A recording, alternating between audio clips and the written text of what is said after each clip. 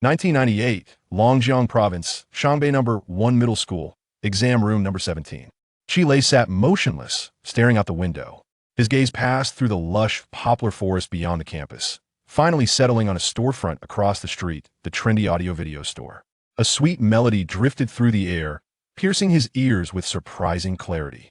He listened closely. It was Jackie Chung's A Thousand Reasons to Be Sad. Now that's trendy, he muttered.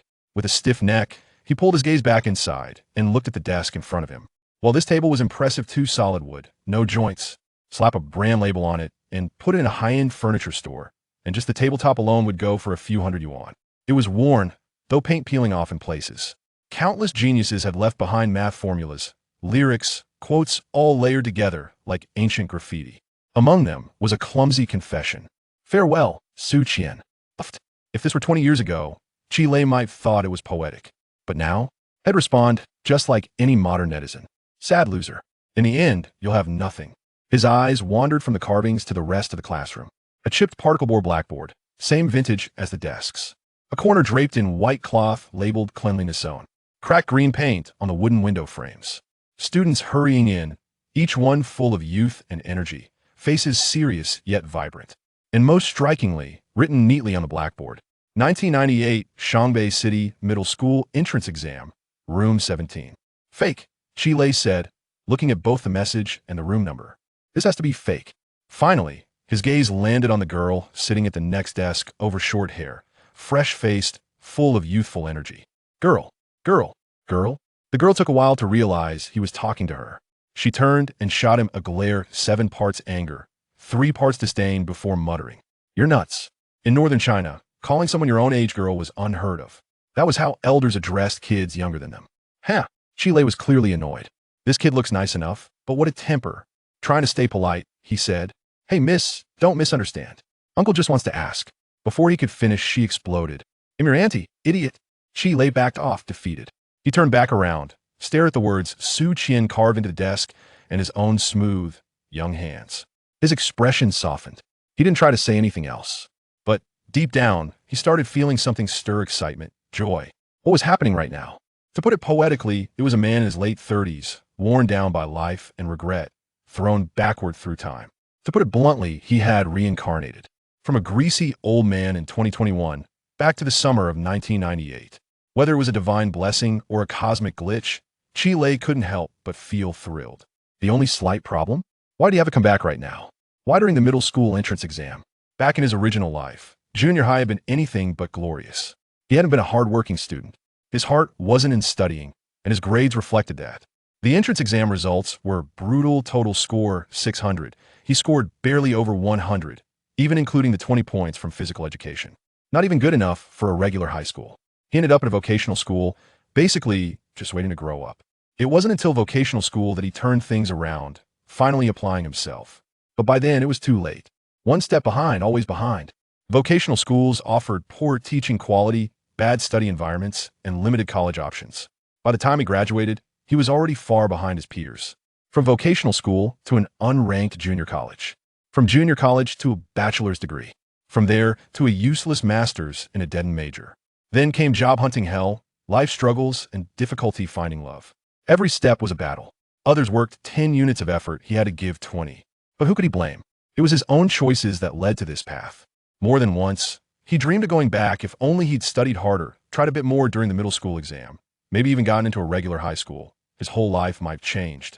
At least in the zhōngkǎo college entrance exam, he would have had better scores, more choices. Yet here he was back in the exact exam room, where it all went wrong. 20 years ago, he didn't know what Newton said. Now, he barely remembered who Newton was. How was he supposed to pass this exam? Was he going to relive it all and end up back in vocational school learning to set tables and carry trays? After a brief moment of bitterness, Qi Lei calmed down. Being reborn with a middle-aged soul gave him a maturity and calmness no 17-year-old could match. Thinking again, maybe it wasn't so bad after all. At least compared to 23 years ago, he had advantages. First of all, thank God he still remembered the essay topic. Back then, his grandfather had just undergone surgery for colon cancer. The whole family had gone through the emotional roller coaster near loss, followed by relief. That experience deeply moved Qi Lei, and he wrote my grandfather for the essay. Because of his real-life emotions and some natural writing talent, It became the only bright spot in his otherwise disastrous exam. Out of 50 points, he got 40 in memory that still stuck with him. Second, in his past life, 5 subjects Chinese, English, comprehensive science, comprehensive math, and politics totaled less than 100 points. Subtract the 40 from the essay, and he only scored about 50. 5 subjects, 50 points. That wasn't just bad, that was cursed. Even if he guessed blindly again, it'd probably be better than last time. Third, later in life, to boost his resume and confidence, he studied English hard in college and grad school, even passing the TOEFL. While middle school English was different, it wouldn't be too far off. So, to sum up, scoring over 100 again should be easier than getting into a key high school. His goal wasn't high, just past the general high school cutoff line. Maybe even aim for the paid admission threshold of a key school, though that was a long shot. Still, as someone who had lived through all, he knew one thing. For a small-town boy in northern China, without a powerful father, academic success was almost the only way forward. The middle school entrance exam was the first fork in the road. Vocational school, general high school, key high school, the differences between them were like heaven and earth. Even the slightest chance was worth fighting for. Qi Lei grew serious. He glanced at the exam schedule written on the side of the blackboard. 2 days in total. Today's morning session, math, comprehensive algebra, geometry, and politics. Afternoon, Chinese. Tomorrow morning, science comprehensive. Afternoon, English. 5 exams in 2 days. Not much time to recover, especially not for Qi Lei. And right on cue, the invigilator entered the room with a thick stack of exam papers. This was the first test of his new life, no warm-up, no prep time. Math, comprehensive algebra, and geometry combined, 2 hours. As soon as the paper landed, Qi Lei filled in his name, school, and copied his ID number from the sticker on the desk. Then he started answering. Well, technically, he started looking for questions that might look familiar. After 20-some years, even prodigies forget stuff, let alone a former underachiever like him. Still, he carefully read every fill-in-the-blank, true or false, and multiple-choice question. Some he could actually answer, either because they were basic knowledge or because he could reverse engineer them using high school or university concepts. High school and university studies were blurry in his mind, but at least he had studied them once. Now, those memories were finally useful. There were also a few easy questions. Even a slacker knows the Pythagorean theorem, can solve quadratic equations, basic algebra substitution, elimination, those he could handle. He made sure to get all the easy ones right, avoiding careless mistakes. Unfortunately, these weren't many. After scanning most of the paper except the big problems, he found only about 10 he could tackle. No witties. The exam had only started 10 minutes ago. Everyone else was still deep in thought. Qi Lei slowly stretched his neck, squinting sideways with a sharp 8.0 vision toward the girl beside him, the pretty one with the fierce attitude. Desperate times called for desperate measures. Every point counted, even if it meant copying. Truthfully, even though they sat across the aisle, he managed to peek at quite a few answers until she noticed. Already annoyed from their earlier exchange, the girl glared at him fiercely and covered her paper tightly with her pale arm. So fair-skinned, Qi Lei thought admiringly. 16-year-old girls are 16-year-old girls whether you're 16 or 36. He smiled apologetically, then stopped bothering her. Middle-aged soul had its perks like knowing when to stop pushing. The invigilator, who had been about to scold him, even held back. Actually, she had already noticed Qi Lei acting suspicious. But unless necessary, she wouldn't call him out or expel him. After all, she understood what this exam meant for these students. It meant unequal access to educational resources. It meant the difference between a good start and a bad one. Unable to copy anymore, Qi Lei scanned the paper again, excluding the big questions, head filled and about half no idea if they were right or wrong. But he accepted his limits. He filled in the blanks, guesses for the multiple choice, and true-false sections randomly. Then he stood up and handed it in. Yes. Big questions? Abandoned. Didn't even try. Pointless. When he rose, the girl shot him a surprised look. He handed it in already? The invigilator frowned slightly. Didn't even bother cheating? Just gave up? She shook her head. To her, failing wasn't the worst. Giving up was. A student who gives up after 20 minutes, refusing even to try for extra points, was worse than the ones who at least try to copy. But then Qi Lei did something unexpected. He handed in the paper, gave the teacher a bright, sincere smile, stood straight, and bowed deeply. No fakeness, no laziness. Teacher, I'm sorry, thank you for your trouble. And he walked out confidently. The invigilator watched his back disappear, stunned. Sorry, thank you for your trouble? Does he know I caught him cheating? And he still did that? She couldn't help but smile softly. This kid, 15 or 16 years old, yet so composed, so considerate. From over 20 years of teaching experience, She could tell this one was special. All right then. The invigilator flipped her mood faster than flipping a page. Chapter 2. Time is of the essence. Upon exiting the examination hall, Chile made a beeline for the street outside the school. Although he attended the second middle school, he was well acquainted with the vicinity of the first middle school, which was conveniently located near his home. He recalled that there were numerous bookstores surrounding the first middle school. He randomly selected one, entered, and inquired, "Excuse me, do you have physics and chemistry textbooks for junior high?" "Yes," replied the bookstore owner with a nod. It was common for students to misplace their textbooks before the semester concluded, especially among boys, so the store stocked these materials. However, the copies they sold were not official editions and were often more expensive than the authentic ones, being printed clandestinely by small workshops. The quality was mediocre, yet profitable. The owner pointed out the location of the books and stood by the counter, ready to collect payment. The advantage of dealing with students was that there was no need for customer service or marketing. Almost everyone who asked would invariably make a purchase. However, the owner waited for quite some time, and the transaction did not materialize, leaving him perplexed about the boy's demeanor. Venturing out from behind the counter to locate Chile, he found him seated on the floor, one hand cradling the first-year physics volume 1 while the other rested on his knee, using it as a makeshift table to jot down formulas. "Hey." The owner was amused and irritated. Such stores were not meant for unrestricted browsing. He snatched the book away and exclaimed, "Are you buying it, or not? If it gets worn, whom will I sell it to?" His tone was harsh, bordering on fierce. Most children would have felt guilty and scurried away, but Chile remained unfazed. "I apologize, sir. I am a third-year exam candidate, and I haven't memorized some concepts clearly."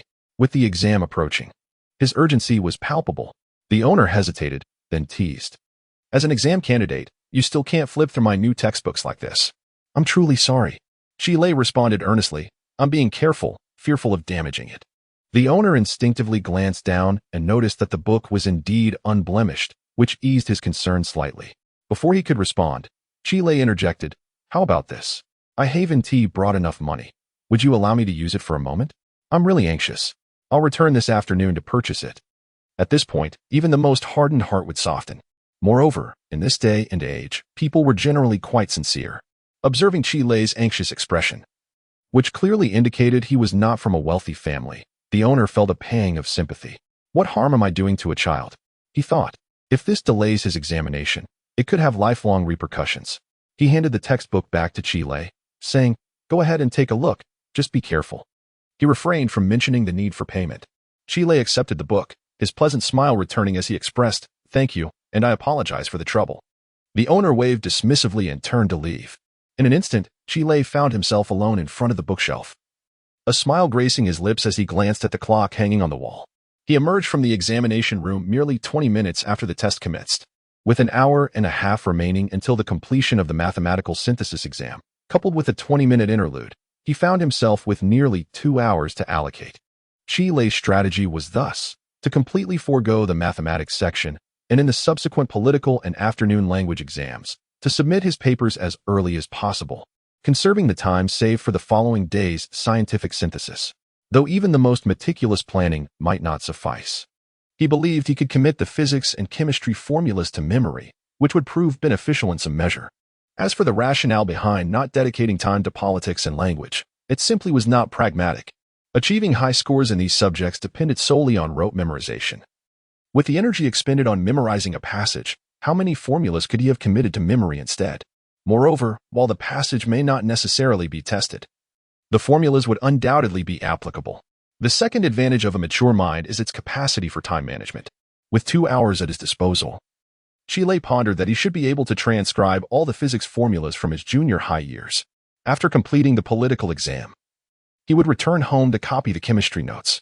The proprietor of the bookstore could not have anticipated that he would spend 2 hours without fully memorizing several formulas.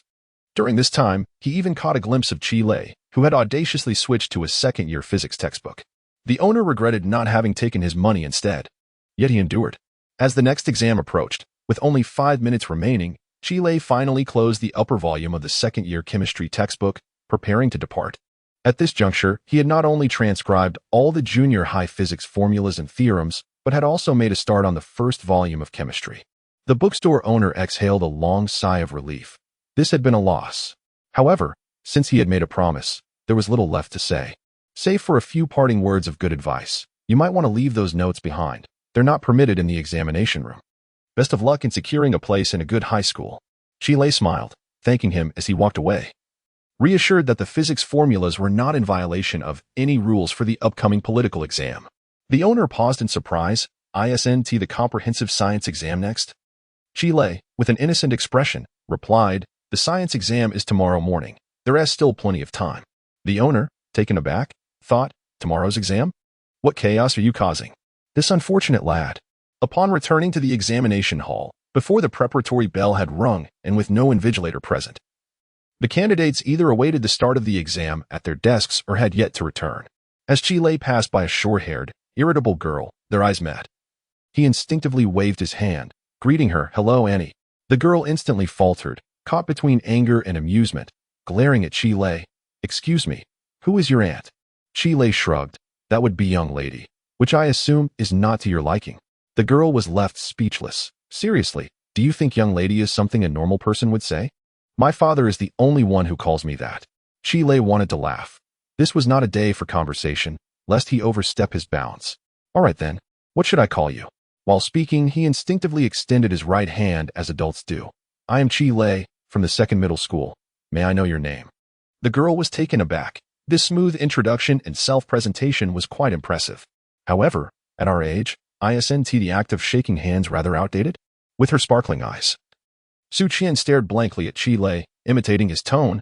I'm Su Qian, from number 1 middle school. It's a pleasure to meet you. But, must we adhere to such antiquated customs? In truth, Chile, upon extending his hand, realized the awkwardness of the situation. He had inadvertently slipped into a workplace demeanor. Yet, it was too late to retract his gesture. To alleviate the tension, as soon as Su Qian finished speaking, Chile feigned disappointment. You see, you're not even giving me a chance. I've yet to hold the hand of a beautiful girl. Oh, come on. Su Qian retorted playfully, masking her shyness, naturally assigning Chile a rather amusing and somewhat unique label. Just then, the invigilating teacher entered the examination hall as the preparatory bell rang, immediately directing her gaze towards Chile's desk. Consequently, he instinctively withdrew his arm, preparing for the exam. However, he couldn't help but chuckle inwardly, thinking, you little girl, do you really think you can evade me? This time, I'll copy a couple of your answers without the usual glaring and scolding. Yet, Su Qian, why does that name sound so familiar? Glancing at the old desk, he muttered, goodbye, Su Qian. To his astonishment, he gaped at the neighboring seat, marveling at the serendipity, but he remained oblivious to the identity of the desk's previous occupant. His curiosity piqued, he was interrupted as the invigilator handed him the exam paper, sternly admonishing, young man, don't stare. Her face won't provide you with the answers. A ripple of laughter erupted in the examination hall. Despite Chile's thick skin, he felt a tinge of embarrassment. He understood that the teacher was subtly reminding him to maintain focus during the exam. The political exam consisted of a single sheet, totaling 40 points, with a duration of 1 hour. Although the score seemed modest, achieving a high mark required memorizing 6 entire volumes of political textbooks. Moreover, in 1998, the Harbin area implemented a system where students had to choose between politics and history, necessitating the memorization of both subjects prior to a random draw to determine which exam they would take. In essence, to secure those 40 points, one had to commit both political and historical content to memory, a truly daunting task. Fortunately for Chile, the subject was politics rather than history. The historical exam, with its precise dates and significance of events, could drive anyone mad. A single misplaced word would result in a lost point. Conversely, politics, while it too had its standard answers, possessed an endearing quality, the possibility of guessing, as long as one grasped the central theme of the questions and articulated the core content. One could easily incorporate key principles such as the 4 cardinal principles and the core competitiveness of socialism, even if full marks were unattainable. It was still feasible to achieve a respectable score. After receiving the paper, Chile discovered that the exam was not as dire as he had anticipated. Many questions that required rote memorization for a middle school student were akin to common knowledge for someone in their 30s who had taken postgraduate examinations. For instance, one fill-in-the-blank question asked, is the national system of our country? If one hadn't studied diligently, they would undoubtedly fill in socialism as the answer. However, it was evident to Chile that the people's democratic dictatorship is indeed the cornerstone of our national system. Furthermore, concepts such as multi-party cooperation and political consultation, along with the three mountains of imperialism, feudalism, and bureaucratic capitalism, are essential pillars of our political ideology. The guiding principle of our party is to serve the people wholeheartedly, establishing the party for the public good and governing for the populace. While these are fundamental knowledge points that a middle school student is expected to memorize for him, they are second nature. In the end, Chile was able to answer a significant number of questions on his political exam, although there were a few he could not decipher. Seizing the opportunity when the invigilator was distracted, he discreetly glanced at his neighbor's papers several times. Although Su Qian noticed this, she chose to ignore it and focused on her own exam. Half an hour later, with 30 minutes still remaining, Chile submitted his paper first, drawing the attention of both Su Qian and the invigilator, who both mused that he was a fine boy, albeit one whose thoughts seemed not to be on his studies.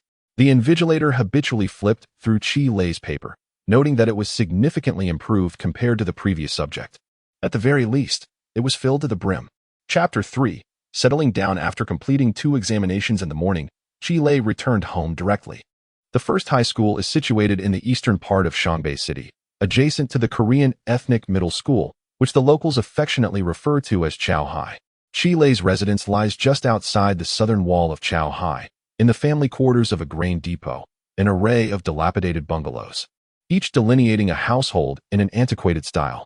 It was here that Chile was born and spent his early years, his childhood and adolescence. As time passed, with Chile attending university, pursuing graduate studies in distant lands, and his parents experiencing job losses and subsequent retirements, the family ultimately vacated their old home, not having returned for a decade. Guided by memories, Chile made his way back to that familiar alley, halting before the weathered iron gate, his heart awash with nostalgia. In his previous life, he had harbored disdain for this cramped and antiquated abode, yearning to escape and dreaming of a brighter, more spacious home amidst towering urban edifices. Yet, years later, after his family had sacrificed greatly and endured numerous hardships to finally attain that dream residence, they discovered that the humble courtyard, adorned with climbing grapevines and consisting of merely 2 rooms, was the true sanctuary of tranquility. Unfortunately, they could never return. Unlocking the door, Chile stepped inside. The lush grapevines greeted him, casting mottled shadows in the sunlight. The red brick floor and the self-constructed kitchenette lay before him. With each step, he felt a profound joy welling up within him. In many novels of the future, protagonists upon reincarnation often fixate on amassing wealth and opulence. Chile, too, entertained aspirations of a better life and greater riches, and he would take action toward that end. However, he believed that such pursuits were not everything. To regress to bygone days, to encounter cherished individuals and objects, to relive beautiful moments and rekindle old dreams, shouldn't that be far more worthy of anticipation?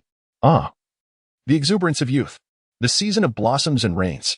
Such moments cannot be exchanged for any amount of wealth or status. He did not wish to relive his second life only to reminisce about youth and dwell on regrets at the age of 30 or 40, embracing all that surrounded him. He entered the house, and everything felt surprisingly less foreign. Habitually, he slipped into his small bedroom, flopping onto the single bed. Before him stood his desk, adorned with a stack of Slam Dunk and Yu Yu Hakusho. The wall bore a poster of Zhou Huimin and Zheng Yijian, while a row of wooden guitars lined up nearby, basking in the dazzling midday sunlight.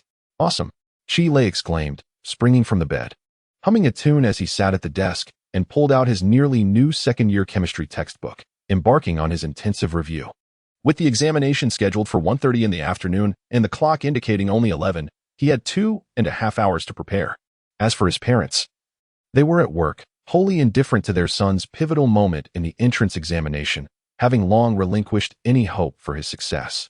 Though chemistry comprised merely 4 volumes, there was much to transcribe: formulas, theorems, reaction equations, element tables, atomic weights.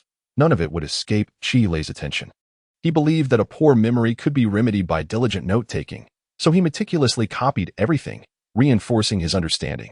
After an hour, he had only copied 2 volumes of textbooks, significantly slower than his physics work, and had used sheet after sheet of draft paper. Yet, Chile did not feel fatigued in the slightest. Compared to the relentless grind of adulthood, with its 9-to-9 routine, the diligence of student life felt almost like play. Immersed in the ocean of knowledge, he was suddenly jolted by the loud crash of the courtyard door being kicked open as 2 boys of similar age swaggered in. "Son," Daddy's here to see you. Chi Lei froze momentarily, but dared not lift his head, instead envisioning the appearance of the two intruders. One wore gold-rimmed glasses and was as thin as a telegraph pole. The other sported a gleaming elite model tucked into his waistband, resembling a country bumpkin. When the two boys arrived at Chi Lei's window and peered into the half-open pane, Chi Lei spoke up, "Put your things down, then. Get lost." The duo was taken aback, startled not by his rudeness, but by the unexpected sight of him actually studying. Tang Yi shot a horrified glance at his companion, Wu Ning, who mirrored his shock. "Are you reading?" Tang Yi stammered. "Seems like chemistry?" Wu Ning replied. "What's the occasion?" Tang Yi inquired. "Must have been spurred by some girl," Wu Ning suggested. "Isn't it a bit late for that?" Tang Yi retorted. "Late?" Wu Ning echoed. "Definitely late." Chi Lei erupted, repeating, "Put your things down and get out now." Obediently, Tang Yi and Wu Ning handed a bag of buns through the window with utmost respect before shuffling away with their heads down. Tang Yi, "Eat them while they're hot. Don't tire yourself out." Wu Ning added, "Hey, Lei Ge, wait for me after the exam. I'll rush over as soon as I'm done, but I heard you left early." Just before they reached the door, Wu Ning queried, "By the way, who has that short-haired girl in your exam room?" "She is quite pretty. I'm interested. Come back." Chi Lei slammed the table and sprang up. But in the shadows of the window, tears were already streaming down his face, hidden from view. Wu Ning immediately turned back. "What's up? Have you found out about her? What is her name? Which school does she go to?" Chi Lei fought to contain his emotions and responded, "This afternoon's essay topic is my something something. Believe it or not, just go." "What? I'm talking about girls, and you bring up essay topics? Besides, with your last place level, how dare you predict the topic?" Wu Ning huffed, tossing his arms in frustration as he walked away. Watching their retreating figures, fresh tears cascaded down Chi Lei's cheeks.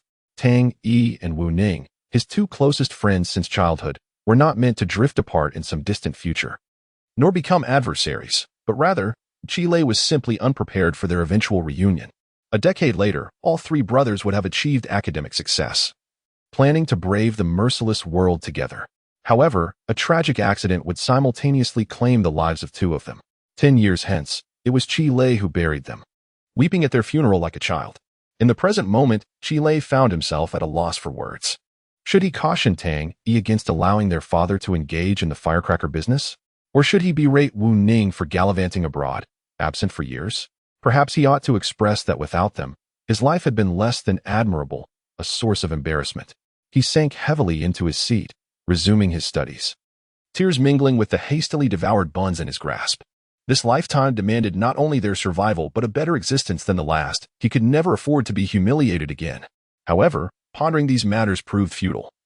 The pressing concern remained the upcoming high school entrance examination. At precisely 10 o'clock, Chi Lei departed from his home, making his way to the first high school. By 20 past 10, he entered the examination hall, bearing 2 large feet. Seated nearby, Su Qian had already arrived, her Chinese textbook sprawled open on the desk, her arms dangling beneath, chin resting on the desk as she studied. Upon noticing Chi Lei's entrance, her bright eyes followed his every move with a playful glint. Once seated, Chi Lei placed one of his large feet on Su Qian's desk, a gesture that indicated he never owed anyone favors, particularly not to a beauty. Su Qian arched an eyebrow, surprisingly lacking a reason to refuse. Swiftly, she extricated her arm and began to unwrap the snack. "So, is this favor truly so inexpensive? A single popsicle suffices to appease your aunt? Could Chi Lei truly be outmatched by a mere girl?"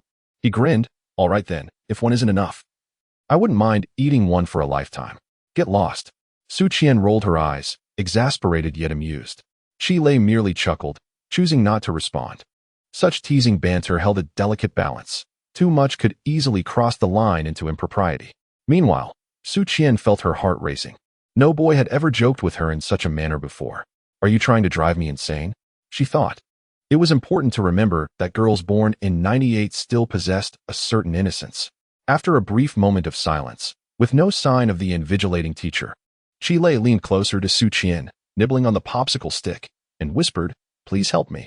I truly struggle with this." Su Qian scoffed lightly. "That's not just struggling, that's abysmal." Instinctively, she rested her hand on Chi Lei's shoulder, adopting an unexpectedly mature demeanor. "Brother, just give up," she declared, only to retract her hand almost immediately, startled by her own audacity. She had never behaved like that before. Moreover, How could they go from adversaries in the morning to calling each other brother after just 2 exams? This boy was indeed captivating, Su Qian reminded herself, with a dismissive wave. She urged him to keep his distance from her aunt. Yet, Qilei remained unmoved. So, it's settled then, help me out. All right, just go back. Be good. Qilei smiled knowingly. Mission accomplished. Chapter 4. The pitfalls of composition. At 1:30 in the afternoon, the language examination commenced. Qilei, adhering to the methodology of his previous assessments, first sought out the questions he could confidently answer along with those that were more straightforward. Then craned his neck to call for assistance, ceasing just before the invigilator's patience wore thin. After painstakingly filling in the blanks, choices, and judgments, he temporarily bypassed the reading comprehension and recitation sections, flipping directly to the final page where the composition prompt awaited. As anticipated, it bore the title My, demanding an essay of no less than 600 words. Upon gazing at the prompt, Qilei felt a sense of relief wash over him, mingled with an undercurrent of trepidation. In his previous life, he had garnered a remarkably high score on a composition due to his grandfather's illness. Could he evoke that same heartfelt sentiment in this incarnation? Perhaps he could. For the rhetorical skills acquired during middle school paled in comparison to his subsequent experience in crafting daily compositions. However, could he transcend his past achievements to attain an even higher score? The likelihood seemed slim. As he contemplated the essay prompt, Qilei found himself experiencing a different epiphany compared to his previous life. This topic was not straightforward, it was fraught with potential pitfalls. At first glance, my might prompt many to think of my father, my teacher, my classmates, my kitten, or my childhood. Themes he had often explored in his prior studies, clearly the most conventional narrative forms. Yet, Qilei discerned an intriguing detail. The prompt did not stipulate a specific genre. With my as the title, the essay could take any form. One could compose an argumentative essay, a prose piece, or even poetry without straying from the topic. This opened a realm of possibilities, yet also posed a significant challenge. It is well understood that essay grading inevitably intertwines with the subjective sentiments of the evaluator. Whether for the high school entrance examination or the college entrance examination, achieving a perfect score in composition is highly improbable, yet obtaining a score of 0 is equally unlikely. The final mark rests solely upon the whims of the grader. It was evident that the vast majority of candidates would gravitate towards writing a narrative, inevitably choosing themes such as my grandfather or my mother. In doing so, they would unwittingly select the most mundane subject matter from the available genres of narrative, argumentative essays, prose, and poetry. Even if their writing was exceptional, it would likely be perceived as unremarkable in the eyes of the evaluator. In his past life, Qilei's essay on my grandfather had been impeccably crafted, yet still earned him merely 40 points. To aspire for a higher score, one must either possess extraordinary talent or innovate in subject matter to capture the evaluator's attention. With this thought, Qilei conceived a bold idea. Should he take a gamble? Instead of writing about his grandfather, could he explore a theme that might yield a higher score? Admittedly, this carried significant risks. A misstep could result in a substantial loss of points. Such an approach hardly aligned with the mature and composed demeanor expected of someone of his age. Yet, the thought of resigning himself to mediocrity was equally unappealing. Could a young person be deemed such if they lacked ambition? After a prolonged moment of contemplation and drafting, Qilei finally inscribed on the paper, my motherland.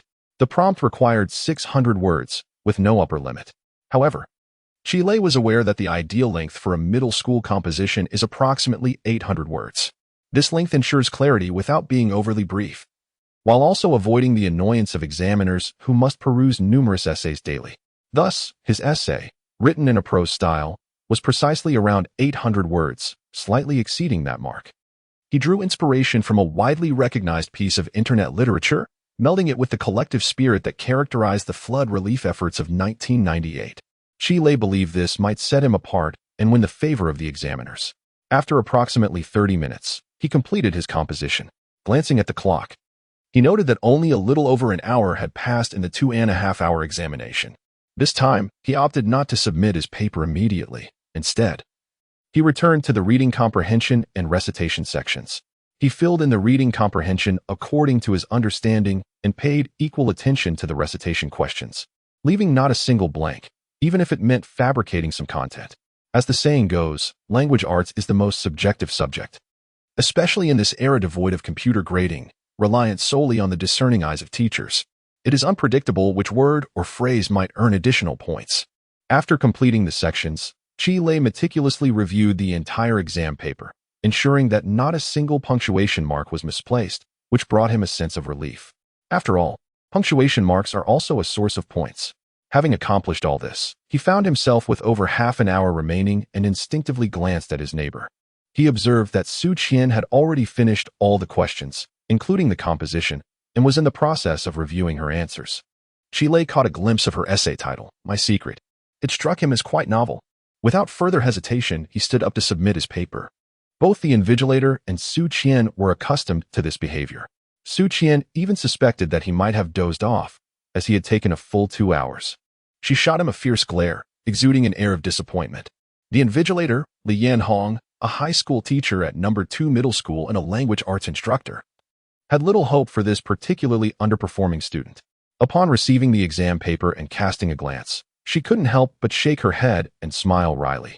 Internally lamenting the potential of this child, Li Yanhong quickly assessed Qi Lei's level through a cursory review of the earlier sections, aside from the composition. She estimated that he might only score around 50 out of 100. Such a performance was truly disheartening. Flipping to the composition, titled My Country, she found the subject matter rather unremarkable, even somewhat cliché. She could almost predict that Qi Lei had already lost half of his score based on first impressions alone. This was to be expected. Upon the distribution of the exam, she realized that many diligent students would likely falter on this year's essay prompt. The topic My Country was not particularly novel, and countless candidates would gravitate toward it.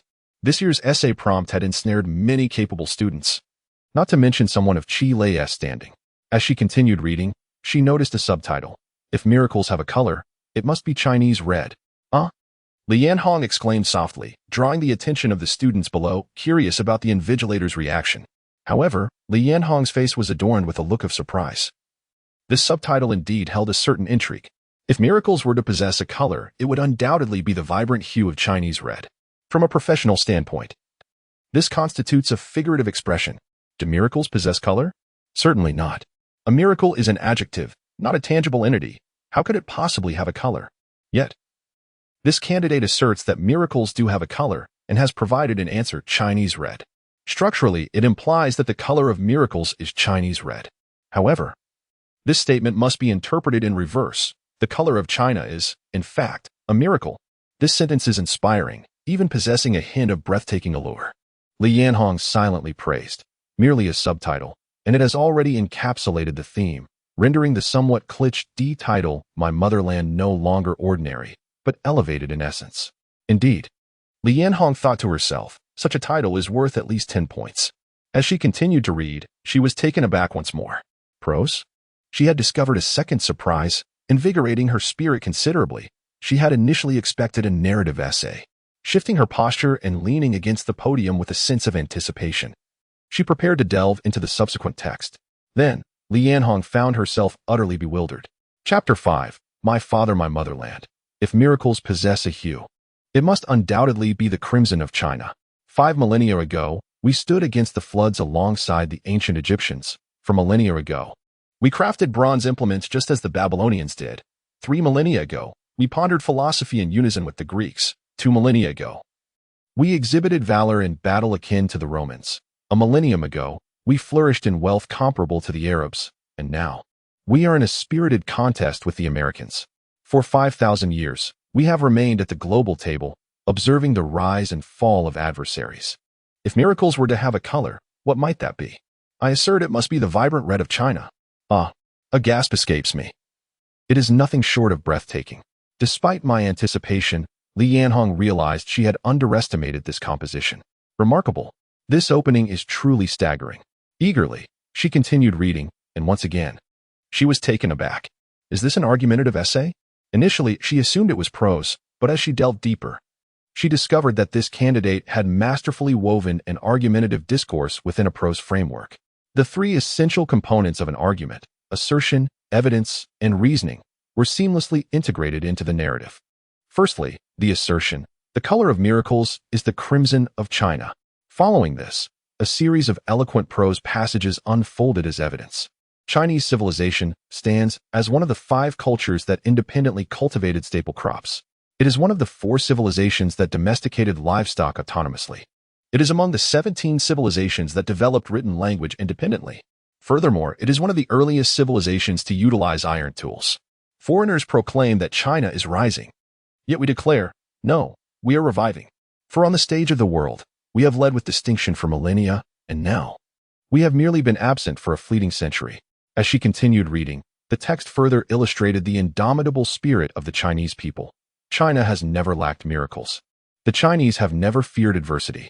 For whenever disaster strikes the people of Hunan assert, if China is to perish, it shall only be when the people of Hunan have all perished.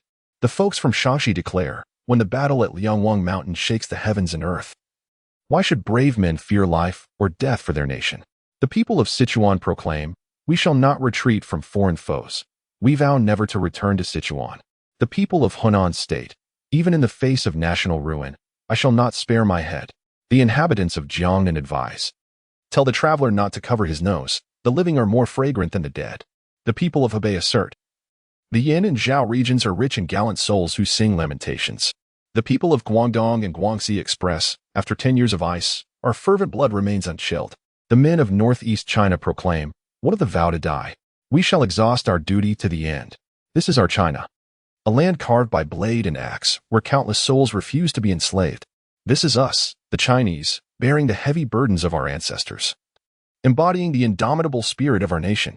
Despite the fact that we have once been trampled upon by foreign iron hooves, shattered by the cannons of imperialism, enslaved and driven by invaders, and abandoned by the world, we have never relinquished our connection to China nor forgotten the teachings of our ancestors. Just as today, when a century's worth of floods threatens to engulf the land, the children of China, with their flesh and blood, have erected a formidable defense, undeterred by the raging torrents. This is solely to create yet another miracle, a testament to the truth that humanity can conquer nature. This is the indomitable backbone of the children of China. This embodies the colors of miracles, the hues of China. Onward, my colors. Onward, my nation. Li Yanhong was overwhelmed with admiration. A veteran teacher of over 20 years, she found herself swept away by emotions, perspiring profusely. The candidates gazed at the invigilator in astonishment, perplexed by her reaction during the examination. Su Qian furrowed her delicate brows. Filled with doubt, could it be that she was praising that individual? What had he written? Realizing her own lapse in composure, Li Yanhong awkwardly cleared her throat and steeled herself. With her extensive experience, she sensed that this essay might cause a stir. Its style, a blend of prose and argumentative essay, was refreshingly novel. The structure was impeccable, and the wording was stunningly eloquent. Particularly striking was the phrase, China is not rising, but rejuvenating. In an era where everyone speaks of China's rise, he boldly contradicts the narrative, asserting rejuvenation instead. Such a succinct statement conveys immense strength and confidence. One could say it penetrates the very essence of the paper. Moreover, from the very first sentence, every line is rich with knowledge and allusions. For instance, if China were to perish, it would be only if the people of Hunan were to perish. From Yangdu's Song of the Hunan Youth. And we shall not retreat from foreign foes, nor return to Sichuan. From the Sichuan army, though the nation is shattered, I shall not spare my head. From's poem of martyrdom. There are many valiant souls in Yenzhou, from Hanyu. After 10 years of drinking ice, my hot blood remains unchilled. From Liang Qichao's complete works of the ice room. Even Li Yanhong, with her level of knowledge, recognized only a handful of these references. The rest eluded her. This is the very foundation of a perfect essay. With this thought, Li Yanhong grew increasingly anxious, meticulously rereading the entire essay twice. There were no typographical errors. Even the punctuation was flawless. A wave of relief washed over her. How wonderful! She couldn't help but exclaim in wonder. How many years has it been since a perfect essay emerged from the north? How many years since one graced the Harbin region? Incredible! With a flick of her hand, she tossed aside the paper from Qi lay in front of her, disdainfully dismissing it. What is this? Such a waste of a fine essay. It was both amusing and lamentable that a struggling student possessed such remarkable writing skills. It was a sheer waste. There is no avoiding it. This is a system that places great emphasis on scores, and even more so on average performance. Any single shortcoming, regardless of how strong other areas may be, renders one incapable of gaining admission to a distinguished secondary school, let alone a prestigious university. Moreover, aside from this essay, Chile's other work is utterly dismal. Although Li Yanhong holds a certain fondness for this student, his academic performance suggests that, regardless of his writing prowess. He is destined to remain distant from quality educational resources. In 3 years, his prospects for the college entrance examination are equally doomed to mediocrity. Such a pity. As Chile astounded the invigilator with his composition, not far from examination room 17, in room 14, Wu-Ning found himself in a state of despair with 20 minutes remaining. At this moment, Comrade Wu was adjusting his gold-rimmed glasses, casting a hopeless glance at the essay prompt and the blank paper before him. Could it truly be Mai? How on earth did Qi Shitu manage to guess that? Wu-Ning felt profoundly unfortunate, utterly beleaguered. Among the trio of brothers, he boasted the best academic record. Even if he couldn't gain entry to a key high school, he was firmly within the acceptable range. He had performed admirably in the morning, holding out hope for a chance to cross directly into the elite tier. Yet, in the afternoon, this calamity befell him. Just moments ago, upon seeing the essay topic, he was left in a stupor. Did Chile truly guess correctly? And why had he not trusted his brother even once? Had he prepared a rough draft? Even just mentally, would he not have been secure? Now, time that was supposed to be ample had been squandered in shock, leaving him with only a fleeting few moments and no ideas whatsoever. Wu-Ning felt tears welling up. What to do? Qi Shitu, you scoundrel. You have truly put me in a bind. He cursed Chile 1,000 times over in his mind. But what good would that do? The exam must still be taken. The grand goal of crossing into the key tier, the saving his father thousands, must still be realized. In a moment of desperation, he pondered seriously and ultimately resolved to take a shortcut. Gritting his teeth, he inscribed on the paper, My father. My father is the director of the Education Bureau, and he is exceedingly busy every day. He eloquently portrayed a diligent and responsible bureaucrat as if he were a simple farmer, intending to finish before handing in the paper. Ah, not bad at all. Surely the examiners will show some leniency towards my father? Wu-Ning thought to himself. Chapter 6. Utter disappointment. Chile did not wait for Wu-Ning. As for Tangi, his examination venue was at the 3rd middle school, which was not in sync with theirs. For Chile, every passing minute was precious. Matters among brothers could be addressed after the examination. He returned home directly, closing the door to continue memorizing scientific formulas. Unfortunately, it wasn't long before Wu-Ning and Tangi kicked the iron door open once again. Qi Shitu, have you become a yellow skin, spirit? Wu Shaojian immediately began to interrogate, while Tangi wore an expression of sheer terror, exclaiming, how astoundingly accurate. Come on, brother Shitu, recite with me. Tonight, our father will show mercy and reward me with a stack of old man's heads. Hurry up and chant with me. I'll offer incense for you. After a brief intermission during lunch, Chile was no longer as agitated, nor was he in tears. His thoughts were solely focused on his studies.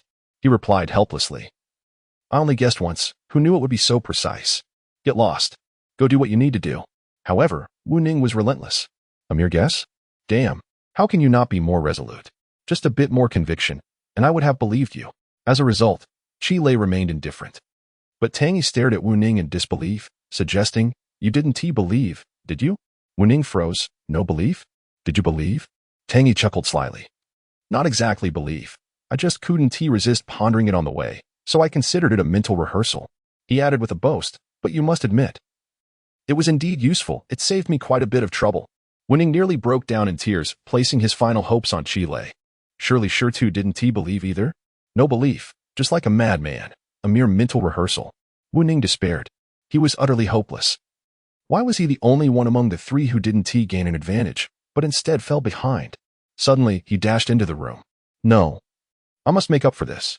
He snatched a chemistry book and lay down on the bed, determined to catch up. Upon seeing both of them reading, Tangi felt compelled to join in. He entered the room, squeezed onto the same bed as Wu-Ning, and grabbed Chile's English book to study. Chile paid them no mind. As long as they didn't cause a ruckus or disrupt his revision, it was fine. In fact, the 3 of them were intelligent yet disinterested in studying. If they were to apply themselves just a little, their grades would soar significantly. For instance, Tangi and Wu-Ning would only pay attention during class, and like Chile, they never touched their homework at home. Yet they managed to maintain an average standing in their class, especially Wu Shaojian, who, at times, was compelled by his mother to study a little, consistently held the best grades among the 3 brothers. Chile, on the other hand, was carefree, studying neither at home nor at school, resulting in his current predicament. The room fell into a tranquil silence, occasionally interrupted by the sound of turning pages. Bathed in the evening glow, the shadows of the grapevines filtered into the room. creating an indescribable serenity. After a while, the sound of snoring emerged from the bed. Qi turned his head to see his companions sleeping soundly, unable to suppress a smile. Indeed, their enthusiasm lasted only 3 minutes. Returning his gaze to the books, Qi retrieved a physics workbook and began to read. He did not write but merely read. To his surprise, he found that his progress was quicker than anticipated. He had nearly memorized most of the formulas and theorems. It is neither surprising nor indicative of Qi possessing any extraordinary abilities following his rebirth. Many concepts, even if not learned in middle school, resurfaced during high school, leaving a lingering impression. Therefore, Qi is not truly starting from scratch. At most, he is merely reviewing. For instance, when asked about Newton's first law, he may not be able to respond immediately. However, upon opening the book, he recalls that every object remains at rest or in uniform motion unless acted upon by an external force. This is simply inertia, and it is difficult to forget after just one glance. As he picks up the exercise book, Qi's intent is not to solve problems, but to familiarize himself with the types of questions. Similarly, the immediate benefit of solving problems is minimal. Understanding the question types proves to be far more advantageous. Around 6 o'clock, the sound of a motorcycle echoed through the alley. As the iron gate creaked open, Qi looked up to see his parents returning home. Both of Qi's parents worked at the grain depot. However, there was a distinction. His father, Qi Guojun, was a temporary worker, whereas his mother, Guo Lihua, held the position of office director.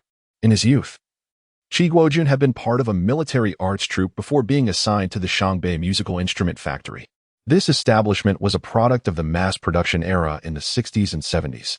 Situated in a small town with a population of less than 1 million across all nearby localities, it was a place where even the few harmonica players were scarce, entirely reliant on the state for sustenance. The first wave of layoffs in the 80s swept through, and Qi Guojun became one of the unemployed workers. Fortunately, Guo Lihua's position at the grain depot was considered decent, and she persevered until she attained the role of office director. It was somewhat advantageous, as she managed to secure Qi Guojun a temporary position as a warehouse manager. Upon entering the courtyard, they first glanced toward Qi's room.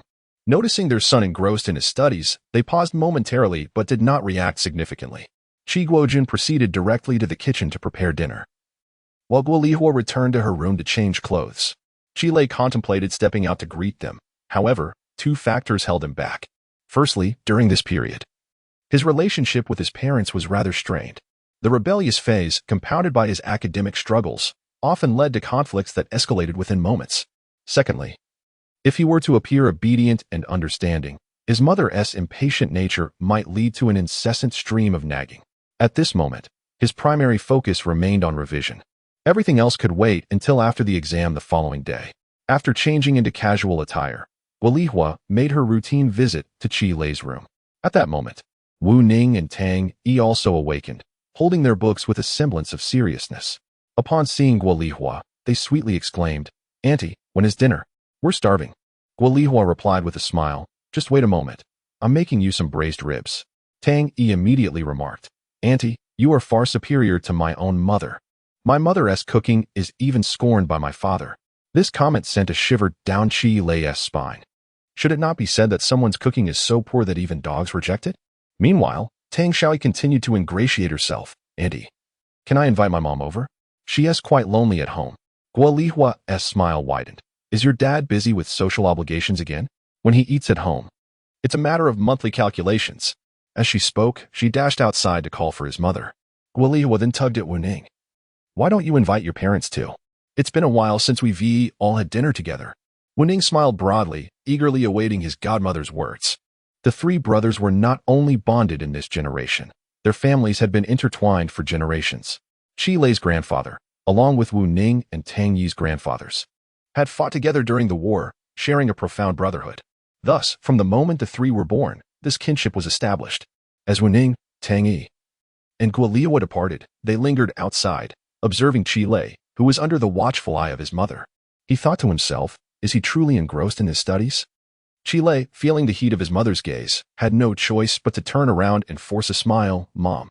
Guo Lihua, frowning, replied, "It's nothing," before retreating to the kitchen, leaving behind a sigh that seemed to convey a sentiment of disapproval toward his day of diligence. Qi understood his mother's thoughts and felt a pang of guilt. In his previous life, he was most grateful to the woman who had nurtured him overnight. Yet he regretted the early loss of his two brothers. Most of all, he felt remorse for his parents, who had worried so much during their youth. He continued to focus on his studies, suppressing a fierce determination that could not yet be unleashed, leaving him breathless with frustration. Qi Guojun, a skilled chef, soon prepared a lavish spread. At that moment, Tang Yi's mother, Cui Yuman, and Wu Ning's parents, Wu Lianshan and Dong Xiuhua, arrived. The Wu family was in a similar position to the Qi family. Wu Lianshan was a renowned accountant in Shangbei, handling the finances for numerous local establishments. Dong Xiuhua held a significant position as a deputy director in the finance bureau, wielding considerable authority. Both families were led by strong women, while the men took a more subdued role. In contrast, Cui Yuman was a full-time housewife, yet her husband, Tang Qingyang, was unparalleled, being the wealthiest in Shangbei and operating the largest private enterprise in the city. However, later on, Tang Qingyang veered off course, investing in a firecracker factory that grew even larger but ended in tragedy, claiming both Tang Yi and Wu Ning. The three families resided in the same alley, cherishing the convenience of their proximity, living as if they were one family. Yet, despite their closeness, certain matters remained sensitive, particularly regarding their children's education. Gathered for dinner. Amidst the crucial juncture of the high school entrance exams, the topic of their performance was conspicuously absent from the conversation. Both families were aware that Qi Lei's situation put Qi Guojun and Guo Lihua in a difficult position. No one wished to add stress during this time. Furthermore, the children had not yet completed their exams, making discussions about their outcomes premature. Thus, they chose to ignore the elephant in the room, engaging in light-hearted chatter about local gossip and trivial matters from work. Yet, the more they did so, the more Qi Lei felt a gnawing discomfort, attributing it to his own past failures. His parents, once vibrant and talkative, had grown increasingly reticent since he entered middle school, their smiles fading with each passing day. In essence, adult gatherings inevitably turned into competitions centered on their children, and not only within their families, but also among their neighbors. Qi Lei was regarded as the least accomplished. Ultimately, he knew he was the architect of his own discontent. Vowing silently to himself, he resolved never to succumb again.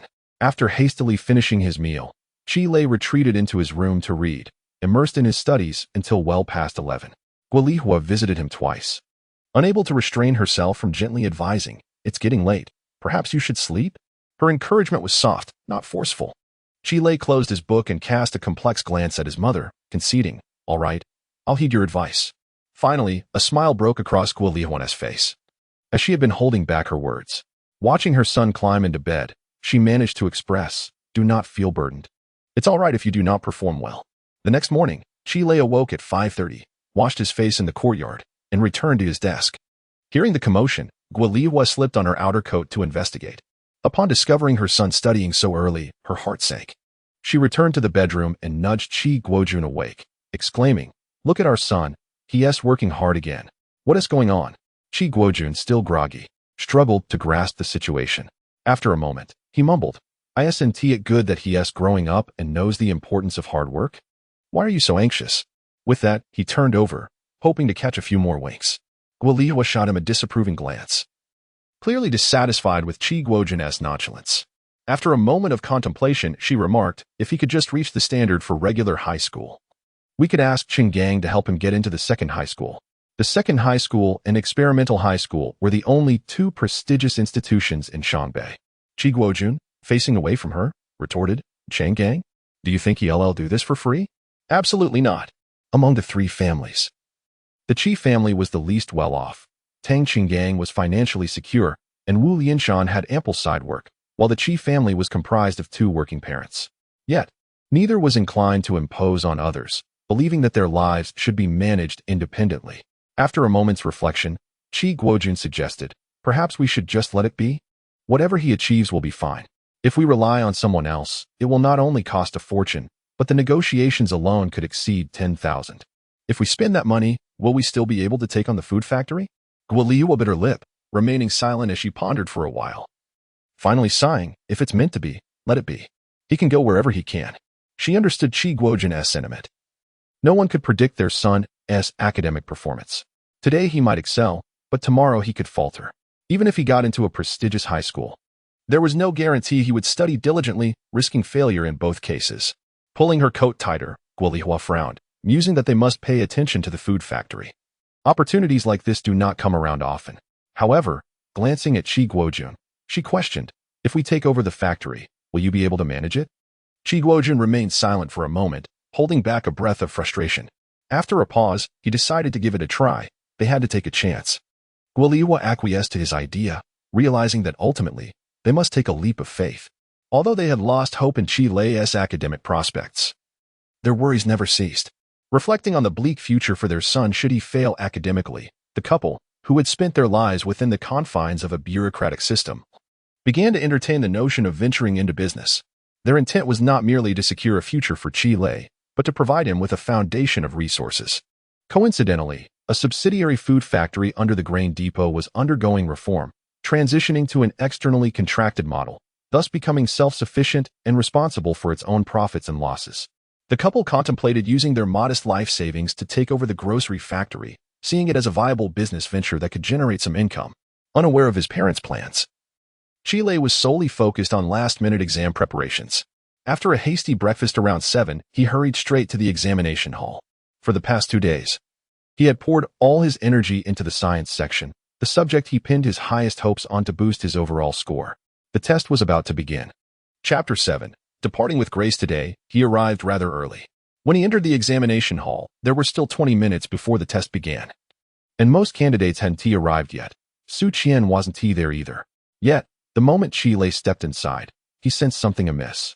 The other examinees, previously absorbed in their own affairs, now fixed their gazes upon him, their eyes unblinking. Baffled, Qi Lei wondered if he had forgotten to wash his face properly. Just as he took his seat, Su Qian sauntered in, swinging a pencil case. As a strikingly pretty girl, she naturally drew many eyes as well. But unlike Qi Lei, she remained utterly composed, perhaps long accustomed to such attention. Calmly settling into her seat, she spared him a fleeting glance, pretending not to know him. Qi Lei, too, had no mind to greet her, his thoughts wholly occupied by physics formulas. He had memorized them all yesterday, but a last-minute review would ensure perfection. The hall remained silent for another 5 minutes before Su Qian, feigning absorption in her book, finally cracked. Propping her chin on her hand, she inched closer to Qi Lei. How did you do in the Chinese exam? Qi Lei frowned slightly. Why was she asking this? Not well. 30 points at best.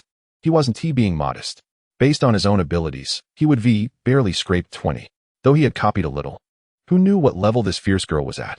If she was as hopeless as him, copying would been pointless. The reading comprehension and recitation sections were pure guesswork. Heaven knew how many points he'd get. All in all, 30. That was, of course, excluding the essay. Upon hearing this, Su Qian's eyes widened in shock. 30 points. Out of 150, you only got 30? This wasn't just poor performance. It was outright academic neglect. You're something else. Hey. Qi Lei bristled. Su Qian's outburst had drawn the entire hall's attention. Mocking a struggling student like this was hardly fair. It was downright cruel. Su Qian rolled her eyes. You've got thick skin, you'll survive. Just make up for it in the science section. Then, with a puzzled expression, she retreated, muttering to herself, that bad? Then why was the invigilator making such a fuss yesterday? Soon after, the invigilator entered precisely on time and, as usual, cast a complicated glance at Qi Lei. The examinees dutifully handed in their textbooks and practice materials, while Qi Lei tore his densely scribbled draft papers to shreds with a loud rip before tossing them into the trash. Good riddance. Su Qian watched, disdainful. Use and discard, how heartless. The exam officially began. The science section combined physics and chemistry into one paper, totaling 120 points, with each subject weighted equally. Qi Lei received his test, wrote down his name and candidate number, and began. The first fill-in-the-blank question made him exhale in relief. He knew it. Perhaps his 2 days of cramming had paid off. The second, the third, he sailed smoothly until the 7th, where he hesitated. He skipped it without wasting time. In roughly 30 minutes, Qi Lei had completed all the short answer questions. Only about 7 or 8 remained uncertain, a fact that even surprised him. Gazing at the time, Qi Lei resolved to revisit those 7 or 8 minor problems, feeling that he still had ample time to attempt to conquer them. In truth, it was the unfamiliarity of those problems that had initially stymied him.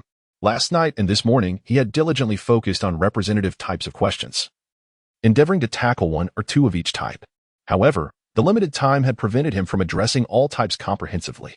Yet, He believed he could overcome the obstacles presented by the unfamiliar. After all, he had not entirely forgotten the knowledge from high school and university. And his analytical thinking and logical skills in the sciences remained intact. Given a bit of time, he was confident he could unravel them.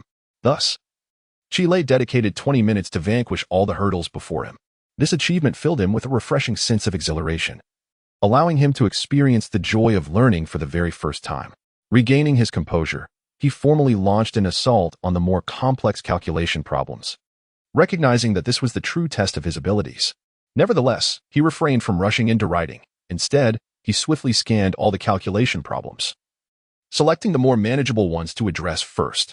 These represented tangible points that he could not afford to squander. After completing the easier questions, Chile glanced at the clock. 40 minutes remained, and there were still 8 formidable problems ahead.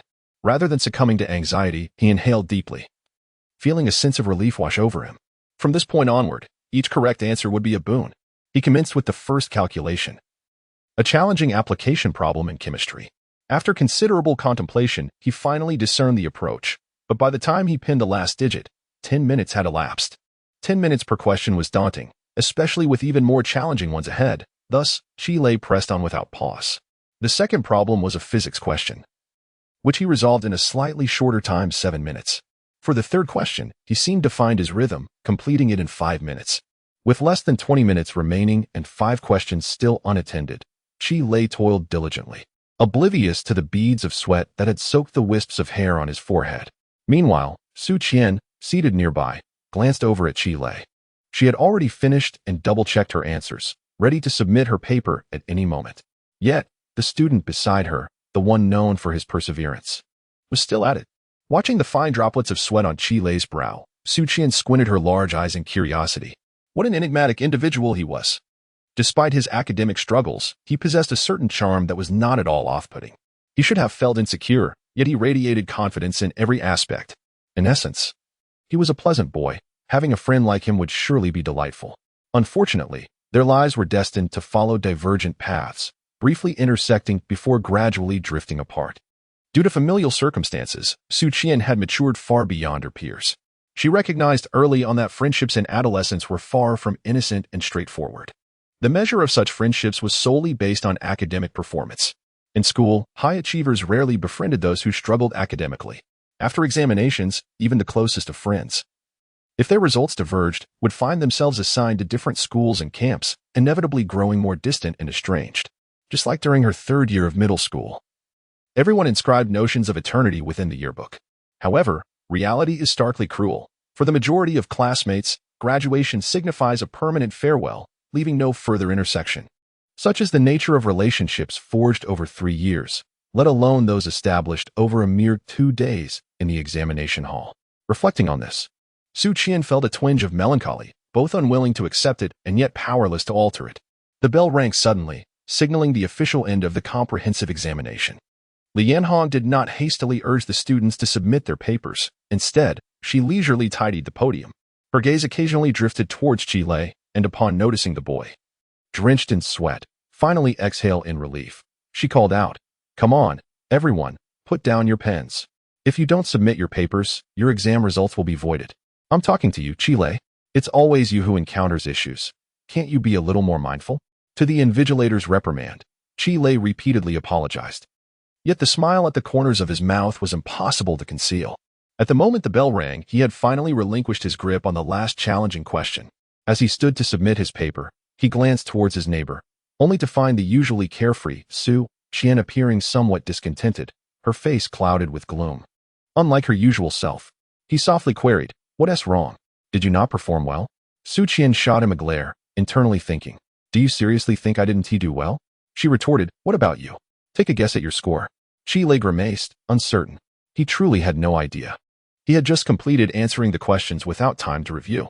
"You don't know?"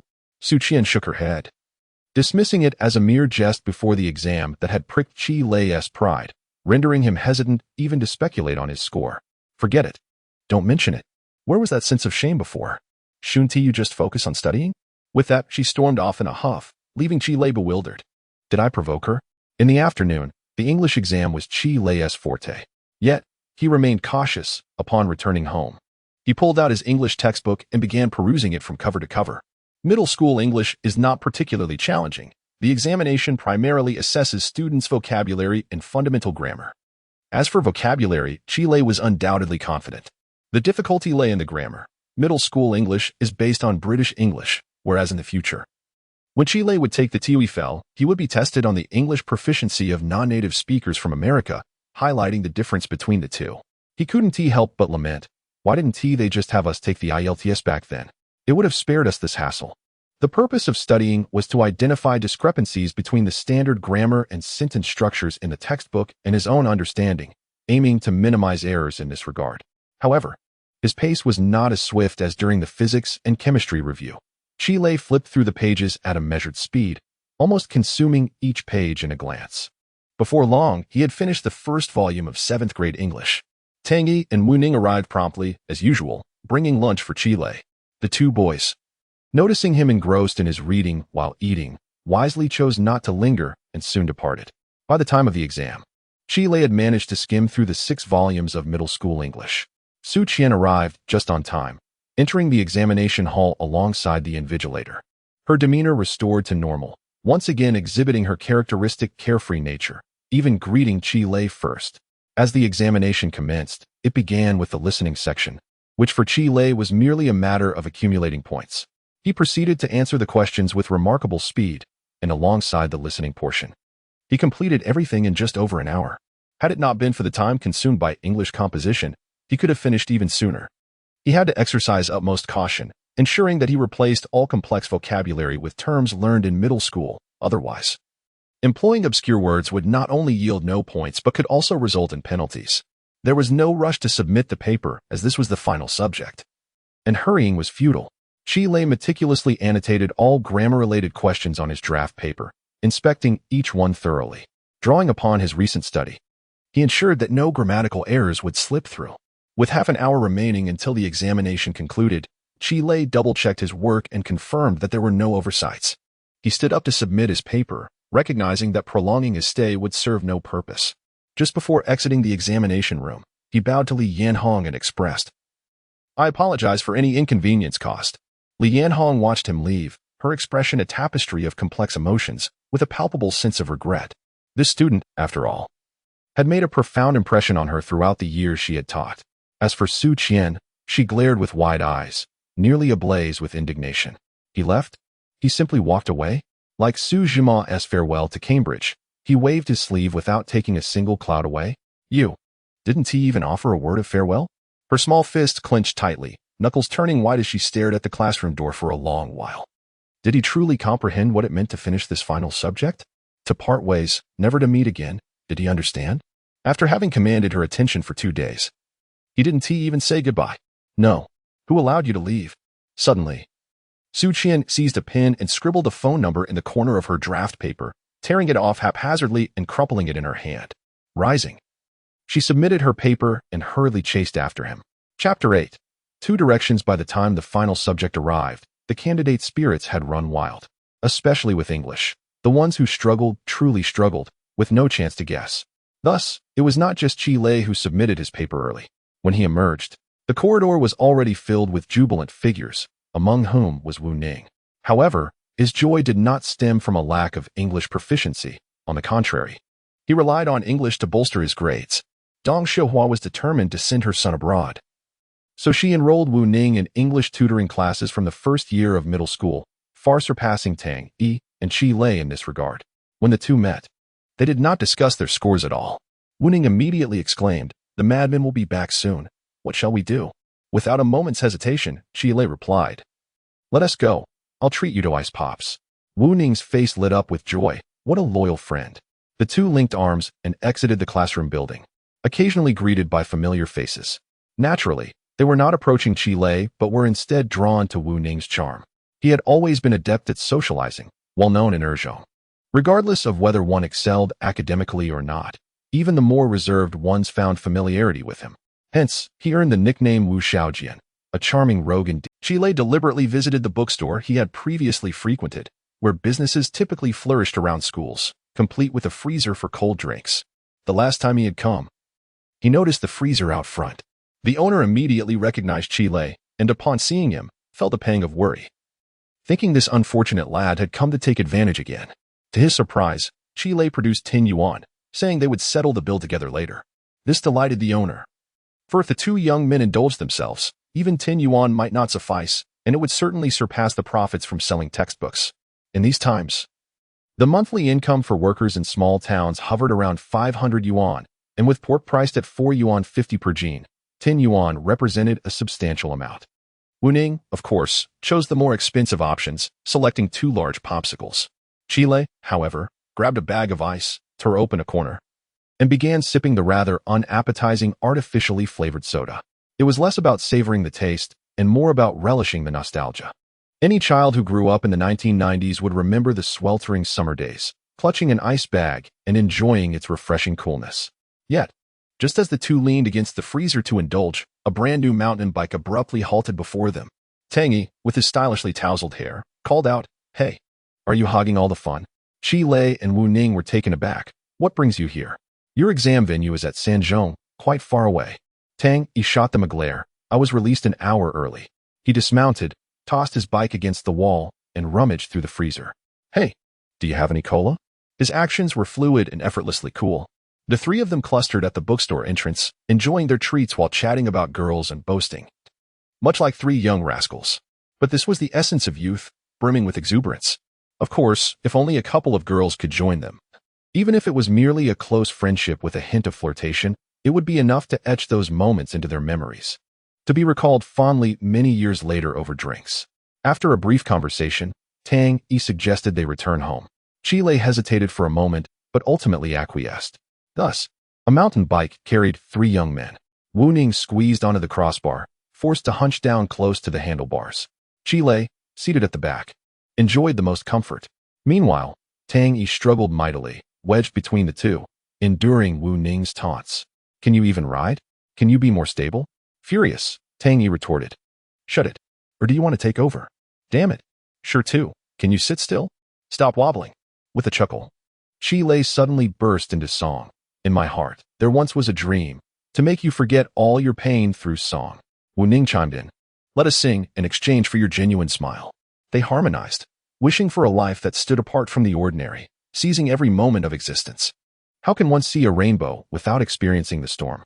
No one succeeds casually. "Wu Xiaojian, are you a pig? Can't even remember the lyrics." "I don't mind." The 3 youths gradually faded into the distance. However, from the shadows of the school gate, Su Qian beheld a peculiar scene at the T-junction before the school. A dirty, chaotic dirt road stretched far ahead, flanked by dilapidated houses. That was the direction Qi was headed home. As for the boy who stirred her emotions, he lounged in the back seat, an ice pack between his lips, mumbling an indistinct tune. Just ahead of Su Qian, across the dirt road, another vertical path extended into the distance. This was the route into the city, with pristine asphalt and towering buildings emerging in the distance. Hinting at the bustling city center, this was Su Qian's way home. In that moment, she stood in the dappled shade at the school gate. Observing Qi's disheveled figure in the dust and the road leading to prosperity, her mind conjuring images akin to the poignant scenes in Qiang Yao's novels. While simultaneously feeling the piercing reality, she yearned to call out to Qi, to wave the string of numbers connecting them, yet hesitated, unwilling to disrupt the beauty of their bittersweet reality as it drifted away. A bitter smile crept upon her lips. Were they not like the 2 diverging paths at the T-junction, gradually moving apart, foreshadowing different fates? Eventually, Su Qian found solace, choosing not to glance back at that retreating figure. Crossing the dirt path, she stepped onto the asphalt and walked resolutely toward the city. She and he were destined to inhabit different worlds. She possessed a lineage deemed unattainable by ordinary folk, a charming visage, impressive academic achievements, and a maturity that surpassed her peers. Thus, her life was meticulously calibrated like a clock. She would attend the finest schools, achieve the highest grades, then study abroad at the best universities, targeting the most promising fields, destined for a path inaccessible to the average person. Though unremarkable, it was sufficiently secure to evoke envy in the hearts of many. As for him, lackadaisical, squandering his youth, that was not a personality trait, but rather immaturity. How amusing could that be? Ultimately, it would amount to nothing. If she were also a traveler through time, she would undoubtedly quote a classic line from a future stand-up comedian. So ordinary, yet so confident. Su Qian felt a subtle growth within herself, discerning a new truth. Life is an endless series of letting go. This time, it was merely bidding farewell to a 16-year-old child. What was there to regret? Gently tearing apart the dampened phone number, she cast it into the trash bin. Farewell. I shall forget you. Su Qian murmured to herself, making her final goodbye. Yet, life, akin to a theatrical performance, is fraught with unpredictability. She remained a child feigning maturity, oblivious to whether the next crossroads would lead her astray or to unforeseen encounters. Would she look down upon the mundane? Or would the mundane gaze down upon her? The mountain bike finally ceased its erratic wobbling. Tang Xiaoyi had discovered the secret to navigating the bumpy path, recklessly racing toward home. At this moment, Chile had entirely shed the mentality of a middle-aged soul. He too had grasped a truth. Why pretend? At 16, one ought to embrace the audacity of youth. How many adults still sit in their cars, listening to old songs, indulging in nostalgia just to relive those memory-laden days? I need not reminisce. I am living my 16 years, and to forego silliness and flamboyance is simply a waste of precious time. Thus, he and Wu Xiaojian began to curse at Tang Yi. Slow down. Can't you go a bit slower? Their backsides were numb, and they had even lost the ice pack, a scene of utter disarray. More embarrassing than being scrutinized in secret, yet Chi Lei felt no shame whatsoever. As they turned into an alley, the speed of the bike plummeted, and the two leaped off, as if escaping, launching themselves at Tang Yi in a flurry of playful punches. Tang Yi quickly accelerated to evade the onslaught, crashing through the only two-story building in the alley, tossing the bike into the yard, exclaiming, "Mom, it's over." Before Cui Yumin could chase after him, he dashed out of the house like a gust of wind. The trio united, heading straight for Chi Lei's home. Upon entering, Tang Yi promptly snatched the coolest guitar from the wall, cradling it in his arms, striking a rockstar pose, and strumming a thunderous chord. Chi Lei imitated him, also grabbing a guitar, clumsily searching for the strings, finally producing the first note after much effort. Wu Ning, meanwhile, was using the desk as a drumbeat, lost in the rhythm, an unrefined pair of hands, exuding warmth that would forever linger in the background. Suddenly, the cacophony erupted, a symphony of disarray, shaking the very roof. Hearing the commotion, the neighboring residents broke into a cold sweat. It was over. The third year of junior high had concluded, and those rascals were at it again. Next door, Grandma Yang was cracking sunflower seeds with a middle-aged woman, sharing tales of family life. Upon hearing the ruckus, Grandma Yang furrowed her brow tightly, lamenting, "They're not even studying, just causing chaos. What will become of them when they grow older?" The woman chuckled, "Why worry? Guolihua doesn't he take it to heart? Do they really think they're like the Tang and Wu families? Just wait. In 2 years, they'll be the ones crying." Grandma Yang scoffed. 2 years? This year is a hurdle. They ought to be entering high school. Let us see where that stone can get in. Upon witnessing a figure fleetingly pass by the doorway in the alley, it was Cui Yumin chasing after Tang Yi as they entered Chi Lei's residence. Instantly invigorated, Old Lady Yang exclaimed, "Let's go take a look." Chapter 9. The disagreeable neighbors. The generation of Cui Yumin was precisely at the height of the family planning policy, where rural areas could still manage to have an extra child under certain conditions, while urban households were largely restricted to a single offspring. Moreover, it was not merely a matter of having just one child. Late marriage and childbearing were also strongly encouraged. Consequently, when Chi Lei and his 2 companions were born, their parents were already in their 20s, particularly Tang Qinggang, who enlisted at the tender age of 16 and served for 2 decades, was further compelled to adhere to the national policies. It was only at the age of 28 or 9, through an introduction from Chi Lei's grandfather, that he met Cui Yumin, then a primary school teacher, and only at 30 did he welcome his son, Tang Yi. At that time, Tang Qinggang had yet to transition to civilian life, and since Cui Yumin had a more flexible work schedule while both the Qi and Wu families were dual-income households, she single-handedly managed the 3 boys as soon as they learned to run. Later, when Tang Yi was 7 years old, Cui Yumin fell gravely ill. It was then that Tang Qinggang felt a sense of indebtedness towards his wife. Coupled with other reasons, he finally shed his military uniform and returned home. After 2 years of recuperation, Cui Yumin, witnessing Tang Qinggang's achievements during that time, chose to resign from her job to devote herself entirely to raising their 3 children.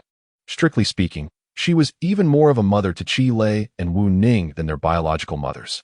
Just moments ago, when Tang Yi had a tumble and dashed off, Cui Yumin was certain he had run to Chi Lei's house, and she hastily pursued him. Before she could even enter the courtyard, she was met with the raucous shouts of the three mischievous boys. As she stormed inside, she banged on the windowsill with a fierce determination, demanding they quiet down. Just as she managed to subdue the three rascals, the front gate swung open with a loud bang, and in walked an elderly woman with her hands clasped behind her back, accompanied by a middle-aged woman who was munching on sunflower seeds. The elderly lady, surnamed Yang, lived next door to the Chi family and was commonly referred to as Old Mrs. Yang. This name, however, does not imply that she belonged to the Yang family. Rather, a significant portion of the northeastern population hails from Shandong. Although their accent has faded, the characteristic inverted sentences of Shandong dialect have permeated northeastern speech. The correct form of address should be Mrs. Yang. As for the middle-aged woman, Cui Yuman recognized her as part of the Wang family from the alley behind them. Both families had children who were preparing for the high school entrance examinations this year. Right at the gate, old Mrs. Yang began to shout, "So, the exams are over. And they're off to play? Can't they settle down for a moment and focus on their studies?" The other woman chimed in loudly, "Yuman, how did little Yi fare in the exams? What about Chi and Wu's boys?" Cui Yuman furrowed her brow, sensing their intentions were far from benevolent. This was not merely her imagination. There were underlying reasons. Young Yang Jinwei from the Yang family had been at odds with Qi Lei and his companions since childhood, often engaging in fights. The young girl from the Wang family, on the other hand, played with Yang Jinwei and excluded Qi Lei and his friends. In essence, the two children formed one faction while the three rascals constituted another. Typically, matters among children are best left to their own devices, with adults merely keeping a mental note. However, some individuals revel in the minutiae of familial affairs, elevating children's squabbles to deep-seated feuds between households. The two families across the way epitomize this very dynamic. The heart mused, "Oh, this is merely for show." Yet, what could be done? After all, they possess the means to flaunt. Words failed to escape my lips. Glancing back into the room, it was evident that they had inquired, and being elders, it would be impolite not to respond. Tang Yi curled his lips in reluctance, muttering, "It's all right, I suppose. The main line is hopeless, but a little negotiation is no issue." Wu Ning chimed in, "I'm about the same as Tang Yi. I can't match your little Wei's academic prowess." Wu Ning directed this towards Yang Nai, acknowledging that Yang Jinwei was indeed quite studious, a veritable beast of diligence. Wu Ning was merely being courteous, yet this flattery delighted Yang Nai immensely. With hands clasped behind her back, she declared, "My grandson is eager to learn." Casting a disdainful glance into the room, she contrasted them with her own, who seemed perpetually preoccupied with mischief. The old woman's sharp tongue was ever ready to extol her cherished grandson, a sure way to provoke others. In a different era, this might have led to a quarrel, but in the 1990s, after decades of neighborly coexistence, Cui Yuman, who had once been a teacher, chose not to stoop to the level of an elderly woman, suppressing any discomfort she felt. "Just let it go," she thought, with a stern look towards the inside. She admonished, "Learn well from Jinwei. Stop causing trouble." As she spoke, she attempted to usher Yang Nai and the woman away, suggesting, "Come, let us go to my house for a bit." However, the two had no intention of leaving. The woman seemed rooted in place, making quite a commotion. Yang Jinwei was indeed quite sensible. My daughter herself remarked that among the children of our neighborhood, none could rival Jinwei. "Yuman, I'm not criticizing you, but you must keep him in check. Now is the time for him to be spirited. If he doesn't study well, no matter how much your family earns, it won't suffice to cover for his shortcomings." Yang Nai, not wishing to depart, chimed in, "Jinwei is sensible, yet if he returns home and does nothing but read, what good is that?" She then turned to Cui Yuman. "Tang Yi is such a good child. Why isn't he studying properly?" Lowering her voice, she warned, "You need to have a serious talk with Liwa. If this continues, not only will your family sure to be doomed, but it will lead little Yi and little Ning astray as well." Who could argue with that? And Wang joined in, consistently coming in last. "I see Lihua has no hope for sure too. You must be vigilant. No matter how close your three families are, you cannot toy with the children's futures." Yang Nai, with a guilt-ridden expression, retorted, "You live far away, so you might not hear, but look at Shurtu. He is beyond reason. Liwa is utterly incapable of managing him." "You're absolutely right." Though her words feigned concern, they were nothing more than attempts to sow discord.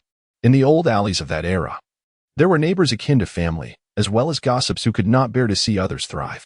Cui Yuman, with a clear mind, understood the true natures of these two.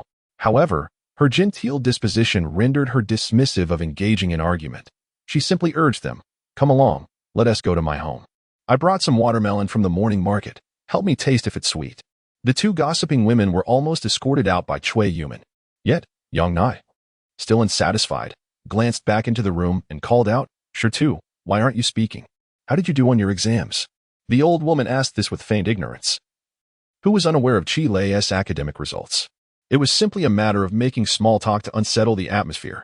From a young age, these children often engaged in quarrels, and it was invariably Yang Jiwei who suffered the consequences.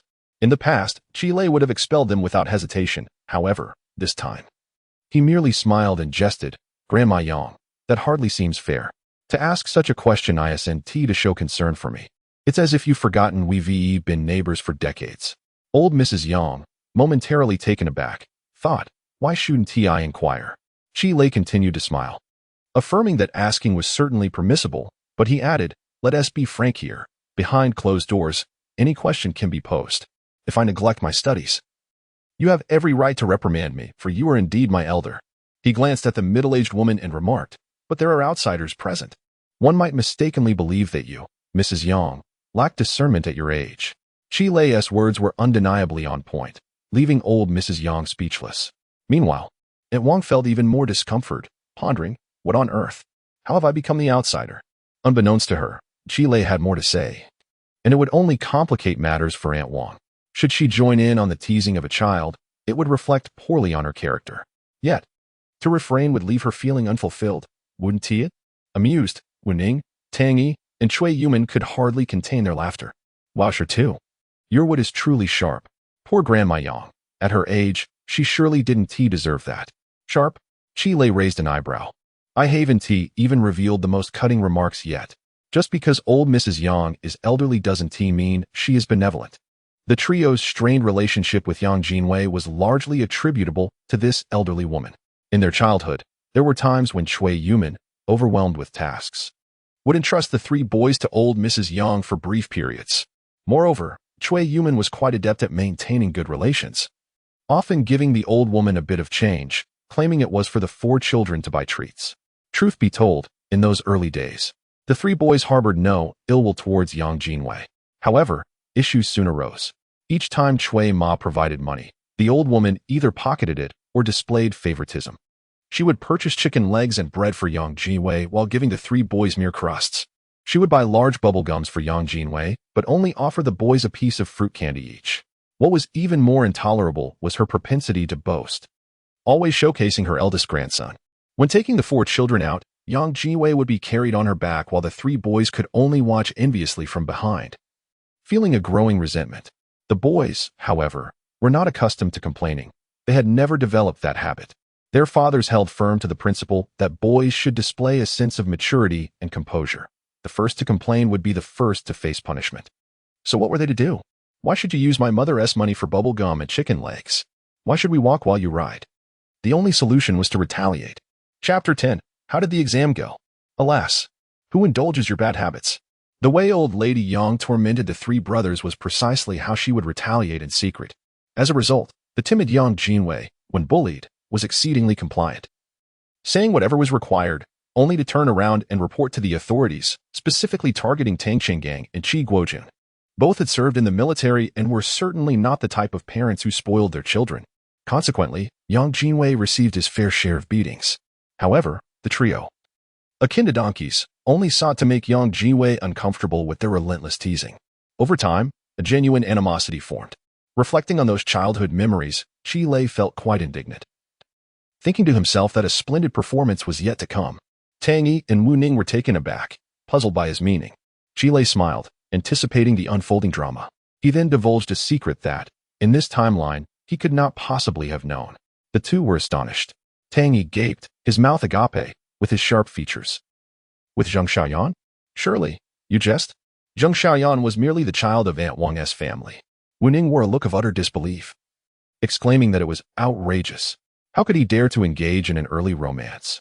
This simply would not do. He would seek an opportunity to confront that scoundrel. Wu Xiaojian was still single. To this, Chi Lei merely chuckled. In matters of romance, Yang Jinwei was indeed several steps ahead of them. He had actually started dating Zheng Xiaoyan in the third year of junior high, albeit discreetly. Eventually, they became classmates with Chi Lei. Indeed, They were classmates at a vocational high school. Due to their early relationship, they had little motivation to study in their third year, resulting in dismal scores in the high school entrance examination, which led them to attend vocational school alongside Qilei. Otherwise, why would Qilei say that a spectacle was soon to unfold? During their second year of high school, Yang Jinwei's actions led to Zheng Xiaoyan becoming pregnant, creating quite a stir, and this concealed relationship, hidden for 3 years, finally came to Qilei's attention. Subsequently, to evade repercussions from the school, Yang Jinwei sought connections through his family, while claiming that Zheng Xiaoyan had seduced him. Old Lady Yang even resorted to tears and accusations at the school, labeling Zheng Xiaoyan a seductress who ensnared her precious Jinwei, which ultimately spared him from expulsion. Zheng Xiaoyan, unable to defend herself, felt too ashamed to remain at school and chose to drop out. Though it was none of Qilei's affair, it left a distasteful sensation akin to having swallowed a fly.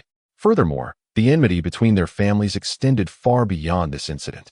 3 years later, during the reorganization of the granary, Yang Jinwei's father, Yang Daqiang, displaced Qilei's mother, Guo Lihua, transitioning from deputy section chief of the storage department to vice president of the Shangbei branch. This directly led to Guo Lihua's disillusionment, prompting her to retire early due to health issues before she even reached 50.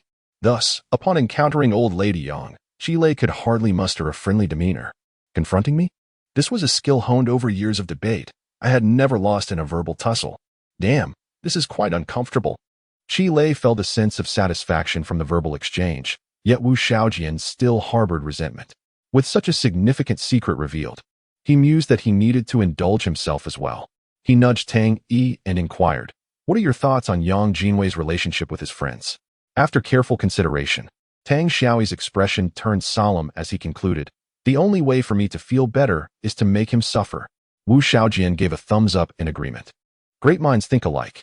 With that, the two picked up their guitars and headed to the courtyard, basking in the sunlight while strumming melancholic tunes. Qilei, with his legs propped on the desk, hummed along to their melody. After a while, the sound of a door opening next door abruptly silenced their music.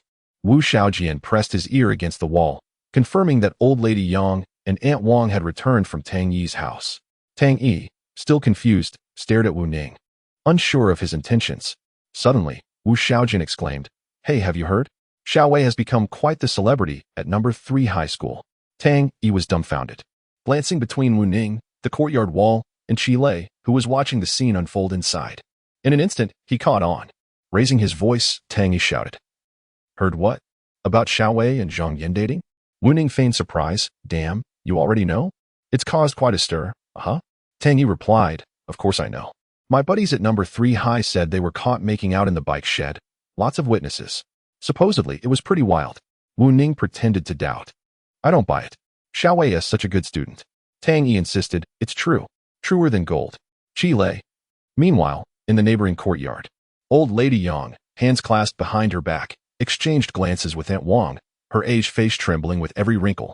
Aunt Wang, on the other hand, was sweating nervously. After all, it was her daughter involved in the scandal. Honestly, she fumed inwardly.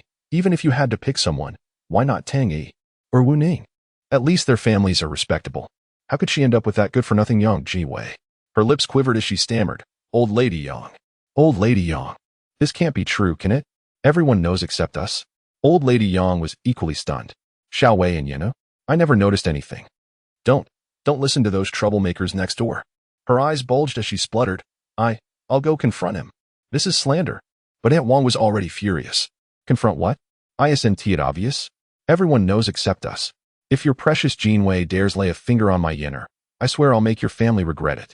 Old Lady Yang tried to calm her. Now, don't overreact." "Overreact? How can I not?" And just like that, the argument escalated from the courtyard to the streets, growing louder and more chaotic. Back in their room, Wu Ning and Tang Yi clutched their stomachs in gleeful schadenfreude. Wu Shaojian grinned. That felt good. Tang Xiaoyi marveled. Who knew tattling could be this satisfying? Qilei shook his head in amusement. "You two are ruthless. They're going to come after you any minute now." Wu Shaojian feigned innocence. "Hold on. Let us be clear. This was my idea. You brought it up." And Fingzi spread the news. "I didn't say a word. If old Lady Yang comes knocking, don't drag me into it." Having washed his hands of the matter, he smirked. Qilei and Tang Yi could only stare in speechless exasperation. Scoundrels. In the end, Old Lady Yang decided against confronting the three of them. She simply lacked the leisure for such matters. Initially, she dealt with Aunt Wang, and soon after, Yang Jinwei returned home after his examination, unluckily accompanied by Zheng Yanyan, catching them in a most compromising situation. In the eyes of Old Lady Yang and Aunt Wang, this added further credence to their suspicions, although both vehemently denied any wrongdoing. The atmosphere was rife with chaos. Before long, Qi Guojun entered the courtyard, pushing his vintage Happiness 250 from the 80s, followed closely by Guo Lihua, who carried a bag of vegetables. Upon entering, they noticed the trio together but chose to remain silent. Guo Lihua, breaking from tradition, changed her clothes and unexpectedly ventured into the kitchen.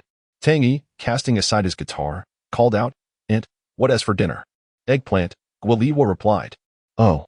Tang Yi and Wu Ning, who both harbored a strong aversion to eggplant, promptly turned on their heels and headed to Tang Yi's home to investigate dinner options. Just as they departed, Qi Guojun entered the room. Noticing Qi Lei clutching a guitar, he picked up another from the bed, eager to assess his progress. Qi Lei chuckled, nearly forgetting his skills. Strumming a few familiar chords, he played casually, while Qi Guojun watched and accompanied him in harmony. However, it didn't take long before Qi Guojun took the lead in their duet. All three brothers had learned guitar from Qi Guojun, and in truth, none of Qi Lei's impressive collection of guitars had been purchased. They were all crafted by Qi Guojun himself. After a brief session of playing together, Qi Guojun, having not touched the guitar in quite some time, indulged his passion. Under his father's guidance, Qi Lei's skills flourished with each note. Finally, after completing a series of practice pieces, Qi Guojun rested his hand on the strings, signaling the end of their session. He tentatively inquired, "So, how did the exam go?" Chapter 11. A youth filled with regrets. Qi Guojun, after much hesitation, finally broached the main topic, asking, "How did you do on the exam?"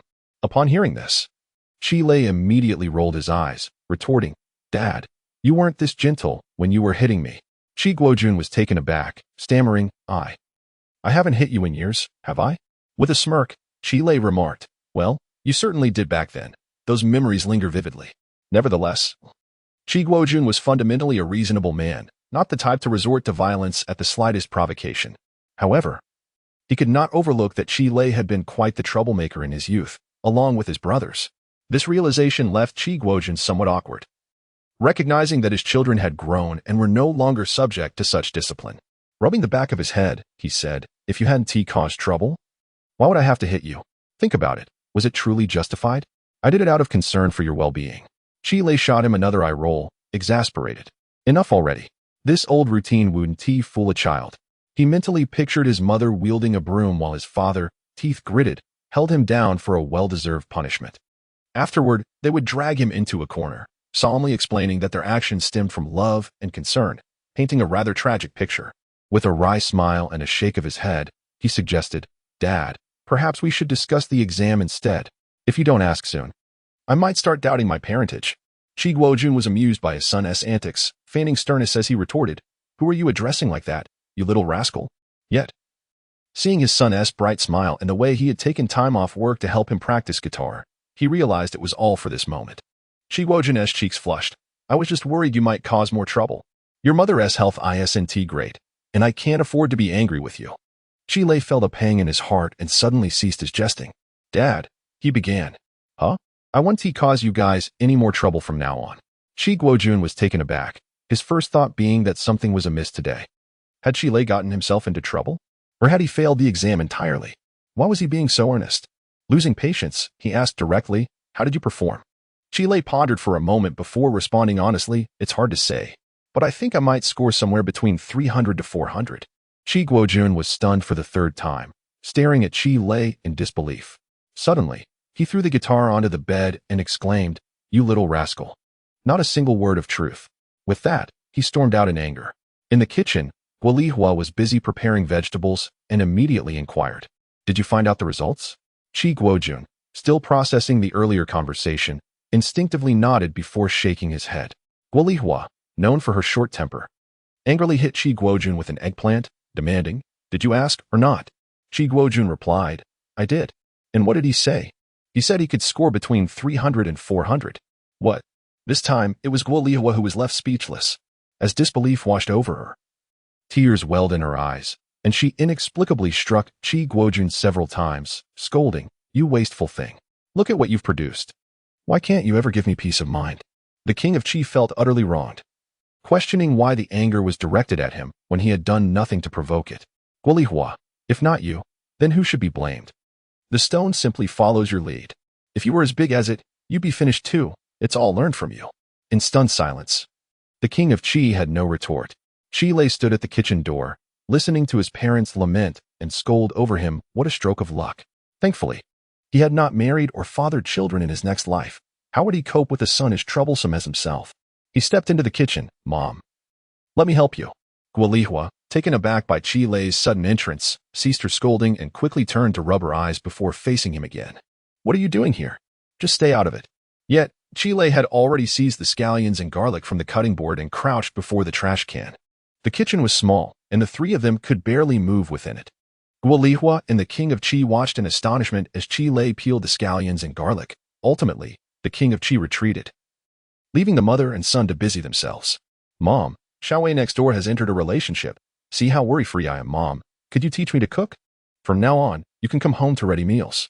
Mom, it seems I've had a revelation. I suddenly want to study earnestly. Mom, you Haven T really cared about me. I've been diligently reviewing my English these past few days. Mom, I even guessed the right essay topic. Just ask Wu Xiao Jian and Fingxi. Mom, this time I really did well on the exam. I want to embarrass you. Mom, I've decided not to waste these 2 months of summer. I want to do something meaningful. Mom, what do you think I should do? Perhaps I should get a job? Earn my tuition and not spend your money. Do you see how sensible I am? In 2 lifetimes. Could he not even appease an elderly lady? He spoke only sweetly, not only to bring joy to his mother, but also as a precaution. Should his current self differ vastly from his past, he hoped to spare his mother any shock. Guolihua had never encountered such a son. He was not of her making. She went from crying to bewilderment, then to laughter, her smile widening until she could hardly contain it. Qi Guojun, old Qi. Are you listening? The king of Qi, from afar in the courtyard, replied, What are you yelling about? I'm listening. Hey, you old fool. Guolihua shouted as she burst from the kitchen. Say that again? Say what? The king of Qi retorted defiantly, a fierce expression on his face. I said nothing. Qi Lei, watching through the window, finally grasped the meaning of delivering the harshest words while uttering the meekest sentiments. After dinner, Guolihua could hardly wait to visit the Tang family, and even the usually reclusive king of Qi unexpectedly accompanied her. Coincidentally, Tang Yi and Wu Ning were present, and upon inquiry, it turned out Qi Lei had not lied. He had indeed guessed the essay topic correctly. Amidst their surprise, they couldn't help but sigh. Where had he been all this time? If only half a semester earlier, their son could have expressed his desire to study diligently, it would not be too late. However, at present, as for Qi Lei's endeavors in learning English, if he performs well, the couple will merely listen without much concern. If one wishes to study earnestly and achieve immediate results, that would indeed be a rarity. Most likely, it is but an empty promise. Simultaneously, as his parents step out, Qi Lei lies on his bed, gazing at the ceiling. With the conclusion of the high school entrance examination, it is time for him to thoughtfully plan his future life anew. Foremost among his past life's greatest regrets are his education, his parents, his siblings, and the myriad beautiful memories he missed during this age. These include the university of his dreams, the girl he longs for, the games he neglected, and the concerts he could not attend. Indeed, these are the aspirations that Qi Lei will lament for a lifetime. Those of Qi Lei's generation are referred to as the post-80s, born at the cusp of great change, growing amidst tumultuous waves, often derided as a lost generation. Yet, who truly understands the profound struggles of the post-80s? It is the relentless pace of change, so swift that there is scarcely time to look back and savor the moments before one is whisked away to the next era. The youth of the post-80s is filled with regrets. Take Qi Lei, for instance. He grew up without witnessing the continuation of the slam dunk national tournament story. He did not wait for Anita Mui's return to the music scene before Gigi Liang ascended to the throne of the leading lady. He did not master the skills of the wine god in The Legend of Sword and Fairy. He did not unleash the magical transformation of a small dog into a dragon in StarCraft. The clumsiness in the NetEase chat rooms faded just as the incessant beeping of QQ filled the internet cafes. From Half-Life to the eternally unattainable levels in Legend. From slaying dragons in others' hands to the endless maps of World of Warcraft. From the girl in the adjacent class to the realization that only those with smoke in the dormitory are considered fathers. Everything changed far too swiftly. He scarcely had time to reminisce before he transitioned from youth to young adulthood, and then into the realms of a middle-aged man, all too quickly. Chapter 12. Embracing youth without regret in his previous life. Chile harbored numerous regrets and often contemplated what he would do if granted a return to his youth. Should he pursue the currents of modernity and amass wealth, or should he pivot at pivotal moments to embark on alternate paths? Yet, when he found himself truly in 1998, amidst the vibrant bloom of youth, he realized that while such considerations were significant, they were far from paramount. At this very moment, the twilight was resplendent, untainted by haze. His 16-year-old hands were as pure as jade, untouched by the tarnish of life's tribulations. His flat abdomen still bore the promise of youthful muscles, unblemished by the softening of time. Each morning, he awakened with simplicity, contemplating what to play or learn, rather than fretting over his bank balance, mortgage payments, the understanding of his children, the care of his elders, or appeasing a resentful spouse. The incessant rise of gasoline prices and the urgency to escape the clutches of suboptimal health were concerns absent from the mind of a 16-year-old. Oh, 16. A time when one pines for a particular girl, when a mere glance can send one's heart racing and body trembling. It is an age that even the divine would forgive, a period that time itself would spare with kindness. How precious it is, yet irrevocably fleeting, never to be reclaimed. Thus, Chile resolved to master the wild ball fist from the legend of the Condor heroes, to register multiple 5-digit accounts on QQ, then select the most charming username. Becoming the most admired figure in his circle, he aspired to achieve the top rank in his studies, to experience the life of an exemplary child. He wished to harbor a crush on a girl at school, to savor the purest form of love. He envisioned slaying a tormenting whelp in World of Warcraft, adorned with dual daggers. He longed to commemorate his youth at a concert of the band zhōngkǎo, and to reminisce 20 years hence with friends, sitting on the curb, sipping beer, and sharing tales of bravado. He yearned for this lifetime's youth to be devoid of excessive regrets. As night descended, the 1990s sky sparkled with a breathtaking brilliance. Chile gazed out the window, resting his palms behind his head, chuckling joyfully. This was the youth of the post-80s generation, the youth he desired. Of course, dreams untethered from economic realities are mere fantasies.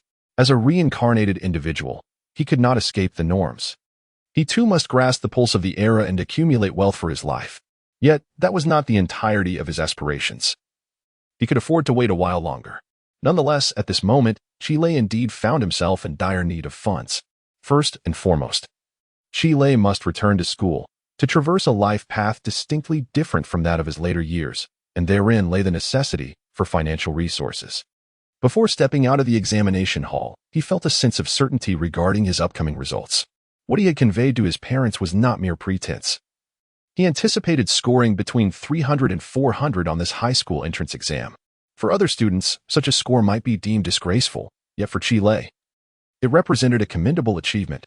In reviewing the historical admissions data for high schools in Shanghai, it becomes evident that a score of 600 is the pinnacle, while a score slightly above 500 suffices for admission into prestigious institutions such as the experimental high school or the second high school. A reduction of approximately 50 points from the threshold for prestigious schools places the acceptable score around 460, which is colloquially referred to as the first bargaining line. This is commonly known as the minor bargaining line, with Tang, Yi, and Wu Ning likely positioned at this level. A further reduction of 50 points results in the second bargaining line, commonly termed the major bargaining line, roughly at 410 points.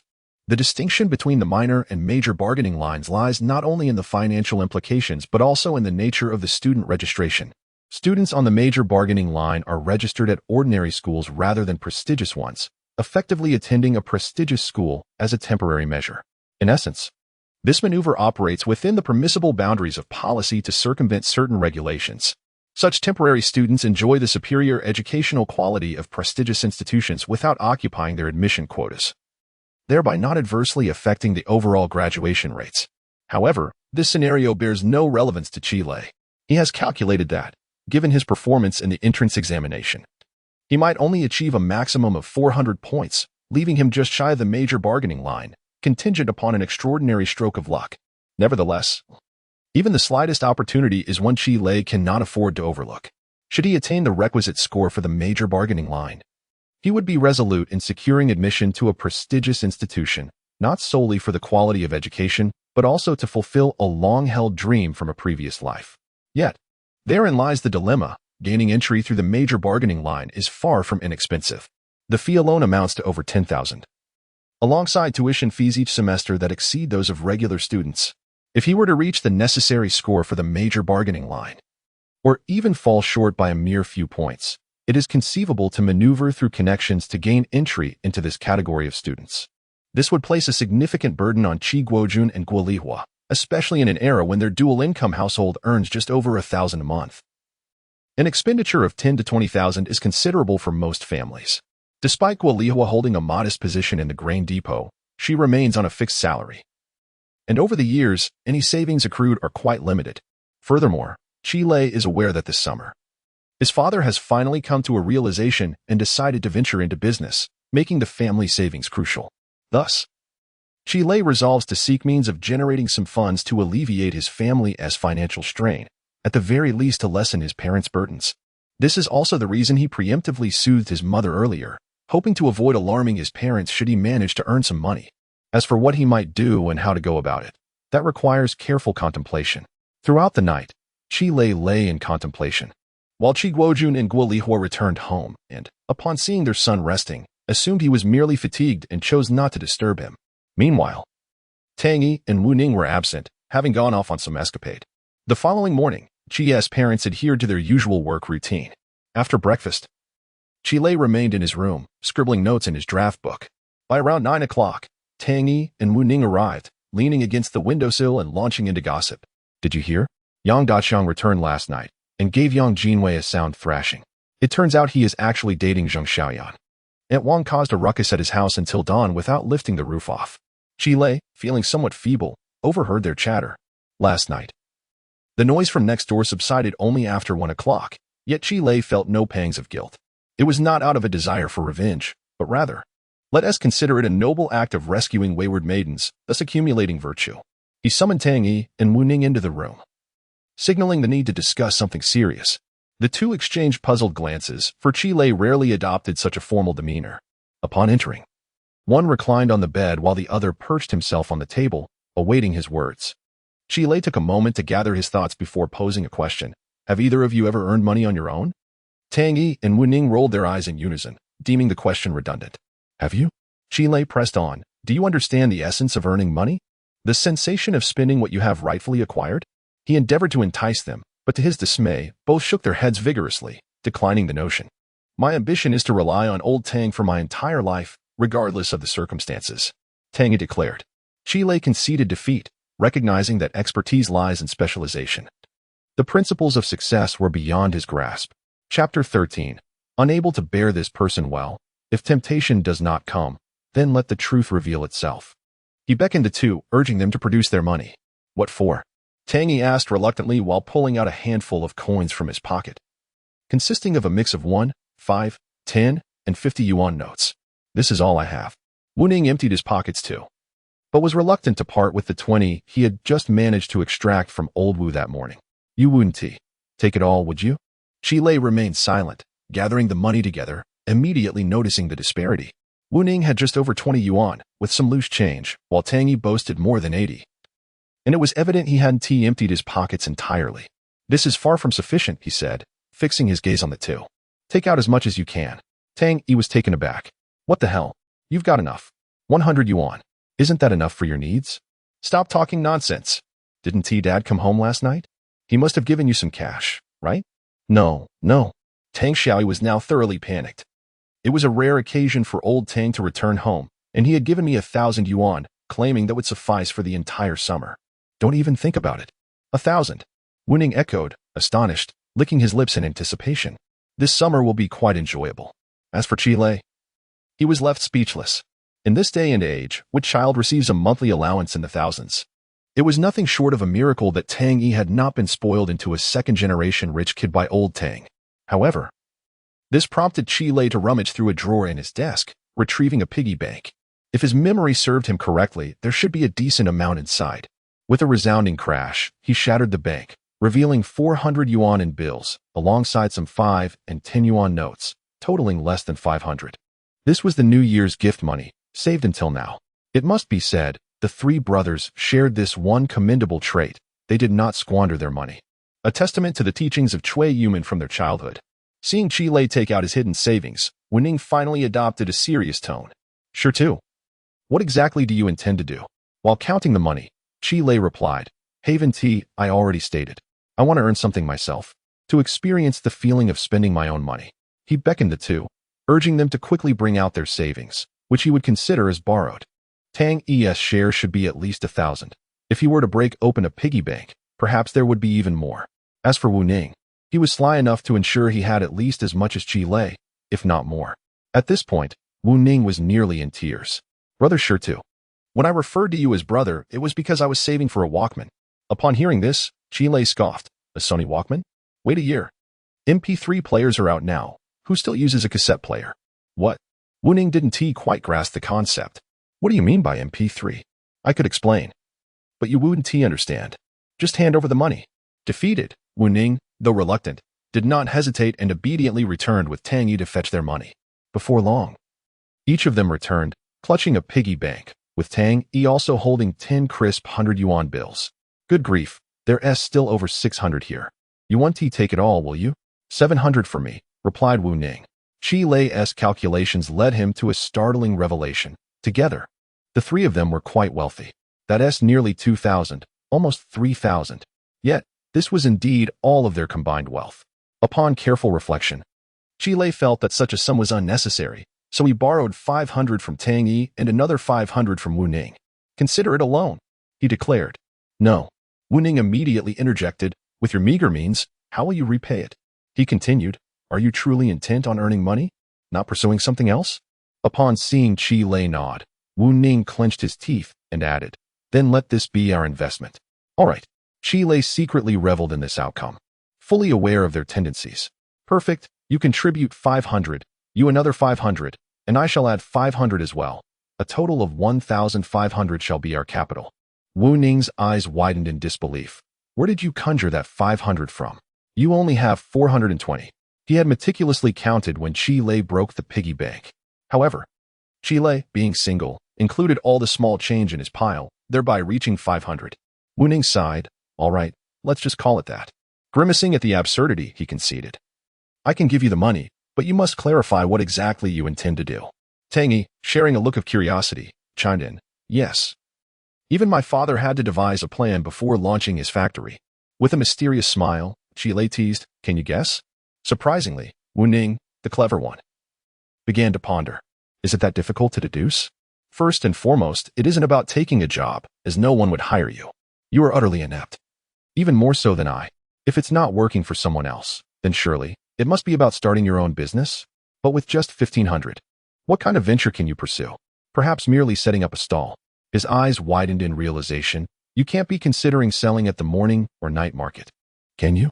I cannot afford to lose face like that. Upon hearing this, Tang Yi nearly burst into tears, exclaiming, I'm out. I'm not doing this. He clutched the money, ready to flee. What a jest. A young master from a wealthy family, selling at a stall? Especially in a small place like Shangbei, where everyone knows everyone, how could he maintain his reputation? Chi Lei obstructed their escape with a forced smile. What's the matter? Embarrassed? If you can't even manage a stall, what else can you do? The pair ignored him, shaking their heads vigorously, resolute in their refusal to set up a stall. Hey, Chi Lei, displeased, accused them of professional discrimination. In terms of mental fortitude, Chi Lei outmatched them 100-fold. With the money secured, there was no turning back. They had already committed. Tang Yi and Wu Ning felt a growing discomfort at the nape of their necks. Truthfully, they were entirely unprepared for this. They had never considered the idea of setting up a stall, given their backgrounds. Such a fate was unimaginable. Tang Xiaoyi had planned to rely on his family forever, while Wu Xiaojian was also well off, with his father having saved enough for his study abroad. However, as Chi Lei pointed out, they had already agreed. A man of honor does not renege on his word, for that is the mark of a true gentleman. After a morning of inner turmoil, coupled with Chi Lei's incessant nagging, the duo gritted their teeth and resolved to proceed. It's just setting up a stall, after all. Anyone who sees us can say we are merely working to support our studies. They must think of us as responsible young men. Thus, they reluctantly acquiesced to Chi Lei's ill-conceived plan. However, a word of caution. Upon mutual agreement, Chi Lei promptly insisted that this matter must remain undisclosed to their families. It goes without saying. Tang Xiaoyi and Wu Xiaojian almost echoed in unison. Certainly, it must not be revealed to their parents. If that group of guardians were to discover that they had smashed their piggy banks for frivolity, Who knows how they would be reprimanded? Moreover, is selling goods at a stall truly a matter of pride? Why should they be made aware of it? Whoever dares to say otherwise is courting disaster. It has been several days since old Tang has laid a hand on me. Tang Xiaoi smacked his lips, seemingly nostalgic for the experience. Wu Xiaojian, having been in a daze all morning, finally had a moment of clarity. Right? We can set up a stall, but what shall we sell? Upon hearing this, Tang Yi's enthusiasm was reignited. Let us sell discs. Preferably something with a bit of color. It's bound to be profitable. Get lost. Wu Ning thought of kicking him. The sons of wealthy families setting up stalls is inspirational.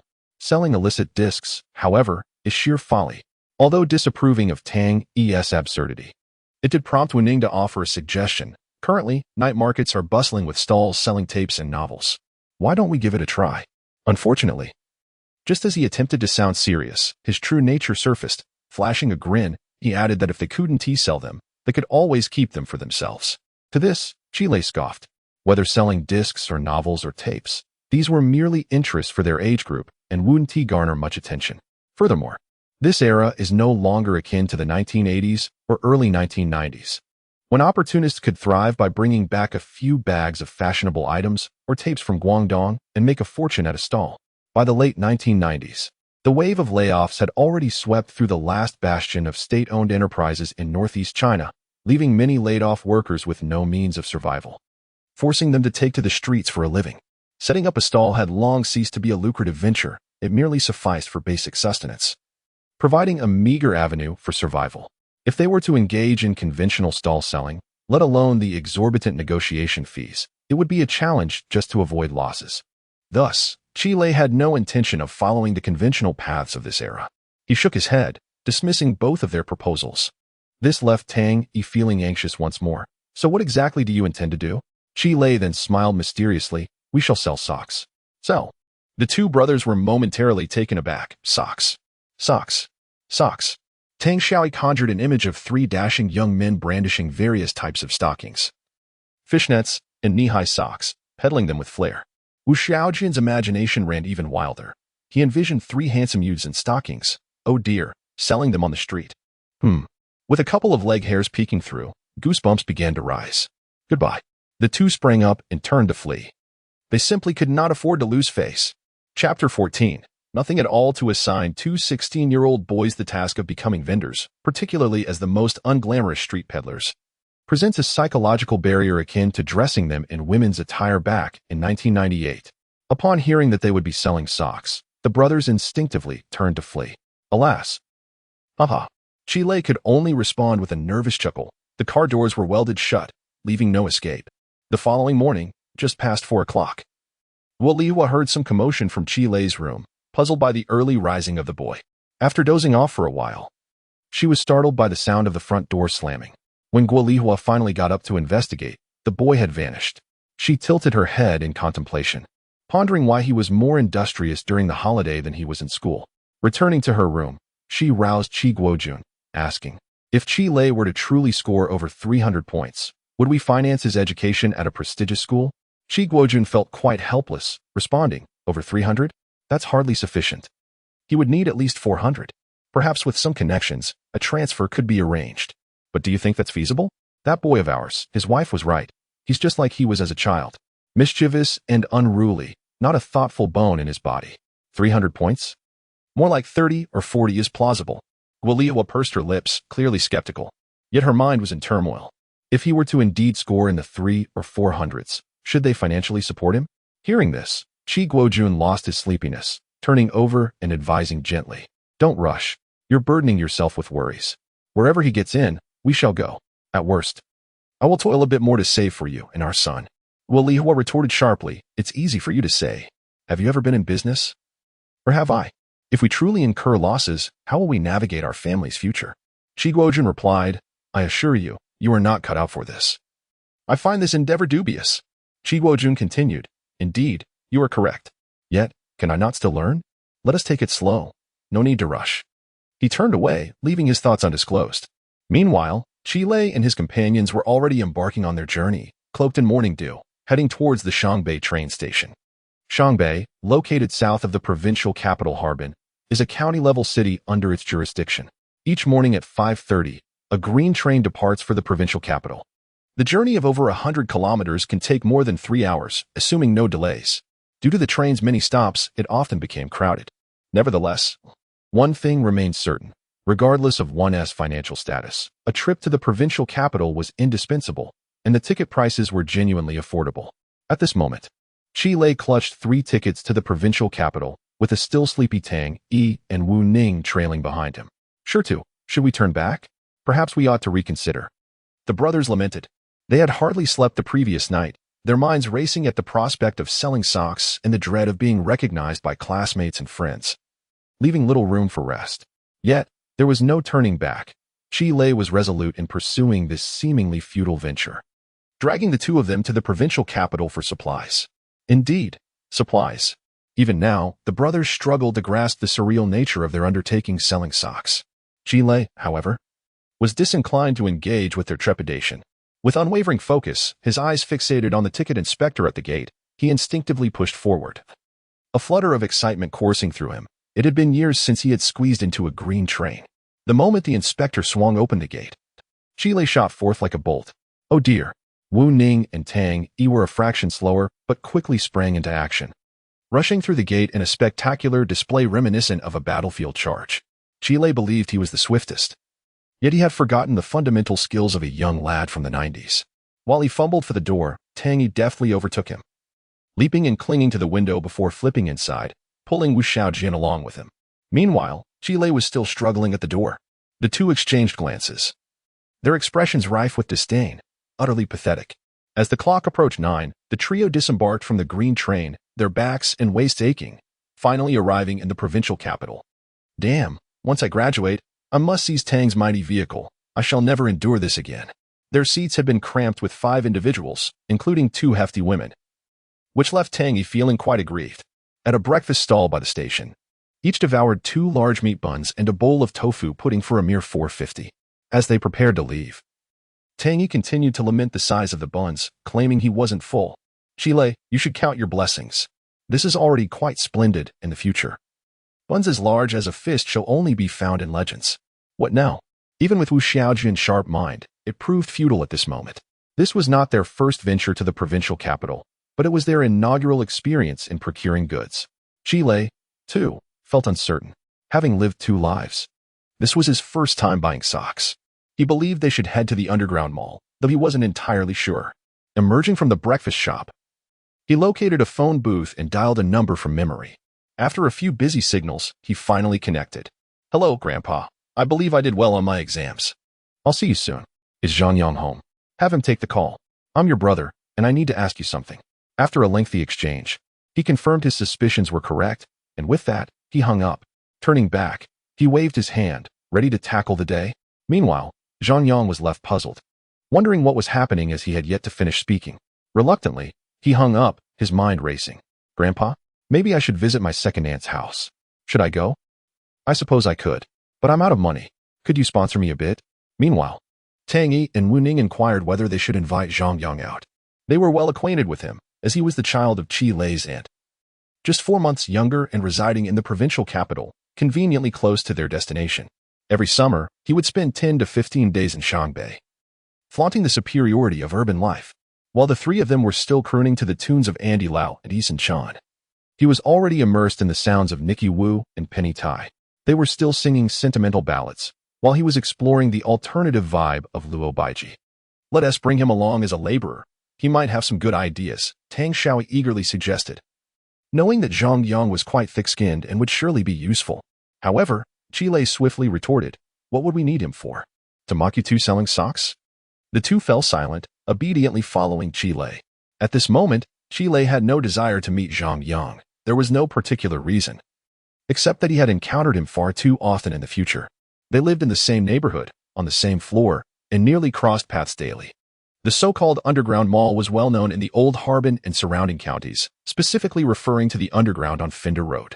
It was among the earliest underground wholesale markets in Harbin, repurposed from civil defense works in the 1980s. It became synonymous with affordability, practicality, and trendiness, at least in the minds of the common folk. True trends in fashion, however, were undoubtedly represented by Chiolin and Song Lei. When Chi Lei was younger, Every time Guolihua visited the provincial capital, she would take him to explore the underground. Chile always managed to find new clothes to wear, leaving a lasting impression. He took 2 reluctant companions and headed straight for Finda Road. Once they stood inside the underground mall, Tang Yi and Wu Ning were left dumbfounded, wondering what to do next. What transpired next left the two in complete admiration of Chile. They had not realized before that he possessed the potential to be a shrewd businessman. Chapter 15.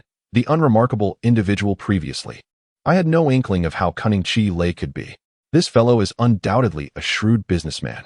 He first traversed the underground market, visiting every wholesale outlet that sold socks to familiarize himself with the market conditions. To my brother and me, this seemed utterly unnecessary. In 1998, although the commodity economy had matured considerably, it remained relatively scarce. Particularly in small places like Shanghai, the variety of socks acceptable to the general populace was quite limited. The summer's favored styles comprised 3 types: ankle socks, sports socks, and women's knee-high or short stockings. In terms of material, there were also 3 options: nylon, cotton, and polyester. Furthermore, there were merely 3 considerations: quality, color, and pattern. Altogether, it was a meager selection. Was it truly necessary to inspect every outlet? Yet Chile did not overlook a single one. He meticulously recorded the prices, styles, and quality of each establishment in a small notebook. After more than 3 exhausting hours of running about, Tang Yi and Wu Ning were nearly unable to move. Ultimately, Chile shortlisted several wholesale points as potential options and began to question each one in detail. His method of inquiring about prices was peculiar, leaving one somewhat speechless. At the first shop, the proprietor was a young lady, quite haughty, who hardly acknowledged Chile in his student attire. There was no recourse, even years later. The underground market retained its air of arrogance. Merchants were not concerned about business. Those seeking good bargains had to queue to enter, as the stores were often overcrowded. It was already noon, and the shop was teeming with people, including wholesalers from out of town and casual shoppers browsing for small purchases. Chile finally managed to find a moment of respite, sidling up to the young lady and pointing to a few categories in his notebook, getting straight to the point. How much for these nylon socks and the sports socks? The young lady, visibly impatient, retorted, why not just bring a sample and ask? Glancing down, Chile noticed his notebook was densely filled with notes. After some effort, he discerned the 2 types he was referring to, and she casually quoted a retail price, 2 yuan 40 and 3 yuan 50. Though her demeanor was less than pleasant, the prices were not exorbitant. These 2 types of socks typically retailed for 3 to 5 yuan in Shanghai, making it a fair price in the wholesale market. Ah.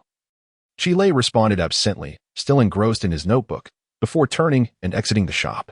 The young lady was incensed, muttering to herself, what a troublesome child, causing a ruckus without any intention to buy.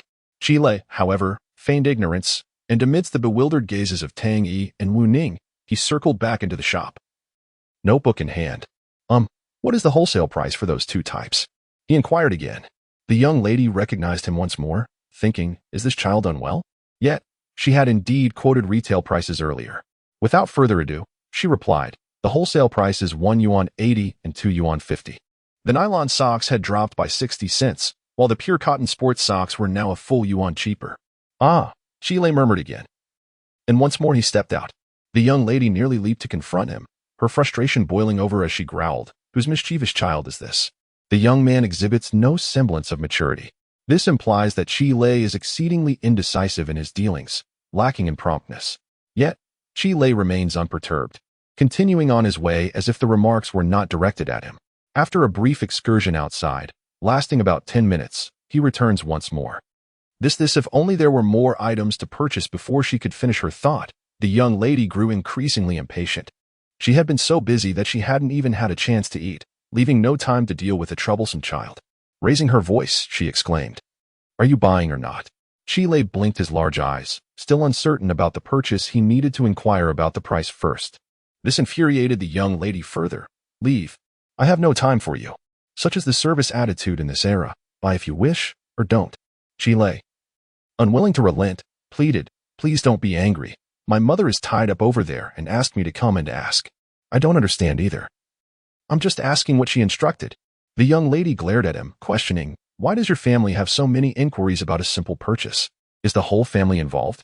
This elicited quiet laughter from the other customers, as it was indeed rare to see a child accompanying someone for a purchase. Yet, Lei remained adorably infuriating. What can I do? My mother has many items and cannot manage alone. The young lady, recognizing the futility of scolding the shameless child, realized that without properly attending to him, her business would suffer. Gritting her teeth, she said, "If there is anything unclear, just ask." Lei beamed with joy. "My mother asked me to inquire about the price for larger quantities. What can I get for a bulk order?" The young lady raised an eyebrow. "How many can you possibly order?" Socks, after all, do not sell in large volumes. Longjiang province is not a major wholesale hub like Guangdong or Zhejiang, and most customers here are merely local retailers. The majority are small vendors at street markets, purchasing 5 or 10 pairs per type and considering that wholesale. They sell quickly, fearing that stock will linger unsold. It is essential to understand that summer goods, once out of season, must be stored for a long time, only to be sold the following year with outdated styles. Thus, it is quite complicated. Despite the apparent crowd, wholesale purchases often consist of only a few dozen pairs. The young lady explained to Lei, "For orders of 20 pairs or more, we can offer a discount of 10 cents per pair. A further discount would set the price at 1.7 or 2 for per pair." "Oh," Lei responded, not turning to leave this time but instead flashing a sweet smile. "I will tell my mother." "Thank you, sister." The young lady finally relaxed, relieved that he was departing. Gradually, the irritation she felt towards him dissipated, and she softened her tone, saying, "Next time, just call me Sister Zhou or Sister Tao." Watching Lei exit, she returned to her business without further thought. Meanwhile, upon leaving the shop, Lei was met with a skeptical gaze from Tang Yi, who asked, "Why the back and forth? Are you indecisive?" Wu Ning scoffed at him. "What a nuisance. Just ask for the price, and if you're buying, buy. If not, leave. Why all this fuss?" The two watched him from outside, puzzled by his seemingly erratic behavior. Lei, however, chuckled quietly to himself. "Oh, it's not that simple. With your juvenile demeanor, she would surely chew you out." Wu Ning retorted, "Nonsense." Lei dismissed him with indifference, suggesting he should try for himself and meet back here shortly. After uttering those words, he proceeded to the second store, repeatedly entering and exiting. After several attempts, he finally managed to ascertain the base price. Upon returning to the front of the Shutao store, an hour had already elapsed. There stood Wu Ning and Tang Yi, their teeth clenched and faces wrought with indignation. They had indeed followed his advice and tried it out for themselves, fabricating a story that they were purchasing socks for their school team. Identical to what Lei inquired about, they promptly requested 50 pairs. However, upon seeing the two youngsters, the salesgirl raised an eyebrow and quoted a price significantly higher than what Lei had received, nearly approaching retail value. The duo, undeterred, ventured to another store, only to find similar responses. Realizing they were perceived as easy to deceive, the prices remained unyielding. Frustrated, the two simmered in their displeasure, exclaiming in frustration, "Not a single decent person in sight." Tang Yi remarked, "With such a generous bosom, how can she not be a good person?" To this, Lei merely shook his head in silence, pondering how the complexities of society far exceeded the simplistic understanding of their student days. Chapter 16. The disheartened businesswoman. In the realm of society, particularly in business, matters are seldom as simplistic as two naive children might envision. Everyone harbors a singular objective, to convert the currency in your pocket into that which resides in mine. None venture forth with altruistic intentions. As long as methods are reasonable and lawful, any means may be employed, and any vulnerability exploited. To speak candidly, whether buyer or seller, supplier or consumer, the essence of the relationship is fundamentally adversarial. An opponent knows no distinction between virtue and vice, honesty and deceit. You desire integrity from merchants, yet they perceive you as a mere child, easily manipulated, a notion that is quite natural. Furthermore, how can you ascertain that their integrity is not merely a weapon wielded against you? Observe closely. As Tang Xiaoyi and Wu Xiaojin looked on, Lei entered the young lady's shop for the 4th time. Upon seeing Lei again, Zhou Tao was left utterly exasperated, half laughing, half crying, and took the initiative to greet him. "What took you so long this time?" she inquired. Lei replied with a smile, "My mother's goods have nearly arrived." Zhou Tao, maintaining her composure, had already surmised as much. Given the time elapsed, it was evident he had been selecting merchandise elsewhere. It was somewhat regrettable. Had he procured everything from her, it would have been ideal. However, the underground business thrived, and she was not overly concerned about a mere few dozen transactions. "Tell me, is it just these 2 items you need? Is the price I offered reasonable?" "Indeed." Lei nodded in affirmation. "However, My mother has asked me to inquire if a larger quantity could fetch a better price. Zhōngkǎo, upon hearing this, felt a twinge of irritation. This price is already reserved for my loyal customers, and it's the lowest I can offer in this underground market. Ah, I see. Qi Lei continued to nod, his demeanor still quite endearing. I have already relayed this to my mother, but she insists I explore other options to see if I can secure a lower price. Explore other options? Zhōngkǎo mused, realizing the boy had not limited his inquiries to her establishment. Yet, the price she had provided was indeed quite fair. I wonder just how many units your family intends to purchase? She asked with a hint of displeasure. This price is already quite competitive. Qi Lei raised 2 fingers, indicating the quantity. 20 pairs? Zhōngkǎo guessed. 200 pairs, Qi Lei clarified. How many? Zhōngkǎo was momentarily taken aback. 200 pairs? In total? Yes, 200 pairs. The realization struck Zhōngkǎo this was indeed a substantial order. She could not help but feel a flicker of surprise. It was rare to encounter a customer with such a volume, particularly given that Qi Lei's little notebook contained more than just these 2 items. She regretted not paying closer attention to this young man earlier. This was a genuine large order, one not to be overlooked, regardless of the thriving business. Alas, it was too late. It seemed the procurement was nearly complete. After a moment's contemplation, she summoned a sales associate to tend to her current customer and let Qi Lei aside. Brother, are you truly intending to procure such a substantial amount? Qi Lei nodded earnestly. Indeed. Zhōngkǎo immediately lowered her head in thought, then broke into a broad smile. Here is the deal. Go back and tell your family that for this order, as a gesture of friendship, I shall not profit from you. I can offer you 1. 5 and 2. 2. This is already my bottom line. The next time you come here, I will still give you this price. Qi Lei hastily expressed his gratitude, thanking Sister Tao. He appeared hesitant, as if he had more to say. Zhōngkǎo, discerning the child's apprehension, pressed him. What's the matter? Speak your mind. There's no need for formality with me. Relenting, Qi Lei pulled out his small notebook and indicated several categories he had circled. This one, and this one. How much do they cost? Zhōngkǎo was astonished to discover there were more than 2 categories. These? Your mother has tea placed an order yet? Qi Lei replied. No, not yet. You want 200 pairs of each? Yes, 200 for each. Zhōngkǎo's heart soared with joy. It seemed it was not too late after all. What a significant buyer he was. This completely transformed her impression of Qi Lei, from a mere unfortunate child to a veritable harbinger of fortune. Qi Lei requested 5 categories, totaling 1,000 pairs. Additionally, the notebook bore markings for some high-end brands. Such socks were quite costly. It was improbable he would order 200 pairs of them, even if Qi Lei desired them. Zhōngkǎo did not have that many in stock. These were typically sold in smaller quantities, used primarily for show. Qi Lei only needed 3 to 5 pairs of each. Yet he requested a remarkable variety, nearly encompassing all of Zhōngkǎo's high-end offerings.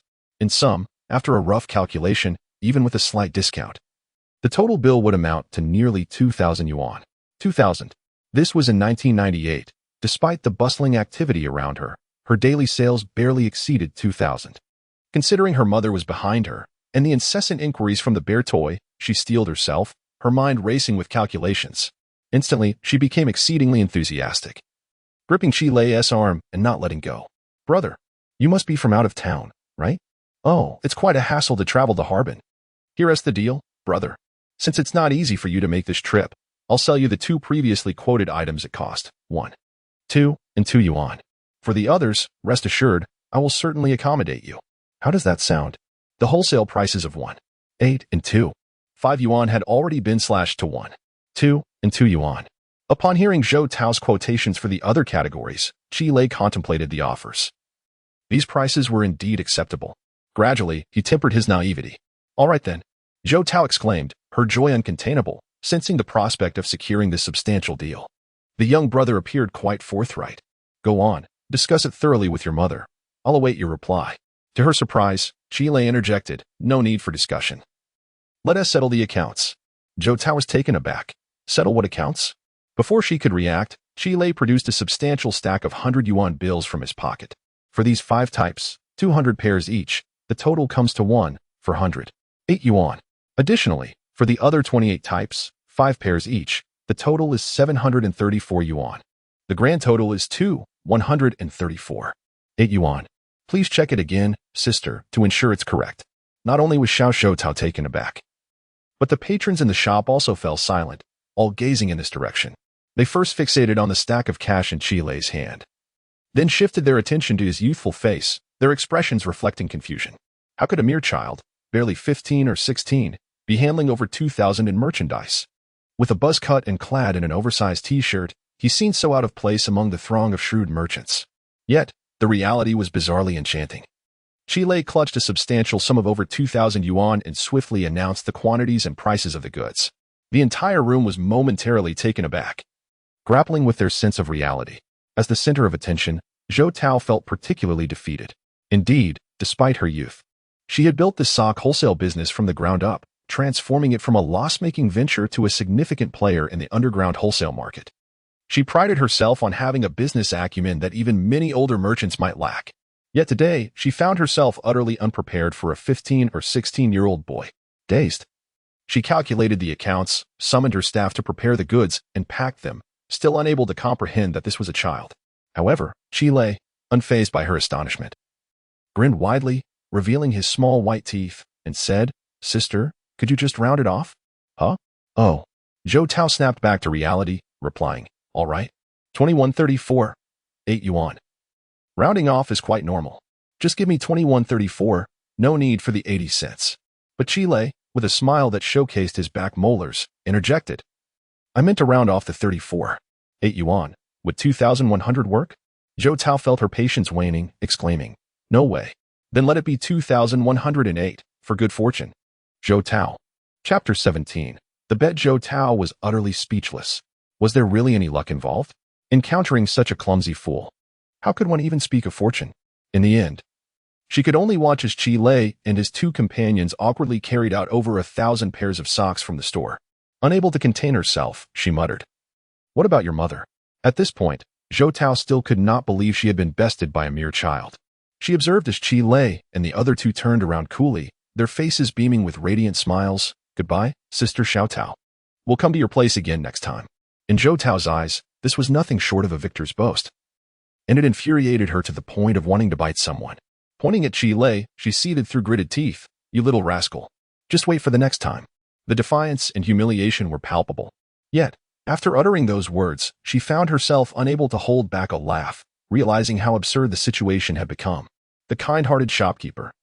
If not for her guidance, Chile would have remained oblivious to the fact that he could take a freight bus directly from the underground wholesale market. This was a unique product of the late 20th century, exclusively for cargo transport, with even the windows sealed shut. These buses were dedicated to transporting goods from various wholesale markets in the provincial capital to all corners of Longjiang, in an era when transportation was not well developed. They played a role even more significant than logistics for short-distance transport. Typically, cargo owners would load their goods onto the bus and could easily take a train or passenger bus to their destination, retrieving their goods upon arrival. When Chile and his companions arrived with the socks, the departure time was fast approaching. The driver took a glance, charged 10 yuan, and informed Chile that they could head to Shangbei to pick up the goods. At this moment, Chile once again employed his charm and persistence to secure a ride for himself and his friends. Initially, the driver was reluctant to take on the extra hassle. But since the load for the day was light and his partner had not shown up, he decided to accept the three for an additional 10 yuan. They agreed that if any unloading was required during the journey, the trio would lend a hand. This freight bus did not have seats, so the three squeezed in among the cargo, nestled against a softer, larger item. Although it was uncomfortable, it was certainly preferable to being crammed into the old green carriages.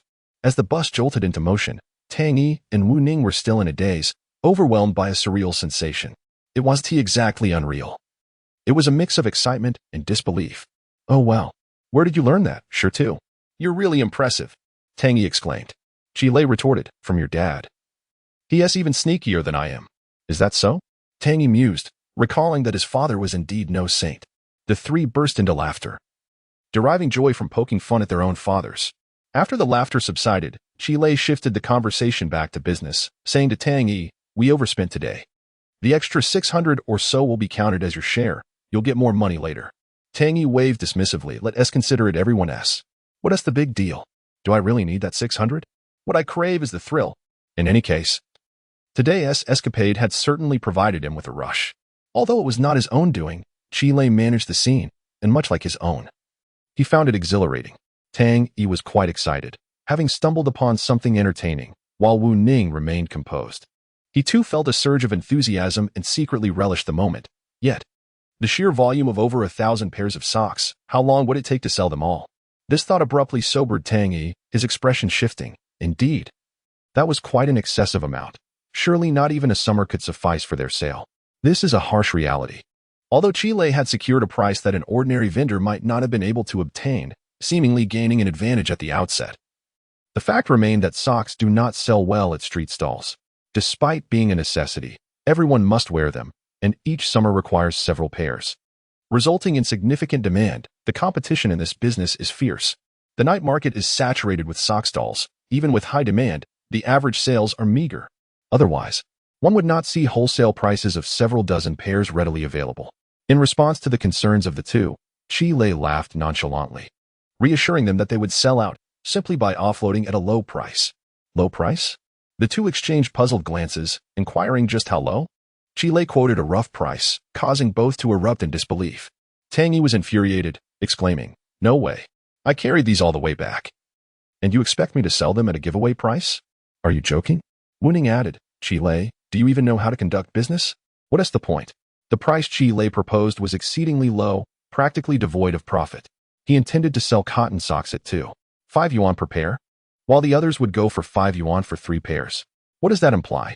The cost price for the sports socks is 2 yuan, yielding a profit of merely 0.5 yuan per pair. The other 4 types have cost prices ranging from 1.2 to 1.4 yuan per pair. If sold at 5 yuan for 3 pairs, the average profit dwindles to merely 0.3 yuan. Of course, this does not account for the travel expenses incurred by the trio to the provincial capital, the shipping costs for the socks, and the daily stall fees at the night market, among other expenses. When all is considered, if we deduct an additional 0.1 yuan per pair for costs, that leaves a scant margin of merely 0.2 yuan. 2 dimes. Are we Santa Claus? Giving away gifts? Wu Ning felt a sense of urgency.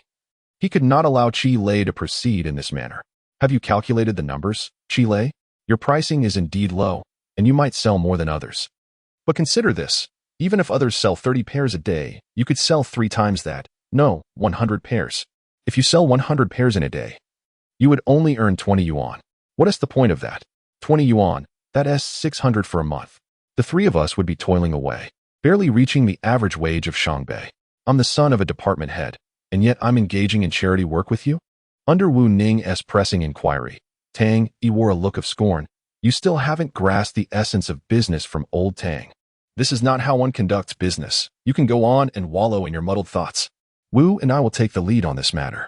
As they spoke, he and Wu Ning took the initiative, leaving Chile behind as they began to discuss a reasonable price. Chile did not intervene, which was a positive development. The two individuals transitioned from their initial stubbornness to active participation, and this transformation is of utmost significance. Moreover, as a reincarnated individual returning to over 20 years ago to sell socks, it may seem somewhat embarrassing for a reborn person. However, Chile held a different perspective. Lacking substantial capital and knowledge of future stocks and lotteries, he opted to accumulate wealth from the ground up. Regardless of the endeavor, every effort was a product of labor. And there was no shame in that. Furthermore, the two individuals genuinely began to invest their attention, meticulously studying the intricacies of the business. They soon discovered that it was not as straightforward as it seemed. They needed to set a relatively low price to secure greater sales while ensuring that the price did not fall too low, thus protecting their profit margins. Ultimately, the brothers decided to price the socks, which cost them 2 yuan, at 10 yuan for 3 pairs, while the remaining 4 types were set at 10 yuan for 4 pairs. This pricing strategy assured a profit of over 1 yuan per pair, and it was certainly more affordable than competitors' offerings. Wu Ning calculated the total profit from selling all the socks and exclaimed that if they managed to sell over 1,000 pairs, they could potentially earn more than 1,000 yuan. He provocatively raised an eyebrow at Chile, saying, "What do you think? I can outsmart you." Tang Yi chimed in, teasingly pointing at Chile, claiming he was incapable, as if his mind were filled with chickens. Chile regarded the two with a cryptic smile and suddenly proposed a wager. "How about we make a bet? Let us try my method first, and if it proves more effective than yours, I win." "Humph." Wu Xiaojin scoffed. "That sounds unfair, as if we are bullying you." Yet, when the opportunity to bully arose, they showed no hesitation. The notion of a wager was familiar in any era, though in 1998, the internet was non-existent. And all-night gaming merely meant spending hours in a computer room. Qi Lei found little interest in a 5 yuan wager. It hardly seemed fitting for these two. An idea struck him. Why play small? After the high school entrance examination results were released, wouldn't they have to return to school? If I lose, I must call out to my homeroom teacher, little Lu, in front of everyone. If you lose, you must embrace and kiss during the graduation photo. The two were momentarily stunned. Whoa, are we really going that far? However, upon reconsideration, they thought, are we afraid of you? After all, we're not the ones losing. Almost in unison, they declared, it's a deal. Let us go for it. Well, these two fools had let Qi Lei lead them down this path. Their minds were consumed with thoughts of winning and losing. Had this been a serious businessman, who would allow such an unreliable pricing experiment? And a bet at that? Making money should take precedence. Chapter 18. Declaring war on the night market. The freight bus was significantly swifter than the large green train, making fewer stops along the way. The three brothers honored their commitment, assisting the driver in unloading the cargo. After a little over 2 hours, they returned to Shangbei before 6 o'clock. The driver was amiable. Having heard about their destination, he took a detour to ensure they reached the street corner. Instead of returning home, they carried 2 large bags of socks to Qi Lei's grandfather's house. Qi Lei's grandfather, grandmother, and his third uncle, Qi Guodong, resided together in a modest courtyard. Upon entering the yard, they found Qi Guodong absent, while Qi's grandmother was tending to her flowers. Curious about the large parcels the boys were carrying, she wondered what they contained. The trio, however, was in no rush to explain, as they were quite hungry after only having consumed 2 buns for breakfast. Qi's grandmother assumed the boys had been playing all day. Just as she and her husband finished their meal, she hurried to the kitchen to reheat some food, adding an extra dish to the table. Hearing the commotion, Qi Lei's grandfather, who was listening to the radio, ambled out with hands clasped behind his back, sporting an expression of displeasure. He immediately interrogated, why didn't you come yesterday? Didn't you just finish your exams the day before? Qi Haiting had Qi Guojun at the age of 30, who then had Qi Lei at 30 as well. Thus, despite Qi Lei being only 16, his grandfather was already in his 70s. Having retired for over a decade, he increasingly resembled a playful old child, unable to tolerate any inconvenience, especially if his grandson failed to visit him for a day. Another reason for his grumpiness stemmed from the strained relationship he had with his children. Despite having 3 wives and 11 children, only his youngest, Qi Guodong, remained close. Even his eldest son, Qi Guojun, harbored grievances against their father. Consequently, as he aged, he became more solitary, showering Qi Lei with affection and growing restless after a few days apart. Naturally, Qi Lei sought to placate his grandfather's ire. After all, he was the eldest in the family, and his grandfather had just undergone surgery a couple of months prior. Once he managed to soothe the old man, he finally broached the main topic. They wished to undertake a significant venture during the summer break by setting up a stall at the night market. Preferring to keep it a secret from the family and hoping for his grandfather's discretion. Upon hearing this, Qi Lei's grandfather clapped his thigh in approval, exclaiming, excellent. Grandfather supports you. What if your studies aren't perfect? You can still achieve success. His pride was palpable. This is what it means to take responsibility. The 3 boys exchanged approving glances, acknowledging their grandfather's enlightened perspective. Delighted by their response, Qi Lei's grandfather began reminiscing about his own youthful endeavors filled with nostalgia. The special bond between grandparents and grandchildren was evident. He would have supported them even if they sold socks, as he regarded his grandson with unadulterated admiration. Is the money sufficient? Shall I give you a little more? Qi Lei quickly shook his head, assuring him it was enough. Good. His grandfather beamed, pointing at Qi Lei with gleaming eyes. My grandson will undoubtedly surpass his father. If the Duke of Qi were to witness this, he would undoubtedly be exasperated. My existence feels utterly stifling, and you, of all people, are a father? After finishing dinner at their grandfather's home, the 3 brothers lingered for a while, engaging in conversation with the elderly couple. However, they did not see Qi Lei's third uncle return until after 8 o'clock. The parents had long since grown accustomed to the absence of their children for an entire day. In this era, children are often allowed to roam freely, especially during the summer and winter vacations, and it only becomes a cause for concern if they are missing for several days. Upon inquiring about their whereabouts, they learned that they had dined with the elder, which put them at ease. Wu Lihua and Qi Guojun did not even bother to ask where they had been during the day. Upon seeing Qi Lei collapse onto the bed, they merely advised him to wash his face before sleeping and return to their room to watch television. However, It wasn't long before Guolihua ventured out to Tang Yi's house to watch more television, spending the night there. Meanwhile, Wu Lianshan and Tang Chenggang arrived at Qi Lei's home. 3 middle-aged men, each clutching a bottle of beer, engaged in conversation while watching CCTV 5. It was then that Qi Lei realized the French World Cup was currently underway. Regrettably, the 3 older gentlemen were destined for disappointment, as neither the Netherlands, favored by Wu, nor Italy, supported by Qi and Tang, would emerge victorious. The triumph, it seemed, belonged to France, and thus to Qi's ancestry. Tang Yi and Wu Ning, upon returning home, collapsed onto their beds. Yet, sleep eluded them.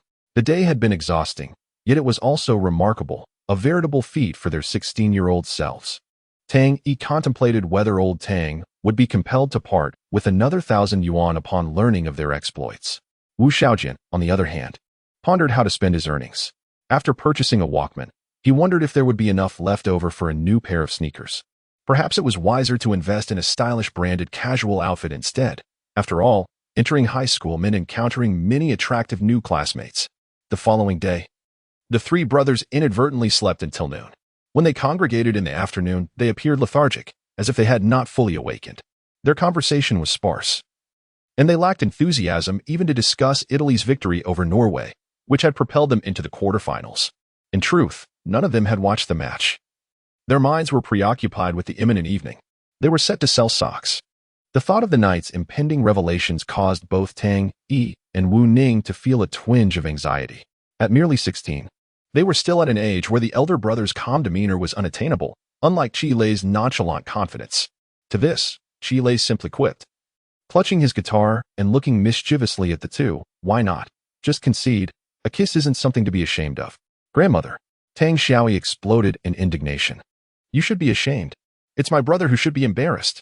Wu Xiaojian envisioned the scene of him embracing Tang Yi in front of their classmates, which sent a shiver down his spine, causing him to whine, I still have to navigate life at Zhōngkǎo. The focus swiftly shifted from their plans to sell socks to their wager. Around 4:30, Qi Lei issued the command, and the 3 brothers, brimming with confidence, set off towards the night market. Yet, before they departed, both Tang Xiaoyi and Wu Xiaojian made a brief return to their homes. As they emerged, both individuals donned baseball caps, having also appropriated the large sunglasses of Tang's and Wu's fathers, along with high-collared coats that were tightly wrapped around them. Tang Yi exhaled, feeling considerably more at ease. Qi Lei, on the other hand, was at a loss for words. Nightfall would soon descend, and wearing such oversized sunglasses seemed futile. Moreover, during the sweltering summer, weren't they concerned about developing heat rash? Disregarding their antics, the trio each mounted their bicycles. Equipped with items for their stall, Tang Yi had pilfered a white bedsheet from home and some cardboard from dismantled fruit boxes. They made their way to retrieve socks from Qi Lei's grandfather before heading straight to the night market. Unlike the night markets in various regions of the future, which primarily focus on delectable street food, the night markets of the 1990s served as crucial venues for the circulation of essential goods in northern towns. In this era, supermarkets were still a novel concept for the North, which often lagged behind the South. Purchasing rice and flour required a trip to the grain and oil shop, while meat and vegetables were sourced from markets or morning bazaars. For daily necessities, the night market was the preferred destination.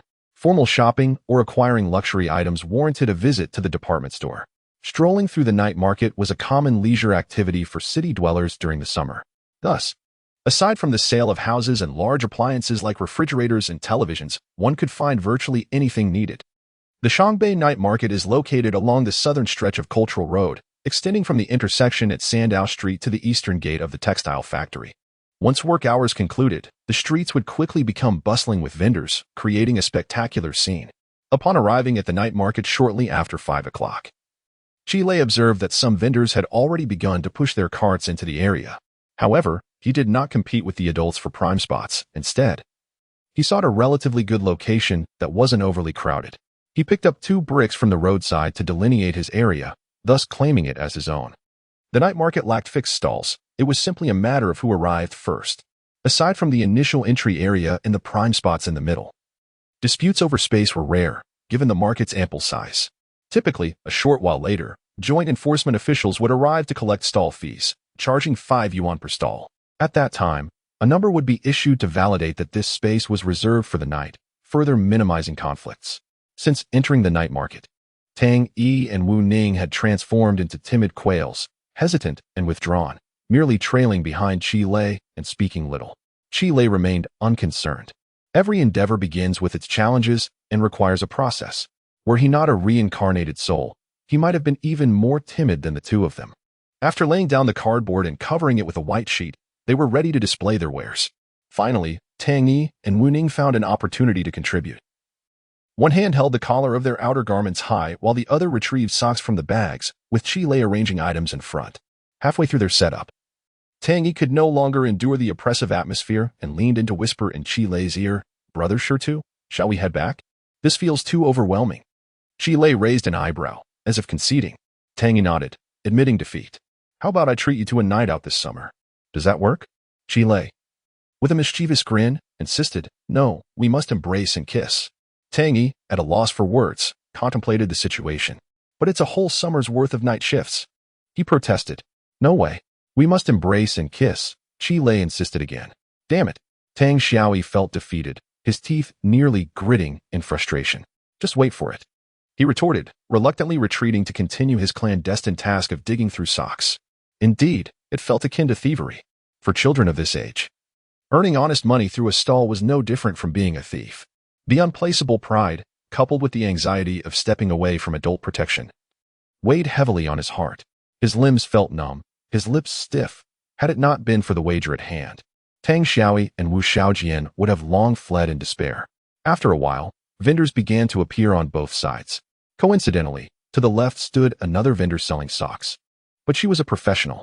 Her two-wheeled cart, about 1.5 meters long, was flat and equipped with small compartments for displaying goods. Additionally, there were simple shelves for hanging products. Besides socks, she offered various other items, making it convenient to sell along the street or set up a stall. Upon seeing this, Tang Yi couldn't help but smirk at Wu Xiaojian, saying, "Look at her. She's the real deal while we're just amateurish." This remark left Wu Ning feeling even more embarrassed. Chapter 19. A sense of superiority. The seasoned vendor next door immediately took notice of her neighboring competitor upon arrival. Initially apprehensive, she lamented the unfortunate circumstance of two sock sellers being situated so closely. After observing the trio of inexperienced youngsters for a while, she finally exhaled in relief, concluding that they were merely three naive souls, inconsequential in the grand scheme of sales. What do they know about the trade? Selling socks nonetheless. The vendor possessed her own business acumen. Socks, after all, are typically hidden within shoes, whether one's heel is exposed or a toe protrudes through a gaping hole. Who can discern? Generally, few would make a special trip to the night market solely for a pair of socks. Instead, they meander through the stalls, browsing various trinkets, and might casually pick up a couple of pairs along the way. Thus, a comprehensive stock of merchandise is essential for selling socks. Not only must the variety of socks be extensive, but other everyday items, such as hair ties, nail clippers, and hairpins, should also be abundant. The greater the assortment, the more likely one is to attract customers. Indeed, her stall boasted an impressive array of dozens, if not hundreds, of items. This is the essence of entrepreneurship. In contrast, she noted that her neighbor had only 5 basic types of affordable socks on offer. While there were numerous extravagant items, they were prohibitively expensive. Who would purchase such luxuries? Although her neighbor did carry a few high-end socks, they remained unsold even as the market began to close. In these times, the common folk are impoverished, and the affluent are but a minority. While branded socks priced at 10 or 20 yuan may be appealing, they often remain unworn, resulting in sluggish sales. After scrutinizing her neighbor's goods, she regarded the 3 youngsters with disdain, lamenting the abundance of individuals who, failing to apply themselves in their studies, believe they can simply coast through life. And these 3, without a doubt, were the most unfortunate of the lot. One might ponder, at such a young age, with ample energy and decent looks, why not pursue something more rewarding than peddling wares at a stall? Frankly speaking, they were simply lacking ambition, amounting to nothing. While she criticized others for their lack of drive, she failed to recognize her own predicament as a sock seller. Yet, this was the prevailing mindset of her generation. Young people ought to be adventurous and proactive. Remaining stagnant in this dilapidated place without striving for education was deemed a sign of failure. Moreover, she found a sense of superiority in her assessment of the 3 youths. Grateful that her own son was diligent and focused on his studies, she mused about how distressed she would be if he mirrored their lack of direction. The more she reflected, the more content she became, convinced that the weather was splendid and that the night market would surely attract a crowd. With those three foolish boys in proximity, her business was bound to thrive. Despite the modest size of her stall, she managed to earn over 1,000 yuan each month through early morning markets, night markets, and street vending. Although she held a dismissive view of Qi Lei and his companions, she concealed her disdain well, demonstrating the shrewdness that comes with adulthood. Seizing an opportunity, she initiated a conversation with Qi Lei, asking, "Young man, with so many socks, who do you intend to sell them to?" As he busied himself, he replied with a smile, "We'll sell them slowly, but we surely can't compete with you. You must teach us your ways." She chuckled. "What does it matter who sells more? Let those who wish to buy do so." Qi Lei climbed up the pole. "Auntie, could you enlighten us on whether selling these items is profitable?" The aunt stiffened her neck. "What profit? 10 or 8 yuan at most. Not to criticize you, but why don't you young folks venture into the city? Here, you toil endlessly without making a decent living." Realizing her words would not sway the trio of rascals, she thought, let them snatch business. It won't be much anyway. Changing the subject, she remarked, "You all seem rather young. Why aren't you pursuing your studies?" Qi Lei replied, "I just graduated from the 9th grade. "Oh," she mused, understanding that he had stopped his education after junior high. "What a waste. You'll amount to nothing." Just then, a group of youths passed by the stall, and her eyes lit up as she called out to one, "Deji, come over." Deji, a tall and lanky boy, initially ignored her, but after her persistent calls, he reluctantly approached his classmates, whispering a few words before shyly stepping closer. With a sullen expression, he muttered, "Mom. Hey, why are you so reluctant, huh? Are you embarrassed by your mother?" Grabbing the boy, she introduced him to Qi Lei and his companions. "This is my son, Song Deji. He is in the 2nd year at No. 2 middle school and is quite the scholar. You know number 2? It's a prestigious school, very selective." Qi Lei, pretending not to grasp the aunt's intentions, greeted her with a smile. As for Tang Yi and Wu Ning, they exchanged silent glances, adjusting their collars higher. "What a predicament, just when we thought we were safe. We run into someone from number 2. Under his mother's imposing presence, Song Deji had no choice but to greet Qi Lei and his friends, feeling a strange familiarity with them.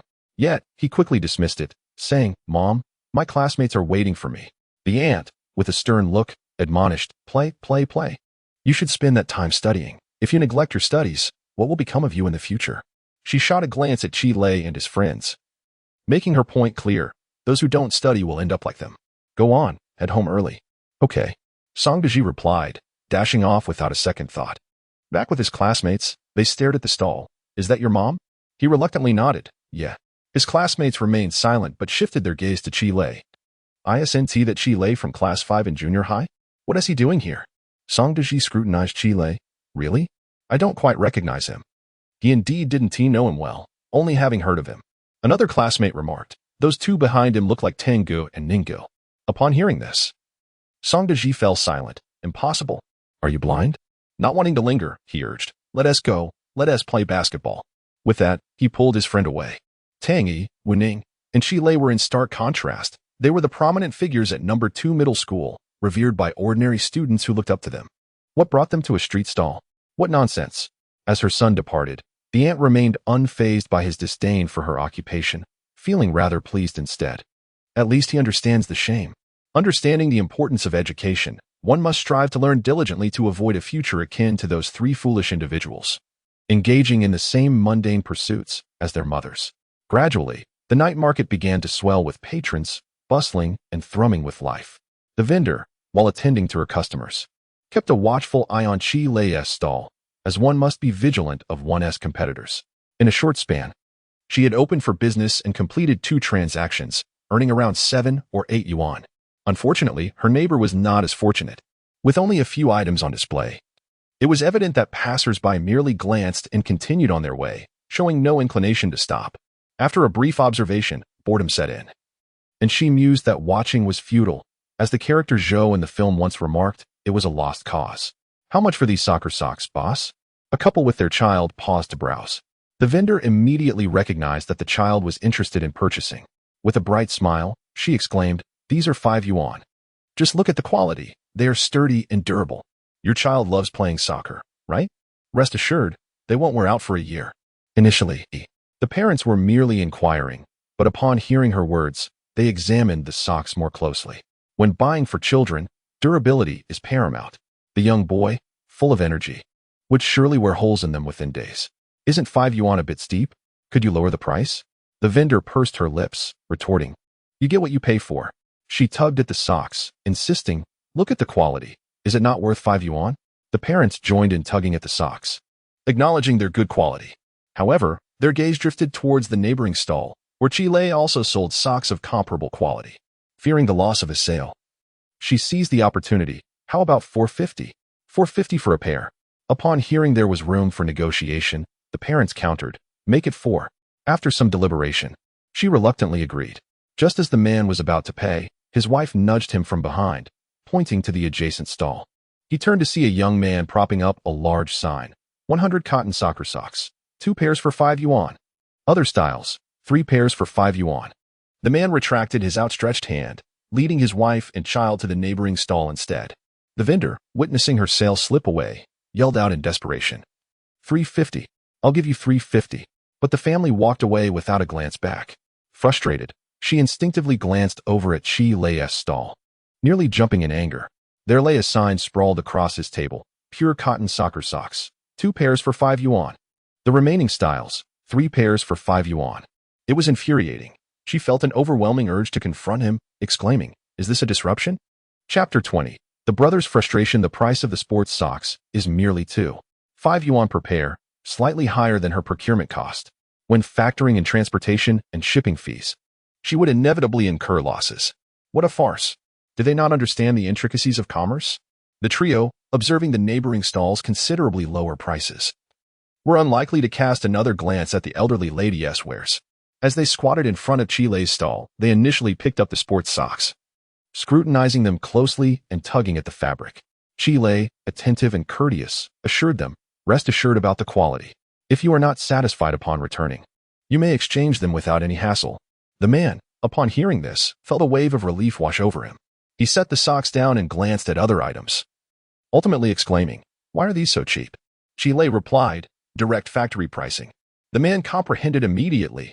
Indeed, it was a remarkable bargain, whether in 1998 or 2018.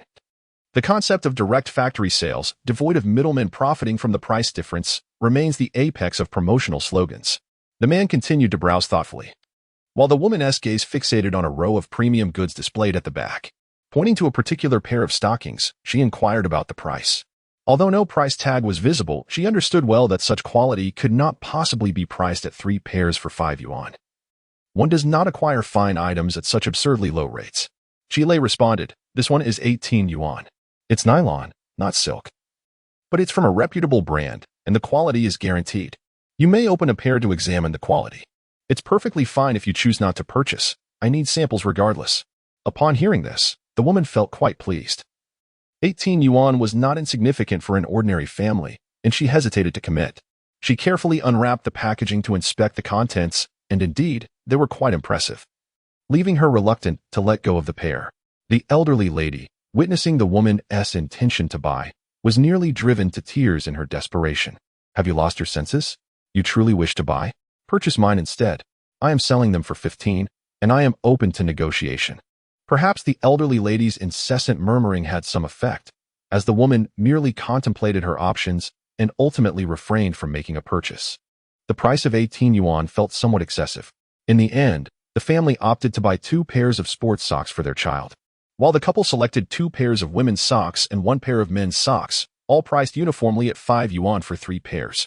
Moreover, in stark contrast to the elderly lady's relentless bargaining, this family paid a total of 10 yuan without a hint of negotiation, leaving her somewhat relieved yet inwardly cursing. Selling 5 pairs of socks for 10 yuan will not ruin you, you bunch of wasteful fools. However, Chile's interference rendered her sock business untenable. With such a prominent brand on display, who could possibly overlook it? This was the epitome of a loss-making venture masquerading as a bustling enterprise. A strategy the elderly lady dared not pursue. While her sock business dwindled, Chile's stall attracted an ever-growing crowd. It can be said that there was no shortage of bargain-seeking customers, and soon, the area became overcrowded. All were inspecting the goods, confirming that the quality was satisfactory and not a mere ruse of inferior merchandise, and thus transactions commenced. Initially, the elderly lady watched with a malicious glee, thinking to herself, may you suffer losses. May you 3 little rascals be ruined. Yet, before long, Even the premium items began to sell, leaving the elderly lady livid, her face turning an ashen hue. Internally lamenting, mine is cheaper, and the quality is not inferior. Why does no one inquire? She thought to herself, come. His ordinary socks were indeed inexpensive, yet those premium items were far from cheap. What foolishness! Just as he was berating internally, lo and behold, another pair sold. With a start, the old lady felt a pang of imbalance, the disparity weighing heavily on her mind, as in such a brief span, 2 pairs had already been sold.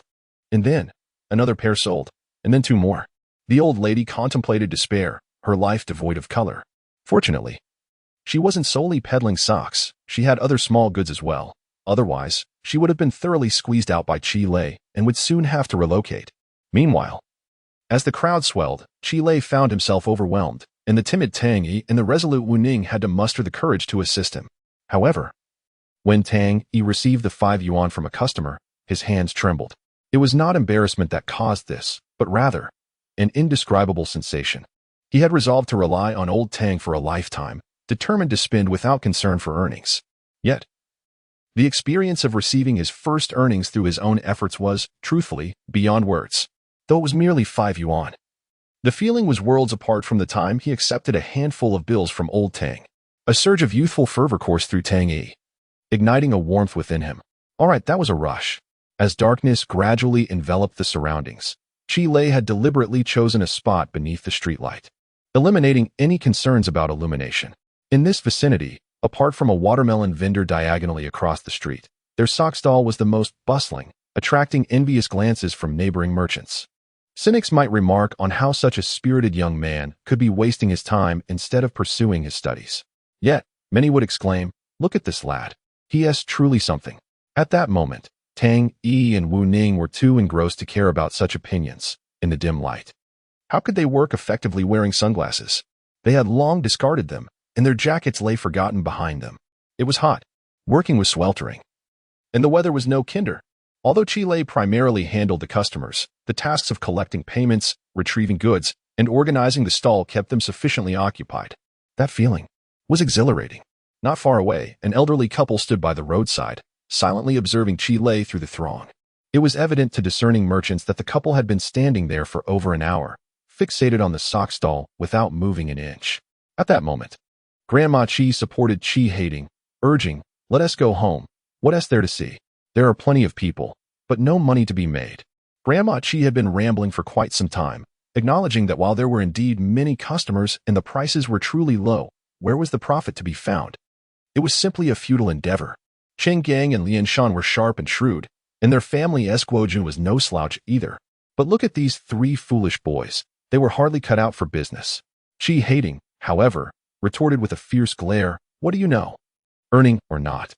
It's all a matter of skill. The old man had come with reservations, but now he felt more elated than anyone else. In his eyes, his eldest grandson was destined for greatness. What of earning or not? At 16, why fear the lack of income?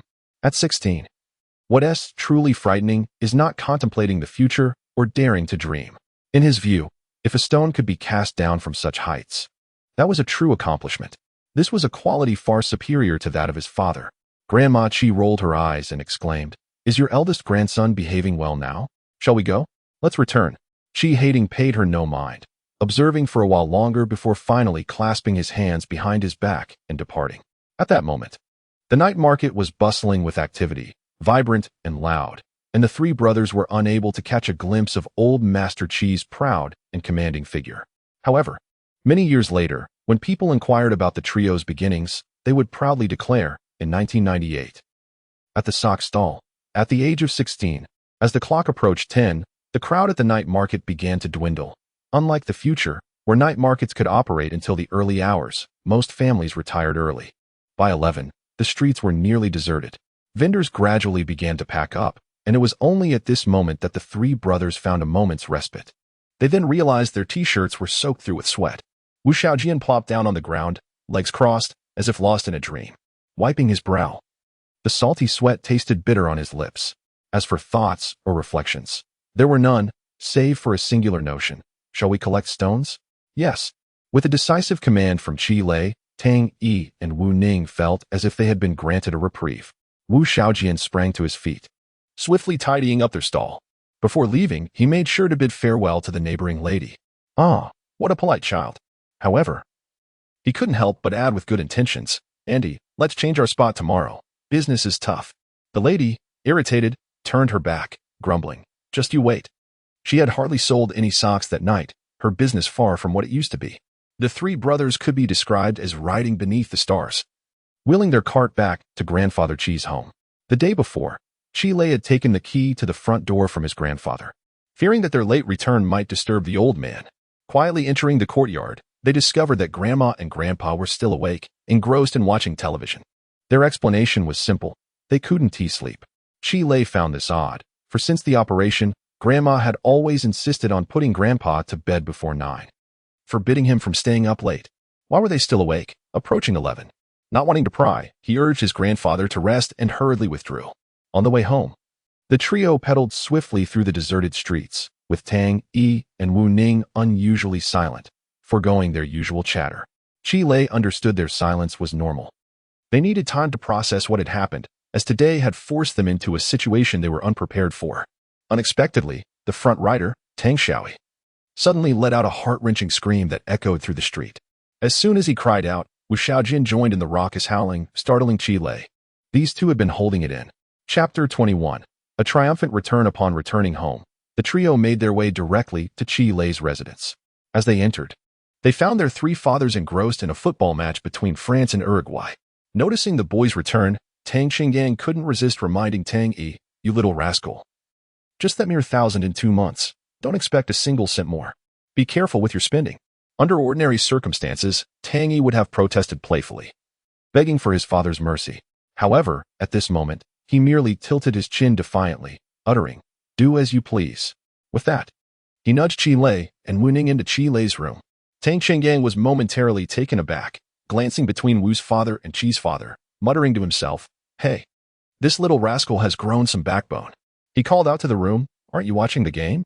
It was Chi who poked his head out, taking a glance at the television before declaring, Uruguay has no future. France has this match secured. The three fathers fell silent. Was France really that secure? Upon entering the room, Tang Yi promptly locked the door, while Wu Ning drew the curtains tightly shut. The two then fixed their eager eyes on Chi, urging, hurry up. Show us what you've got. Chi, too, was brimming with anticipation. Setting up a stall was one thing, but experiencing life anew at the age of 16, with a fresh starting point, was a tantalizing prospect. He was eager to discover the fruits of his labor in this timeline. He retrieved a plastic bag he had kept close to his chest and poured its contents onto the bed. A substantial pile emerged, a sight to behold. Tang Yi and Wu Ning's eyes gleamed with greed. The pile was comprised entirely of cash, 5, 10, and even 1 and 2 yuan notes, along with 2 50-yuan bills. Count it, count it, Tang Yi exclaimed, rubbing his hands together as the trio settled onto the bed to tally the money. The scene was reminiscent of three little misers, their excitement bordering on the comical as they counted and licked their lips in anticipation. After counting the money 3 times, they combined their totals to determine the evening's earnings. How much? Tang Yi nearly shouted in excitement, but quickly suppressed his voice, glancing anxiously towards the door, unable to contain his curiosity as he stared at Wu Ning. Wu Ning, pencil in hand and notebook open, gazed at the calculated figure in disbelief. 9,999. 927. How much? Tang Yi could not help but yell, immediately looking towards the door in alarm. Is this for real? Wu Ning's face contorted in confusion. It couldn't be wrong. But this was quite different from his initial estimate. Having come from a family of accountants, Wu Ning understood the importance of bookkeeping and had been quietly calculating throughout the selling process, even during their visit to Chi's grandfather. Although they sold a considerable number of items, over 300 pairs of socks, which was a third of their stock, the trio had wagered on Chi's lower prices. At 5 yuan per pair, the total revenue from 300 pairs would amount to around 600 yuan. This figure had already taken Wu Ning by surprise. Although the previous estimates indicated that each pair of socks yielded a mere 20 to 30 cents in profit, the total profit from 300 pairs amounted to a substantial 60 or 70 yuan. Wu Ning had to concede that this income was quite impressive, far exceeding his expectations. However, he did not anticipate such a significant discrepancy in the projected revenue. Where did the additional 300 pairs come from? 927. Tang Yi exclaimed. His mouth agape, goodness. How could there be this many? In response, Qi Lei silently contemplated, ultimately arriving at a conclusion that aligned closely with his own thoughts. What does this mean? Wu Ning inquired, perplexed. It's more. Significantly more. Qi Lei, did you forget to account for those high-end brands? Wu Ning questioned. Oh? Wu Ning paused, realizing that he had indeed overlooked this detail, as Qi Lei had been managing the sales and they both lacked the necessary expertise. Qi Lei asked, Can you guess how many branded items we sold tonight? The two shook their heads in uncertainty. A total of 13 pairs. How many? They instinctively inquired again. 13 pairs? That can't be true. Their immediate reaction was disbelief. It's impossible. Established brands don't sell even a single pair in a day. And you sold 13 pairs in just one night? Moreover, Qi Lei's prices were higher than theirs. It's true, Qi Lei asserted without jest.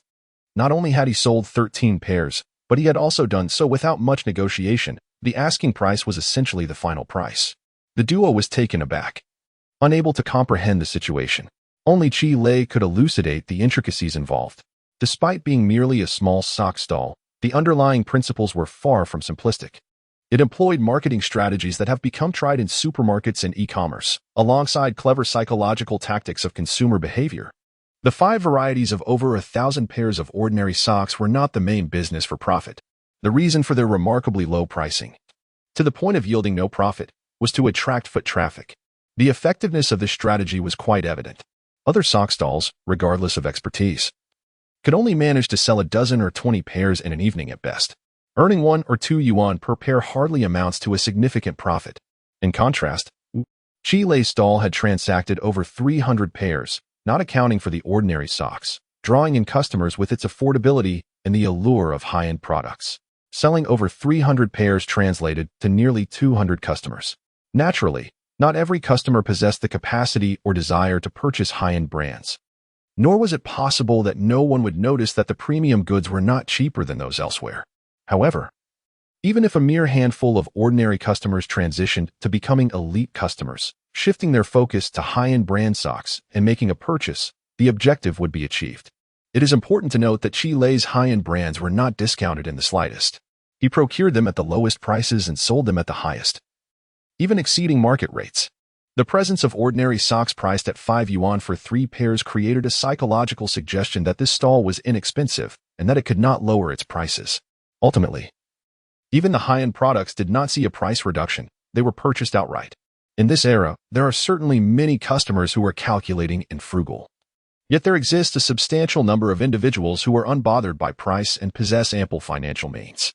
The profit margin within this context is astonishing.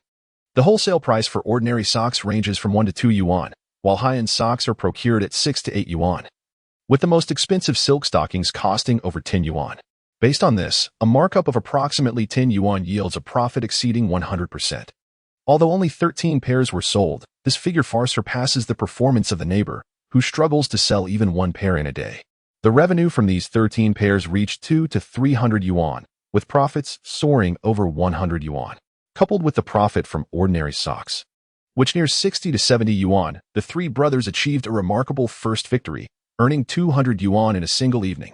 As for why only 5 categories of ordinary socks were stocked instead of a complete assortment to attract more customers, the reasoning is quite simple. An abundance of low-price products can easily overwhelm customers, making it simpler to meet their demands. Once all their needs are satisfied, who would still look towards the high-end offerings? Thus, despite the limited 5 basic styles, there lies a profound strategy. 200 yuan. At this moment, Tang Xiaoyi sat on the bed, his mind unable to fathom the reality. He had earned 200 yuan in one night. Although Tang Xiaoyi had been exposed to the world and, under the influence of old Tang, understood that 200 yuan was not an extraordinary sum. After all, there are many families in Shangbei earning several thousand or even over 10,000 a month. It was an entirely different matter to earn that amount himself. This was no longer a mere exceeding of expectations, it was utterly incomprehensible. 6,000 a month? That translates to 12,000 over the summer vacation. Am I not remarkable? Wu Xiaojian, too, was in a dreamlike state, and although he had seen his fair share of the world, a monthly income of 6,000 was something his family could not even approach. Thus, it seemed old Wu was merely average after all. He was even outperformed by me. Achu. In the next room, Wu Lianshan let out a tremendous sneeze. Who was mentioning me? Chapter 22. Under scrutiny, Tang Yi and Wu Ning were so exhilarated that they found it impossible to sleep. Instead, they chose to spend the night at Qi Lei's residence. Although Qi Lei had an extra room available, the two insisted on squeezing into the same room with him. They laid out a bamboo mat on the floor, added 2 blankets, and made do. Without needing Qi Lei's assistance, they managed it themselves, clearly not their first time. With the lights turned off, the faint sound of a television could be heard from the next room, where Huang Jianxiang was narrating a match featuring the Brazilian team. However, without the legendary commentary of the great Italian left back, it felt somewhat lacking in flavor. Both Tang Yi and Wu Ning, who were fond of playing and watching football, found themselves devoid of any interest. They lay staring at the ceiling, their eyes gleaming in the dim light. After a prolonged silence, Wu Ning suddenly spoke up. "Sure too. You seem different lately." Qi Lei, lying on the bed, chuckled to himself. "Different how? Am I more handsome?" "Wu Ning, that's impossible. There's still a gap," he replied.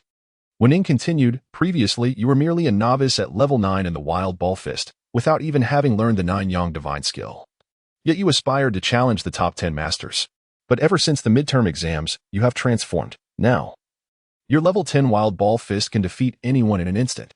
"Wow," Qi Lei exclaimed, taken aback by the comparison, realizing how juvenile it sounded.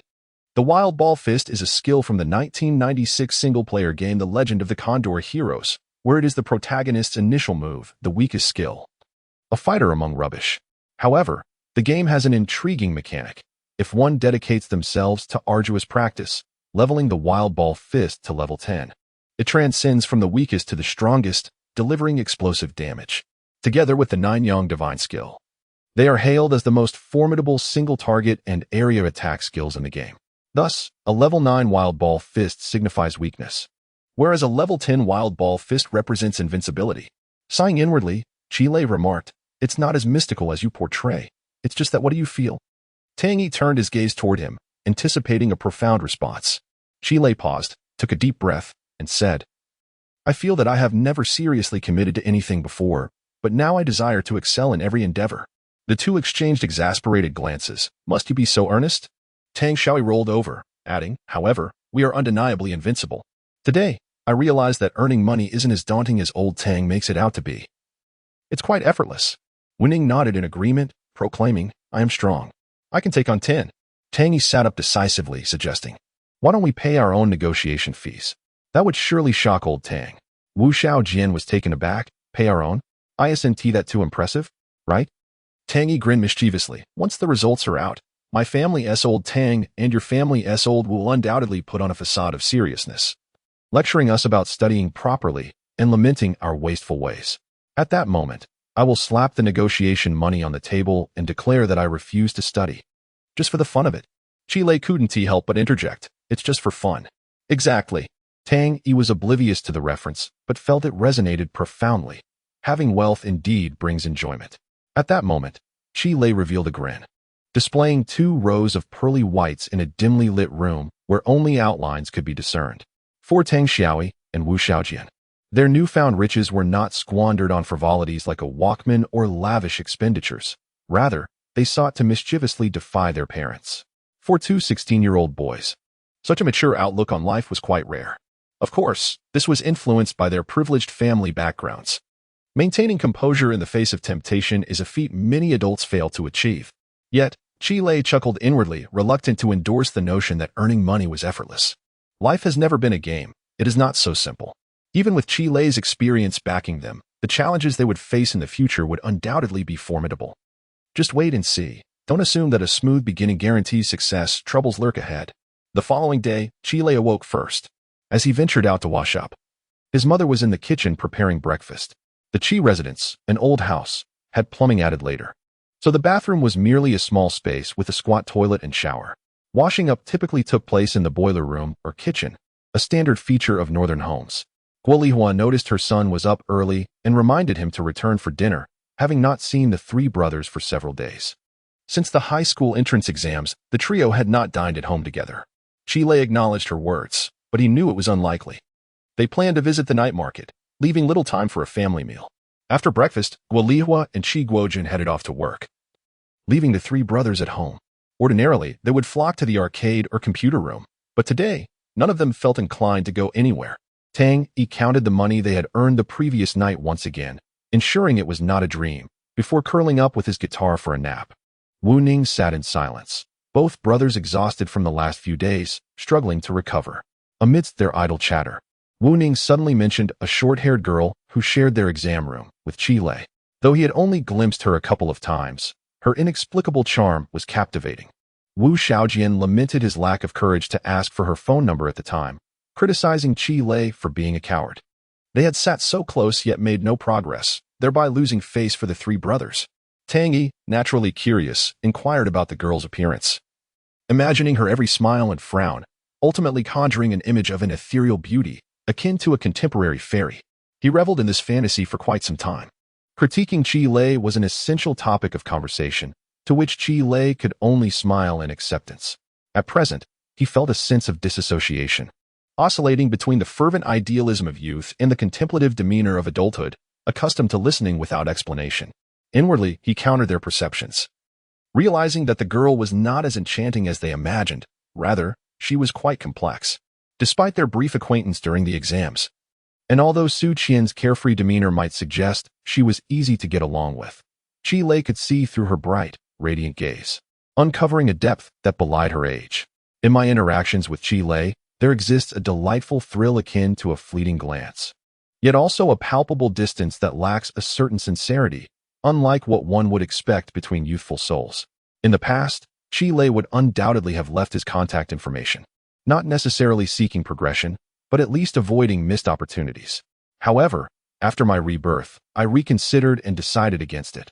Perhaps this current state is indeed the most favorable. Henceforth, our lives shall remain unentwined, and the occasional reminiscence will be filled with fondness. In this era, this phenomenon is referred to as the beauty of imperfection. After enduring the wait until around 4 in the afternoon, I set up my stall as usual.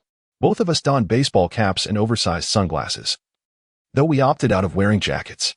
It is true that while the pursuit of profit is commendable, the exhilaration of the moment still requires a degree of fortitude to face as Qi Lei does.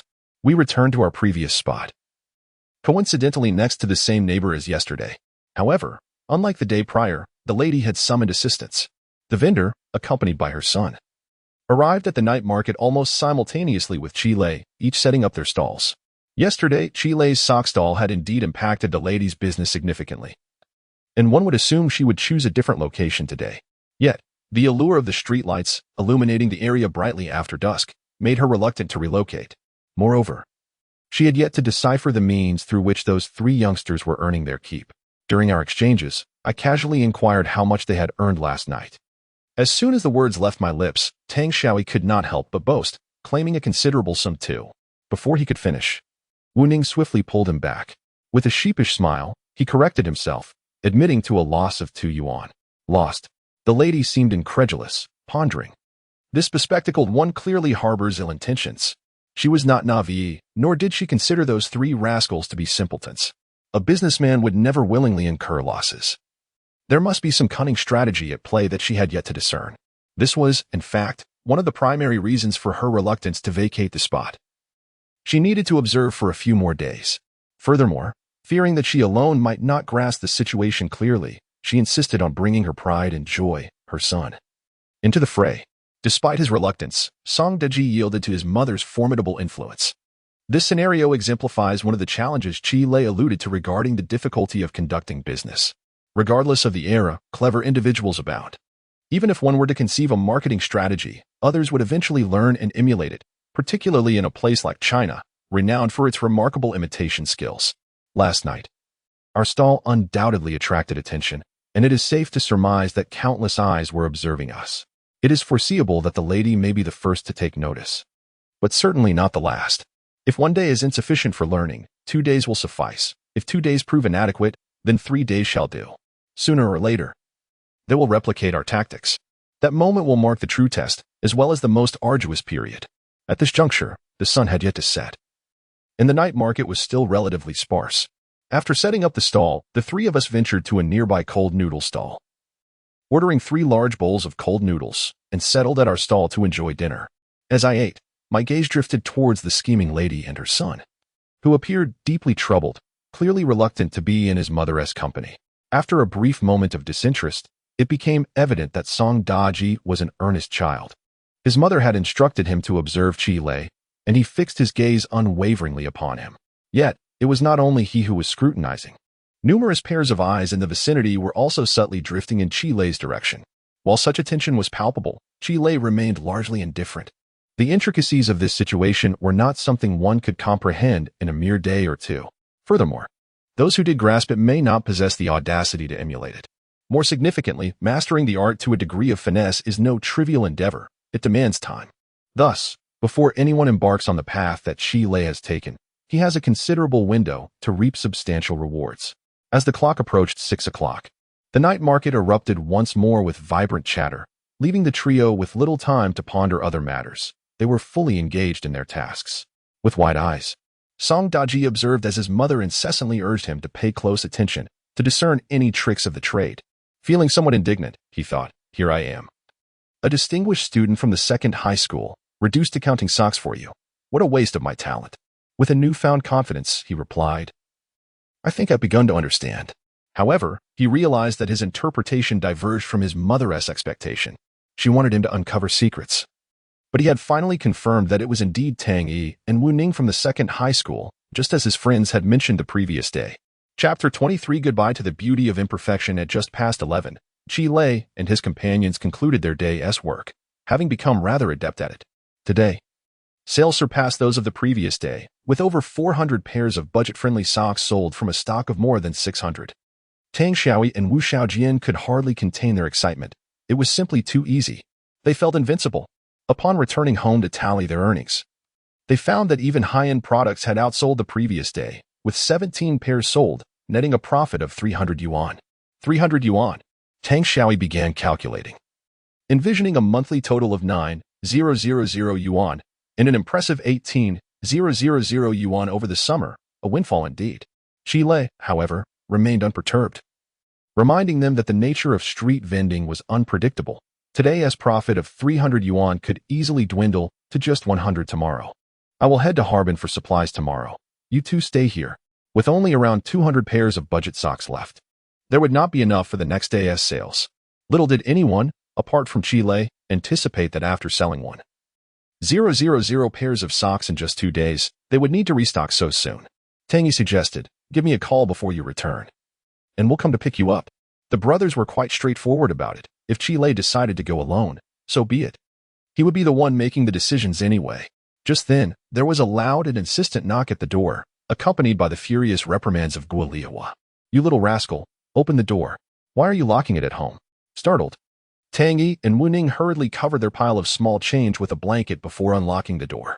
To their surprise, it was not only Guo Lihua but also Cui Yuman and Dong Xiuhua, all three mothers standing at the threshold with stern expressions. Where have you been gallivanting off to? Guo Lihua scolded, pointing at Chi Lei. Have you forgotten your surname again? Did I not say this morning that you were to come home for dinner? What is going on? Cui Yuman, with a gentler tone, frowned at the three children. This is becoming increasingly unacceptable. You vanish every mealtime. The three mothers took turns bombarding them with questions. Occasionally, Tang Xiaoyi and Wu Xiaojian would retaliate with a remark or two, feeling quite aggrieved. Yet they managed to keep their secret intact. Chi Lei, on the other hand, said nothing. When his mother spoke, that was the end of the discussion. When parents conclude that their child is thoughtless, any explanation is futile. Especially in northeast China, which Mother wouldn't excel at the art of scolding without any practice required. How could one possibly argue against her? If provoked, she might even resort to physical discipline. The trio of mothers soon grew puzzled. The usually vocal Chi Lei had fallen silent, leaving them without a sense of achievement in their chastisement. After a brief while, they self-consciously retreated, warning the three that if they were not seen the following evening, there would be consequences. Once the door was closed, Tang Xiaoyi scoffed. Tomorrow? You want to be seeing me at dinner all summer long. I am busy with important matters. True to form, the next morning, Guo Lihua rose early to prepare breakfast, knocking on Chi Lei's door around 7 to call him for a meal. To her dismay, he was nowhere to be found. Infuriated, she declared that not only had she not seen him for dinner, but now breakfast was also a lost cause, vowing to cut off his allowance. You'll regret it when you're hungry. Chi Lei had initially intended to rise early, yet he found himself delayed, missing the earliest train. Upon arriving at the train station, he discovered that the train had already departed. Consequently, He had no choice but to purchase a ticket for a fast train departing at around 8 o'clock, en route from Jilin to Harbin with a stop at Shangbei. At the rather steep price of 14 yuan. With over 2 hours remaining before boarding, Qilei settled into the waiting hall to catch some rest. However, at 7:30, with ample time left before departure, he was suddenly jolted awake, instinctively directing his gaze towards the entrance. There, he beheld a girl with short hair. Clad in capri pants and a pink t-shirt, her backpack slung over her shoulders, revealing a glimpse of her fair calf as she strode confidently into the station. Qilei was taken aback. Was she not the epitome of flawed beauty? Though he sat quite close to the entrance, there remained a distance of over 5 meters between them. Strangely, in his semi-conscious state, he envisioned a scenario of someone entering the station and inquiring about the train schedule. Upon receiving a clear answer, the individual courteously expressed gratitude. And it was this very utterance that rendered his hazy mental image vividly tangible. He opened his eyes to confirm this vision, and indeed, a girl stood there, matching his mental image perfectly. How wondrous it was! As Su Qian entered, she noticed Qilei, who was staring intently with a fixed gaze. To be honest, she was equally surprised. The farewell after the high school entrance examination had led her to believe that he was a stranger with whom she would never cross paths again. Even years later, should they encounter one another on the street, it was likely they would not even exchange greetings, nor would they remember each other as anything but inconsequential. Yet, merely 5 days had elapsed, and here they were again. Regaining her composure, she approached him with a certain poise, standing confidently before Qilei. "What are you looking at?" she inquired. "Beautiful girl," Qilei quipped. Su Qian turned her head aside, laughing lightly. This fellow always had a knack for being unabashedly bold, feigning calmness and nonchalance. "Where? I don't see anyone," she retorted. Qilei immediately adopted a serious expression, addressing her earnestly. "Young lady, do not be so disingenuous. One must acknowledge the truth and face the fact that you are indeed quite lovely." Su Qian relinquished her stance, conceding that she could not outwit Qilei. With her cheeks slightly flushed, she shifted the topic. "Why did you run off without saying goodbye that day?" Qilei chuckled. "I actually waited at the school gate for quite a while, expecting you to bid farewell and chase after me." Su Qian was left speechless, dismissing his excuse. "Why didn't you say goodbye during the exam? Come on, that was the examination hall. A parting farewell? Perhaps a hug to conclude?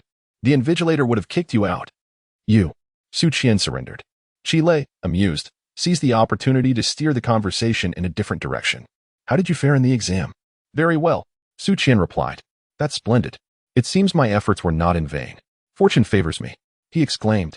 Su Qian continued. "Will you be attending a prestigious school?" "Just remove the will," she added after a brief hesitation. "I will be going to number 2 high school. What about you?" "Well," she thought, "what purpose does this conversation serve? This fellow is beyond redemption. He cannot possibly gain admission to such prestigious schools. Moreover, why even share this with him?" My thoughts are in disarray, and I retorted, "What about you? How did your copying fare?" Qilei, in truth, had not copied much. He had relied on his own abilities to respond. "Humph," Su Qian scoffed, rolling her eyes. "Look around you, what is this?" "Oh," Qilei immediately confessed, "recently, I engaged in a small business venture, procuring goods from Harbin." His words instantly dampened Su Qian's spirits. Her gaze turned frigid as she regarded Qilei with icy disapproval. It was not disdain for his boasting or his small enterprise. Rather, she had grasped the crux of his statement. "You don't even intend to attend high school? Why forego a good education to chase after business? Are you truly suited for that?" Qilei replied. "I don't believe I ever said I wouldn't attend high school." He added, somewhat dazed, "It's merely a summer job, a means of supporting my studies." "You know? Who said I wouldn't pursue high school? Perhaps we might even end up at the same school." Yet, Su Qian was not inclined to entertain his bravado. Given his academic performance, how could they possibly share an institution? At that moment, disappointment in Qilei overwhelmed her. She felt utterly disheartened. After contemplating for a while, she finally resolved to speak earnestly. "Qilei, you are a remarkably intelligent and intriguing young man. However, I implore you to exhibit a bit more maturity with your intellect. If you dedicate yourself to your studies, a bright future awaits you. There is no need to put on a facade of maturity. It serves no purpose and only amplifies your immaturity in my eyes. Perhaps you do not yet comprehend this, but our age, seemingly carefree, is indeed precious. Please respect time and seriously reflect on my words, all right? It is never too late to awaken. Choose a high school that you can attend and dedicate 3 years of effort. In the future, you will be grateful for today's diligence." And you will also appreciate me. Chi Lei responded. Oh dear, have I been schooled by a mere girl? Yet, he could not counter her words. Engaging in rational discourse with a 15 or 16-year-old girl who considered herself wise beyond her years yields results akin to reasoning with one's mother. Moreover, only a fool would seek to regain dignity or show off in such a scenario for the sake of pride or truth. Remember this. A mature man must inquire at this moment. So, why do you share these thoughts with me? Chi Lei adopted a profound demeanor, gazing into the girl's eyes with a depth that seemed to have been cultivated over 38 years. You care about me? Su Qian was momentarily rendered speechless, taken aback. Indeed. Am I unwell? Why am I saying all this to him? Could it be true, as Chi Lei suggested? Do I hope he will alter his fate through education? Do I wish for us to be more than mere strangers? Internally vexed, she questioned her sanity. Why was she uttering such things? However, Chi Lei's relentless pursuit would not cease there. Just as Su Qian felt her composure faltering, he added, Do you wish for me to attend second high school with you? Su Qian was left even more bewildered, utterly defeated. However, upon encountering Chi Lei's profound gaze, the self-assured and mature Su Qian suddenly made a decision. Let it be an act of saving lives and healing. With a slight tilt of her neck, she exclaimed, What's wrong? Even if I show some concern, can you truly gain admission to the second high school? Are you willing to put in the effort? After speaking, as if fearing that Chi Lei might be incapable of achieving such a daunting goal, she murmured, Actually, even after the school year begins, one could still enroll as a guest student. To her surprise, Chi Lei stood up abruptly. At this moment, the essence of the situation began to unfold. The archetypal straight man, with his blunt intentions, declared, I actually perform quite well academically and have a significant chance of entering the second high school. Meanwhile, a reincarnated middle-aged man, embodying a greasy demeanor, would bravely assert, though it seems impossible, I wish to give it a try. For you. The phrase for you is crossed out, as it feels overly sentimental. Su Qian was unexpectedly moved. Impossible, but I want to try. A boy made a promise. And she envisioned him tirelessly toiling away, drenched in sweat, studying late into the night. How incredibly dashing. Staring at Chi Lei for a long moment, her cheeks flushed. Ultimately, she forced herself to maintain her composure, elegantly tossing her short hair, bypassing Chi Lei without a backward glance, her delicate fingers gesturing in the air. Then we shall meet at the second high school. The scene was somewhat juvenile and naive. TSK, TSK, TSK. Chi Lei observed her retreating figure, his lips curving into a smile as he savored the promise shared between the two youths. Indeed, the romance that belongs solely to the young is the most exquisite. Although I may be a tad beyond youthful, nearing 40, it matters not. My spirit remains vibrant. He called out to her departing silhouette. Let us strive together. See you at the second high school. Chapter 24. Are you playing with Sister Do? Su Qian purchased her ticket, deliberately avoiding a rendezvous with Chi Lei, and chose to await her train alone. However, fate had it that they were both headed to Harbin and ended up in the same train compartment, seated diagonally across from one another. What could she do? Having already waved goodbye, with a back that was undeniably striking, turning to sit together would only mar the atmosphere. Su Yoji, feeling rather juvenile, could only muster the courage to pretend she didn't see him and refrained from speaking to Chi Lei throughout the journey. Moreover, she was in a constant state of turmoil regarding the matter of her phone. Should she give her number to Chi Lei? Logically, since they had made an agreement, it seemed appropriate to do so.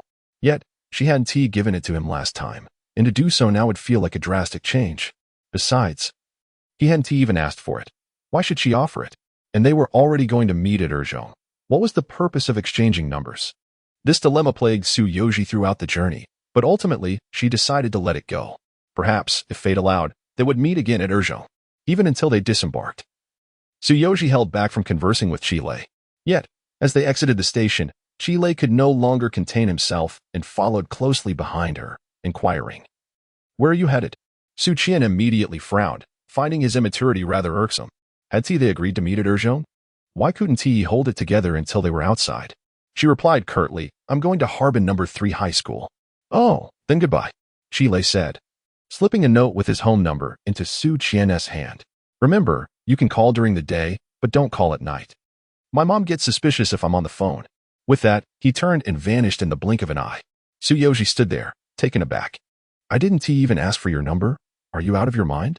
Su Yoji felt like crying. The disparity was immense. If she were to give her number to Chi Lei, or if he were to request hers, the next step would imply he missed her. However, holding on to Chi Lei's number meant she would have to initiate the call, suggesting her longing for him. Why should she want him? It felt as if she was the one leaning towards him, which was utterly shameless. What did he mean by his mother getting suspicious? They were merely ordinary classmates. Chi Lei's words seemed to turn a trivial matter into something significant, leaving Su Yoji fuming as she stamped her feet, but Chi Lei was nowhere in sight. Chi Lei, just wait. Meanwhile, Chi Lei, grinning as he headed towards the underground mall, reminisced about the amusing moments they shared during the journey. It was all rather innocent and delightful. Upon reaching the underground mall, he made a beeline for Zhōngkǎo's wholesale shop. Upon entering, he was greeted by Zhōngkǎo's radiant smile. Hey, little Tao.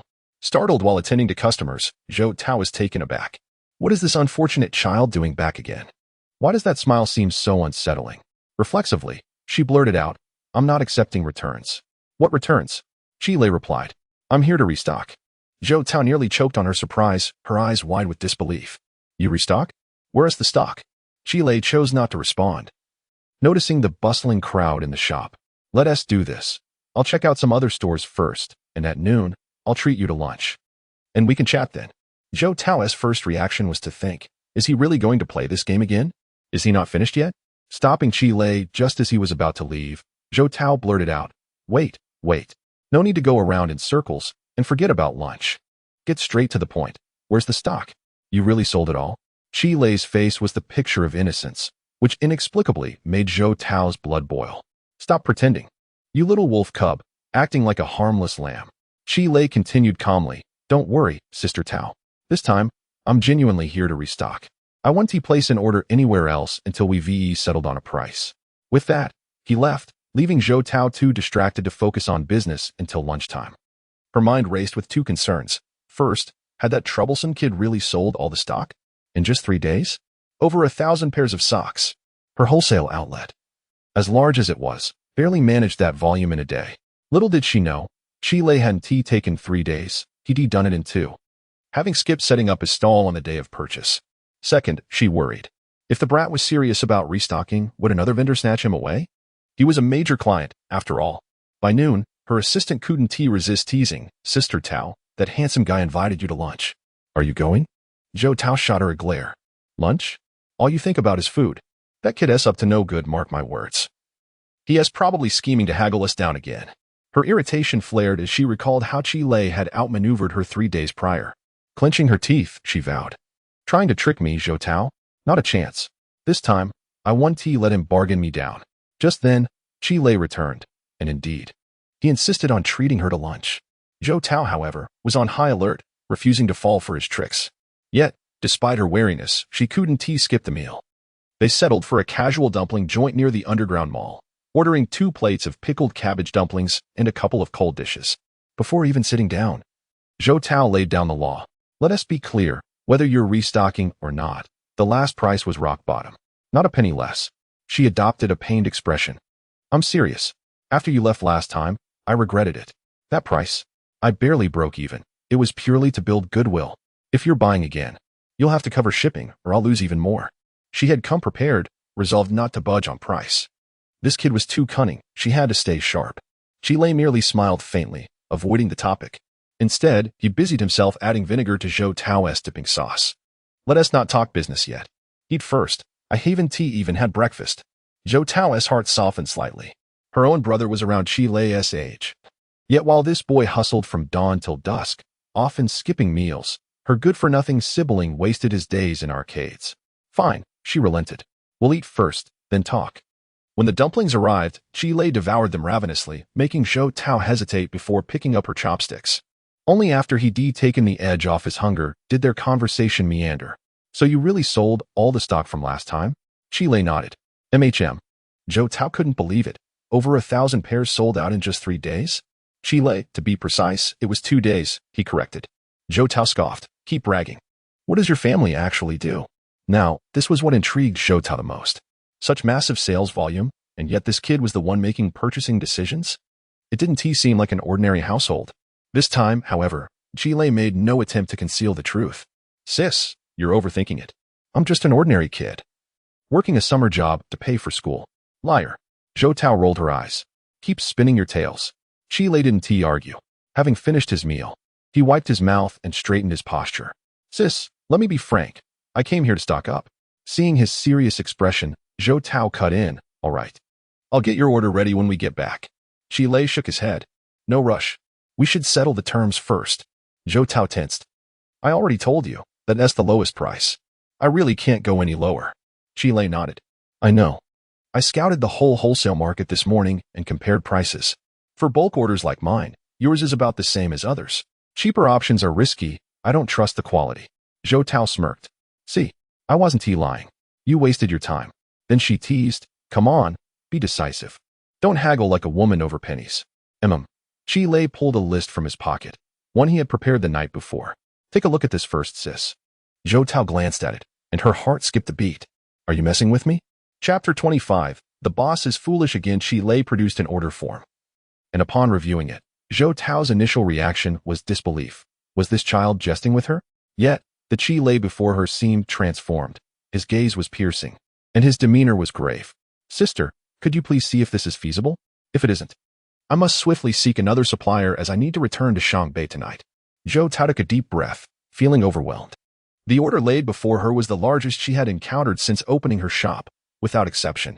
What was even more surreal was that this substantial order, one that others would covet, was presented to her by a mere 16-year-old boy, a boy she dared not underestimate. After a long pause, she hesitantly remarked, Little brother, I find it hard to believe this order. Her brows knitted in contemplation. 30,000 pairs of budget socks.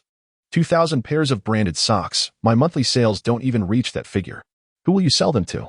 Indeed, Qi was not requesting a mere 1,000 pairs, but over 30,000. She pushed the order back towards him, shaking her head. Little brother, I've been to Shangbei, and I know many small vendors there who source goods from me. To speak candidly, regardless of how well your sales are currently, the market in Shangbei cannot support such a volume. You won't be able to sell over 30,000 pairs. Zhōngkǎo chose to be the voice of reason. Speaking the truth, Shangbei had a sizable population, and sock sales were indeed substantial. However, for one individual to sell so many was utterly preposterous. To her surprise, Qi remained unfazed. Sister, to speak frankly, whether or not I can sell them is my concern. We are in business. You need only tell me if you can fulfill this order. Zhōngkǎo felt bewildered. The Qi standing before her was a stark contrast to the boy she had met 3 days prior. After a lengthy silence, she finally nodded. I can fulfill the order. However, I remain skeptical. At this moment, Qi stated, your belief is not necessary.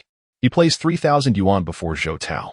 This is the sales revenue from the past 2 days, profit, and all the private funds pooled together by my brothers and me. Here. I will take 2,000 yuan worth of budget socks today, while the remaining 1,000 will serve as a security deposit. He continued. I will procure goods every 2 to 3 days. Within a month, I will increase the security deposit to 5,000.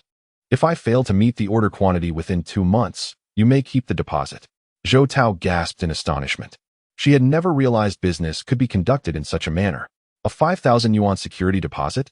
If she couldn't meet the 30,000 pairs in 2 months, the money would simply be hers? What further reservations could she possibly have? After contemplating for a considerable time, she posed a question. How will the payment for the goods be handled? She had not completely lost her senses. What if this boy defaulted on payment or absconded with the goods? Qi replied, in the future, I cannot always travel to Harbin, so I will trouble Sister Tao to assist with the shipping. But rest assured, payment will be made before shipment. Very well. Zhōngkǎo was not one to dither. This proposal posed no risk to her. What was there to hesitate about? However, it is Qi who must bear considerable risk. Speak up, what are your demands? Presenting such a substantial order surely serves a purpose. In response, Qi was quite candid. Price. Regardless of whether it is affordable socks or branded ones, there must be a genuine baseline price. Zhōngkǎo fell silent once more. After contemplating, she borrowed a calculator from the restaurant owner and focused intently for a considerable time. Finally, she declared, the previous price, I can offer you a further 15% discount. All right. Qi agreed without a moment's hesitation. Zhōngkǎo, however, was taken aback. You are not negotiating? With a grin, Qi replied. I trust this must be your lowest price. Zhōngkǎo was left speechless, of course. You've squeezed me dry. The price she quoted was indeed quite low. Regardless of how much Zhōngkǎo could profit, she could assure that at this price, no one in the underground market could match it. Of course, The reason for such a significant concession lay in other factors. For wholesalers like them, the volume of goods procured from manufacturers determines the factory price offered.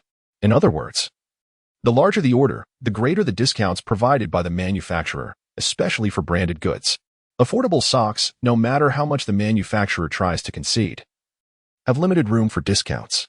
However, for branded items, since her store primarily focuses on affordable products, the volume of branded goods sold is inherently low, leading to higher prices. Now, with Chile's guarantee, she could strive for a more substantial profit margin on branded products. The surprise stemmed from Chile's demeanor. Previously, she had emphasized that the price she offered was indeed the bottom line, even at a loss. Yet now, he was willing to concede so much. A typical person would have been infuriated and felt mocked. But he didn't even bat an eye. What kind of person is this? Aren't you even slightly angry? Angry about what? When I stated it was the bottom price, you weren't angry. Aren't you concerned that my current offer might not be the bottom price either? Oh, Chile finally grasped her point and smiled. In business, the one who takes things too seriously is destined to lose. Zhōngkǎo. Impressive. She gave Chile a thumbs up, declaring, from today onward, I'm convinced by you. Seeing Chile extend his hand, she said, then, may our collaboration be fruitful. At that moment, Chile silently exhaled in relief. The deal was struck. He had genuinely feared that the previous price was Zhōngkǎo's bottom line, which would have resulted in a significant loss and immense risk on his part. His strategy of leveraging a large order of over 30,000 pairs over 2 months to negotiate for a lower price was not motivated by greed for larger profits, but rather by prudent foresight. As previously mentioned, such diversionary sales tactics would inevitably be emulated. What then? This was the challenge that the three of them needed to prepare for in advance. This marketing approach revolves around 3 aspects: channels, traffic generation capabilities, and principal profit-generating products. What he is currently doing is securing the channels. With this substantial order of over 30,000, no one in Shanghai selling socks can offer a more advantageous purchasing price than his. The ultimate result of this strategy is that he possesses greater operational flexibility than others. In the future, regardless of whether it involves engaging in a price war or any other strategy, he remains resolute and assured. One must acknowledge that, despite the seemingly trivial nature of the sock business, it is far from being merely a straightforward transaction of buying and selling. Upon returning to the store with Zhōngkǎo, the initially cheerful Zhōngkǎo found her demeanor altered by a single question from an employee. Sister, have you resolved it? You haven't let that young man deceive you, have you? Zhōngkǎo responded. Well, this time, the young gentleman has been rather domineering, employing a different tactic, and I have allowed him to gain the upper hand. Get to work. You haven't had any deductions from your salary this month, have you? After dismissing the employee, Zhōngkǎo and Chile proceeded to sign a simple security deposit agreement. Without further ado, Zhōngkǎo swiftly arranged the inventory for Chile and instructed the staff to assist in moving the goods to the shipping point on the ground. Upon seeing the price, the employee couldn't help but click their tongue in dismay. Has the boss made another foolish decision? Chapter 26. Before the results, it was the same driver as before. Upon seeing Chile returning for goods, he naturally offered him a ride back to Shanghai. By the time they arrived in Shanghai, it was already past 4 in the afternoon. Tang Xiaoyi and Wu Xiaojian came to pick up the car, and the trio did not bother visiting Chile's grandfather, opting instead for the night market. They set up their stall as usual until after 10, and upon returning home, they discovered they had missed dinner. On July 1st, Chile received 2 phone calls during the day. The first was from his homeroom teacher, Lu Zhuofu. As soon as he heard Chile's voice, he bluntly inquired about the topic of his entrance examination essay. Chile replied honestly, my motherland. There was a pause of 3 seconds on the other end, followed by the question, where did you copy that from? Chile frowned, realizing the situation was more complicated than it seemed. After a moment of contemplation, he responded, Teacher Lu, you know me. Am I the kind of person who would copy? Even if someone handed me their work, I wouldn't do it. Lu Zhuofu replied, indeed. You are too lazy to even copy. Chile was momentarily at a loss for words. I'm trying to discuss integrity here, and you're bringing up my habits. We're not on the same wavelength. I truly did not copy. Can you summarize what I wrote? After Chile recounted the main points of his essay, silence fell again on the line. Did you really write this? I find it hard to believe. Chile responded earnestly, Teacher Lu, on my honor. Throughout the entire 3rd year, I learned nothing but your Chinese lessons. Lu Zhuofu retorted, then how come your grades are so low? Chile replied, that was just the calm before the storm. I haven't unleashed my potential yet. Lu Zhuofu then added, by the way. Do you know whose essay in our class was titled My Father? Qi Lei looked bewildered and replied that he did not know. All right then, I'll hang up. The second call was from his English teacher, Luo Yin. The female teacher was much gentler than her male counterpart. She began by asking Qi Lei what he planned to do during the summer vacation, leisurely circling around to the main topic before finally asking, whose paper did you copy for the English exam? Qi Lei immediately became anxious. Miss Luo, just because you are beautiful doesn't mean you can say whatever you like. I could sue you for defamation. Luo Yin burst into laughter. She had a pleasant disposition and was well liked by the students, but she hadn't expected Qi Lei to compliment her on her looks. Is that what the little rascals from class 5 call me? She teased. Poor child, go ahead and sue. But let's get to the point. Did you copy or not? Qi Lei was nearly in tears, suspecting that his English score must have raised her suspicions. He lamented, on my honor, throughout the entire third year. I learned nothing but your English. Luo Yin responded, irritated. Speak properly. If you truly learned it, how come you only score in the teens on every monthly test? Qi Lei protested. That was just the calm before the storm. I haven't unleashed my potential yet. Luo Yin fell silent, exhibiting a level of rigor far greater than Lu's, and suddenly interjected with a phrase in English. Upon hearing the prompt, Qi Lei instantly recognized it as a writing task for the English exam. Without a moment's hesitation, he articulated his response fluently in English. Luo Yin was momentarily taken aback, exclaiming, have you truly been studying diligently? Really? Well, that alleviates my concerns. With that, she ended the call, leaving Qi Lei utterly perplexed. Did all teachers harbor such disdain? Could they not communicate their thoughts more clearly? In the ensuing days, the trio engaged in their daytime activities as usual and ventured out at night to sell their wares, witnessing varying sales figures. At times, their earnings soared to over 400, while at other instances, they hovered around 200, resulting in a remarkably commendable average. During this period, Tang Yi and Wu Ning gradually adapted to the routine of street vending, shedding their baseball caps and oversized sunglasses to greet patrons with newfound confidence. They came to realize that their endeavors were not a source of shame, but rather a testament to their prowess. Which of their peers could claim to spend their hard-earned money? Most would simply ask their families for support. Consequently, Tang Xiaoyi found himself spinning with newfound assertiveness, feeling quite pleased with himself. Curiously, to this day, none of their familiar classmates had recognized the trio.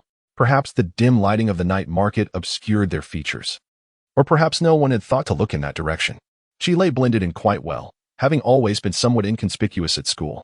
However, Tang Yi and Wu Ning were well-known figures, with their family circumstances being somewhat common knowledge. The idea of them selling goods on the streets seemed implausible. Even if they looked familiar, no one dared to acknowledge them. On July 5th, precisely 10 days after the conclusion of the high school entrance examination, a Sunday, Guo Lihua had initially planned to report to work. However, she made special arrangements to swap shifts and remained at home early that morning. The others followed suit. Tang Qing did not go to the factory, while Wu Lianshan and Dong Xiuhua postponed all social engagements, each remaining vigilant at home, preparing for the day ahead. This was the day of the exam results announcement. In Harbin, the results would be accessible via telephone starting at 10 a.m. on July 5th. Despite the seemingly nonchalant demeanor of many parents after the exams, their hearts were in turmoil, akin to cats clawing at their insides, eagerly awaiting the revelation of their children's scores. Even though Qi Guojun and Guo Lihua were already aware of Qi Lei's dismal performance, which hardly warranted their anticipation, a flicker of hope lingered within them.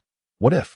The atmosphere in all three households was somewhat oppressive, causing the trio to hold their breaths in silence. To be candid, Qi Lei too felt a sense of anxiety. He had formed a rough estimate of his score, yet uneasiness lingered. While many believed that academic achievement was not a requisite for a reborn individual's progression in life, Qi Lei held a different view. The school years represent the most precious memories of youth for any individual. Having been granted a second chance at life, he was determined not to miss out on even the slightest opportunity. Moreover, the significance of academic success held greater weight for his parents than it did for Qi Lei himself. Chinese parents often devote their entire lives to their children's well-being. In their eyes at this age, no amount of money Qi Lei could earn or how well-behaved he might be could ever outweigh the value of achieving the top score in exams. If given the choice, they would undoubtedly opt for the latter. In his previous life, Qi Lei's 16th year brought immense disappointment, even despair, to his parents. In this life, as their son, he yearns to make amends. As the wall clock struck 9:55, silence enveloped the small living room of the Qi family.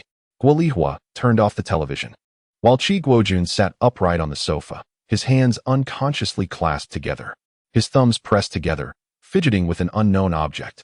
The only sounds in the room were the chirping cicadas outside and the steady ticking of the clock measuring each passing second. Qi Lei could no longer endure the silence. He forced a smile and said, "Dad, perhaps I should step out for a moment? I'm afraid of embarrassing myself." Turning to Guo Lihua, he added, "Mom, have we hidden the broom properly? Let us not resort to using it, all right?" However, his attempts at humor fell flat. His parents merely shot him a cold glance and remained silent. Qi Lei promptly fell silent himself.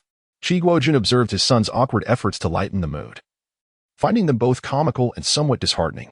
With a long sigh, he lamented, the same question remains, where were you all this time?" Chapter 27. The unreliable nature of parenthood. Before the clock strikes 10, Qi Guojun shifted slightly, as there were indeed some matters he needed to clarify with his child. "Sure to," he called. "I'm here, Dad," replied the boy. Qi Guojun gathered his thoughts and began, "Regarding your schooling, your mother and I have discussed it previously. Yes. You mentioned that you performed reasonably well on your exams, achieving around 300 points, correct?" "Yes. Your mother and I have come to a conclusion, and I would like you to listen carefully," he continued. "We have decided not to spend that excessive amount of money on you attending a prestigious school, as I believe you may not be suited for that academic environment." "Huh? Do not rush to conclusions. With your current grades, even if you occasionally perform well, it does not signify much. You should attend whatever school will accept you.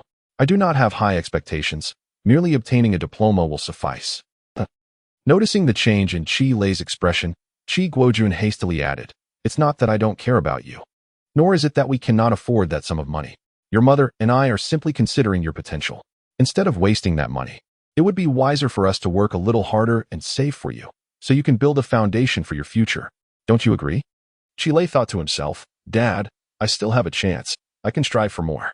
However, he decided against voicing this, as he had no intention of letting them pay for his tuition at a prestigious school. He couldn't fathom being denied the opportunity to attend simply because of a lack of funds. Qi Guojun continued to observe Qi Lei, fearful of any signs of discontent. He was particularly concerned that while Tang Yi and Wu Ning were undoubtedly heading to esteemed schools, Qi Lei may feel left out. Seeing his son silent, he quickly added, "I am merely considering the long term." "Okay." Qi Lei responded in a subdued tone, his face devoid of expression. "Let's not finalize anything just yet, Dad. What if I perform better than expected?" At that moment, Guo Lihua grew anxious.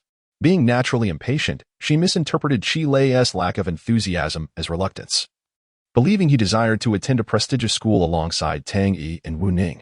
"Child, why can't you listen? With those grades, even a regular high school wouldn't accept you. You think you can get into a prestigious school? You'd need connections and a hefty fee, which could amount to 30 to 40,000. Do you realize how many years it would take your father and me to save that much?" Qi Lei felt bewildered. I haven't said anything. He thought, indeed, mothers from the Northeast are never reasonable. Meanwhile, Qi Guojun feared that his wife's words might harm Qi Lei's self-esteem. He interjected gently, "Perhaps you should tone it down. The child has outright rejected the idea." "Be quiet." Guo Lihua unleashed her fury, dominating the conversation. "Are you trying to play the good cop? This mess is your fault." Qi Guojun sighed. "I must tell you, Guo Lihua," he said. "This situation cannot be left to him alone. It's settled. He will attend whatever school will accept him, and I won't spend a single cent on him." Though spoken in anger, her words were quite harsh. Qi Guojun, feeling helpless, glanced at the clock and found his salvation. "Why are we arguing? It's already past 10. Hurriedly, she seized the telephone resting upon the coffee table and dialed the inquiry number. Following the auditory prompts, she input Qi Lei's examination number. Then, in speakerphone mode, she scarcely dared to breathe. Meanwhile, the once furious Guo Lihua fell silent, frozen in the act of pointing an accusatory finger at Qi Lei, as if turned to stone. Despite her outward demeanor, she remained deeply concerned about the examination results. At last, the long-awaited outcome resonated through the receiver. Candidate, Qi Lei examination number, 199804511, 1019 Mathematics, 53 points Physics and Chemistry, 97 points Chinese, 104 points English, 150 points Political Science, 30 points Physical Education, 20 points total score, 454 points. The room descended into an eerie silence, devoid of even the sound of breathing. The old spring sofa, which had never ceased its creaking under the weight of a sitter, now lacked the audacity to stir. A full minute elapsed before Guolihua suddenly snapped back to reality. "You must have input the wrong examination number," she exclaimed. Chi Guojun immediately felt a pang of guilt. "Let me check again." He picked up the phone, only to set it down again, insisting, "No, it's Chi Lei. I heard it clearly." Guolihua was momentarily taken aback before inquiring, "What was the total score again?" Chi Guojun replied, "I think over 400? Guolihua erupted once more, exclaiming, "Hand it over." She snatched the phone and redialed. "How could this be? There must be a mistake. My son could not possibly score over 400. That is not his caliber." This time, she prepared herself thoroughly, retrieving paper and pen to take notes as she listened intently. Then came the confirmation. Total score 454, and astonishingly, a perfect score in English. There was no mistake. Guolihua once again found herself in a state of shock, remaining in this stupor for a further half-minute. Suddenly, she sprang into action, disconnecting the inquiry call and immediately dialing another number. As the busy signal echoed, Guolihua gripped her pen tightly, her hand trembling, scribbling erratic circles on the score sheet. Her expression shifted rapidly, a tempest of emotion swirling within her, leaving no one to ascertain the turmoil she was experiencing. 454. 454. At last, someone on the other end answered. "Hello, is this Teacher Liu? I am Chi Lei's mother." "Yes. You've seen Chi Lei's results, haven't you? He has indeed been working hard lately, particularly in English and the comprehensive sciences." "Ah, not really. I haven't seen him study for Chinese." "Teacher Liu, may I inquire what the negotiation line is for our school this year?" Yes. We don't aspire to the key line with his score. We would be content if he could reach the negotiation line." "Indeed, but with scores like this, we must consider the financial implications." "Is that so? Were the questions particularly difficult this year?" "No worries, even if he has to transfer, we understand. The disparity between key and regular high schools is still quite significant." "All right, I won't take up any more of your time, Teacher Liu. Goodbye." After hanging up, Guolihua found her breath still difficult to steady. With an eager expression, the king of Qi remarked, "Teacher Liu mentioned that this year's examination questions are exceedingly challenging. The minimum score may hover around 450, though it remains uncertain. However, Stone's score is likely to meet that threshold." The king of Qi slapped his thigh decisively, exclaiming, "Let us not speak of merely meeting the minimum. We must aim for the highest possible score." He glared at Chi Lei, saying, "Son, keep your heart steady. I shall cover the expenses, even if it means selling everything I own to ensure you attend a prestigious institution." Chi Lei retorted, "Don't you parents feel a twinge of shame? Is such a rapid change of heart truly appropriate?" Yet, he was astonished by the unexpectedly high scores. In his estimation, the disparity between his predicted English score and the actual result was minimal. He had anticipated a score of 140, yet achieved a perfect score. It seemed that his grammar revision prior to the exam and his careful approach during the test had paid off. It was no wonder that Teacher Luo had called him. His comprehensive science score exceeded his expectations as well. He had presumed a maximum of 120, yet he received a remarkable 97. As for Chinese, he thought he would only attain around 70, with 40 points for the essay and 30 for the foundational questions, but to his surprise, he scored 104. Mathematics and politics were less impressive, with math yielding only over 50 points, yet he felt quite pleased, considering he had not studied at all. Lost in thought, he was suddenly jolted by the furious voice of Yang Daqiang from next door, reverberating through the neighborhood. "You little rascal! How could you achieve only 200 points while dating? I'll break your legs." Ah, poor Yang Jiwei was once again in trouble. Chi Lei sighed, pondering the vast disparities in life's fortunes. Why was it so exhilarating for him? However, his joy was short-lived as Guolihua scrutinized the recorded scores, finding them increasingly displeasing. Over 50 in math? If only you had put in a bit more effort. If you had scored the same as in comprehensive science, wouldn't I have saved thousands? The more she thought about it, the more irritated she became. And she raised her hand to give Chi Lei a slap, exclaiming, "You wasteful child. Where were you all this time?" As she continued to scold him, tears welled in her eyes. Yet, amidst her tears, she found herself laughing. The king of Qi looked over at his son, who was laughing and shrinking away from the scolding, and felt a twinge of emotion himself. Chapter 28. The Angry Su Yoji in Another Household. Tang Xiaoi struck the rosewood tea table with a resounding clap, a display of audacity he had never shown before in front of Tang Changyang. "Old Tang, just tell me how it is. Just say your son is impressive, And that's that, Tang Yi boasted, having achieved a score of 473. Though he was destined to face some minor bargaining, this score was indeed a significant improvement compared to his usual performance. In Tang Qinggong's eyes, a score slightly over 400 warranted a considerable negotiation. Rather than taking offense at his son's arrogance, old Tang couldn't help but grin widely, revealing his back teeth. All right, I'll give you this one, kid. As we discussed earlier, your father will cover the major expenses and the rest, with a grand gesture. It's all yours. Unexpectedly, Tang Xiaoyi scoffed. Do you think I need your money? With a flick of his wrist, he turned away. I'm off to see Shirtu. He might be in trouble. Tang Qinggong was puzzled by his son's recent behavior. Why had he suddenly lost interest in money? Previously, he had been solely focused on his finances. However, the moment he heard his son mention going to Shirtu, his instincts kicked in. Right. Call Cui Yuman. Let us go. Shirtu must be in a tight spot. Meanwhile, Tang Xiaoyi was feeling triumphant, but Wu Xiaojian was not as fortunate. Wu Lianshan fumed. Are you out of your mind? Only 460? I'd be embarrassed to let anyone know. Wu Xiaojian had performed below his usual standard.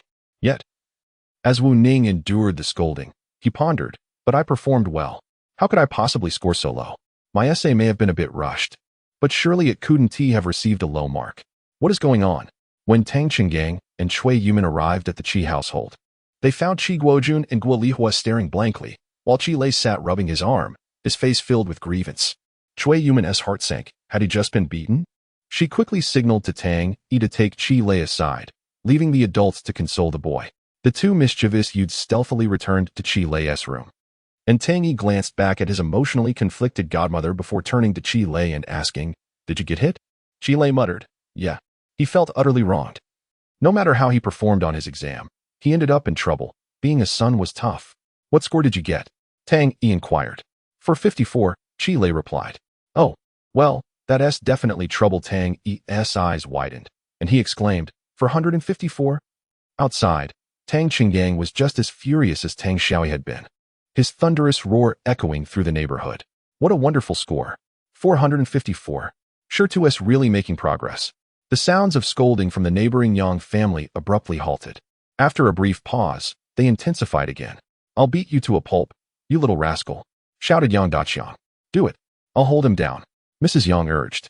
Tang Xiaoyi felt a pang of sympathy for Yang Jinwei. How unfortunate. Before long, Wu Ning, dejected, trailed behind Wu Lianshan and Dong Xiuhua as they arrived. Three pairs of parents gathered together, whispering among themselves. As Wu Ning entered the room, he followed the same routine as Tang Xiaoyi. He first inquired, How many points did you score? Tang Yi replied, 473. Wu Ning responded, Oh, that is not too high, just 10 points more than me. He turned to Qi Lei, asking, Did you get beaten? Qi Lei nodded. What did you score? Wu Ning pressed. 454, 454. Are you kidding me? His voice was loud enough for those outside to hear. Wu Lianshan bellowed. Wu Ning, what are you shouting about? With that kind of score, you still dare to make noise? Wu Xiaojian shrank his neck in a defensive manner, feeling quite aggrieved, but my score is higher than Shida's. Meanwhile, Su Qian, clad in pajamas, curled up on her sofa, staring blankly at her phone, her emotions tangled in a web of indecision. Should she call or not? Beside her lay the latest issue of the Longjiang Province Youth newspaper, which featured a stunning full-score composition entitled My Motherland. The piece was grand and majestic, stirring even her heart as a girl. Although her own essay was commendable, it paled in comparison to this one, and Su Qian found herself genuinely impressed. However, the authorship was attributed to Qi Lei, which she found intolerable. How dare he claim authorship? Is it really his work? Impossible. That immature boy could never produce such a powerful piece. Absolutely impossible. But what if it actually was? Su Qian was torn. She wanted to clarify the matter immediately, yet hesitated to call Qi Lei. Indeed, since that immature boy had thrust his phone number into her hand and dashed away. 5 or 6 days had passed without a single call from her. Why should she be the one to reach out? Dream on. So, should she call or not? Biting her lip, she pondered for a long time before finally convincing herself that her curiosity warranted a simple inquiry. Yes, just a question after this call. She would discard his number. Just this once. Meanwhile, Qi Guojun and his wife gradually emerged from their state of excitement and embarrassment, sitting with Tang and Wu in the small living room, discussing the crucial matter of their children's education. It was worth noting that such discussions had previously been beyond the reach of Qi Guojun and Guo Lihua due to Qi Lei's lackluster performance. Now, however, they could finally hold their heads high and speak with volume. Suddenly, the phone rang sharply. Guo Lihua, amidst her chatter about first-hand news from teacher Lu regarding the difficult exam questions this year and the likelihood of the cutoff scores being lowered, declared that all 3 children should be fine. She was also discussing with Cui Yuman about buying groceries to prepare a nice dinner for everyone. When the phone rang, she instinctively glanced at the caller ID. Seeing an unfamiliar number, she answered casually, "Hello, who is this?" There was a noticeable pause on the other end before a voice finally responded, "Is this Qi Lei's home? I'm looking for Qi Lei." Guo Lihua was taken aback. A girl? With a hint of suspicion, she placed the receiver down and went to summon Qi Lei from the next room. Qi Lei was puzzled, wondering who was calling him, especially as his mother's demeanor seemed off. He picked up the phone and said hello on the other end of the line. Su Qian was utterly infuriated. Wasn't he had stated that daytime calls were permissible? Why was a parent answering? Upon hearing Qi Lei's voice, she immediately lowered her tone in a reproachful manner, questioning, "Why is it your mother?" Ahem. Qi Lei managed not to choke.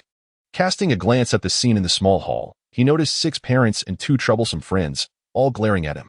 With a tone of righteous indignation, he stated, "This classmate, my mother has quite sensitive ears and a rather fiery temperament, so please refrain from discussing her behind her back." Su Qian instantly understood. "Apologies, Auntie. It won't happen again." As a result, Qi Lei immediately received the slap. Guo Lihua pointed at Qi Lei menacingly, "Just wait." No, it's fine, right? You all can chat. I want to disturb you," she added, though merely saying it didn't mean she moved away. Nevertheless, the 6 adults reduced their scrutiny of the duo and engaged in their own conversations. Qi Lei grinned and returned to a semblance of normalcy. "So what's up? I can't hear you. What do you need?" Su Qian finally felt relieved, as if she had committed some misdeed. In reality, she didn't seem to have done anything wrong. "Have you checked your scores? How did you perform?" Qi Lei hesitated before admitting, "Not too well. It was rather dismal." "TSK, you never fail to disappoint," Su Qian retorted. She continued, "I want to ask you something. Go ahead. What did you write for the middle school entrance exam essay?" This time, Qi Lei was taken aback. "Why do you ask that? Has anyone else inquired?" "My homeroom teacher." "Oh, that's understandable. I can empathize with your homeroom teacher's mixed feelings." "Cut the nonsense. What's the deal?" There's an article titled "My Motherland" in the Youth Journal, credited to Qi Lei. Upon saying this, Su Qian stomped her foot angrily. "If I were your homeroom teacher, I would also harbor some hope. What if this Qi Lei is indeed the Qi Lei from my class? It would be quite the feather in my cap. So what's it like? Are you envious?" The other Qi Lei gets to have his essay published in the provincial newspaper. To which Qi Lei responded, "Are you certain?" "Absolutely. My motherland. If miracles have a color, it must be the red of China." "Now, stop with the preambles. Give me a straightforward answer. Was it you?" Qi Lei exhaled deeply. "If nothing unexpected occurs, it should be well, yes?" "TSK." Su Qian scoffed. "I'm serious. Is it or isn't it?" Qi Lei pondered earnestly, deciding not to appear overly submissive while also showcasing some of his strengths. "For instance, my writing is quite good." Finally, he solemnly responded to Su Qian, "Yes." There was a moment of silence on the other end of the line, and then, "Goodbye," with a loud click, followed by the beeping of a busy signal. "You scoundrel. This is utterly outrageous." Su Qian flung the youth journal far away. "How could it possibly be you?" Chapter 29, The Return to School and Limitless Self-Praise. At this moment, Qi Lei slowly ended the call, rubbing his ears. Upon raising his head, he was met with 8 pairs of eyes fixated upon him, the room enveloped in an eerie silence. Noticing this, Qi Lei straightened his neck defiantly, questioning, "What are you staring at? Have I become even more handsome?" "Please," retorted Tang Xiaoyi and Wu Xiaoji, "have some dignity. It's rather costly." The adults, however, were not inclined to indulge in his banter. Guo Lihua tentatively inquired, "Who was that?" "Qi Lei, a classmate." "Guo Lihua, a female classmate?" Qi Lei was at a loss for words, responding, "Mom, since you answered the call, does it matter whether she is a girl or not?" Clearing her throat, Guo Lihua explained, "What I meant was, why is this female classmate so concerned about you?" The moment the grades were released, she called, "What's wrong with the youth report?" Qi Lei interjected, wishing to divert the conversation from his essay, fearing that too many surprises in one day might overwhelm his mother. He dismissively stated, "I borrowed the youth report from her." With that, he fled the scene. The 6 parents, however, showed no signs of halting their inquiries. Guoliwa felt increasingly uneasy, her thoughts spiraling into disquiet. Once the three youngsters had retreated to their room, she addressed the others. Sure to isn't getting involved with a girlfriend, is he? Her tone betrayed a hint of panic, and Chi Guojun frowned deeply upon hearing this. Absolutely not. Shirtu couldn't possibly be involved in early romance. In this era, the term early romance was synonymous with unforgivable transgressions, something parents feared with great trepidation. Just look at Yang Jiwei next door. The consequences were dire. The cheerful atmosphere among the parents quickly dissipated due to that single phone call. Only Dong Shihua, closest to the phone, gazed at the caller ID with growing suspicion. This number, it seemed somewhat familiar. In the afternoon, Guoliwa indeed prepared an extravagant feast. Unfortunately, the three brothers departed promptly at 4 o'clock, leaving no trace behind. The three pairs of parents were incensed. And recalling Chi Lei's recent nocturnal escapades, Guoliwa became increasingly convinced that he must be involved in early romance. Yet, lacking concrete evidence, she hesitated to confront him, opting instead for a period of discreet observation. On Monday, the parents returned to their routines, and around 9 o'clock, the three brothers set out. Today marked the return to school, the final occasion for the third-year students to step through those gates. Many classmates would leave today, perhaps never to return. The siblings resided not far from the second middle school.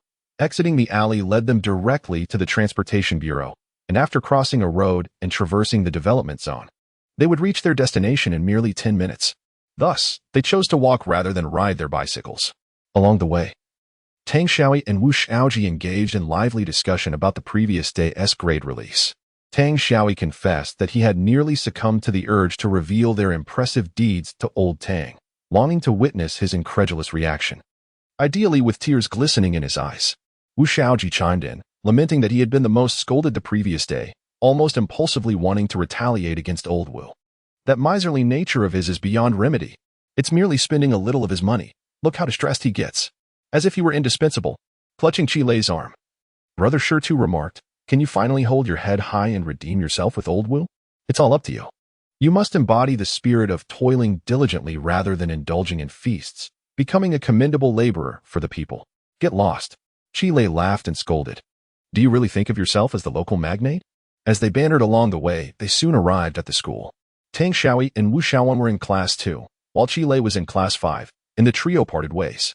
Before departing, Chi Lei mischievously reminded them, don't forget about our wager. Instantly, the once boastful duo became statuesque, their spirits visibly deflated. From the moment he stepped through the school gates, a torrent of memories surged within him. For instance, the grove of poplar trees on the right, adjacent to the old classroom where Chi Lei spent 2 years in his first and second grades. In winter, there was no heating, and they had to light a stove.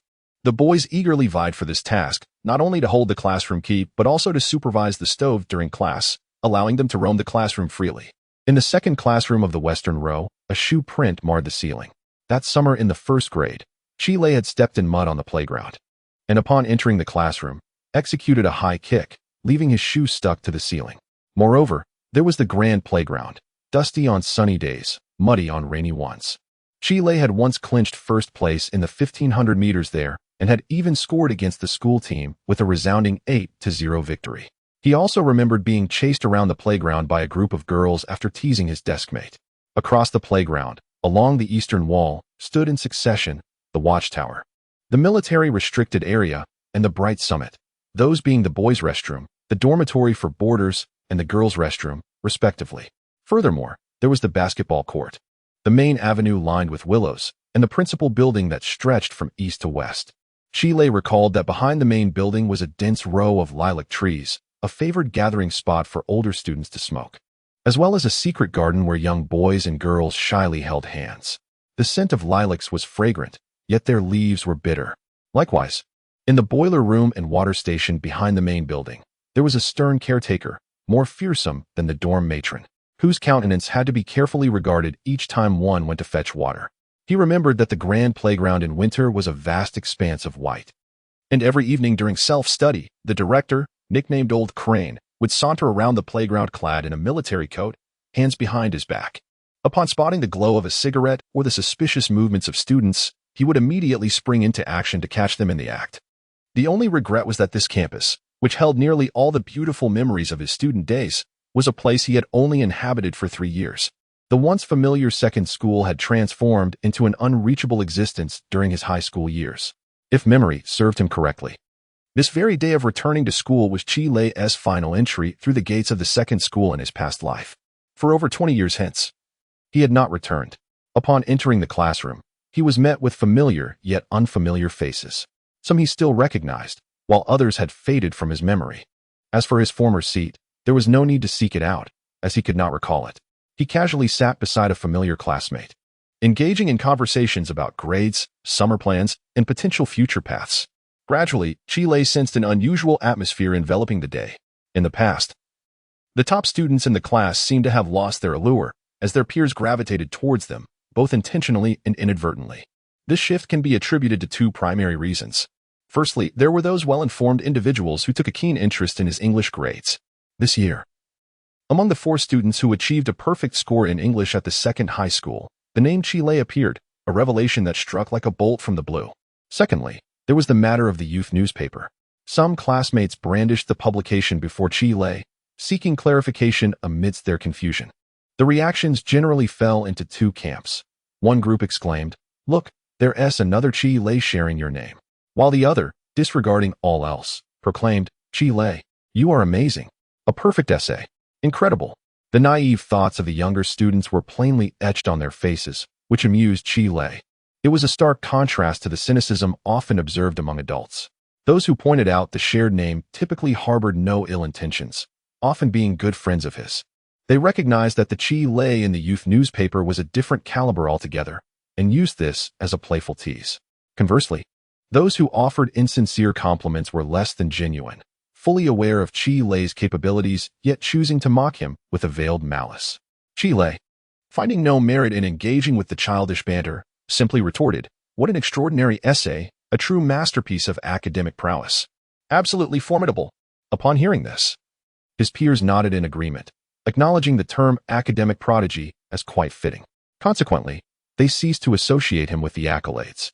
Instead, a mixed group of both good and bad students gathered, engrossed in analyzing the essay titled My Motherland. The less diligent students reveled in the fervent language, while the diligent ones focused on the grammar, hoping to draw inspiration from it. Chi Lei, enjoying the discourse, teased, "Wow, this guy is truly impressive. What a brilliant mind. I can't compete."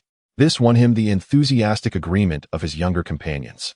Chapter 30. A hasty retreat. After a while, the homeroom teacher, Lu Zhuofu, entered the classroom, and the students fell silent. There were no opening remarks, nor any post-examination summary. Everything had lost its significance. Today's return to school served only 2 purposes. First, to capture graduation photographs. Second, for the homeroom teacher to record each student's performance and aspirations, facilitating future arrangements for branch schools. In truth, these 2 tasks could be considered as one. Xiangbei No. 2 High School is among the best in the city, with most students hailing from the surrounding towns and other districts. The situation regarding student registration is rather complex, intertwining those enrolled in No. 2 with those from local middle schools. However, herein lies the dilemma. While No. 2 is indeed the best, it is merely one of the best. Experimental High School stands as an equal competitor, facing similar challenges in attracting students. The rivalry between the 2 institutions resembles that of Peking University and Tsinghua University in Xiangbei. The competition extends beyond teaching quality and graduation rates. It also encompasses the acquisition of premium student resources, including negotiable and transfer students. After all, it all boils down to financial gain.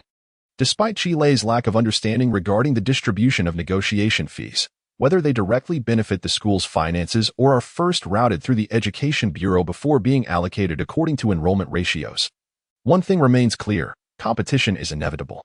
Thus, the absurdity of taking graduation photos only after the exams arises. Originally intended to be captured beforehand, the photos are instead postponed, necessitating multiple trips to the school. At this juncture, the teacher morphs into a sales representative, seizing 2 opportunities to retain students within No. 2. This situation is unavoidable. In terms of educational facilities, No. 2 cannot compete with Experimental High School, nor does it possess the same depth of teaching talent. The only recourse is to appeal to emotions. Lu Zhuofu meticulously tallied each student's high school intentions. When it came to Chi Lei, there was no need for a private conversation, as the situation was straightforward. He resided within No. 2's district, his registration was clear, and his grades surpassed the negotiation threshold, exempting him from the need for extensive negotiation. Moreover, Chile's mother had contacted him the previous day, explicitly stating her desire for him to negotiate his admission to number 2.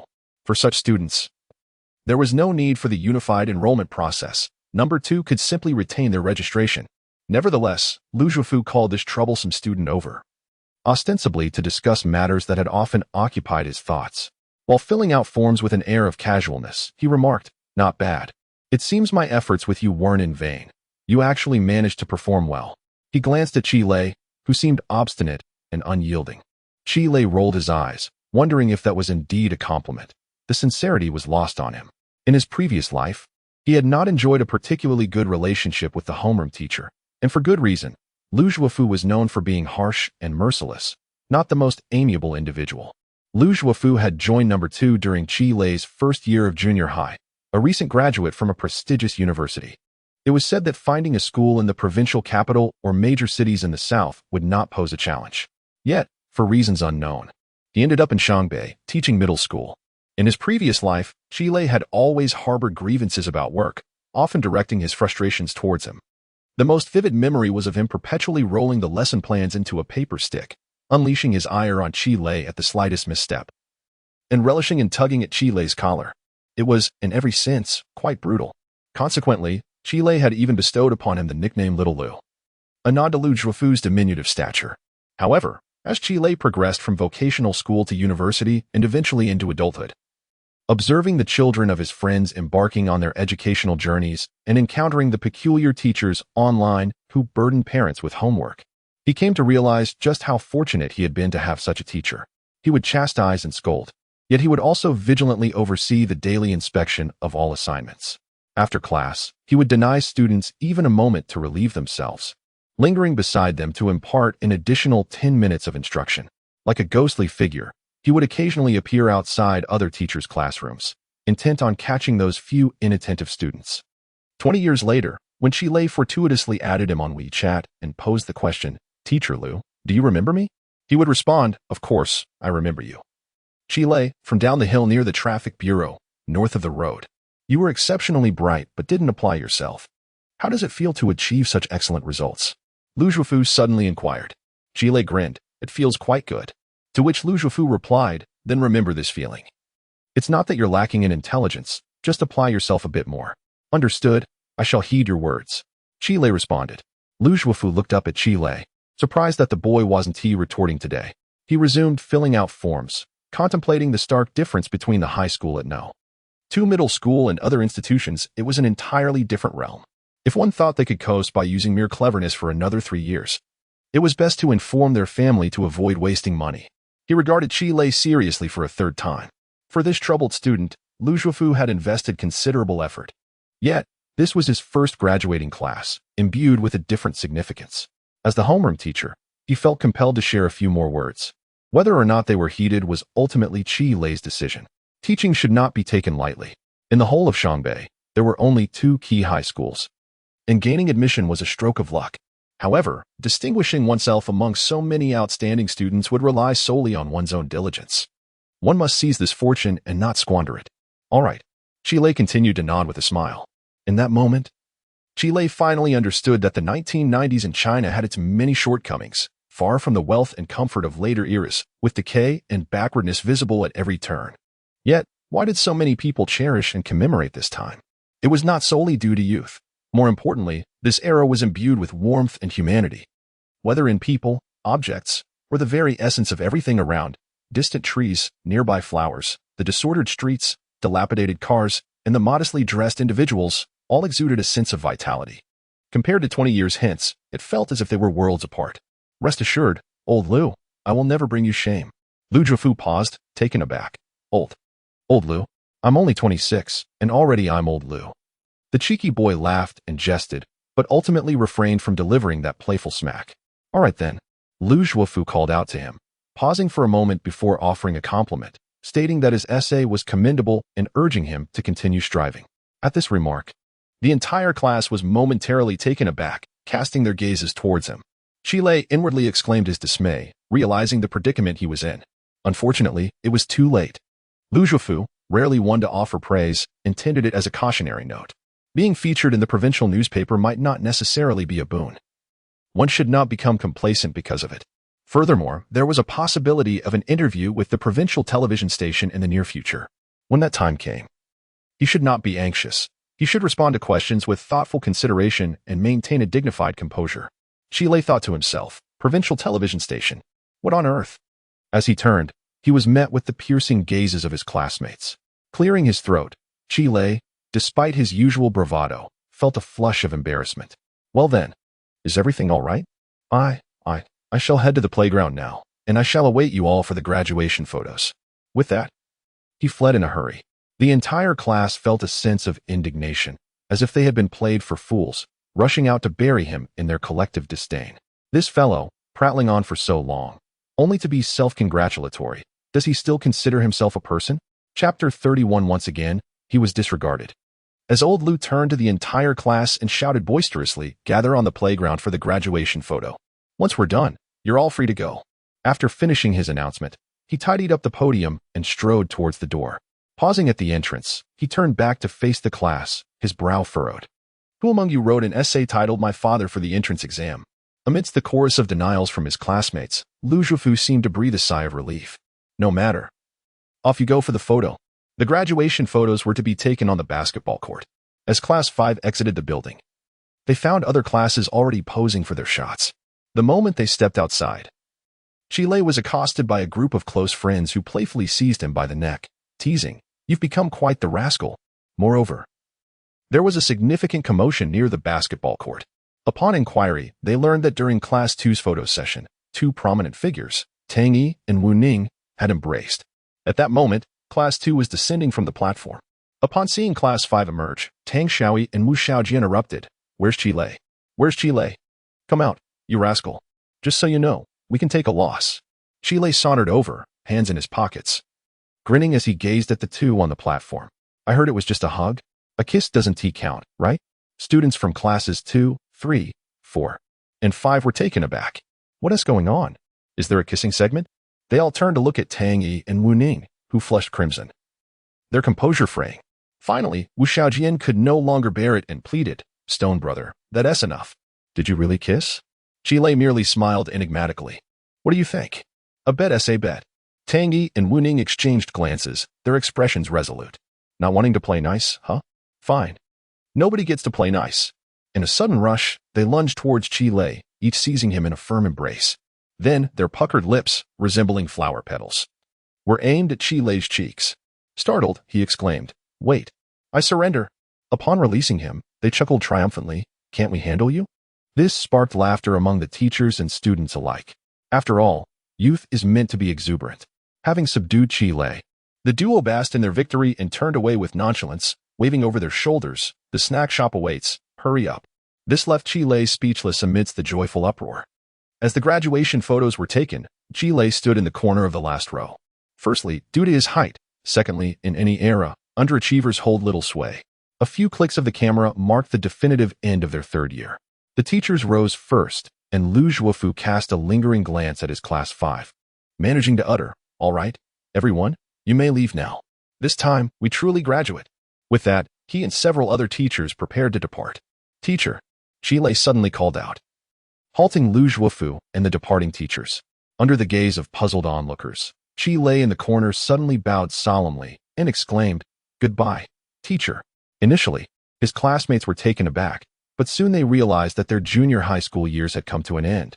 Instinctively, they followed Chile's lead, bowing deeply and shouting, "Goodbye, teacher."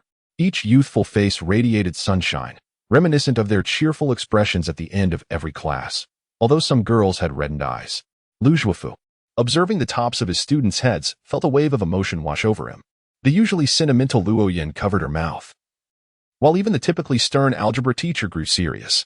The homeroom teacher of Class 6 pointed at the unruly group behind him, berating them. "Look at them, a bunch of ungrateful kids." After 3 years of care. Meanwhile, the girls from other classes gazed at Chile, who had been the first to bow, feeling somewhat dazed. Honestly, they had never noticed before how handsome he was. Alas, it was too late. Finally, Lu Zhuofu regained his composure and offered the warmest smile he had displayed in 3 years. As the bell rang in the distance, Tang Xiaoi and Wu Xiaojian glared resentfully at the basketball court. Darn it, he managed to show off again. Returning to the office, Lu Zhuofu found himself unable to settle down for a long time. This was his first cohort of ninth graders, and undoubtedly the most memorable, possibly even the last. Reflecting on that rascal Qi Lei, who had audaciously addressed him as Old Lu and orchestrated such a display of formalism, he couldn't help but chuckle and shake his head. The English teacher, Luo Yin, sighed, "That Qi Lei is rather impressive. I never noticed it before." She turned to Lu Zhuofu and remarked, "Isn't he the one who wrote the only perfect essay in Harbin this year? Quite unexpected." This was not without a hint of self-praise, as there were only a few perfect scores in English this year. Other teachers, upon hearing this, gathered around. Some congratulated Lu Zhuofu, saying, "Little Lu has struck gold this time. Your class performed admirably in the entrance exam, and with that essay, it seems he won't need to start from the first year next term. He'll either remain in junior high or advance to high school." Lu Zhuofu refrained from commenting, though he certainly hoped for such an outcome. After all, whether teaching a graduating class or moving to the high school division, it would be beneficial for him. He humbly replied, "It's unlikely. I've only been at number 2 middle school for a few years, and my experience is still lacking." The others had varied expressions and chose not to pursue the topic further. In truth, teachers also faced competition, especially in a prestigious school like number 2 middle school, which encompassed both junior and senior high. The school had a competitive mechanism, with evaluations held every year for middle school teachers. Those who excelled in education and teaching quality could ascend to the high school division. The income disparity was significant. Naturally, capable teachers aspired to advance. While some were genuinely happy for Lu Zhuofu, others harbored envy, feeling that he had struck fortunate with a perfect essay, and not just any perfect essay. Since the onset of summer, the government had repeatedly warned through the media about the possibility of a once-in-a-century flood, including severe disasters affecting the Songhua River system in Longjiang Province. In mid-June, the Dongding Lake and other areas in the Yangtze River basin experienced torrential rains, causing water levels to rise continuously. Although the true flood peak has yet to arrive, it is nearly certain that a significant deluge is imminent, prompting flood control teams across various regions to steadfastly maintain their defenses. The media has also turned its attention to this matter, vigorously promoting flood prevention efforts. Against this backdrop, Qi Lei's essay, My Motherland, strikes a resonant chord, perfectly aligning with the current events. This situation transcends mere excellence in composition. It captures a pressing news topic, serving as a natural promotional material. Consequently, an essay that had not seen a perfect score in Harbin for several years emerged. It is said that the vice principal responsible for grading at the experimental high school, along with high-ranking officials from the Education Bureau, unanimously approved the perfect score. Moreover, the grading work had not concluded before it was forwarded to the Provincial Education Bureau, which is taking this matter quite seriously. Not only has it been published in the Youth Daily, but provincial television may also take action. Lu Zhuofu has certainly benefited from the students' achievements, achieving a rapid ascent. Otherwise, with merely 3 years of work experience, how could he advance so swiftly? It is but a dream. In contrast, Luo Yin remained relatively indifferent. When Qi Lei was mentioned, she expressed joy. Qi Lei's English performance was commendable. I believe that the child possesses the potential to excel in the humanities in the future. Upon hearing this, the algebra teacher, who was already frustrated, erupted in anger. Excel? I doubt he stands a chance. He is nothing. In a fit of rage, he lamented. Does he dare to score even 50 in math? The algebra teacher, filled with resentment, felt as though it was not Qi Lei's shortcomings but rather his own teaching inadequacies that were to blame. Just wait until he reaches high school. I will show him. Upon hearing this, Lu Zhuofu not only refrained from defending Qi Lei but also nodded in agreement. That child indeed requires strict guidance. He is a promising student. Not one to be modest, he informed Luo Yin and the algebra teacher. I've spoken with Qi Lei's mother. He is certain to attend number 2 high school. When the time comes, regardless of which of us is assigned to him, let us all pay closer attention. Upon hearing this, the other teachers fell silent and dispersed, unable to engage further. These 3 are clearly on a different level than the rest. Luo Yin has strong connections. She should have entered the high school division last year, but did not want to part with her class, thus delaying for a year. Lu Zhuofu needs no introduction. As for the algebra teacher, being seasoned in this year's cohort performing well, he is guaranteed a spot in the high school division. Do these 3 genuinely care for Qi Lei? Or are they merely using him to provoke others? Chapter 32. Wu Xiaojian, truly wretched Qi Lei remained oblivious to the fact that even before commencing high school, he had already attracted the attention of 3 teachers. This foretold a tumultuous and arduous high school experience. Conversely, he was filled with anticipation for the forthcoming chapter of his life. A new destiny awaited him. After bidding farewell to his middle school classmates, he made his way towards the school gate's convenience store. At this moment, apart from the third-year middle school and high school students, the other grades had yet to be released for vacation, resulting in a bustling atmosphere within the store. Upon entering, Qi Lei spotted Tang Yi and Wu Ning surrounded by a crowd of boys and girls, squeezed onto the benches at the store's entrance, engaging in loud conversations and boisterous laughter. Their demeanor radiated their status and prominence within the school. Qi Lei was unfamiliar with other schools, but in the second middle school, the most audacious students shared a common trait. They treated the convenience store as their domain, the main entrance as a stage, and the playground's podium as their soapbox. Tang Yi and Wu Ning belonged to this boisterous category. Though they appeared to be 2 bumbling fools when together with Qi Lei outside, they were leagues ahead of him in terms of social prowess. Furthermore, with Dong Xiuhua holding a notable position in the financial department and Wu Xiaojian being adept at socializing and maneuvering through situations, they had a distinct advantage. Tang Yi, on the other hand, was straightforward and generous, possessing wealth that rendered him a formidable presence. In his company, others rarely had the opportunity to spend. However, this had little to do with Qi Lei. In his past life, he exuded an inexplicable coolness, embodying 2 entirely different personas at school and home, akin to the adage of being formidable within one's own nest. At that moment, the boys and girls seated or standing around were of no relevance to Qi Lei, as he had little familiarity with them in his previous life. He only remembered one named Lu Xiaoshui from class 6 and another, Li Wenwen, who was in the 2nd year of high school. As Qi Lei approached, Tang Yi casually handed him a bottle of cola, teasing him. "What are you trying to act like? Saying goodbye to the teachers? Spare me the disgust." Qi Lei merely smiled, nodding in acknowledgement to the familiar faces. Lu Xiaoshui and Li Wenwen responded politely, albeit with a sense of distance. They were not well acquainted with Qi Lei, only acknowledging him due to Tang Yi and Wu Ning's presence, thus sparing him from complete estrangement. As for Tang Yi and Wu Ning, given their close relationship with Qi Lei, it prompted the question, should they offer him a semblance of favor? Li Wenwen once remarked, "Is there any need for that?" It seemed entirely unnecessary. In essence, the atmosphere in this corner of the convenience store starkly contrasted with that of the classroom. If the relationships within the classroom were pure and innocent, this place was a microcosm of adult mercantilism. Making friends required motives and capabilities. Their circle was not one that just anyone could penetrate. Qi Lei, however, remained unfazed. This was entirely normal. The dynamics of school mirrored those of society. Some individuals were as innocent as blank slates, while others had already begun to navigate the complexities of social interactions. Noticing Wu Ning sitting quietly with a troubled expression, Qi Lei felt a surge of curiosity. "What's wrong? Did someone cook you?" Wu Xiaojian, with a sorrowful visage, lamented, "Brother seems to have landed in trouble." Qi Lei was taken aback. "What happened?" he inquired. However, Tang Yi burst into laughter, exclaiming, "You didn't quite pull off your clever trick, did you?" He then recounted the details to Qi Lei. Essentially, during the examination, this fellow had a brilliant idea. He wrote an essay titled My Father. The twist was that his father was not Wu Lianshan, but rather the director of the Education Bureau. The logic was rather optimistic. After all, the grading teachers were under the Education Bureau's jurisdiction, and upon seeing the director's child, wouldn't they award extra points? Unfortunately, fate had other plans. Coincidentally, during an inspection of the grading process, the deputy principal responsible for the grading at the experimental middle school was present, and he happened to showcase Wu Ning's paper to an old friend, implying a mockery of sorts. "Look at what your daughter has written." The director, upon reading it, was furious and reprimanded his own daughter, who was also taking the high school entrance examination. The poor girl protested her innocence, asserting she hadn't even mentioned her father at all. Ultimately, when the names of the candidates were examined, the truth emerged.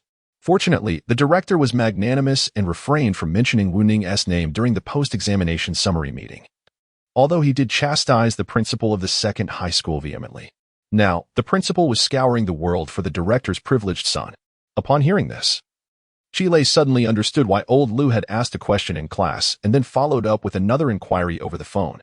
Speechless, he looked at Wu Ning, exclaiming, "You are truly something else." Wu Ning felt wronged, responding, "Am I to blame?" It's your fault for choosing such a ridiculous essay topic. Meanwhile, Tang Yi gleefully added, that's not all. I heard the director's daughter is also searching for who wrote it, eager to meet her younger brother. Chile erupted into laughter, contemplating that, perhaps, it was not entirely disadvantageous. At least, he would learn to be more cautious and refrain from engaging in such self-sabotaging antics in the future. One cannot deny that Wu Ning was quick-witted and sharp, a trait that both Tang Yi and Chile could not quite match. Yet, being merely 16, he was far from reaching his full potential. Otherwise, he wouldn't have earned the nickname Wu the Mischievous. Learning lessons early would only hasten his growth. Wu Ning felt no anger at this remark, but it did not sound as pleasant to outsiders. What kind of talk is that? Li Wenwen frowned, defending Wu Ning. Enough with your theatrics. Ningzi has already had a rough time. Indeed. Another classmate, Lu Xiaoshui, chimed in, intentionally emphasizing brother with a heavy bite, laced with sarcasm. This situation became quite awkward. Although they were standing up for Wu Ning, Chi Lei had no ill intentions. He decided to pretend he hadn't heard, offering an awkward smile to Lu Xiaoshui and Li Wenwen, suggesting they not take it to heart. It was merely a casual remark. Li Wenwen and Lu Xiaoshui shot Chi Lei disdainful glares, yet, as Tang Yi and Wu Ning remained silent, they felt it inappropriate to be overly aggressive. With the crisis averted, Chi Lei finally said to Tang Yi and Wu Ning, let us go home. Naturally, Tang Yi and Wu Ning had been waiting for Chi Lei, so they waved goodbye to everyone and followed him out of the convenience store. However, just as Chi Lei turned to face the door, a girl hurriedly rushed in, colliding right into him. Moreover, Chi Lei held his hand aloft, a can of cola in his grasp, the cap still unsealed. With a startled gasp, the girl recoiled in fear, clutching her chest and casting a furious glare at Chi Lei. Instinctively, he uttered an apology. I'm so sorry, I didn't see you. Yet, as he lifted his gaze, his eyes widened in surprise. It was her. The girl was Zhou Lei from Class 6 of the 3rd year. Someone Chi Lei not only recognized, but shared a particularly close bond with. At that moment, Zhou Lei also noticed Chi Lei, along with Tang Yi and Wu Ning who stood behind him. Her brows furrowed in discontent, adopting a feeble demeanor as she admonished Chi Lei. Can't you be more mindful while walking? Chi Lei found himself pondering a dilemma. Should he apologize, express his gratitude, or perhaps tell her to leave him be? Chapter 33. I wait. Faced with Zhou Lei, Chi Lei now finds himself presented with 3 choices: to apologize, an admission of fault for the collision, which was executed with precision; to express gratitude, for in another life, she illuminated the path for a boy, enabling him to recognize reality and strive for academic excellence instead of succumbing to despair in the face of adversity, or to dismiss her entirely, for in this lifetime, Chi Lei wishes to sever all ties. She is a woman who, in a previous existence, ensnared him in a web of exhaustion and heartache. In simpler terms, there are 2 individuals who have danced around their feelings since middle school, separated only by a fragile veil. At that time, Chi Lei believed he was experiencing his first love. However, the truth was far from that. The nightmare commenced the moment he pierced through that veil, leaving him battered and on the brink of collapse. It was only years later that he discovered through trending online phrases that what he had encountered was not love at all, but rather a deceptive allure. In this moment, what words can I muster? As Chi Lei gazes upon this seemingly pure yet venomously etched girl in his memory, he feels a swell of uncertainty. Which of the 3 choices shall he select? Finally, with a reluctant smile, he mutters, I'm sorry, I didn't see you. Instinctively, he yearns to flee the scene of the incident. Zhou Lei, perceptive to the distance in Chi Lei's eyes, furrows her brow and responds, it's all right. Just be a bit more careful next time. Observing Chi Lei retreating without intention to linger, she grows anxious and calls out, Chi Lei, I'm not angry with you. Why are you running away? Chi Lei abruptly halts, prompting Tang Yi and Wu Ning to pause as well. Zhou Lei's voice echoes once more. You know I'm not the petty type. Chi Lei. Initially, he had intended to offer a perfunctory response, allowing them both to move on and gradually forget. Yet, at this moment, doubt creeps in. Can they truly part ways in peace? Perhaps not. Then let it be. Resolved swiftly. With this thought, Chi Lei suddenly pivots, casting aside all 3 options and executing an action that leaves everyone astounded. He strides forward, meeting Zhou Lei's startled gaze and the collective attention of all present at the school's convenience store, wrapping an arm around her waist, locking eyes, and kissing her. In a fleeting moment, he declares, Zhou Lei, I like you. Then, disregarding her astonished state, he turns and strides away. Oh well, Tang Xiaoyi exclaims. her voice tinged with disbelief. Who could have anticipated that Qi Lei would engage in such audacious behavior? Li Wenwen instinctively covers her mouth. Bewildered, was this truly the same Qi Lei, who had always seemed so naive? Outside the school gates, Tang Xiaoyi and Wu Xiaojin regard Qi Lei as if he were a creature from a dream. You're unbelievable, Tang Yi exclaims. So you just kiss her and run off? Wu Ning, noticing the change in Qi Lei's demeanor, questions, what's wrong with you? Meanwhile, Tang Yi, still unable to sense the underlying tension, adds, you can act like this, but must you be so reckless? And for goodness sake, don't run away. Give her a moment. What if she agrees? With wide eyes, could it be that the person I spoke to on the phone yesterday is her? Qi Lei remained silent, contemplating the unfolding circumstances. Would it mirror the events of my past life? Would it unfold as I desire, reaching a swift conclusion? It should, right? With this thought, Qi Lei smiled faintly, a glimmer of anticipation in his expression. Let us go home. Tang Yi and Wu Ning exchanged glances, bemused by his nonchalance. Tang Yi, your shameless demeanor is truly repulsive to me. I'm heading to the computer room to play some Red Alert. Wu Ning, recalling that they had only been selling socks lately, added, it's been ages since I've been to the computer room. Let us go. He glanced at Qi Lei, inquiring if he would join them. I have things on my mind. You go ahead. I'll stay home for a while, Qi Lei replied, turning towards home. Tang Yi and Wu Ning observed his retreating figure, bewildered. Should we go? Perhaps have a nice lunch? Qi Lei merely waved them off with a casual hand gesture, his silhouette gradually fading from sight. Upon returning home, Qi Lei threw himself onto his bed, staring blankly at the ceiling, seemingly awaiting something. Time passed unmeasured until he dozed off, only to awaken hours later to the sound of loud knocking at the door. They have arrived. Qi Lei sprang to his feet, hastily approaching the door. Taking a deep breath, he opened it, only to be taken aback. The figure before him was not what he had anticipated. It was a girl tall, slender, and strikingly pure, almost breathtaking at first glance. Indeed, it was Li Wenwen. Why are you here? Qi Lei furrowed his brow. What do you mean? Why am I here? Li Wenwen retorted, her expression as unfriendly as ever. She had inquired extensively before discovering Qi Lei's residence, a challenging feat without ceremony. She pushed past him and entered his courtyard. Where are Tang and Ning? Qi Lei stood frozen at the entrance, watching as she called out the names of Wu Ning and Tang Yi from within the house. They're not here, he replied, remaining at the door, assuming she had come in search of them. Surely, upon learning they were absent, she would depart, as they were hardly acquainted. However, to his surprise, Li Wenwen showed no intention of leaving. Upon hearing that Tang and Wu Ning were not present, her agitation intensified. Not here? At this hour? They still have the audacity to be out having fun? Qi Lei, bewildered by her fervor, questioned, what's the urgency in seeking them? Of course there's an urgency, Li Wenwen exclaimed, exasperated. Where on earth have they gone? Not even a word in return. She abruptly turned to Qi Lei, glaring at him, her long ponytail whipping high, beads of sweat glistening on her forehead in the sunlight. How can you even ask that? Advancing towards Qi Lei, she reproached him. Qi Lei, can't you see? Have you learned to be a rogue? Qi Lei was momentarily taken aback by Li Wenwen's unexpected outburst. His initial reaction was to assert, don't speak recklessly, I have never harbored any thoughts towards you. In a bemused tone, he added, it seems we haven't even touched hands. How could I be a rogue? You. Li Wenwen struggled to catch her breath, gazing at Qi Lei as if he were a monster. After a prolonged silence, she finally managed to utter, do you wish to die? Show me what you've got. Tell me, what were you thinking? How could you act so brazenly in front of so many people? At last, Qi Lei comprehended her true purpose. She had come regarding Zhou Lei's matter. Silently retreating from the iron gate, he pondered whether the situation had escalated. Li Wenwen was seething with frustration. Are you actually hoping for it to become a bigger mess? Qi Lei chuckled. Indeed, I do hope for that. Li Wenwen was utterly astounded by Qi Lei's audacity and ignorance. Even at this juncture, he continued to feign innocence. What are you pretending for? She cast him a scornful glance, adopting a condescending demeanor. I'm not criticizing you, but Xiao Tang and Ning Zi have treated you quite well, shielding you from all troubles, taking you along wherever they go, and urging us friends to look out for you. Among us who mingle at the second high, we certainly refrain from voicing any objections out of respect for Xiao Tang and Ning Zi. However, such favors are reciprocal if they treat you kindly.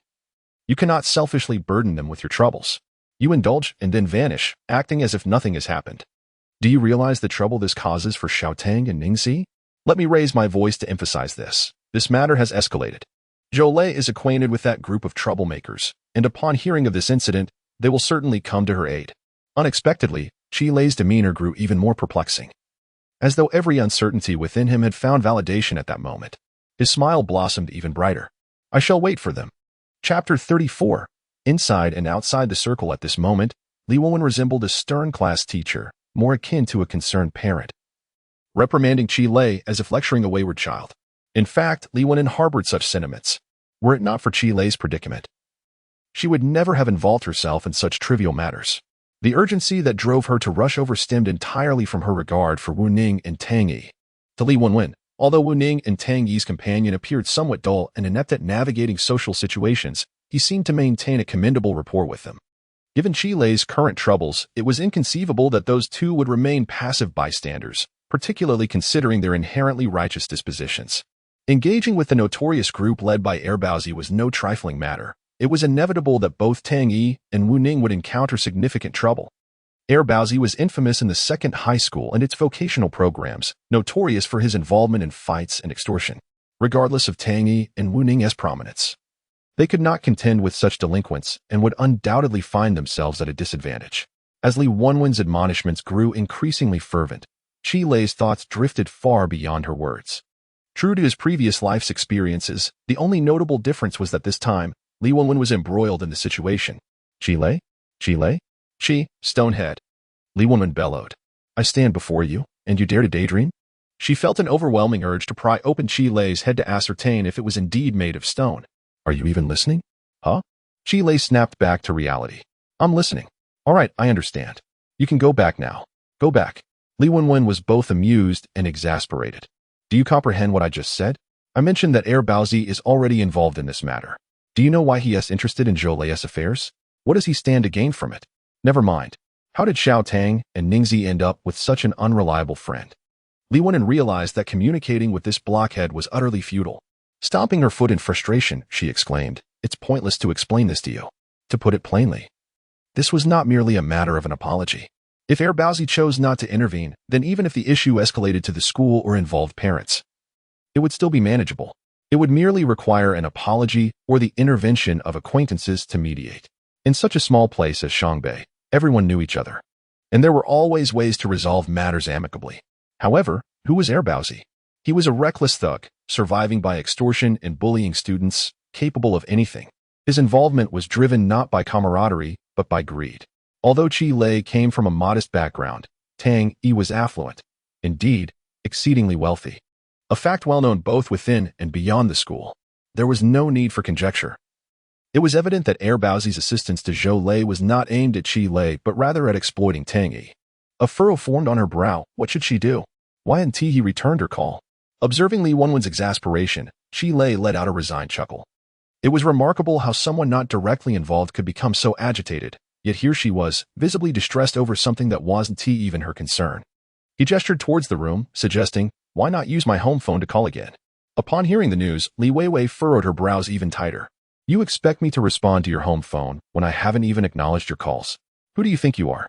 Yet, after a moment's reflection, she decided to give it a try. With fervor, she rushed into the inner room without a hint of hesitation. She located the telephone on the coffee table in the living room, dialed the pager's number, and, once connected, skillfully recited a series of digits. Yes, a message. A prompt return call is essential. It's urgent. Li Weiwei. Yes, leave this landline number. After hanging up, Li Weiwei, feeling quite bored, began to survey the furnishings of the Qi household. The outdated spring sofa and the antiquated combination furniture dominated the space, with the only somewhat modern item being a 21-inch Skyworth color television. In summary, simple and ordinary. This further fueled her disdain for Qi Lei. It was not that she looked down upon the impoverished. Rather, she felt that she and Qi Lei did not inhabit the same realm. This was a primary reason for her long-standing aversion to him. She considered herself far more mature than the average student, possessing a clearer understanding of many matters.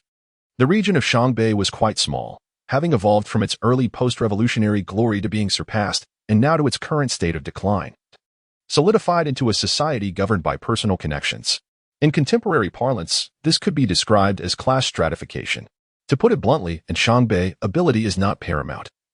Relationships take precedence. Those with talent seek opportunities elsewhere, while those with connections require no particular skills. Li Weiwei's father was a businessman, and her mother a civil servant. Families like hers, as long as they did not aspire to leave the confines of Shangbei, found that academic performance was of little consequence. Acquiring a diploma was sufficient, after which one could either take over the family business or leverage connections to secure a desirable job. Given the increasingly stagnant environment of Shangbei, such families were considered quite fortunate. Dedicating oneself to studying hard seemed less advantageous than using one's time in school to cultivate friendships with peers in similar situations, thereby building a network for the future. Within this circle, names such as Wu Ning and Tang Yi were prominent, yet Qi Lei was conspicuously absent. In truth, both Wu Ning and Tang Yi shared a comparable status. They possessed the capital to play. Wu Ning's mother had already attained the position of deputy director by her 40s, and it was likely she would ascend further in her career. Wu Lianshan was a well-known accountant in Shangbei, enjoying immense respect within the community. Even Li Weiwei's family business relied on his assistance each month. As for Tang Yi, his circumstances were even more favorable. Although Li Weiwei had never inquired about Tang Yi's family profession, his attire and the apparent wealth he displayed suggested that the Tang family's standing was at least equal to, if not superior to, her own. Thus, her willingness to deliver a message today, and her eagerness in doing so, were entirely influenced by her connections with Tang Yi and Wu Ning, having no bearing on Qi Lei personally. In Li Weiwei's perspective, she and Tang Yi, along with Wu Ning, were part of the same circle. Upon graduating and entering society, they would continue to share the same sphere. She even entertained the notion of perhaps one day igniting an unexpected spark with her younger brother, resulting in a union of marriage. She had long been prepared for such possibilities. This is not merely a matter of commercialism. One might euphemistically refer to it as a matter of social compatibility, while a less flattering interpretation might denote the divergence of circles. Such is the reality. Now, let us consider Qi Lei, hailing from a modest family devoid of wealth and connections. The tuition fees of a prestigious high school represent a substantial financial burden, and one cannot expect any assistance when he faces pivotal life choices. He exists outside her social circle, belonging to that category of individuals with whom contact is virtually impossible once they leave school. Even should they serendipitously encounter one another at some point in the future, it would likely result in awkward pleasantries, with a shared desire to escape the interaction. She does not disdain such families. Rather, she looks down upon those who, despite being entrenched in such circumstances, remain oblivious to their reality. In Li Wenwen's eyes, Qi Lei possesses but one path forward: diligent study. Only through dedicated learning can he hope to transcend the lower echelons of society, escape the confines of Shangbei, and attain a life of greater comfort than that enjoyed by the majority. However, it is evident that Qi Lei has yet to recognize this truth. Within the school, he displays a lackadaisical attitude, while outside, he relies on flattery and connections with Tang Yi and Wu Ning. He mistakenly believes himself to be exceptional, relishing in experiences that his peers can scarcely fathom. Unbeknownst to him, this is a sign of immaturity, indeed bordering on the absurd. Once he steps beyond the school gates, he will be swiftly returned to reality. To paraphrase a saying from Northeast China, this person is nothing at all. Come to engage in idle chatter and seek answers. Take a look, if you will. 11 days into the book's release, the plot has begun to unfold at a measured pace. This presents a perfect opportunity to discuss the contentious narrative with both new and old readers, as well as to clarify certain matters. Firstly, seasoned readers are aware that while Flowing Years is set in an urban environment, it shares a thematic lineage with the great Song, Mighty Tang, and Song's Courage. The outline has long been established. Thus, rather than viewing Qi Lei as the sole protagonist, it is more accurate to regard it as a multifaceted narrative featuring 4 main characters, or even more. It will elucidate the past and present of these 4 brothers, their companions, and the explosive incident at the firecracker factory that lies at the heart of the entire system. However, distinctions do exist, after all. This is a tale of urban rebirth, and it must cater to the reading experience of newcomers, each aspect receiving its due emphasis. The writing style leans towards urban daily life, with the theme of campus growth taking precedence, while commercial undertones gradually unfold as a subplot. Those who are not fond of campus narratives or who find their expectations unmet are welcome to withdraw in advance, ensuring that neither party's time is wasted. Furthermore, I wish to address new readers. While Zhōngkǎo is an established author who has previously achieved commendable success, it must be candidly stated that the great Song does not conform to conventional web literature. It is a work of spontaneous expression infused with emotion. Thus, while some praise it to the heavens, others voice incessant criticism. Following a period of illness, zhōngkǎo ventured into mighty Tang, embracing a more liberated writing style. Over the course of nearly 3 years, he wandered in a dreamlike state, although he has recently regained some vitality through a lengthy practice piece exceeding 1,000,000 words. Nevertheless, zhōngkǎo remains an unconventional writer, and I ask for your understanding should anything feel disconcerting. Of course, he does not belong to the category of capricious authors who intentionally employ various toxic elements to provoke disdain. Reflecting upon the creative journey, it is evident that the inception of the song faced numerous critiques, with various elements labeled as flaws. The Dengzhou camp was criticized, the old prince's demise was deemed problematic, and the characterization of Dong Jingyao was also scrutinized. Cold Fragrant Slave, Xiao Guanyin, and many others were similarly categorized as shortcomings. However, upon retrospective consideration, it appears that, apart from Dong Jingyao, who has emerged as the most unsuccessful character in zhōngkǎo's 5-year narrative, the rest have been vindicated. Not only have they been justified, but they have also become pivotal points within the song, serving as key driving forces of the plot. Subsequently, while the writing of Soup Boil and Song Dan may not have reached great heights, the elements deemed flawed are indeed scarce. Thus, zhōngkǎo's perspective remains relatively sound, and his social experience is sufficiently vast. It is impossible for me to feel truly disheartened. Perhaps it is merely a matter of premature conclusions? Grant me some time, and perceptions may shift. zhōngkǎo excels in character development. Even in works that falter, there are always a few characters that leave a lasting impression. Crafting characters necessitates groundwork and a profound understanding of human nature.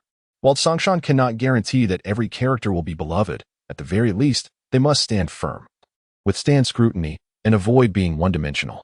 Naturally, I recognize that some readers lack the patience, akin to the sentiments expressed in the song following the segment in the Dengzhou camp. Readers do not afford you the luxury of time to expound at length. At that moment, zhōngkǎo would implore everyone to grant him an opportunity to reserve judgment until the conclusion of the narrative. Now, with a broader perspective, discussions with peers focus solely on the merits of the work. And to dismiss an abundance of admiration for the sake of a few critiques would be a disservice to zhōngkǎo. If the narrative truly unsettles you, and you believe that the trajectory ahead aligns with your expectations, then, akin to Zhou Lei, it may be best to part ways amicably, wishing each other well without causing further distress. I apologize for any discomfort. It might not align with your tastes. However, if your tolerance is high and you possess an inquisitive spirit despite any discomfort, then continue reading. zhōngkǎo does not adhere to the formulaic approach of mirroring others' styles. He seeks to infuse his work with unique psychological insights for personal satisfaction. Isn't this the essence of writing? To keep readers guessing about what lies ahead. That is true creativity. If a single narrative line reveals everything, laying out the outline in advance, what is left for me to accomplish? My dear friend, you could embark on your own writing journey. Even if you choose not to write, you could thrive as an editor, earning substantial income. For you possess a remarkable imagination and a wealth of reading experience, allowing you to navigate past all pitfalls and either produce or guide the creation of flawless works. It has been years since I engaged in disputes. I have softened, and I hope for the understanding of the bandits. I am, of course, open to any gentle inquiries from readers, whether they are critiques, analyses of character motivations, or expressions of misunderstanding. Each is warmly welcomed.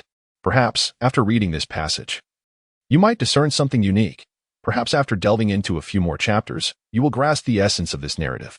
It may be that upon completing the entire work, you will reflect and realize the underlying truth. Such realizations would be the greatest support for zhōngkǎo. zhōngkǎo's temperament resembles that of Tang Yi, albeit sharing only the flaws, emotional and stubborn. He admires Wu Ning's shrewdness and aspires to embody the multifaceted charm of Qi Lei, capable of being both sweet and savory, an exquisite blend of uncle and youthful spirit. Let me candidly share my intention behind the creation of Tang Yi. He is a character who charges forward in a straight line, undeterred by obstacles, relentlessly pursuing his path, even at the cost of injury.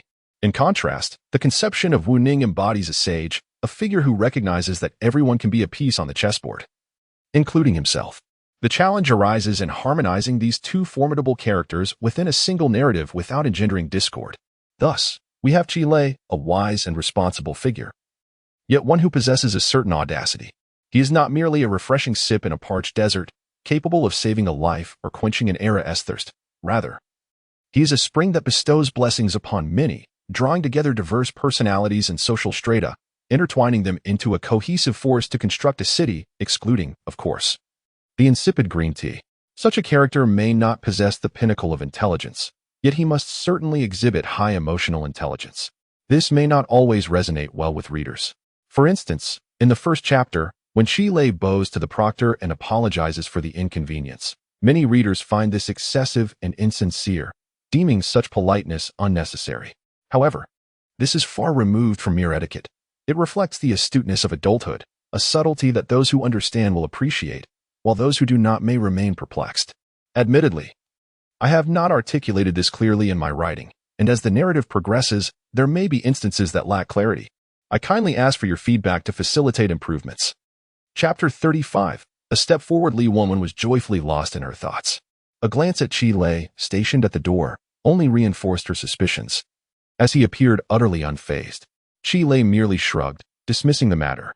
Wait for the call. I'll prepare some food in the kitchen. With those words, he turned and ventured into the kitchen. Li Wenwen watched him leave, muttering to herself that she hadn't even eaten lunch over this trivial matter. How oblivious Chi-Lei was, failing to inquire about her well-being. Yet, even if he had asked, she likely wouldn't have eaten. Before long, the phone rang. To her surprise, Tang Yi had indeed returned her call. Hello? Is this Tang Yi? She answered promptly. The other end of the line was somewhat noisy, reminiscent of a restaurant. Why did it take you so long to call back? A mischievous chuckle emerged from the receiver, but it wasn't Tang Yi. It was Wu Ning. His tone was filled with mock astonishment. Oh, Wenjie? What brings you and Shi-Tu together? You dare use his phone to call me? Aren't you afraid my big mouth will let the entire Shangbei know? Shut up. Li Wenwen recognized Wu Ning's familiar banter, which never boded well. Where are you? Hurry back. We're at Tongfu Hotel. We just ordered food and haven't started eating yet. Why don't you join us? He added quickly, don't worry. It's just me and Tang Yi. No girl's more beautiful than you. Are you out of your mind? Li Wenwen retorted with a laugh. How can you think of eating at a time like this? Something has happened. What happened? Wu Ning remained irreverent. Did Shi-Tu kiss you too? Then it wouldn't just be a meal with Tang Yi. It'd require a month to make up for it. Ugh. Li Wenwen was exasperated. Why were boys never more mature? It's about Zhou-Lei. Are you going to do something or not? Wu Ning continued to jest, his tone unchanged. What is there to do? Did Zhou-Lei call the police? Did they arrest Shi-Tu? Oh no. Li Wenwen was genuinely agitated. Wu Ning had this tendency to be flippant. The guys from Airbizi have found out and are planning to confront Zhou-Lei. They might come to her house. Did you not hear about this? Thus, Li Wenwen recounted what she had witnessed at the school gate that afternoon. I suspect Airbizi isn't just talking. They probably want to extort some money. What are you going to do about it? Will you intervene? If not, don't come back this afternoon. I'll tell Chi-Lei not to stay at home either. If you decide to help, I can think of some ways to find people. You've heard of Zhao Wei, right? He is my brother, and he can ensure you won't suffer any losses. Li Wenwen spoke with unwavering conviction, completely shedding the disdain she had earlier felt towards Chi-Lei. There was silence on the other end. The lightheartedness vanished. After a moment, Wu Ning coldly interjected, put Shi-Tu on the phone. Li Wenwen instantly grew anxious. What good would that do? He can't resolve anything. Wu Ning's voice remained frosty. Just let Shi-Tu take the call. Li Weiwei found it impossible to refrain from summoning Chi-Lei back to the kitchen. Hey, Wu Ning interjected with an abrupt remark. Have you been fixated on Airbizi since the break of dawn? Brothers understand each other best, and Wu Ning, who often overthinks, couldn't help but connect the dots. Chi-Lei's sudden affection and his refusal to join in on the fun, opting instead to return home, clearly indicated that something was amiss. Furthermore, it reminded Wu Ning of the time Airbizi had inquired about Tang Yi at school. The three brothers had not forgotten. Coupled with the fact that Zhou-Lei had some connection to Airbizi, it was instinctive for Wu Ning to draw this conclusion. Otherwise, it would be hard to comprehend how Shi-Tu, who had never shown interest in girls, could suddenly behave in such a manner. Chi-Lei, however, chose not to elaborate. Such assumptions were preferable, saving him from unnecessary complications. In truth, it wasn't due to past events but rather the future that was on his mind. When Wu Xiaojin questioned him, he nonchalantly replied, sort of. Wu Ning understood. So what are you planning to do? At that moment, a fleeting glint of determination flashed in Chi-Lei's eyes as he took a decisive step forward. After a prolonged silence, he concluded, just wait at home. Once Chi-Lei ended the call, Li Weiwei rushed forward, inquiring, what did Ningxi say? She had only caught 3 phrases. Hey, sort of, decisive. It was tantamount to nothing. She gleaned no insight. Chi Lei merely smiled at her, a rather charming smile at that, assuring her that they would soon return. However, instead of alleviating Li Weiwei's concerns, she sighed, pondering that Ningzi and Xiaotang ultimately remained loyal to one another. Yet, when would this turmoil come to an end? Friends who were both inconsiderate and prone to causing trouble would always be a source of annoyance. She silently resolved that she would take the opportunity to have a chat with Tang, Yi, and Wu Ning in the future. After all, they were ultimately from different circles. Desiring to minimize interactions with Chi Lei in the kitchen, Li Weiwei settled in the living room for a while. It wasn't until the door to the Chi family courtyard was knocked upon once more that she experienced a fleeting sense of relief, thinking that Xiaotang and Ningzi had returned sooner than expected. Without waiting for Chi Lei, the host, to rise, she dashed to the door. Unfortunately, her guess was incorrect. The figures outside were neither Tang Yi nor Wu Ning, nor were they the vengeful Zhou Lei and Baozi. You've come for that matter as well? 3 familiar young men stood outside, their intentions easily discernible. They were Lu Xiaoshui, Zhang Xinyu, and Jiang Haiyang. Lu Xiaoshui and Jiang Haiyang had just witnessed everything at the convenience store, while Zhang Xinyu had hurried over upon hearing the news. Li Weiwei was acutely aware of why they had come. Lu Xiaoshui's father held a position in finance and was a direct subordinate of Wu Ning's mother. By Li Weiwei's standards, they were all part of the same circle. Unlike her impulsive rush upon receiving a hint, Lu Xiaoshui arrived bearing precise information. Just now, Baozi was asking where Chi Lei's family resides. As soon as we caught wind of the news, we rushed over. Li Woman felt a surge of anxiety. Did he truly come to your home? Was his relationship with Zhou Lei that close? Although she had anticipated this moment, the confirmation left her with an unsettling sense of disbelief. To put it bluntly, even the most mature students at school harbor an innate fear of the ruffians from outside. Moreover, Tang, Yi, and Wu Ning had yet to return. What was there to be so brazen about? Lu Xiaoshui flicked his half-long hair and asserted his awareness of the situation. In truth, Bao Gu had been drawn to Zhou Lei's beauty and had attempted several times to take her out, but she had always shied away, preferring to evade him whenever they crossed paths. He had even approached me once, requesting that I advise Zhou Lei to stop leading him on. Bao Gu had shown some respect during that encounter and hadn't troubled Zhou Lei again. This time, however, it was Chi Lei's impatience that brought him to seek out Baozi. As for Bao Gu, to speak candidly, he is quite a loyal person. However, he makes his living through such dealings and has fixated on the wealth of Tang Gu's family, hoping to capitalize on Chi Lei's predicament. Otherwise, he would hardly concern himself with such matters. Li Wenwen was deeply skeptical of Lu Xiaoshui's assertions. Really? Bao is loyal? That hardly makes him a good person. Furthermore, Zhou Lei hadn't sought out Bao. She was seen cozying up with someone else at the school gate that very morning. Is that so? Lu Xiaoshui felt a tad embarrassed, admitting he was unaware of that detail. As Li Wenwen ushered him into the courtyard, he scanned his surroundings and noticed something amiss. Feeling slightly guilty, he inquired about Tang Gu and Ning Gu. They are dining out, but should return shortly. Li Wenwen's reassurance eased Lu Xiaoshui's worries. He had feared that the 2 men would abandon Chi Lei, rendering his visit futile. He relaxed and smiled, relieved. At that moment, Chi Lei observed from the side. Somewhat speechless, he had not intended to interject, but upon reflection, he spoke up. Why don't you 2 head back? We can handle this ourselves. Instantly, he drew a disapproving glance from Li Wenwen. What business is it of yours? Isn't it Tang and Ning who are assisting you? It seems I do have a stake in this, don't I? Why do I feel like an outsider here? Meanwhile, Zhang Xinyu pulled out a pack of soft Honghe cigarettes, offering them to Lu Xiaoshui and Jiang Chunyang, before turning to the pale-faced Chi Lei with a complaint. I say, sure too, your handling of this situation is utterly unreasonable, leaving us with no ground to stand on and complicating matters further. Exactly, Jiang Haiyang chimed in, lighting a cigarette. This is downright thuggish behavior, you know? Even if it escalates to the police station, we have no justification whatsoever. Why can't you be more discerning? This has turned everyone into mere spectators. Enough. Lu Xiaoshui silenced their lecturing, frowning with an air of maturity. The issue has already arisen. What purpose does further discussion serve? He turned to Chi Lei, acknowledging that Xinyu and Haiyang's words were somewhat harsh, but urged him not to take it to heart. They are friends. You need fear. We are all here for you, and we certainly won't allow them to harm you. However, there is truth in their words. A friend may assist you once, yet cannot attend to your needs daily. Henceforth, one must be truly mindful. Chapter 36. Dong Erbao Qi Lei quietly listened to a group of his peers lecturing him, his head lowered in silence, a hint of bashfulness evident in his demeanor. However, in reality, Qi Lei felt awkward in the midst of such an unusual scene. The trouble had been stirred up by him, and the crowd had gathered at his family's doorstep. Yet, none of those who filled the courtyard were there for his sake. Anyone could perceive the embarrassment of the situation, and it could easily sting one's pride, leaving a lingering resentment. Yet, for Qi Lei, there was an indescribable sensation. Was he truly materialistic?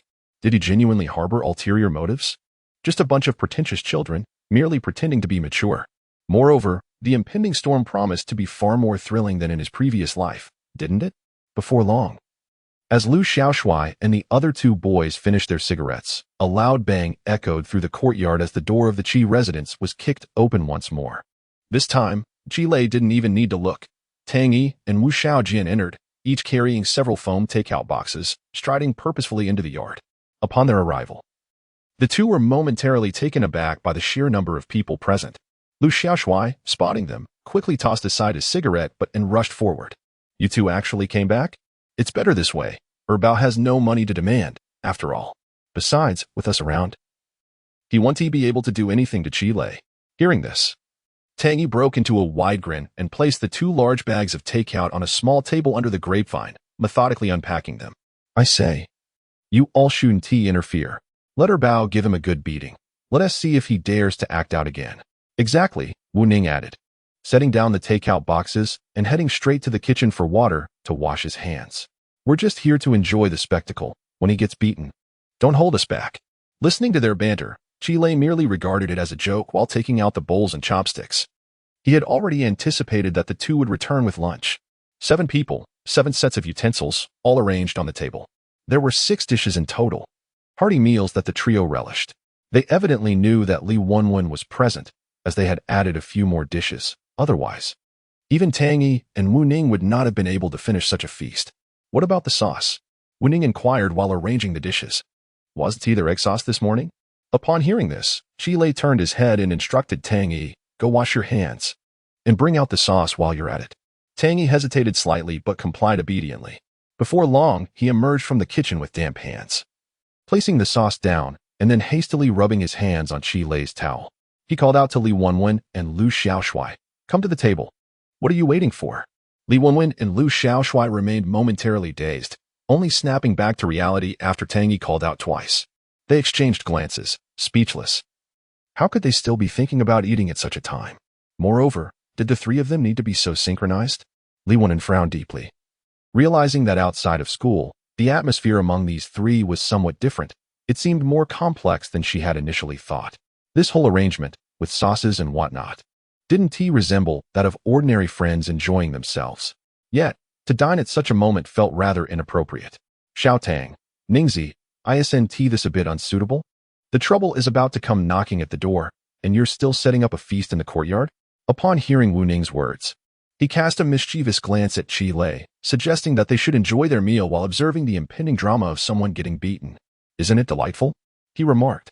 Moreover, their companion Baogu was there to collect debts, not to beg for food. The others rolled their eyes, aware that Wu Ning was merely jesting. Yet they struggled to comprehend the humor. However, Lu Xiaoshui's eyes sparkled with a different idea. Why don't we wait a moment longer? We could set out a few more bowls and chopsticks for Baogu and the others to join us. When they arrive, we can sit down and converse, surely. There is nothing that cannot be discussed. This time, Tang Yi smiled broadly, retorting, they are not here for your meal. What are we eating for? Glancing at Qi Lei, he nonsensically added, my mother is not at home, and my father is not at the factory. Oh, Qi Lei instantly understood, replying, that works perfectly. Wu Ning interjected. What shall we do? Tang Yi teased, how about parting with some wealth to avert disaster? Qi Lei nodded in agreement, affirming precisely that. Yet, the others were baffled, utterly perplexed by their cryptic banter. Upon hearing Tang Yi mention his parents' absence and the reference to money, they assumed he truly meant to part with wealth to avert misfortune. The second Baozi, whose full name was Dong Erbao, had gained notoriety because his brother, Dong Dawei, was a notorious figure in Shangbei a few years back.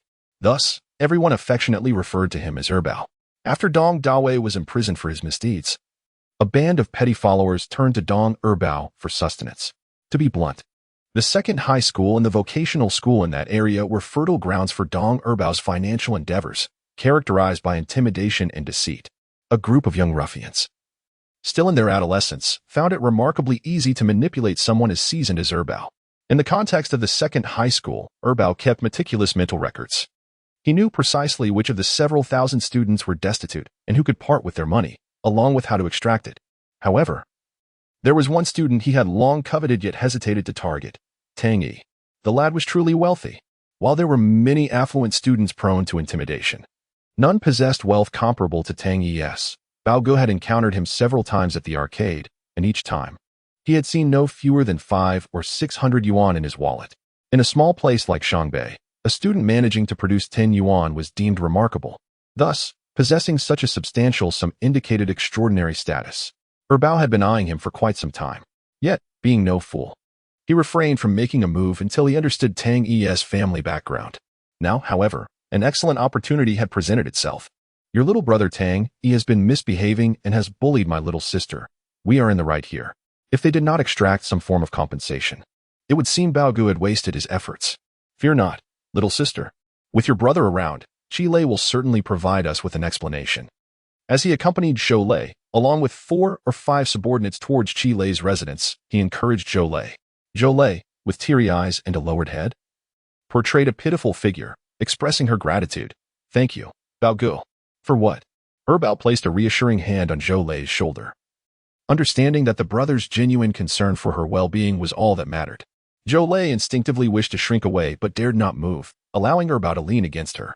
Her mind was preoccupied with the thought that she harbored no feelings for Qi Lei, and knowing Erbao's words held weight, she urgently sought to clarify matters with him. After a leisurely 10-minute stroll, they arrived at the entrance of Qi Lei's alley. However, to their surprise, instead of proceeding directly into the alley, Erbao paused, captivated by the 2 luxury vehicles parked at the entrance. Goodness, how exhilarating! Those were 2 imported Toyota 4500s, greenskin Land Cruisers. Such a sight was undeniably rare. Parked by the roadside, they were guaranteed to attract attention, especially with both vehicles present. In the small town of Shangbei, where extravagant sights were seldom encountered, even common cars like the Xiaoli and Aotu were a rarity, let alone imported luxury automobiles. The group of young men couldn't help but quicken their pace, circling the cars with a mix of intention and curiosity. While Dong Erbao was not entirely naive, he too stepped forward, though not towards the vehicles but towards the individuals standing before them. A genuine tough guy stood at the front of the cars. Chapter 37. Awkwardness at that moment. The car door stood ajar. A group of 7 or 8 workers, clad in uniforms emblazoned with the words Shangbei Plastic Factory, squatted by the roadside, while 2 dapper young men in white shirts, dress pants, and polished shoes leaned against the front of the vehicle, smoking and engaging in casual conversation. Dong Erbao approached them with a few strides, flashing a toothy grin at one particularly spirited young man, who appeared younger than himself, and spoke in a deferential tone. Third brother, what brings you here? You didn't even let me know. Dong Erbao greeted this young man known in the underworld as Third Brother, who was in his early 20s, just a year younger than Erbao. However, he was not in the same league as Erbao, who was involved in petty street theft.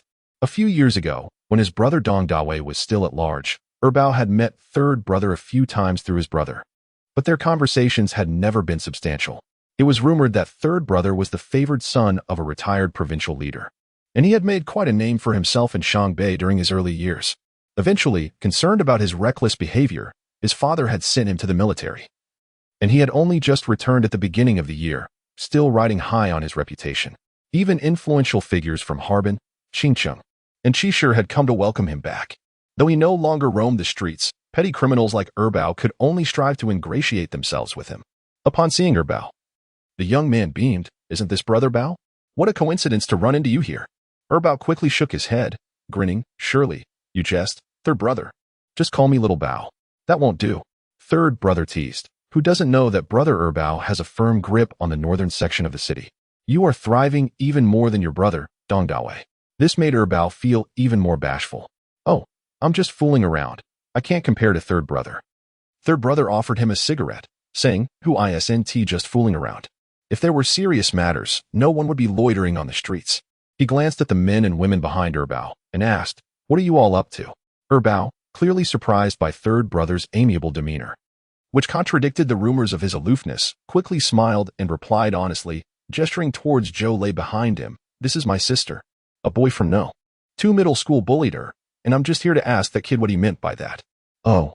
Third brother raised an eyebrow thoughtfully, scrutinizing Erbao, and then Zhou Lei, who was visibly evasive, not at all resembling the situation Erbao described. Seemingly understanding the underlying dynamics, he suddenly became intrigued. "Are children nowadays really so brazen? Do you need me to take a look?" Erbao hastily shook his head. "How could I trouble third brother? It's just a small matter." "Really? All right then." Third brother nodded. "You may carry on with your business." "Of course," Erbao replied without further ado. "I'll take care of things first. And if you're not in a hurry this afternoon, I'll treat you to a meal, seeing as you've come all the way to my side." As third brother dropped a casual remark, it seemed he was reluctant to delve deeper into the conversation. Erbao, understanding his place, recognized that he could not reach such heights and would have to seek another opportunity in the future. He then led his group of followers, along with Zhou Lei, into the alleyway. The alley is not long, with only a dozen households facing each other, and Qi Lei's home is not difficult to locate. When Baozi knocks on the door, Tang, Yi, and Wu Ning, who are thoroughly engrossed in their meal, do not even stir. Qi Lei sets down his chopsticks, aware that the inevitable has arrived. He notices that Li Wanwen and Lu Xiaoshui appear somewhat pale, clearly nervous. He can't help but smile wryly. Students are indeed students. No matter how mature they may pretend to be, such situations can still intimidate them. Just as he is about to rise to open the door, Li Wanwen and Lu Xiaoshui, gritting their teeth, rush ahead, telling the three of them to stay put, stating they will handle it first. This momentarily stuns Qi Lei, but he soon shares a knowing smile as he watches them approach the door. Individuals like Li Wanwen and Lu Xiaoshui are rather irksome, self-important, and judgmental. Yet, their overt display of emotions makes Qi Lei less inclined to reject them outright. Frankly speaking, what do 16 or 17-year-olds truly understand about society? The knowledge they possess is merely gleaned from adults or observations. But how much of it do they genuinely comprehend? Years later, when they have truly matured, they will realize that their so-called sophistication is not so different from Qi Lei's naivete. Both are equally immature. The truly astute and worldly individuals conceal their true selves so well that no one can detect even the slightest hint of their intentions. Such individuals are the true tricksters. And in the world of adults, tricksters abound. Take the current situation for instance.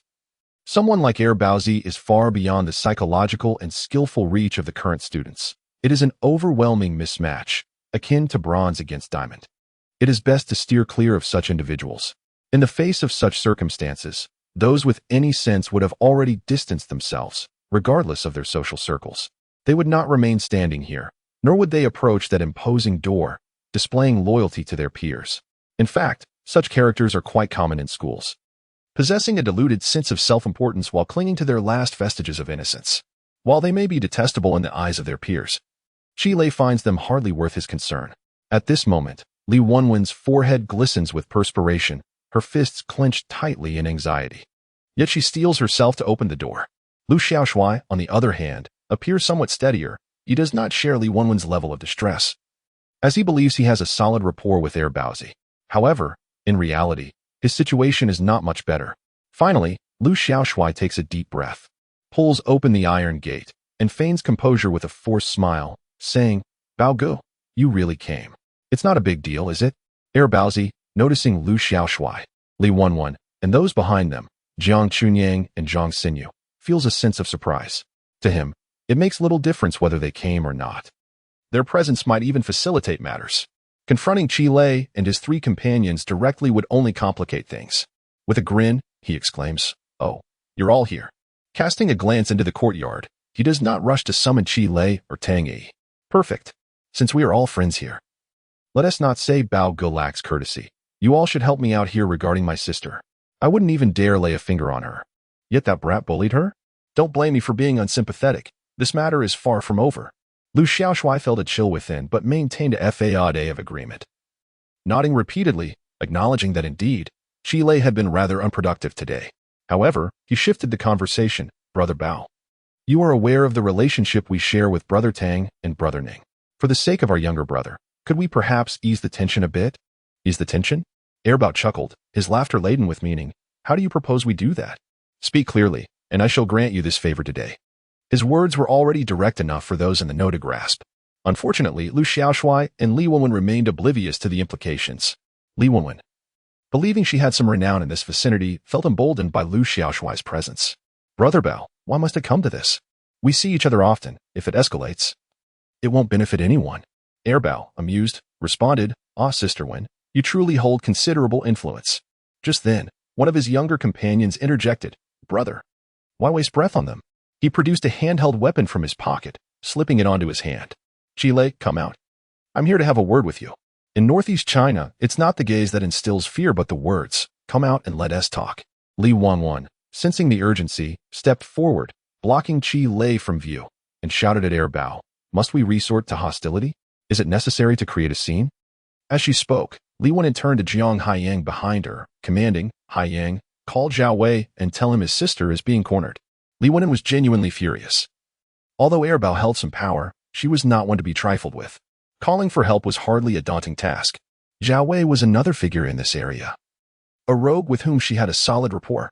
Bao merely laughed, while Tang Yi and Wu Ning observed, shaking their heads in silence. Truth be told, Bao felt invulnerable, believing he held the upper hand. Summoning anyone would be futile. He found it somewhat amusing, as he had never considered Li Wenwen to be lacking in wit. Why was she failing to comprehend the situation? Without uttering a word, the young companion remarked, Oh, Sister One, you truly are impressive. With 2 wealthy connections, perhaps you've forgotten your place? You think you can flaunt your influence? Let Zhao Wei come. We'll see how we deal with him. Bao sensed the moment was ripe. What are you doing? Who are you trying to intimidate?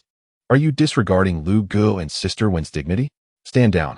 Yet, the young companion remained unmoved, glaring menacingly at Qi Lei. Bao, still smiling, turned to Lu Xiaoshui and Li Wenwen. Lu Gu, Sister Wen, let us not stoop to childish antics. There is no need to summon anyone. Let us just ask one question. What shall we do about that little brat inside who is causing trouble? We must seek reason, mustn't we? Seek reason. Lu Xiaoshui was indeed frightened, but felt compelled to stand firm at this point. Faced with the notion of seeking reason, he was at a loss for words.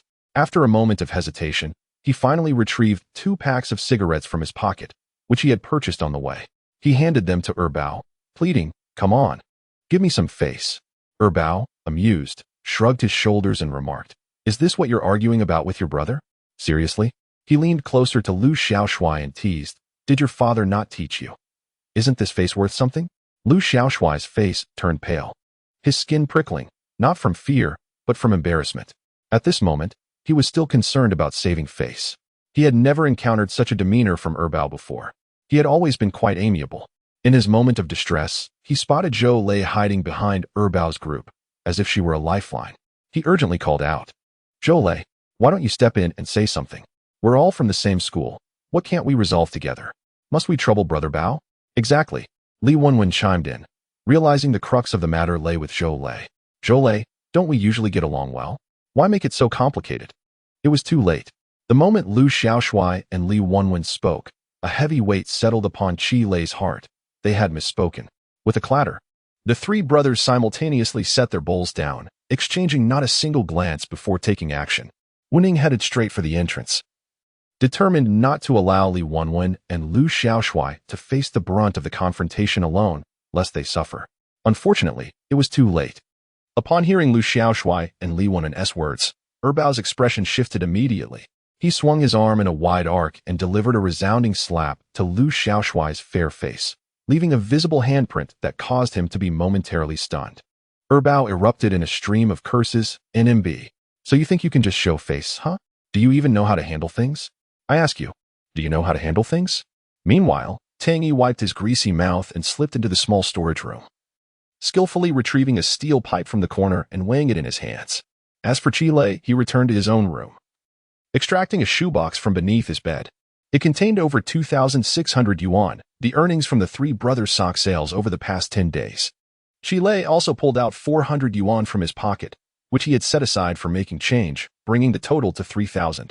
After some contemplation, he felt it was insufficient, so he dashed to his parents' room, where he pried open a compartment in the cabinet and retrieved a stack of cash, an additional 2,000 yuan.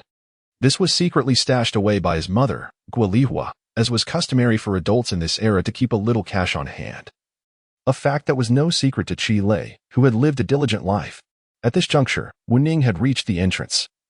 grasping Lu Xiaoshui and the pale-faced Li Wenwen, pulling them behind him. Brother Bao, wait. Is it really necessary? With a radiant smile, he interjected. You help Zhou Lei, and they help us. We're all friends, right? He positioned himself between them, adopting the role of a peacemaker.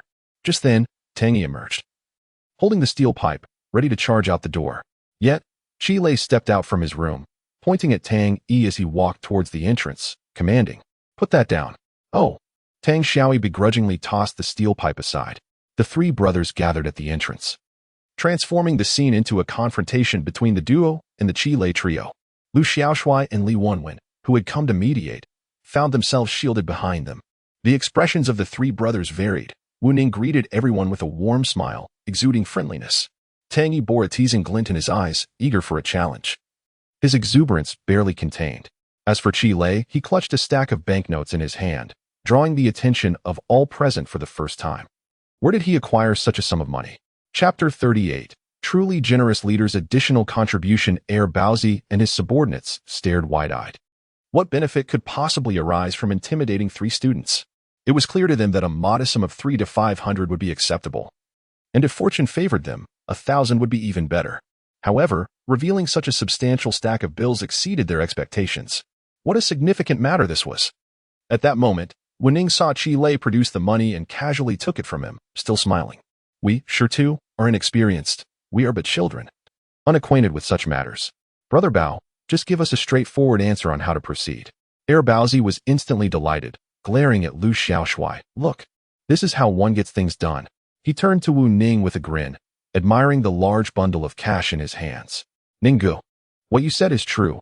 We are not greedy for money, nor do we intend to resort to force. We merely seek justice for my sister. As he spoke, he glanced back at Zhang Yang, right? His group of little brothers naturally echoed in agreement. Wu Ning, grinning broadly, waved the cash. Isn't this justice? Heir Baozi. Wu Xiaojian spoke cheerfully, maintaining his gentleness. Brother Bao, please don't take offense. That was never the intention.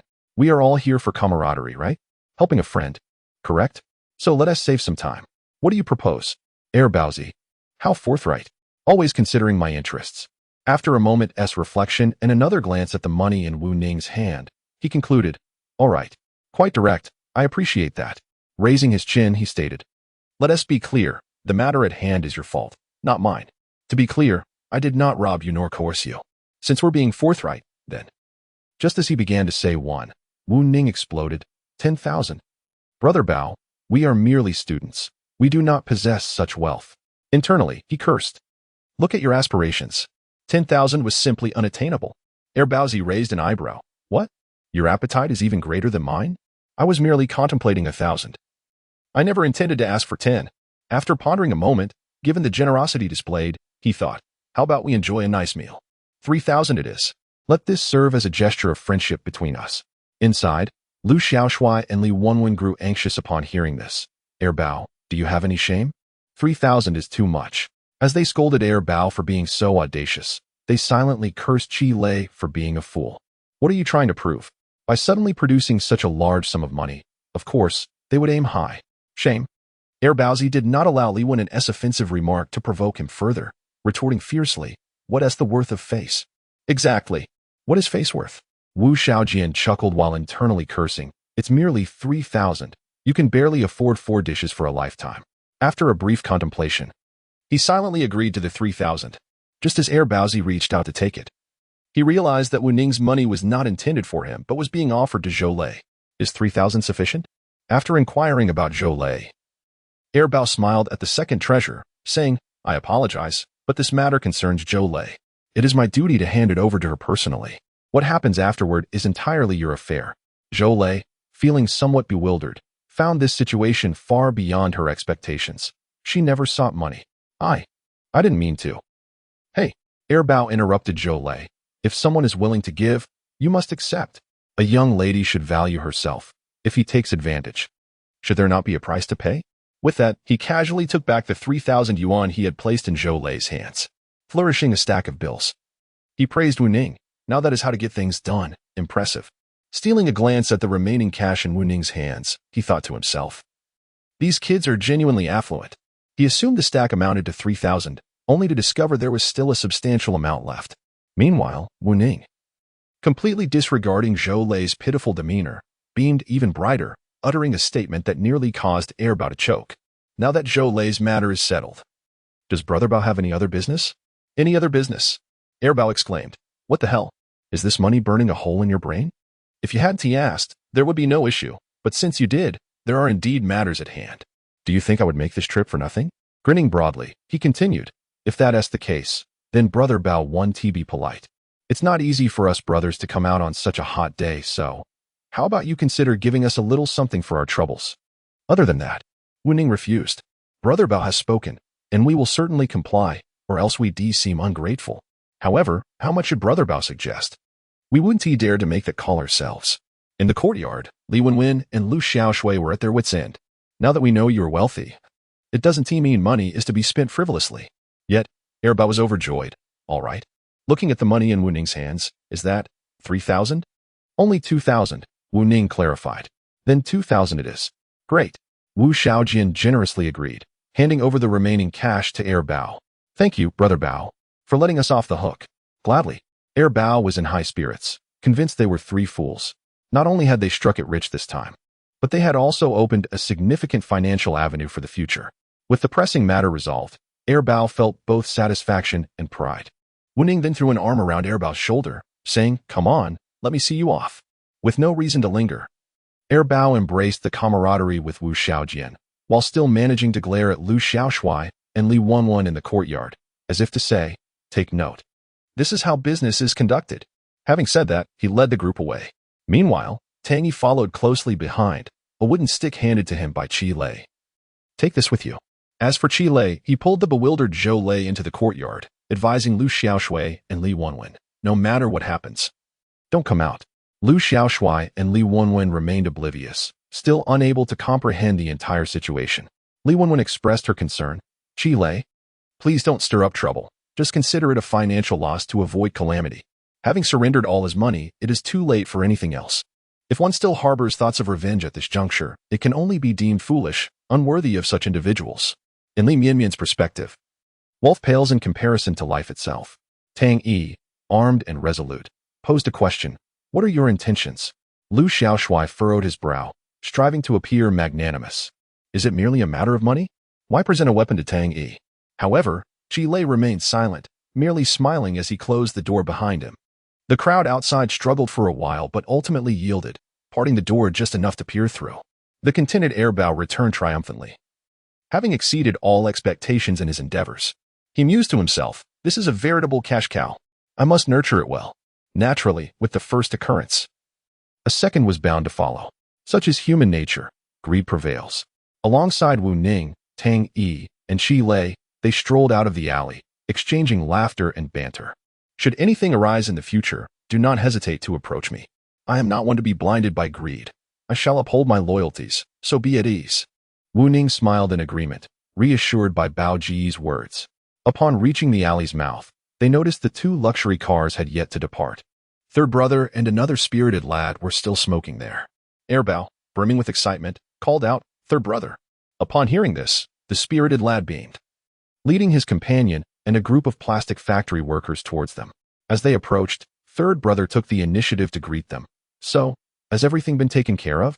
Bao smiled and nodded, affirming, all settled. Come, allow me to treat you to a few drinks today. You didn't ask me, Qi Guodong retorted with a grin, tossing aside his cigarette, but, yet his gaze fixated on Qi Lei beside Bao.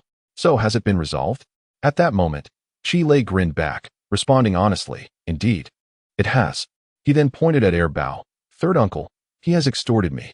Oh, Qi Guodong's handsome visage was etched with surprise as he nodded, chuckling as he waved his hand behind him. Did you all hear that? Extortion. My very own nephew. Go get him. In an instant, a group of 7 or 8 burly workers surged forward. Qi Guodong, not forgetting to offer a reminder, added, be mindful of your strength. He still needs to be delivered to the station. Chapter 39, not just a circle leader. Additional update. The scene spiraled into chaos as Bao began to question his existence. Before he could comprehend the situation, Tang Yi lunged forward with a flying kick, sending Bao crashing into the corner. As he regained his footing and prepared to retaliate, he found himself locking eyes with Wu Xiaojian, whose grin was unsettling. pointing a finger at him, who declared, "Don't move." Meanwhile, Tang Xiaoyi had descended into a frenzy, wielding a large stick with reckless abandon. The other spirited young man could only grimace in dismay, exclaiming, "Hey, take it easy. If you break me, I want to know how to explain it to your father. Mind your own business." Tang Xiaoyi had shed any pretense of restraint, fixating on the ruffian who had been the most aggressive moments earlier. "Who are you calling a little brat? Who are you calling a little brat? Dare to say that again?" The ruffian, reduced to cowering on the ground, could only emit pitiful wails. In desperation, the spirited young man turned to Qi Lei for assistance. If Tang Yi truly lost control, only Tang Qinggang or Qi Lei could rein him in.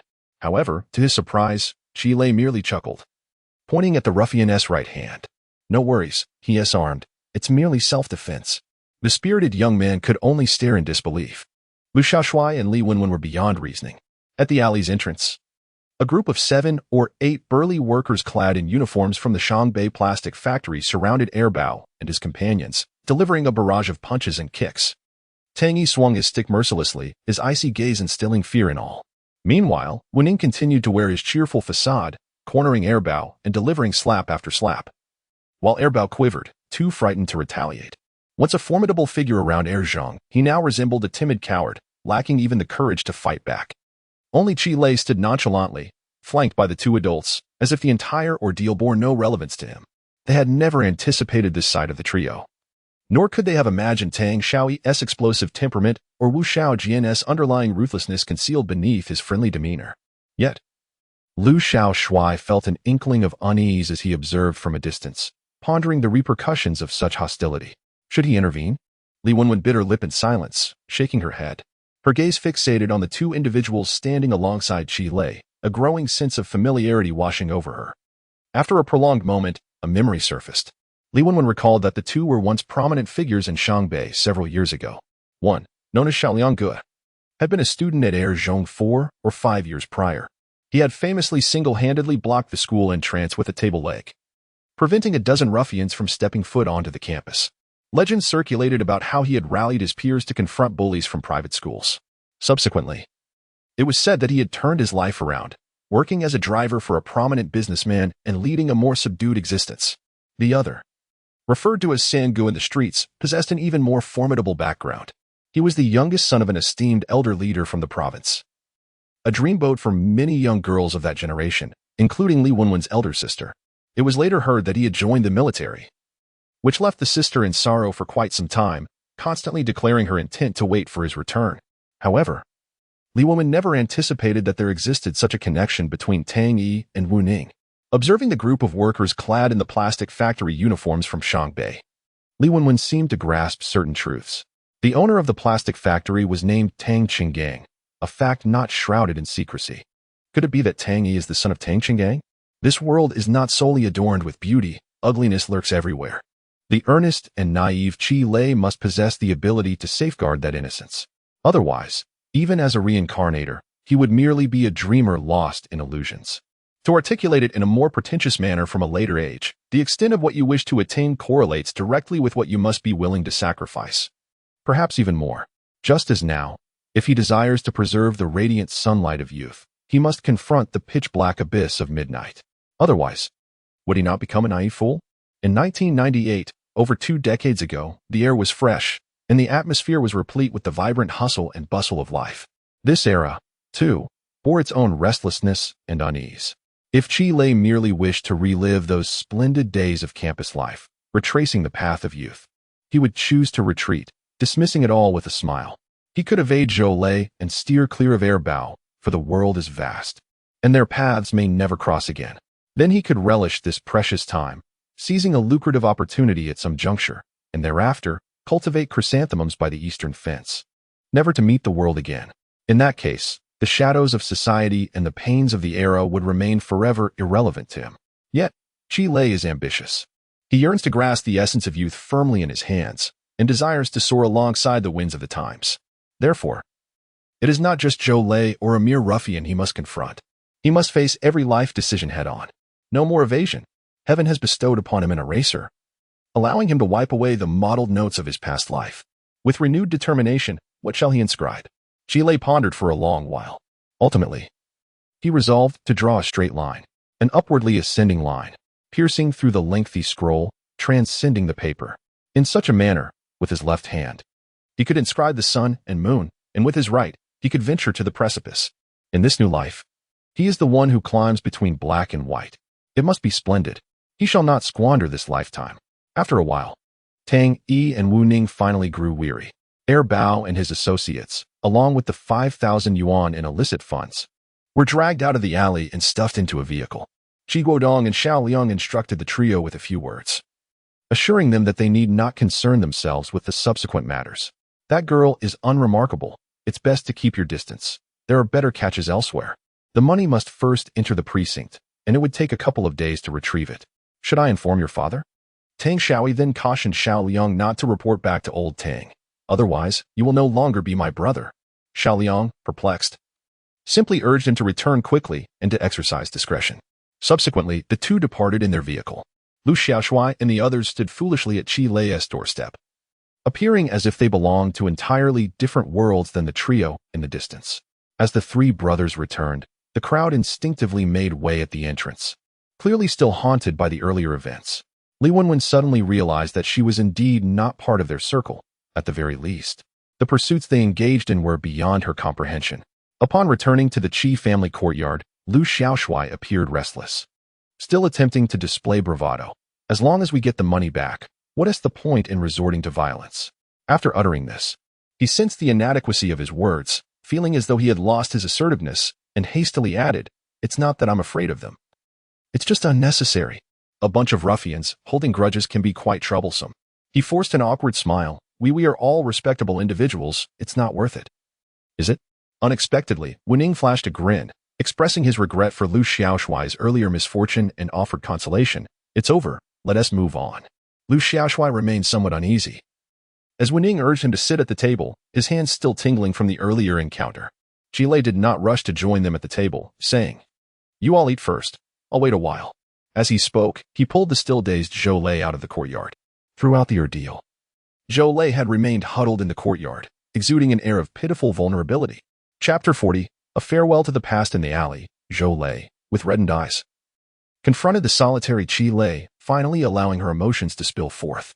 "Qi Lei, I never intended to summon Bao. Please do not misunderstand. It was their insistence. I truly did not wish for things to escalate to this extent. I simply..." At that moment, Qi Lei remained remarkably composed, interjecting before Zhou Lei could finish. "I understand." Zhou Lei, taken aback, responded, "You understand?" Qi Lei exhaled deeply and nodded sincerely. "I know you do not harbor those feelings for me. Yet our relationship is quite strong, is it not? Strong enough to resemble that kind of relationship. I also recognize that you do not have affection for me, but you delight in the attention and the admiration akin to that received by Tang Yi, Wu Ning, and Li Wenwen, being regarded differently within the school. You revel in being unique, in being a figure of prominence, which is why you were willing to draw close to me. I am also aware, perhaps even before you recognized it yourself, that your summoning of Bao was not due to his capacity to resolve our issues, but rather because of his considerable reputation. You sought to demonstrate to me that you were acquainted with formidable individuals, to show that you are not inferior to us." Zhou Lei, Qi Lei continued, his tone growing more earnest. "You need not feel embarrassed. This is not vanity, but simply human nature, and I comprehend it all. However, you have witnessed the events of today, and many matters are not as you perceive them. The affairs within that circle are beyond your control at this moment. Once ensnared, it is exceedingly difficult to extricate oneself. Therefore, do not stray from the path, ensnaring yourself and others in the process." With a relieved smile, Qi Lei added, "I no longer harbor feelings for you, but I must express my gratitude." At that moment, the midday sun blazed brilliantly upon Qi Lei's face, casting a halo around him. Zhou Lei gazed at Qi Lei, partially grasping his words while remaining somewhat perplexed. Ultimately, she replied, "That is good. I was merely concerned you might misunderstand. Qi Lei, you are overthinking it. Clarifying matters is beneficial for both of us. I wish you well." She then turned to leave, indicating that they would not meet again. At that instant, Qi Lei's gaze hardened, making it difficult for Zhou Lei to meet his eyes. "By the way, keep your heart at ease. Bao will no longer pursue you. He will not emerge for some time. You must also exercise caution, as this situation originated with you." This hardly served to reassure Zhou Lei. It felt more like a threat. She stared blankly at Qi Lei, recognizing that today's Chile was a stark contrast to the one she knew at school, leaving her with a profound sense of loss. Perhaps she had erred in summoning Airbao? The recent events had indeed been terrifying. Maybe it was too late to ponder such things. Having reached this impasse, there was no turning back for either of them. Moreover, the current Chile instilled a sense of fear within her, rendering her reluctant to provoke him. Zhou felt a twinge of regret, yet she still retained her sense of dignity. Forcing a faint smile, she said, "Very well, I wish you good fortune." With that, she turned and departed, disappearing into the alley. Chile watched her recede, silently murmuring, "Farewell." A farewell to the past. A farewell to the unbearable memories. The words spoken may now be incomprehensible to the present-day Zhou. Yet, what significance does that hold? They were sentiments that Chile wished to convey to her from a past life. Their previous incarnation was fraught with entanglements, beginning with innocent flirtations in middle school and evolving into fervent infatuations in high school.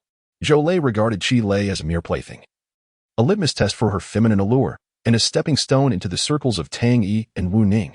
Meanwhile, Chile naively believed this to be the essence of first love, when he finally mustered the courage to confess his feelings. The ambiguous response he received led him to foolishly interpret it as tacit acceptance. Thus emboldened, he leaned in for a kiss. A moment that abruptly awakened Zhou to the uncontrollable nature of their situation. She soon recognized that the true allure lay with Tang Yi and Wu Ning, rather than with Chile, her loyal follower. She realized that Chile could not offer her the life she yearned for. Nor could he aspire to become a figure of renown like Li Wenwen. Beautiful and self-assured, she deemed her attributes as assets not to be squandered on Chile. Consequently, she sought to decisively end this ill-fated connection, culminating in the scene that had just transpired. Unlike this lifetime, Chile's past self was devoid of the influence of Tang Yi and Wu Ning. His immature pride hindered him from addressing matters as he would today. On that occasion, Chile faced a brutal beating, a public spectacle that left him utterly humiliated. In the aftermath, neither Tang Yi nor Wu Ning, nor Chile's uncle, were inclined to relent, causing him to flee to another city for 6 months before daring to return to Shangbei. Although he did not openly harbor animosity towards Chile, he covertly conspired against him, ensuring Chile endured considerable hardship. Ironically, Zhou was aware of these events and discovered that Chile was not as inept as she had presumed.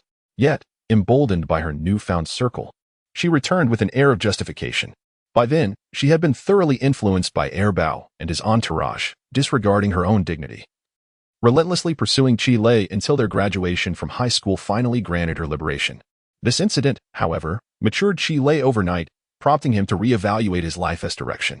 Thus, the sentiments of "I'm sorry, thank you," and "good riddance" reflected Chile's truest feelings in the school's convenience store.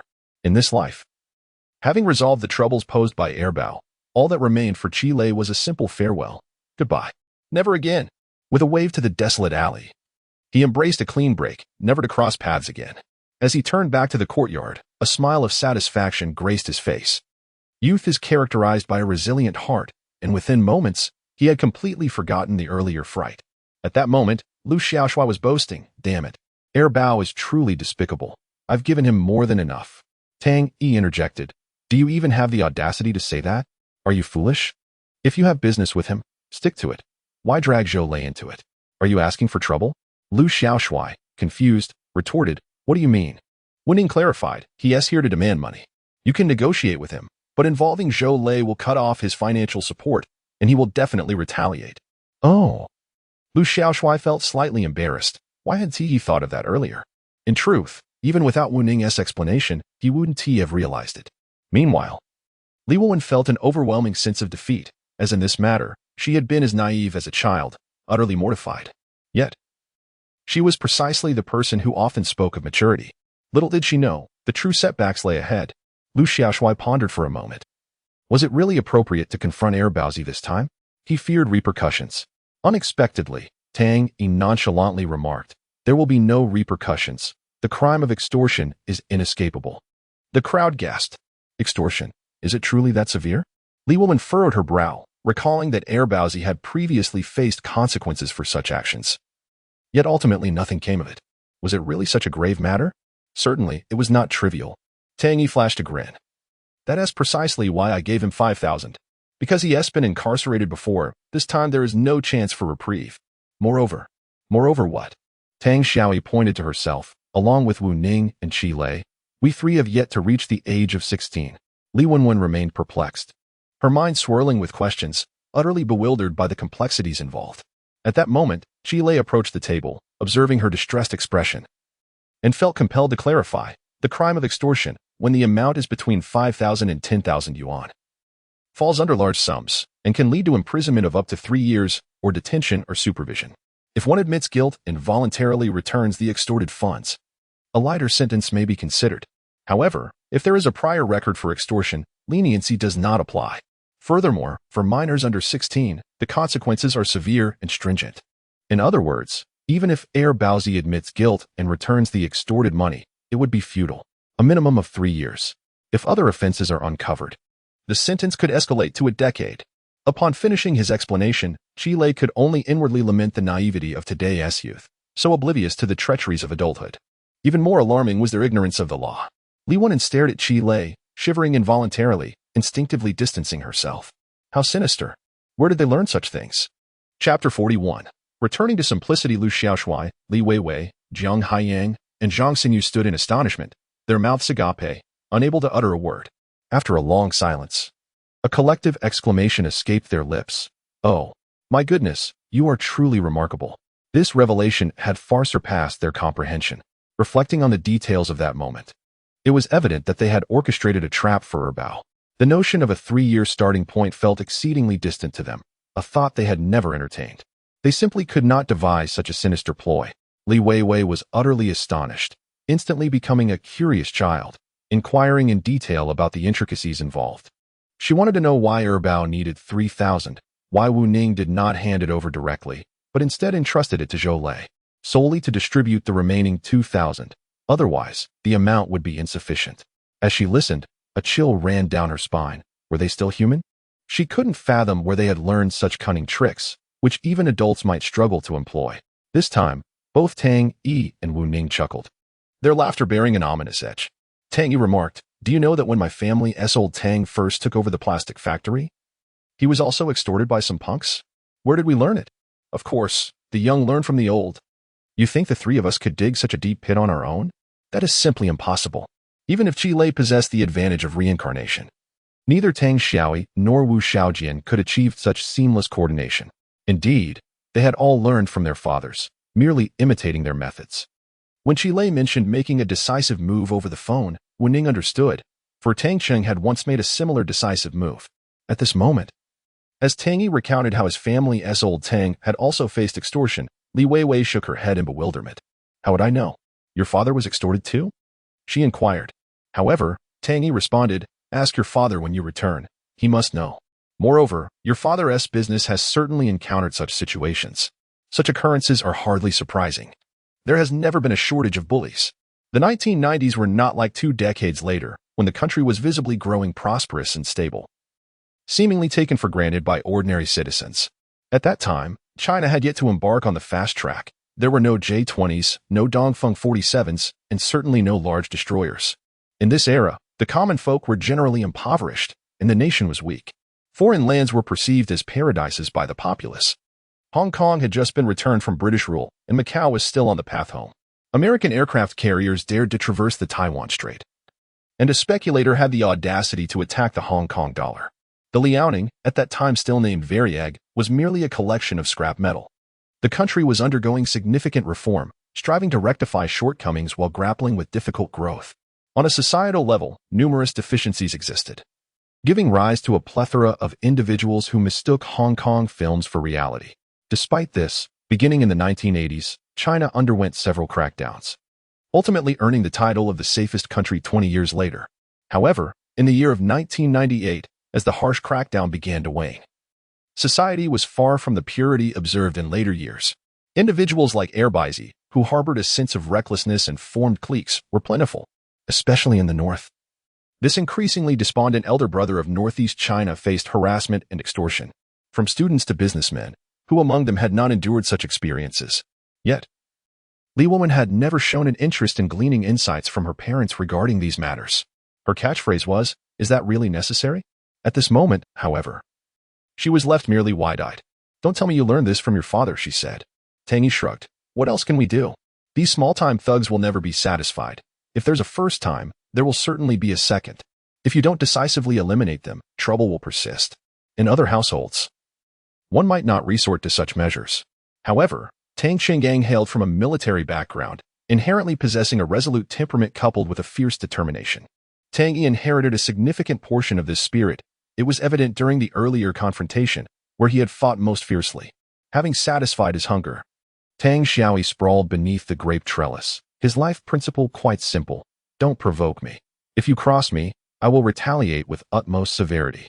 Li Wenwen was at a loss for words. She truly knew nothing of this and had never considered it. Meanwhile, Lu Xiaoshui, upon hearing that Baizi would not be coming out this time, immediately grew irate. Damn it! Why was I informed earlier? He slapped me. Had I known, I would have gone out to return the favor. Tang Yi rolled his eyes. You going out? That would be courting trouble. Why? Asked Lu Xiaoshui. Because when he eventually gets released, he won't dare to mess with us, but he will certainly come after you. Lu Xiaoshui recoiled, conceding, fine, let it be. He instinctively glanced at Qi Lei, who had advised them not to venture out. Did he possess insight into the underlying dynamics? Unthinkable. From their perspective, the entire affair was orchestrated by Tang Yi and Wu Ning. The two brothers displayed true loyalty, mobilizing Xiao Liang and San Gu for Qi Lei's predicament.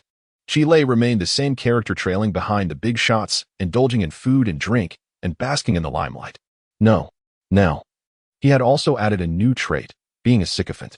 Of course, the current commentary on Qi Lei's sycophancy was tinged with a different flavor than before. Previously, it was disdain. Now, it bore a hint of teasing. After all, they were not fools. They could discern certain truths. That is, the relationship between Qi Lei and Tang Yi, Wu Ning, was not as simplistic as they had initially assumed. To exert such effort and do such favors for Qi Lei, coupled with the familiarity of entering his home as if it were their own, made it apparent. It was nearly impossible to expect Tang Yi and Wu Ning to undertake such significant endeavors for them. At the very least, they were now considerably more courteous in their discourse with Qi Lei. Qi Lei, for his part, did not mind this shift. To illustrate, when Baizi's little brother brandished a weapon, demanding Qi Lei to come out, Li Wenwen, in her naive bravado, attempted to intervene, indicating that this individual was somewhat foolish. Foolishness can be endearing. As for her chaotic theories of maturity, it is true that no one is perfect. The world has never been merely black and white. Moreover, Lu Xiaoshui endured that slap for their sake. Of course, it would have been preferable if these two had not acted at all. Had that little ruffian barged in, well, it would have escalated beyond mere extortion. Once the air was cleared, everyone relaxed, gradually revealing their true selves. After all, they were still young. Apart from their immaturity, everything else was a fade. The group eagerly scrambled for their favorite dishes, disregarding appearances as they poured soup into their bowls. They chatted about school gossip, each other's misdeeds, and future plans, returning to the tranquility that Qi Lei yearned for. Despite only scoring around 400 on his high school entrance exam, Lu Xiaoshui showed no signs of worry, merely awaiting his family's willingness to spend a fortune on his transfer. Zhang Haiyang and Zhang Xinyu were in similar circumstances, though they were likely heading to the experimental middle school. This made Tang Yi feel quite regretful. Damn it. With your departure, the backline would be unstable, gifting the experimental middle school team an advantage. However, as soon as football was mentioned, Li Wenwen's demeanor shifted, her eyes inexplicably glistening with tears. Upon inquiry, it became clear that Italy had lost, succumbing to France in a penalty shootout. And her beloved Baggio had exited the World Cup. The last image left for the world was the forlorn figure before the goal, a sight that broke hearts. This inevitably cast a shadow over Qi Lei as well. In this era, few did not admire Baggio. How many youths had fallen in love with football because of Serie A? How many years had been spent in the company of AC Milan's fierce battles against Juventus? And how many girls revered the melancholic prince as their idol? Alas, this was Baggio's final World Cup, offering Li Wenwen a warm smile. He reassured her that even in Baggio's absence, there would be others to take his place. She would discover her next idol. Beckham had already begun to shine. Kaká was on the rise, and later there would be Ronaldo and Ibrahimovic. The football world has never been devoid of handsome figures. Well, Ibrahimovic is more of a joker and doesn't quite fit the idol mold. As for idols, Li Wenwen gazed at Qi Lei, contemplating how she had never noticed before. Qi Shirtu had chosen his words quite aptly. Baggio was indeed her idol. Yet she quickly regained her composure, defiantly lifting her chin, asserting that no one could replace her Baggio. Qi Lei merely smiled. wishing to impart some wisdom from future consumerist perspectives to this naive girl. Nothing in this world is irreplaceable, except for time. After lunch, Tang Yi and Wu Ning habitually assisted Qi Lei in clearing the table. Naturally, Lu Xiaoshui and the others felt compelled to join in. As the time for afternoon classes approached, Wu Ning reminded Li Wenwen, "Aren't you going to class?" Li Wenwen, now in her second year of high school, had yet to be dismissed. However, having eaten her fill, she sat comfortably on a small stool, gazing up at the sunlight filtering through the grape trellis at Qi Lei's home, suddenly feeling utterly content. She casually declared, "I'm skipping." No one said a word. Skipping class was a perfectly normal occurrence. Lu Xiaoshui suggested they find a computer room to spend the afternoon, as he had recently become enamored with the Legend of Xian Yuan and had yet to complete it. However, they were declined by the trio. Recently, fatigue had taken its toll, compounded by Qi Lei's persistent lack of cooperation, leaving no room for enthusiasm. As for Qi Lei, for a patient of internet addiction, engaging in solitary gaming on a computer devoid of online access was utterly uninspiring. This bewildered Lu Xiaoshui, for it was well known that in the past, Tang Yi and Wu Ning had been most eager to frequent the computer room, almost yearning to immerse themselves in it during the 2-hour lunch break. With the trio's absence, they ultimately had to acquiesce, spending time conversing in the courtyard while Qi Lei's dual-card tape recorder played the melodious strains of Rin Xianqi's Heart Too Soft. In truth, the surreal experience of that afternoon had subtly transformed Lu Xiaoshui and his companions. They began to reassess their relationships with Tang Yi and Wu Ning, becoming more inclined to linger together, savoring the camaraderie that blossomed from old friends evolving into brothers. Indeed, the sting of Lu Xiaoshui's slap had drawn these casual acquaintances in the school closer into the hearts of the trio. "Let me show you a special skill," Tang Yi exclaimed with great enthusiasm as he dashed into the house and emerged with a guitar, eliciting a chorus of astonished gasps. "You can play that?" Li Wenwen's eyes sparkled with excitement. Chapter 42. Truly impressive. Do you also possess this skill? In school, the qualities most esteemed by boys include excelling at soccer and playing the guitar, which ensures their popularity. Conversely, girls find particular admiration in those who are adept at basketball, proficient in guitar, and possess the allure of a tall, handsome young man in white attire. Regardless of gender, no one can resist the charm of someone strumming a guitar and singing softly. Delighted by the admiration he received, Tang Xiaoyi felt quite satisfied, while Wu Xiaojian, upon witnessing this, became invigorated and rushed indoors to retrieve his own guitar. The two of them settled beneath the grapevine, plucking the strings to perform a Cantonese song by Luo Jiaoyang, titled Talking About Heaven, Earth, and Emptiness. The melancholic vibe reminiscent of Hong Kong's musical style was a favorite of contemporary music lovers. As the performance concluded, it was evident that Wu Ning's skills paled in comparison to Tang Yi's, yet their companions were utterly captivated. Wu Ning, feeling somewhat indignant, explained, "I primarily learned the drums. Guitar is not my forte." This was indeed the case. A few years prior, the trio had whimsically aspired to form a band to carry on Beyond's legacy and perhaps even surpass U2. The audacity of youth. Consequently, Wu Xiaojian had earnestly dedicated 2 holiday seasons to learning the drums, only to later discover a significant dilemma that dashed their dreams. Beyond and U2 both comprised 4 members, and the trio was one short. Thus, at the age of 12, they exchanged their ambitions for new dreams. Nevertheless, even so, in the eyes of Lu Xiaoshui and their friends, their performance was nothing short of astonishing. It was a revelation to discover such hidden talent in Tang Yi and Wu Ning. Lu Xiaoshui, filled with envy, snatched Wu Ning's guitar, exclaiming, "Teach me, teach me. If I had this skill, no girl would be out of my reach." Li Weiwei, overhearing this, scoffed, "Can't you boys think of anything else?" Immediately, Tang Yi, puffing out his chest, retorted, "Of course. I can count. Red Alert, StarCraft, Xianjin, Gulong, Jin Yong, Yang Yushin, Dragon Ball, Slam Dunk. The list is extensive." Li Weiwei was rendered speechless, exclaiming, "There's no hope for you, you immature fool." Casting a glance at Qi Lei, she asked, "What about you?" Tang Yi assumed she was inquiring about what Qi Lei occupied his mind with, and he replied, "Only Yukamura Yoko, right?" Qi Lei's face turned pale. "That was from my past life." Feeling embarrassed, he attempted to curtail Tang Xiaoyi's ramblings, but alas, it was too late. Li Weiwei inquired, "Who is Yukamura Yoko?" Tang Yi replied, "The female lead from Yu Yu Hakusho." Li Weiwei, having never seen it, asked, "Is there anything special about her?" "I know. Zhang Xinyu chimed in eagerly, casting a sly glance. Consequently, Tang Yi, Wu Ning, Lu Xiaoshui, and Jiang Haiying echoed in unison, "She can catch the culprit." With a thud, Li Weiwei slapped her forehead, exclaiming, "There's no hope left. Boys are utterly hopeless." Qi Lei felt equally embarrassed. Recognizing this was indeed a remnant of his past life's adolescent foolishness.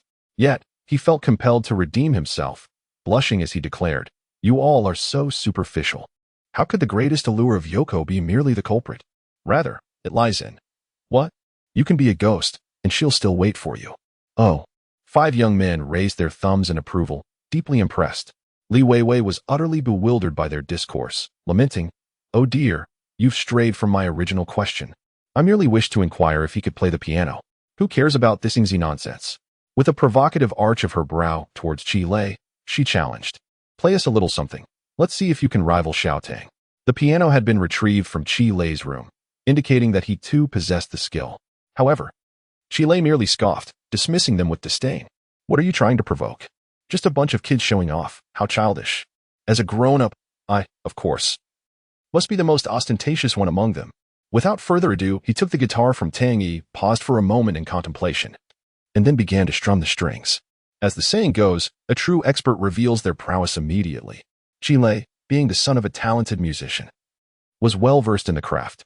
He sang a simple yet profound tune, "The Moon Represents My Heart," delivering it softly with a guitar accompaniment that, while not overly complex, was rich in nuance and depth. Li Weiwei perched on a small stool, her chin resting on her hand, gazing at Qi Lei with a smirk. Honestly, he was exceptionally charming. The dappled sunlight, the grapevines heavy with fruit, and the young man in a white shirt seated on a wooden stool. Few young girls could resist such allure. Not to mention Li Weiwei. Even Lu Xiaoshui and his 2 companions were filled with envy and jealousy.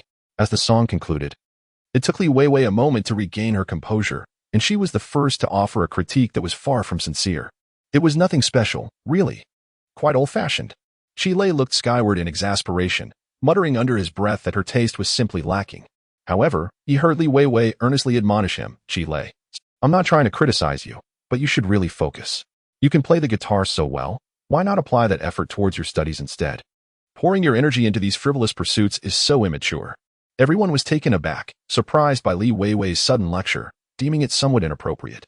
Qi Lei, with a serious demeanor, set down the guitar and regarded Li Weiwei with a solemn expression. "I find myself in a quandary." Li Weiwei did not anticipate Qi Lei's abrupt shift in tone, feeling somewhat uncomfortable. "What do you mean by quandary?" Qi Lei fixed his gaze upon her, his brow furrowed. "Am I not playing well, or am I playing exceptionally? Am I old-fashioned, or simply immature? You've said it all. What am I to say?" Li Weiwei found herself at a loss for words, her face flushed with embarrassment. Yet, she noticed Qi Lei's mischievous smile, realizing she had been ensnared by his playful banter. "Get lost," she retorted, a laugh escaping her as she felt both flustered and amused. The group soon realized that Qi Lei was not angry, but merely jesting, and they all breathed a sigh of relief. However, Lu Xiaoshui remained puzzled, wondering why he felt relieved. After all, Qi Lei was not part of their circle. Why should he care? It was indeed a curiosity. Thus, the group spent the afternoon lounging in the courtyard, chatting and laughing, feeling as though time flew by. As the clock approached 4 o'clock, Lu Xiaoshui noticed that the 3 brothers had no intention of heading to the computer room. Unable to shake off his anticipation for the latest save file of Xin Yuan's sword, he asked, "Aren't you really going?" "Well, we will be going. To this." Qi Lei simply replied, "Wait a few days. It's quite busy right now. In a few days, I'll take you to an incredible computer room." Lu Xiaoshui wished to win over Tang Yi and Wu Ning, only to discover that the 2 were entirely following Qi Lei's lead. If he did not approach them, they would remain unmoved. As for their current endeavors, he lacked the inclination to inquire, merely exchanging pleasantries before departing with the other 2. Upon noticing Lu Xiaoshui's departure, Li Wenwen prepared to leave as well. She could still attend one more class before the evening study session. However, seeing the 3 boys tidying up and seemingly ready to head out, her curiosity got the better of her. "What are you all busy with?" Tang Yi responded with a mysterious smile. "You always say we have no serious business, right? Well, we are off to attend to some serious matters." Li Wenwen questioned. "What serious matters?" Wu Ning replied, "It's a secret." Li Wenwen insisted, "Come on, share it with me. Let me judge whether it qualifies as serious business." Tang Yi truly wished to keep it from her. If she learned that the three boys were selling socks, it would be as if the entire second high school was in on the secret. Quickly return to your evening study session, he urged. Li Wenwen solemnly replied. I could skip it. Noticing her determined demeanor, Wenning initially thought of concocting a reason to deflect her inquiries, but unexpectedly, Qi Lei, who was pushing a cart, interjected. Do you really want to know? The other two boys exchanged glances, realizing that Shirtu was up to his usual tricks, and immediately fell silent. Li Wenwen frowned at Qi Lei. What? Are you afraid I might find out? With a grin, Qi Lei replied, not at all afraid. Then just tell me. What's the point of saying it? Would you like to see for yourself? But I must warn you, if you go, you must stay and help us with our task. Li Wenwen pressed, what exactly are you planning to do? Qi Lei chuckled heartily. Either don't go, or if you do, don't ask. Frustrated, Li Wenwen retorted, fine. I'll go. Who am I afraid of? She was determined not to believe that these three boys could be up to anything significant. Then, Qi Lei, with a sudden flattery, added, by the way, our little sister Wen from the second high is quite popular. Do you have any girlfriends? Why not bring a few along? Li Wenwen, startled, asked, what are you planning to do? What are we planning to do? Qi Lei would certainly not divulge. Kidnapping and expanding the operation. Chapter 43. Theft of money. Qi Lei's desire to expand his business was not born from a lack of profit. Rather, it was a matter of necessity. As previously mentioned, his operations were indeed intricate, yet they attracted a considerable number of onlookers, and it was only a matter of time before others began to replicate his methods. Such is the reality. A modest night market serves as the sole lifeline for many families. Observing the three young boys reaping substantial profits, who could resist the temptation? Who wouldn't wish to earn a few hundred each day? Thus, over the past few days, similar stalls to Qi Lei's sock stand began to emerge throughout the night market, significantly impacting the business of the three brothers. It was clear that this trend would only continue to escalate. Qi Lei had long contemplated the idea of expanding his operations. As for how to do so, it was quite simple. Just set up another stall. With additional stalls, there would be increased foot traffic and, consequently, greater income. Regrettably, the days of earning 400 to 600 a day were behind them. Just yesterday, the three brothers worked until nearly 11 at night. Being the last to close up shop, yet they only made a little over 200. This marked the lowest revenue day in the past 10 days. If they did not alter their strategy, the future would likely yield even less. Upon hearing that Qi Lei wished to invite her friends, Li Wenwen immediately grew wary. What were his intentions? The look in his eyes was far from reassuring, and she was resolute in not allowing her friends to fall into this predicament. She thought to herself, I may indulge in a bit of madness with you, but this is fraught with risk. If those three rascals engage in any mischief, how will I explain it to my friends? Qi Lei, however, was determined to persuade her, knowing that if he could not convince her, he had no alternative. All right, you can join us. Thus, Li Wenwen reluctantly boarded this dubious venture, first accompanying Qi Lei to retrieve the socks from his grandfather's house. And the four of them headed straight for the night market. Upon arriving at their usual spot, Qi Lei and his brothers swiftly set up their stall, arranged their goods, and called for dinner. Li Wenwen felt as though she were in a dream. You three, selling socks. What an international joke is this? The son of Tang Chenggang is selling socks. I think I'd rather return to my evening classes. Suddenly, she found her studies much more appealing, feeling that they offered a brighter future. Without waiting for the three brothers to react, she turned on her heel and ran away without looking back. It can only be said that people are indeed different. While Tang Xiaoyi and Wu Xiaojian could gradually accept such circumstances, Li Wenwen ultimately lacked a certain flair. Meanwhile, Qi Guojun and Guo Lihua returned home from work to find the iron gate tightly locked, their brows furrowed in anger. Those unfortunate children were not home again. Just then, Cui Yuman and Dong Xiuhua appeared at the alley's entrance. Upon seeing the couple standing at their door with stern expressions, Dong Xiuhua instantly understood. Run away again. Guo Lihua nodded, exasperated. This is becoming increasingly unacceptable. How long has it been? Cui Yuman replied. It has been over 10 days, hasn't it? Who knows what they are up to? They vanish every evening. Just as they were speaking, Mrs. Yang emerged from her home, noticing the three families gathered. With a grin, she pointed at Qi Lei's house, asking, what is going on with your son? Sure too. Uncertain of where to gather a multitude of men and women. They dispersed only after an entire afternoon, around 4 o'clock. Upon hearing this, Guoliwa felt a jolt in her heart. Let us not forget the previous suspicions regarding Qi Lei's early romantic inclinations that still lingered. Were there girls involved? Indeed.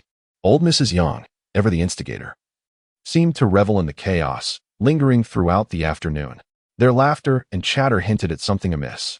Now, the neighbors were all gossiping about Yang Jinwei's friendships. And the old lady was desperate to divert attention from her own troubles. Could she possibly stir the pot even further? Yet, the three mothers knew well what kind of person she was, so they took her words with a grain of salt. Old Mrs. Yang, sensing their skepticism, exclaimed, "Am I just trying to frighten you?" She animatedly recounted. "Earlier today, I returned from the market and saw your Shirtu standing with a young girl in the alley from a distance. I couldn't catch every word. But it was something like, 'I like you, do you like me?' I know everything." What the girl replied was lost on us. But she didn't leave, staying at your home until around 4. Your Shirtu even sang to her. The song he chose, oh my, it was so cheesy. Something like, "You ask me how deep my love for you is. The moon represents my heart." Upon hearing this, the three mothers realized it was no mere fabrication. Even if old Mrs. Yang exaggerated, she wouldn't invent lyrics. Once the old lady departed, the three mothers entered Qi Lei's courtyard, and Guo Lihua's brows knitted tightly. What should they do? Could there truly be something going on? He had only just turned 2 days old. Cui Yumin also felt a twinge of anxiety. At such a tender age, he lacked stability. If he really was involved in an early romance, it must not be taken lightly. Dong Xiuhua, meanwhile, was primarily concerned about the 3 children who were rarely home, returning only at midnight. This, combined with the potential early romance of Qi Lei, she spoke earnestly. "Lihua, we are not strangers, so please hear me out. You must pay attention to Shirtu. He has just achieved decent grades. And if he begins a romantic relationship now, it could all come crashing down. Furthermore, both Xiaoyi and Ningzi look up to Shirtu. If he goes astray, those 2 will surely follow suit. This is no joke. It needs to be addressed." The more Guo Lihuan listened, the more troubled she became. When would there be a moment of peace? It felt as if she had returned to the time before the midterm exams, when her son was utterly disinterested in anything. Fiercely, she declared, "You wait for him to return." Old Mrs. Yang, eavesdropping against the wall, caught every word of the mother's conversation. Her heart swelled with delight. Were they not all mocking her son Jinwei? As if her Shirtu were any better. She raised her voice deliberately for the neighbors to hear. "I say, Jinwei, you must remember this. One poor exam result is not the end of the world. If you study hard, you will improve. But don't be like some foolish creatures who think they can ascend to the heavens after one good score. And as for having friends, just look at the sort of people they associate with. They certainly don't seem like good girls. What a disgrace." Each word pierced Guo Lihua's heart like a knife, leaving her in an unbearable state of frustration with no avenue for defense. Upon witnessing this, Cui Yumin hurriedly advised her, "Do not heed that old shrew. The situation may not be as it seems. It's simply, Dong Xiuhua is merely providing cover. We'll ascertain the truth by asking the children directly." Throughout this exchange, Qi Guojun remained silent, already harboring suspicions. The constant absence, the late-night returns, coupled with that phone call on the day of the announcement. It hardly resembled an ordinary classmate relationship. Thus, while Mrs. Yang appeared to be stirring trouble, her concerns were likely grounded in reality. However, with the 3 women already in turmoil, he refrained from adding fuel to the fire. Once back indoors, they sat in a stupor, prompting Qi Guojun to encourage a more optimistic outlook. "I believe we should remain hopeful. Has Shirtu truly fallen in love so suddenly? Perhaps there are other explanations. Let us all calm down." The 3 mothers contemplated this, hoping for the best. With a sigh, Guo Lihua felt a slight easing of her tension and retrieved 3,000 yuan from her bag. This sum had been withdrawn from the bank after she left work early, and with an additional 2,000 at home for emergencies. She had the perfect 5,000 to negotiate for Qi Lei's fees. Exhausted, she propped herself up and reached into the storage cabinet to retrieve the 2,000 yuan. Yet, upon feeling around, the money was gone. With a clatter, the 3,000 in her hands fell to the ground. Upon seeing this, Cui Yumin and Dong Xiuhua immediately sensed trouble. What happened? They noticed Guo Lihua's face turn ashen. The money in the cabinet, it seemed sure to have taken it. Well then, Cui Yumin and Dong Xiuhua thought there was no need for further speculation. It was undoubtedly a case of early romance. Otherwise, why would they pilfer money from home when they were not short on pocket money? Was there even a need to question? But something felt off. Cui Yumin suddenly recalled that just days ago, old Tang had given Xiaoyi 1,000. It was unlikely they were in dire financial straits. Moreover, Xiaoyi had a substantial amount saved in her piggy bank. She hesitated to voice her thoughts, but once she did, Guo Lihua rushed to Qi Lei's room in search of his piggy bank, only to find it was missing. Even the previously doubtful Cui Yuman now regarded the situation seriously, exchanging a glance with Dong Xiuhua before they both dashed home. After a short while, the two returned with grim expressions. "It's over. We're in big trouble." Guolihua asked what happened. Cui Yuman replied, "Xiao Yi's money is gone." Dong Xiuhua added, "Ning Zi's is missing too." The three mothers exchanged anxious glances, suddenly realizing a grave issue at hand. Could it be that all three of them had entered into early romances? Otherwise, where would such substantial sums be spent? Initially, they suspected that Tang Yi and Wu Ning's frequent absences were merely to provide cover for Shi, but now it seemed the problem was far more significant. While the status of Tang Xiao Yi and Wu Xiao Ning's relationship remained uncertain, the circumstances indicated that Qi Lei was indeed involved. Chapter 44. Tripled affection. The thought processes of adults can sometimes be more peculiar than those of children, often making connections between disparate events with remarkable ease.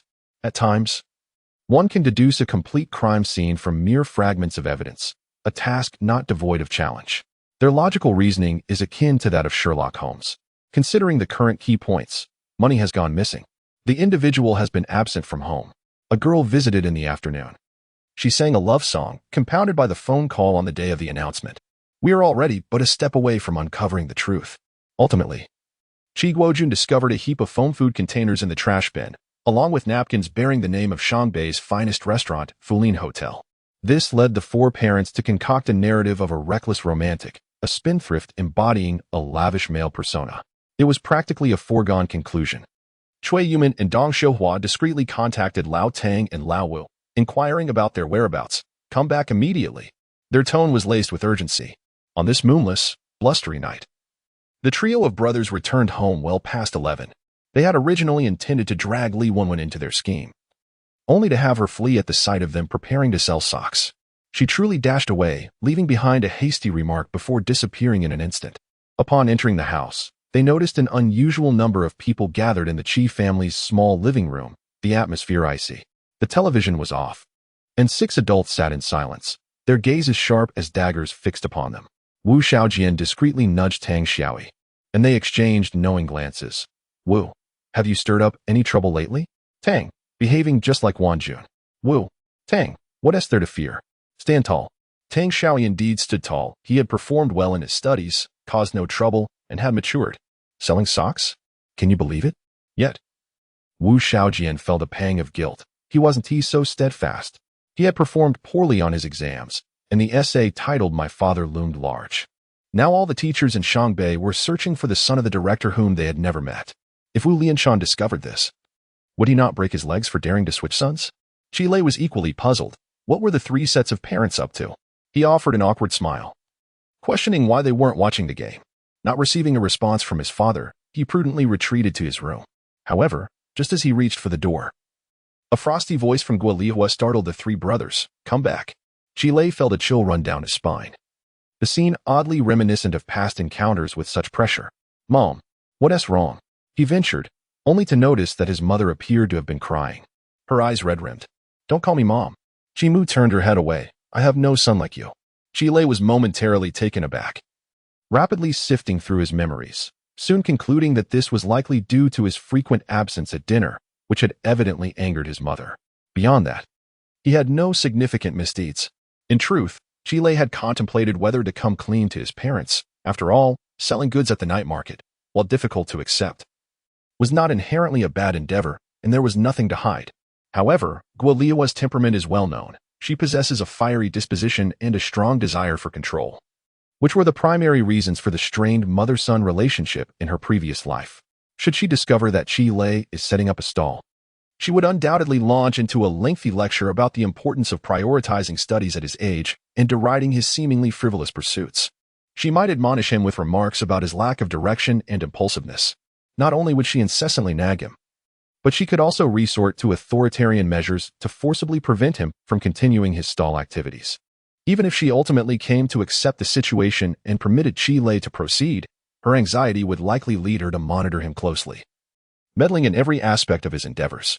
Alas, all parents are alike in their incessant worry for their children, particularly those from the 1980s and 1990s, who wielded greater authority and would chastise their children at the slightest provocation, all while insisting it was for their own good. To be candid, Chile relished the unrestrained freedom of being a child, yet he was, after all, a middle-aged soul who yearned to maintain a semblance of free will and preferred that his parents refrained from excessive involvement in his affairs. Consequently, Chile ultimately chose not to disclose his stall activities proactively, believing that it was best to let things unfold naturally and address the situation when it could no longer be concealed. Unfortunately, today might be the day when the truth can no longer be hidden. Observing the choice of words and demeanor of the elderly lady, it was evident that her anger was palpable. Attempting to conceal the matter would only invite trouble. It is important to note that mothers from Northeast China in this era do not wait to clarify matters before acting. Rather, they strike first and then inquire. When pushed to the limit, they may resort to drastic measures, only to question you afterward about your missteps, leaving little room for honesty once the moment has passed. Mom, Chile said earnestly, my late return home for dinner actually has its reasons. We are working part-time to earn our own money. A wise man does not suffer immediate losses, and he spoke rapidly, fearing that a slower response might trigger an explosion. However, Guolihua's reaction to her son's part-time work was almost negligible. She hardly took his words to heart. With a cold huff, she pressed on, is there more? Chile, taken aback, wondered what else there could be. Just then, Chuema reminded him, who were you with this afternoon? Chile's mind raced. Classmates. Were there any girls? Yes. What kind of relationship? Just classmates. Not that kind of relationship. No. Guolihua warned. Think carefully before you speak. It's not too late to admit it now. Chile felt a wave of confusion wash over him. She couldn't possibly think he was in a romantic relationship, could she? Feeling relieved, he reassured himself. I truly am not in a relationship. Don't wait until things escalate to address it. Then it will be too late. I really am not in a relationship. Still denying it, are you? Just then, Dong Mama interjected. If there's no relationship, then where did the money go? Money. Chile realized it was a matter of finances. He had completely forgotten about that. Just as he was about to inquire about the missing funds, he discovered a significant issue, one that seemed impossible to clarify. His hesitation, however, was perceived by Guolihua as a problem, and her anger surged dramatically. Before granting Chile another opportunity to speak, she initiated the familiar cycle of punishment. With a swift motion, she brandished the broomstick that had been prepared in advance, swinging it towards her son. With a sharp crack, Chile was momentarily stunned. I am nearly 40, and I have been struck? Tang Xiaoyi and Wu Xiaojian exhibited entirely different reactions. Tang Xiaoyi, unable to contain his wild spirit, glared wide-eyed. Aunt, what are you doing? Wu Xiaojian, on the other hand, let out a quiet sigh of relief, thankful it was not him. However, he quickly interjected, Aunt, please, let us talk this through. Unfortunately, there was no opportunity for them to speak. Wu Lianshan and Tang Xin cast them a fierce glare, blocking their path. Silence. One at a time. Indeed, no one was escaping today. Over there, Dong Xiuhua and Cui Yuman had also taken action. Dong Xiuhua seized one of Chile's arms, menacingly barking, Move. Move. Do you dare to move again?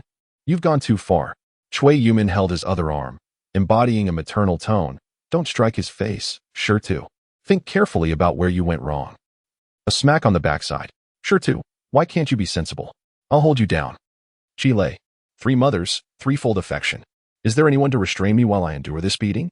Fortunately, Chi Guojun had yet to arrive, or it would have been quadruple affection. Meanwhile, Guolihua had already entered her furious mode, scolding as she struck. Little rascal, this is what happens when you misbehave. Having a relationship, stealing money from home. The broomstick swung wildly, her teeth gritted, her eyes filled with fury. Chile, let alone living this life again. Even the spectacle of the 3 families' interrogation was a memory from before he turned 12, wasn't he it? Instinctively, he shouted no. No, please. I'm 16. It's inappropriate. I didn't steal any money. The money will be returned in a couple of days. I'm not in a relationship. Please, please. As it turned out, his words only fueled the fire. So it was truly you. I'll beat you to a pulp, you little rascal. The trio of mothers quickly exhausted their skills in disciplining children, and in no time, they had Chile pinned to the sofa, flipping him over, presenting his backside for Guolihua's merciless rod of justice. It didn't hurt too much, but Chile simply could not accept it. Surely, he must be the first person reborn to still endure such treatment. A wise man does not suffer immediate losses. I confess everything. Stop hitting me. Too late. The 3 mothers replied in unison. Guolihua, You little rascal. I'll not allow you to date early. Dongma, you will not misbehave. Chuima, you will not steal money from home. You shall learn your lesson today. Dongma commanded, beat him. Once we finish with him, we'll deal with the other two. They surely are involved. Chile. Tears were welling up. I will never admit it's from the beating. Can I have a chance? I can explain. At this moment, the Chi family had completely lost control. 3 mothers were punishing one son, with 2 more waiting in line. Guolihua felt both embarrassed and enraged. No matter how foolish or unruly you may be, stealing is unacceptable. You must learn a lesson. Chile dared not struggle too fiercely. He was no longer a child. And against 3 mothers with their old arms and legs, how could he possibly overpower a grown man? Should any mishap occur, the consequences would be grave. Thus, I dare not move, relying solely on my words to navigate this predicament. I have no friends to confide in. I have not pilfered money. And my absence from home is solely for the purpose of earning. That 2,000 yuan will surely be retrieved in a few days. Alas, if he had not mentioned that sum, matters might have remained manageable, but the moment he brings it up, it solidifies the suspicion that I am the one who took it. Guolihua's fury escalated, intensifying her ire. As for my explanations about lacking friends and working for money, well, does it even matter now? Such reasoning feels insincere, akin to a teacher claiming no homework was assigned, or saying tuition was lost, or that I was studying at a classmate's house last night. All excuses that carry little weight. To trust such claims would be an affront to the intelligence of adults. Meanwhile, Tang Xiaoyi stands up for Qi Lei. He and Wu Xiaojian are the most aware of the truth. Qi Lei has been wronged, struggling to intervene. He was met with a fierce glare from Tang Qinggang, who demanded, "What do you think you're doing?" Tang exclaimed, growing frantic. Old Tang, you must be reasonable. Sure Tu did not lie. And you are no saint either. Old Tang retorted, his anger boiling over. I'll ask you again. Where is your money? The 1,000 I gave you. And what about the savings in your piggy bank? Where has it all gone? Seeing Tang, he momentarily lost for words. Tang Qinggang pressed further. I'm asking you. Where is the money? What have the 3 of you been up to? Tang, he found himself at a loss. He wanted to reveal the truth, that the money had been invested in business, but Tang Xiaoyi, still young and somewhat rebellious, felt a twinge of resentment. Over the past few days, he had envisioned countless scenarios where, upon earning money, he would present it to old Tang, relishing in the moment of proving himself against the accusations of being a spendthrift. How exhilarating that would feel. Yet, this unforeseen incident had derailed his plans. However, to remain silent while Qi Lei endured punishment was not an option. Just as he wrestled with this dilemma, Wen Ning discreetly pulled him aside. Wu Xiaojian, quick-witted, had already contemplated confessing when the 3 mothers were chastising Qi Lei. Yet, it was precisely because of his overthinking that he, like Qi Lei, discerned the trap lurking beneath an insidious pitfall. The situation was convoluted. What had happened to the 2,000 yuan? It was extorted by Erbao. Why was Erbao extorting? Because Qi Lei kissed Zhou Lei. Why did he kiss Zhou Lei? Because of young love. Thus, one could either be beaten for the 2,000 yuan or for the folly of early romance. Wu Xiaojian felt exasperated on Qi Lei's behalf, wishing for clarity. However, Wu Ning's subtle maneuvers did not escape Wu Lianshan's notice. You little rascal, are you still trying to outsmart me at this moment? With a fierce glare, he erupted, delivering a sharp slap. You too.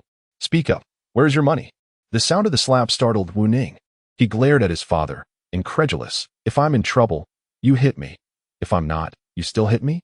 Do you even deserve to be called a father? Just wait. You're forcing my hand. In an instant, Wu Ning transformed, adopting a defiant attitude. Covering his face, he shouted furiously, Stop. Am I not allowed to speak? The room fell silent, all eyes turning toward Wu Xiaojian. He clenched his fists, on the verge of tears, lamenting. It's merely 2,000 yuan. Why resort to violence without understanding the situation? Wu Lianshan glared. You insolent brat. Who do you think you're addressing? Is there even a need to inquire further? Wu Ning, still feeling wronged, protested. The money was taken by my third uncle. Why should we be the ones to suffer? In his heart, Wu Xiaojin thought, should I not speak the truth? Tang Qinggang was left speechless, while Wu Lianshan and Guolihua shared a moment of silent astonishment. All present felt a sudden jolt in their hearts. Tang Qinggang, bewildered, questioned, What do you mean? Did we strike the wrong person? Third uncle? Did your uncle take the money? Wu Ning, gasping for breath, with tears welling in his eyes, implored, Do you adults think you can act so recklessly? Why is it justified to resort to violence? His sobs were heart-wrenching, compelling belief. The adults exchanged glances, puzzled. Could it be that they truly had struck the wrong person? Tang Qinggang pressed on. You little rascal, stop babbling. Why would your third uncle need to take money from your father's house? Qi Guodong would simply inform him if he needed funds. It wouldn't require such a convoluted approach.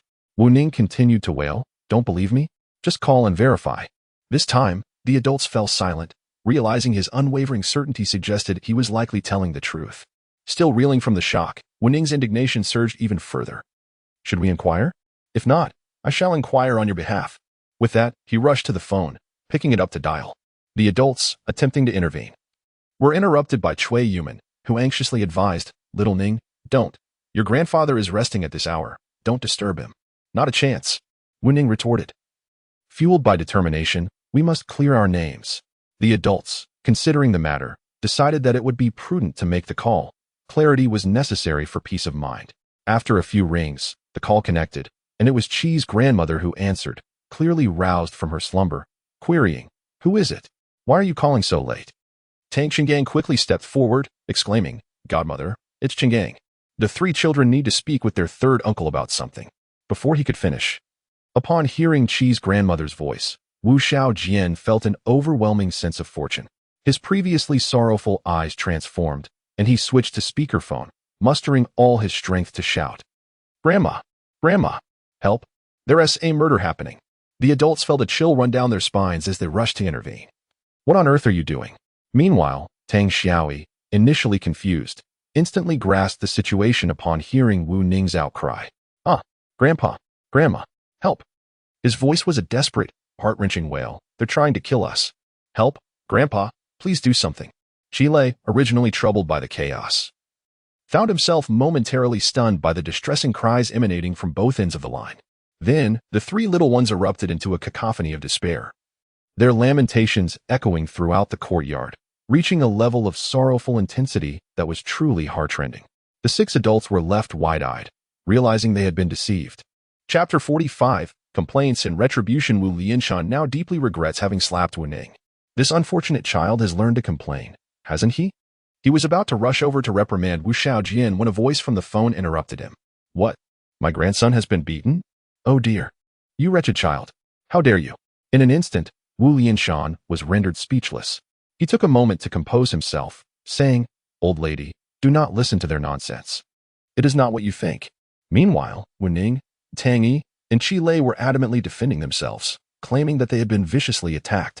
Wu Lianshan, now panicked, implored, Old lady, please do not heed their wild tales. It is truly not like that. Let us end this call for now, and I will reach out to you shortly. However, Grandma Qi retorted, You dare hang up on me? Wu Lianshan hesitated, clearly intimidated. A tense silence followed, indicating that Grandma Qi was stewing in her anger. After a prolonged moment, she growled, You all better wait, and slammed the phone down. With hands on her hips, she took a deep breath. You old fool. Get up. Your grandson is in danger. Qi hating bellowed. What is going on? Who dares to harm my grandson?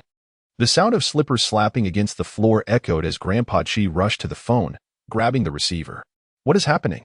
In an instant, the three fathers fell silent, afraid to utter a word. They exchanged glances with the three children, signaling them to speak carefully and not to provoke the old man. However, the trio was beyond caring. Did they only realize the gravity of the situation now? It was too late. Grandpa, help us, cried the children. Tang Xiaoi exclaimed. Old Wu slapped Ningzi. Wu Xiaojin added. The three mothers pinned Qi Lei down and beat him. They knocked over the broom. Qi Lei interjected. Tang Dad also slapped Xiaoi. Tang Qinggang.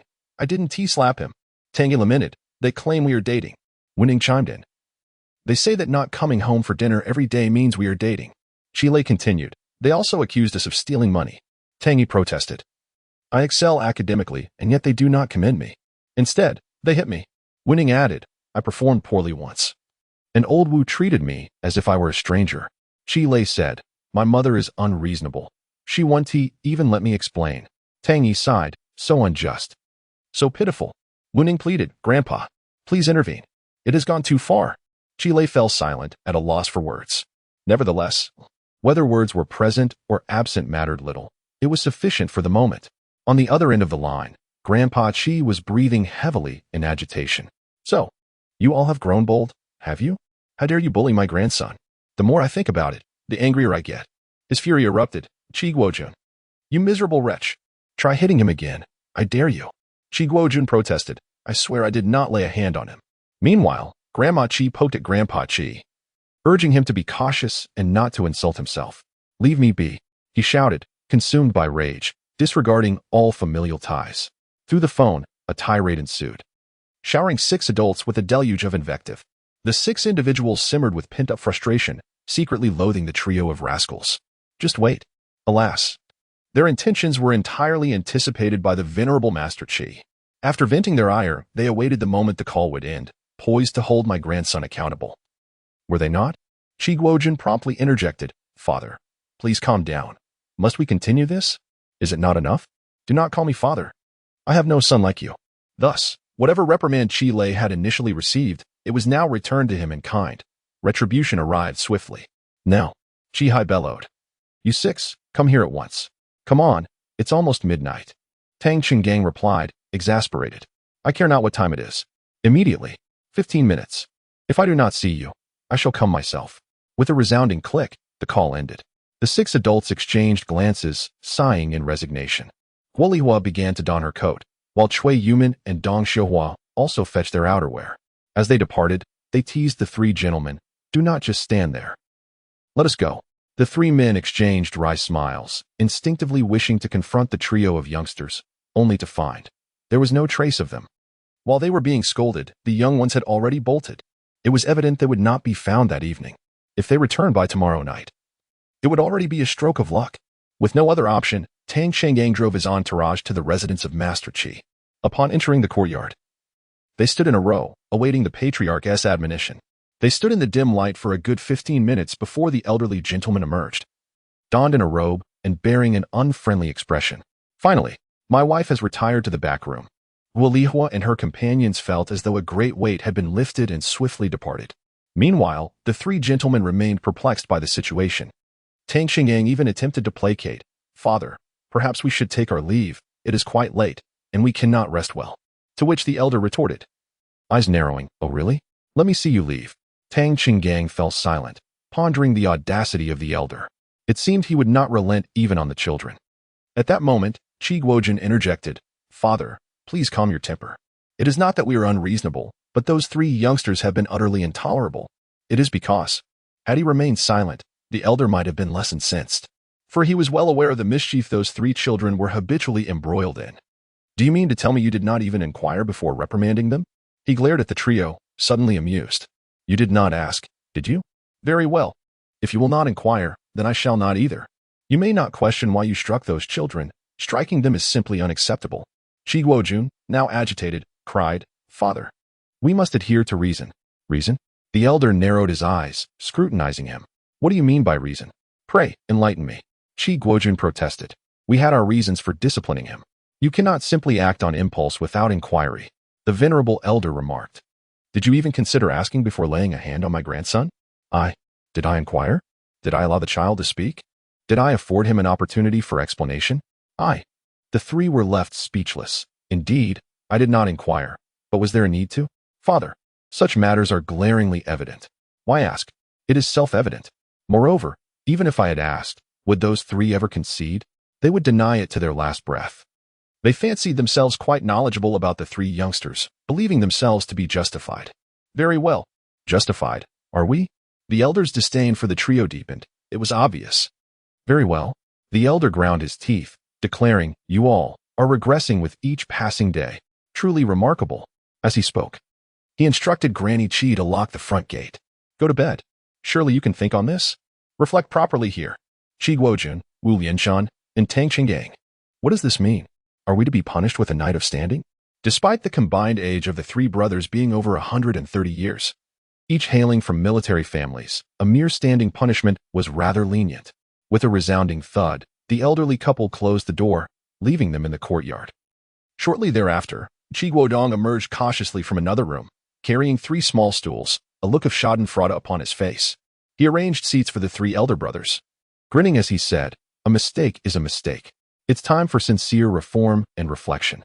Look at how incensed the elder is. One must strive for leniency. Chi Guojun, Tang Qinggang, Wu Lianshan, how the world has changed. Even the most frivolous of the trio now finds himself in a position to educate them. Chapter 46. Plead with me. Qi Guodong, only 22 years of age, is over 20 years younger than Qi Guojun and his brothers, who have always looked down upon him. This time, however, the tables have turned. What is the significance of this? Even now, Qi Guojun does not believe he is in the wrong. Is it wrong for a father to discipline his son? Observing his younger brother, he feels helpless, pointing towards the room, questioning if the old man is not being unreasonable. The boy has erred. Yet he is not permitted to be reprimanded? Qi Guodong merely chuckles, deftly retrieving a packet of small pandas from Tang Xinggong's pocket, lighting one up before stashing it away.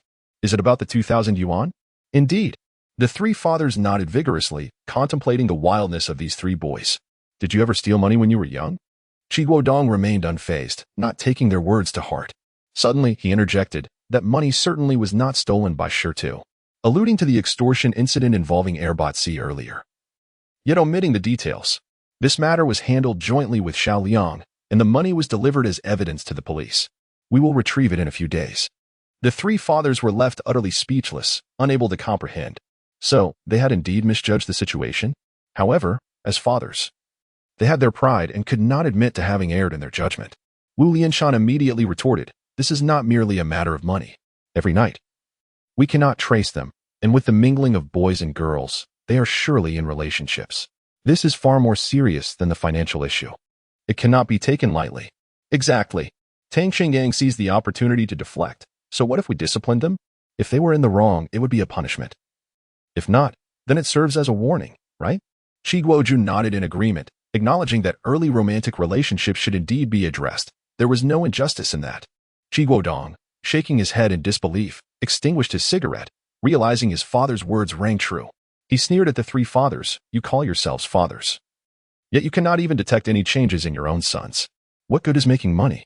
Qi Guodong's emergence was essentially a means for the old man to alleviate tensions, allowing the brothers to converse and, through Qi Guodong's words, clear the names of the three younger ones before retreating to the third brother's room to sleep.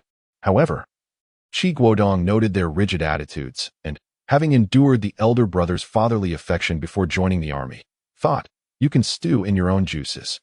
I shall not concern myself any longer. Reflecting upon the situation as he returned to his room, he mockingly admonished his brothers, think long and hard. It's not unjust. Hey. Tang Xingyang grew anxious, clearly aware that Qi Guodong knew something. Third brother, come back and clarify your words. Hey, come back. Leave the cigarettes with me. That night, the three fathers faced divine retribution for disciplining their children, enduring a night of mosquito bites while sitting on small stools in the gentle summer breeze. Yet, they found no resolution in their thoughts. What was there to ponder? Wrong is wrong. Misjudging them for stealing was indeed a mistake. But the fact that the three boys had gone wild, neglecting home and possibly engaging in early romances, was also true. Thus, they ought to be managed. And if they are to be managed, they must listen. I am their father. Like the three of them, despite being in their 40s, they all hail from military families. When the elder speaks, regardless of right or wrong, one must endure the cold. This is the essence of family tradition. Indeed, being punished carries a certain honor. The family values are evident. The next morning, shortly after 6, the three wives rose to prepare breakfast for the elderly couple and tidy up the courtyard.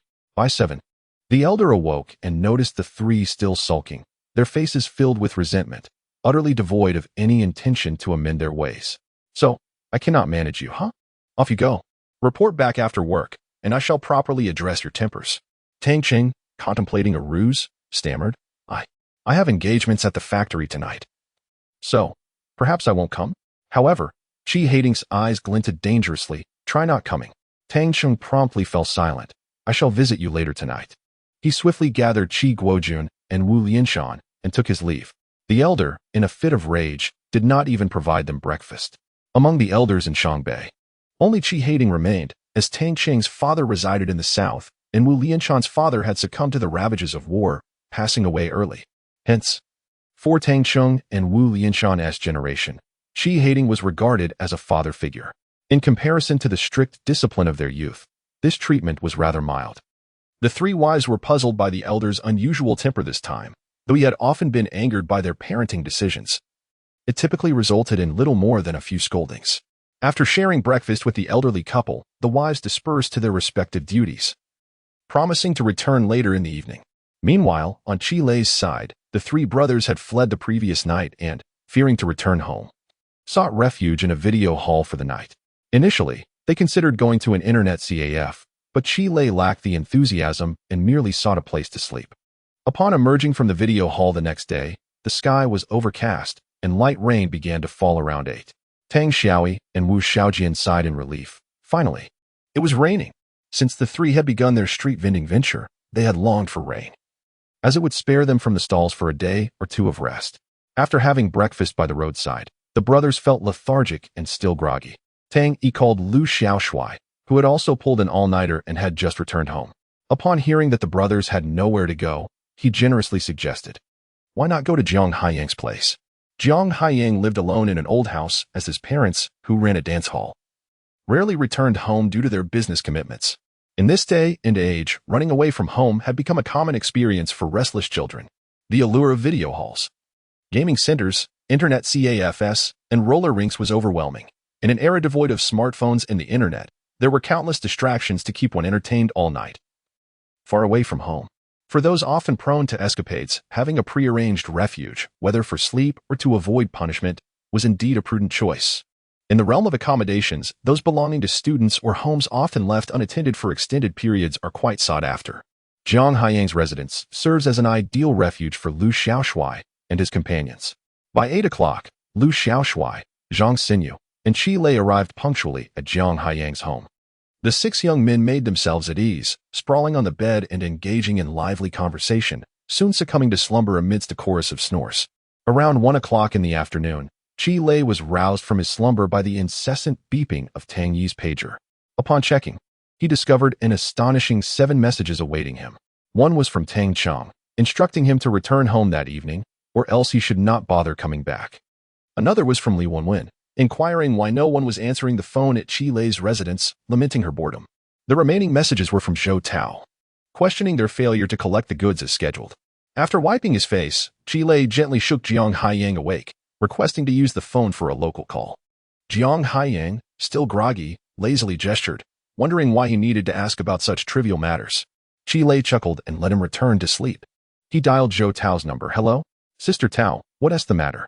On the other end, Zhou Tao's tone was predictably unfriendly. What do you mean, what's the matter? Shunti, you have collected the goods yesterday? Why is there no word from you? Little Shurtu, you better be reliable. We signed a contract. If you breach it, don't expect me to refund your deposit. You youngsters are simply unreliable. I've packaged everything up for you, and now you've gone silent. Do you realize how this is hindering my business? Her words came forth like a rapid-fire barrage, leaving Chi Lei no opportunity to interject. Once Zhou Tao finished her tirade, Chi Lei finally spoke, acknowledging that they were indeed supposed to collect the goods yesterday. But what? Zhou Tao interjected. Business is slow? You haven't sold out your old stock? Chi Lei offered an awkward smile, conceding that there was some truth to her assumptions. They had indeed been pressured by competing vendors recently, resulting in diminished sales, but that was not the sole reason for the delay in collecting the goods. The primary issue was a lack of funds. The incident with Air by the previous day had been unexpected. The money intended for purchasing stock had instead been directed to the police station. After a brief pause, Chi Lei decided to be forthright, explaining that a sudden cash flow issue had arisen, and he would need a day to sort it out. He instinctively glanced out the window, noting the persistent drizzle, contemplating waiting a couple of days until he could clear his current inventory. On the other end, Zhou Tao fell silent, perplexed by the sudden cash dilemma. After a long pause, she suddenly exclaimed, "Please, dear sister." Huh? Chi Lei was caught off guard. What do you mean? Zhou Tao continued. I'm asking you to plead with me, and I'll extend you credit just this once. Chi Lei raised an eyebrow, finding the suggestion somewhat inappropriate. What do you mean by that? Why are you being so dramatic? This is just a matter of credit. Not before he could finish his thought, Chi Lei swiftly retorted. I beg you. Good sister, I'm in dire need. Truly, she was a piece of work. If she wanted him to plead, then plead he would. Zhou Tao had suffered a few setbacks at the hands of Chi Lei and, with a mischievous intent to recoup her losses, found herself at a loss for words regarding his brazen demeanor. Ultimately, all she could muster was, all right, keep an eye on the pager and await the delivery. Wait. Chi Lei interjected, send it over tomorrow. It's raining today. Understood. Furthermore, she continued, Sister Xiaotao has finally opened up. Can you extend some credit? Zhou Tao felt herself on the verge of exploding, realizing he was indeed pushing his luck. Yet she still inquired, How much do you need? 3,000 pairs of affordable socks and 500 pairs of branded ones. What? Zhōngkǎo exclaimed. Oh dear, you aren't plotting to swindle me and abscond. Are you? Qilei chuckled. Not at all. Business has been rather sluggish lately. I need to switch up my strategies. Zhōngkǎo thought to herself that conversing with Qilei was a futile endeavor. He had a knack for driving any good-natured person to frustration. Is that what you call sluggish business? Others are selling dozens a day. What does that make yours? Suddenly softening her tone, she asked. Could you enlighten me on how you've been selling? To her surprise, Qilei replied without hesitation, Beg me. Zhōngkǎo, taken aback, responded, Enough. And with a resounding click, she hung up the phone, lamenting the unfortunate soul, utterly beyond redemption. Chapter 47. That is growth. Qilei put down the phone and turned around, only to find Tang Yi and Wuning already sitting up. Wuning, Sister Tao? Yes. What is going on? They're urging us to collect the goods. Oh. Wuning refrained from asking further. Knowing full well that they couldn't collect the goods for the time being, the three of them had little money left, and they needed to run a stall for at least another day to gather enough for the payment. Sitting there, they blinked to regain their composure. Tang Yi rubbed his eyes and suddenly asked, When will that money come back? He was referring to the sum from the troublesome Erbao, which had caused considerable inconvenience for the trio. Qilei, I reckon it'll take 5 to 7 days at best. And we'll need Uncle San to keep pushing them. 7 or 8 days will be considered quick. Sighing, Tang Yi glanced out the window, braving the rain to relieve himself before returning to sit on the edge of the bed in a daze. Will there be anyone at the night market today? Qilei was taken aback, but it was Wu Ning who replied, Not many, just a light drizzle. There will definitely be some people. Let us set up the stall tonight, Tang Yi asserted. Sure, we might as well. Idleness doesn't suit us, Wu Ning concurred. At that moment, Lu Xiaoshui and the other two were also roused from their slumber, sleepily inquiring, What is happening? Tang Yi shot him a glare. What do you know, kid? Go back to sleep. Oh. Lu Baobao obediently lay back down. The trio, having lost their desire for sleep, washed their faces. And Tang Yi ventured out to a nearby eatery to buy food. True to his character, he was determined not to neglect his brother's appetites. However, today, Tang Yi hesitated for quite some time. Darn it. Earning money is tough, and eating is even tougher. Boss, I'll take 6 portions of fried rice. Qilei felt a pang in his heart as he watched him return with the fried rice. Being the youngest among the trio, Tang Yi had always been pampered by 6 parents and by Qilei and Wu Ning, never having known the meaning of hardship. Now, forced into such circumstances, he couldn't help but feel a tinge of guilt. Yet, the soul of a mature person reminded him that this was indeed a positive development. When faced with adversity, he would no longer rely on his parents or brute strength, but would solve problems within his means. That, indeed, was growth. Qilei had already envisioned a promising plan for his life, one he intended to follow, enjoying his youth while progressing along that black and white checklist. However, Wu Ning and Tang Yi lacked such clarity. Would they, in the future, bask in Qilei's protective aura, or would they stand independently, forging ahead together? Qilei undoubtedly hoped for the latter, as the outcomes would be entirely different. The light drizzle showed no signs of abating, and at 4 o'clock, the trio promptly emerged from Jiang Haiyang's house to collect the goods from the elder, heading straight for the night market. Grandmother Qi, upon seeing the rain, insisted vehemently that they not suffer through it. Yet, Qi Hating said nothing, his expression dark and foreboding, as though he were about to devour someone, leaving them to wonder who might be in trouble. As they left the elder's house, they grabbed a bundle of stakes and a piece of plastic sheeting. The stakes were long poles used by farmers to support climbing crops such as green beans and cucumbers. In the south, they were typically made of bamboo, while in the north, they were predominantly wooden. Almost every household possessed these, as it was common for families to have gardens and vegetable patches these days. Upon arriving at the night market, the crowd was indeed sparse, yet tolerable. A plastic sheet was laid beneath the stall, supported by rudimentary poles, marking the commencement of their venture. However, due to the limited width of the fabric and the desire to attract more patrons, the remaining half-meter was extended in front of the stall, leaving the 3 individuals behind completely exposed. The drizzling rain, a most vexatious weather, was particularly irksome. Using an umbrella seemed futile, and wearing a raincoat only added to the chaos. Standing under the rain for 10 minutes may not have soaked them, but enduring it for an entire night was a different ordeal altogether. Within an hour, they were thoroughly drenched, their hair clinging in damp strands to their heads, suffering to the fullest extent. The only consolation was that, due to the rain, their sock stall was the sole one operational that evening. Furthermore, with a rain shelter and a designated area for customers to stay dry, patrons instinctively gravitated towards their stall. Thus, business was quite decent. Even better than the past few days. This brought a sense of pride to Tang Xiaoyi and Wu Xiaojian, exclaiming, "See? Our brains are indeed resourceful. Coming out today was the right decision." Wu Xiaojian even emphasized that the joint enforcement officers did not come to collect stall fees. A profit indeed. On the other side, Qi Guojun, Tang Qinggang, and Wu Lianshan arrived at the elder's residence shortly after 7. The 3 children had returned home first, and upon discovering the absence of the 3 younger ones, they were infuriated, even consuming an extra half bowl of rice at dinner.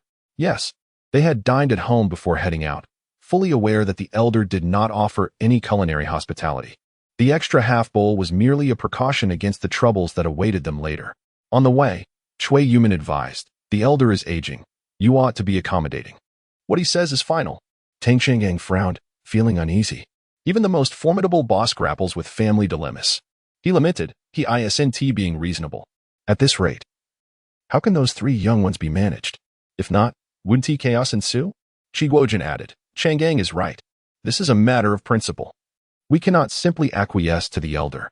The more we indulge, the worse it will become." The 3 wives rolled their eyes, displaying bravado in conversation. Yet when faced with the elder, they resembled mice encountering a cat. After all, can one truly engage in reasoned debate with an elder? A mere glare from him would suffice to establish his authority. It was much like their interactions with the 3 younger ones. A single glare would render them subdued. Upon reaching the elder's residence, the 6 individuals braved the rain as they entered the courtyard, huddling together to escape into the house. However, Qi Hating blocked the entrance, a menacing presence, declaring, "I shall see who dares to enter." The 3 wives, sensing the hostility, opted to retreat. Dong Xiuhua immediately forced a smile, saying, "Father, we just wish to check on Mother." With that, she led Guo Lihua and Cui Yuman in an attempt to enter, only to be met with the elder's stern command, "Stay outside." This left the 3 daughters-in-law stunned and speechless. What had transpired? Just the night before, they had enjoyed certain privileges, yet now, a day later, his temper seemed to have intensified. Thus, the 6 stood in the rain, the sky darkening, becoming thoroughly drenched, while the elder remained firmly stationed at the door, allowing no one to enter. Silence enveloped the room, and the intensity in their gazes grew increasingly unsettling. Inside, Grandma Qi pressed against the window, observing the commotion. Seizing a moment when the old man was distracted, Dong Xiuhua cast a desperate glance at the elderly lady, gesturing fervently as if to say, "Mother, please intervene." To her surprise, the response was a fierce glare from the old woman, who seemed to utter something that, judging by her lips, resembled, "You deserve it." After more than half an hour had passed, Qi Guojun could no longer endure the situation. With a blend of irritation and resignation, he exclaimed, "Father, you cannot indulge the child in this manner. If we neglect Shirtu any further, he will surely go astray." Waliwa chimed in, "Father, Guojun speaks wisely. You ought to heed his words. Just as his academic performance showed a hint of improvement, he has become increasingly reckless, entangled in early romance and staying out late every night. Of course, we wrongly accused him of stealing, but what of the other matters? Must you insist on not taking responsibility? This is not in Shida's best interest. It is detrimental to him." Tang Qinggang quickly supported their argument. "Indeed. You never indulged us so excessively in the past, did you? There should always be a distinction between right and wrong." Wu Lianshan, my godfather. Perhaps we should discuss this indoors? You have been standing for quite a while. Your health is paramount. As he spoke, he moved to assist the old man back inside. The group had evidently opened the floodgates of discussion, each person presenting logical points, making their case sound quite compelling. However, Grandpa Qi remained silent, patiently waiting for them to fall quiet, until the 6 of them sensed something was amiss. The more they spoke, the angrier he became, and gradually, they ceased their chatter. Eventually, Qi Hating took action. With hands clasped behind his back and head held high, he stepped forward, surpassing the 6 individuals, and walked toward the yard, leaving behind the command, "All of you follow me." From that moment, he ceased to speak further. At that juncture, Grandma Qi emerged from the house, holding an umbrella to shield the old man from the rain. Thus, the elderly couple walked together through the downpour, unwilling to even glance back. Chapter 48. The foolishness of the elder Qi. The venerable elder Qi had just undergone a significant surgical procedure, his physique still frail, and his silhouette appeared somewhat stooped beneath the rain. Yet, his steps were remarkably resolute. More alarming was the fact that Elder Chi's wife showed no inclination to intervene.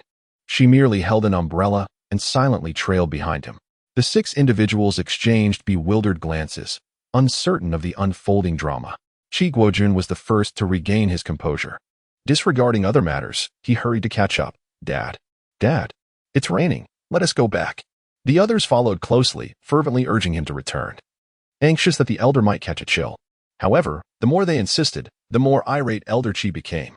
He trudged on, his resolve unyielding, even as his wife, who usually played the mediator, gritted her teeth in frustration, wishing she had a stick to wield against these rascals. Fortunately, the distance from Elder Chi's residence to the night market was merely 5 minutes. The 3 pairs of parents, unable to sway the elder and his wife, resigned themselves to following behind, treating the situation with a degree of nonchalance. Furthermore, being in their 40s, they had little emotional reaction to parental reprimands, primarily adhering to the principle of filial piety. At that moment, the 6 adults felt a twinge of fear. Should they perhaps call the 3 youngsters back, address the matter before Elder Chi, and refrain from chastising them? I think that's a viable option. Continuing like this isn't prudent, given Elder Chi's health. We must ensure nothing untoward occurs. Alas, the frustration was palpable. You little brats, just wait for your turn. Their exchanges were filled with regret. Not for having scolded the children, but for having displeased Elder Chi. Accompanying Elder Chi to the entrance of the night market, the expressions of the 6 adults shifted dramatically. They had encountered familiar faces, and not the kind they wished to see. Yang Daqiang rode up on his motorcycle, carrying Yang Jiwei, and fortuitously crossed paths with them. Upon noticing them, Yang Daqiang smirked. Oh, are you all braving the rain for a stroll at the night market? Chi Guojun was reluctant to engage, knowing that Yang's family was hardly benevolent. Yet, as Yang had initiated the conversation, it would be impolite to dismiss him outright. With an awkward smile, he replied, "We're just accompanying Elder Chi for a little outing." Yang Daqiang chuckled, internally scoffing. "Who do you think you're fooling? I heard all about the commotion at the Chi residence last night. I was eavesdropping against the wall for half the night. Not only did I learn why Chi Lei got punished, but I also knew that those 3 rascals had dragged Elder Chi out." As he observed Elder Chi ahead, he maneuvered his motorcycle to the roadside and, taking Yang Jiwei with him, approached the group. "You know, my wife insisted on having bananas at midnight.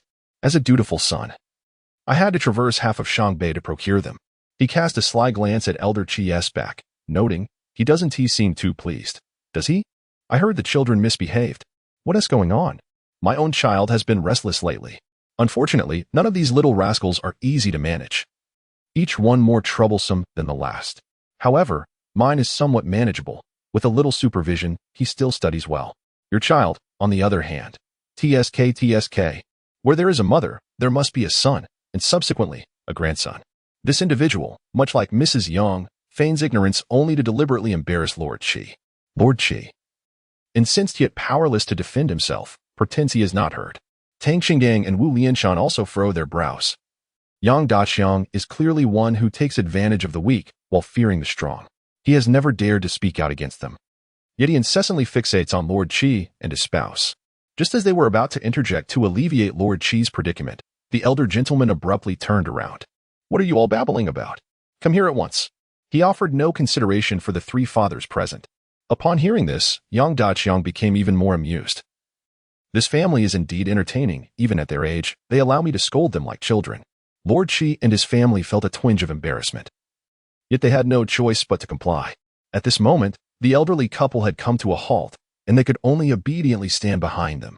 Meanwhile, Yang Daqiang stubbornly remained, oblivious to the situation, watching the spectacle unfold.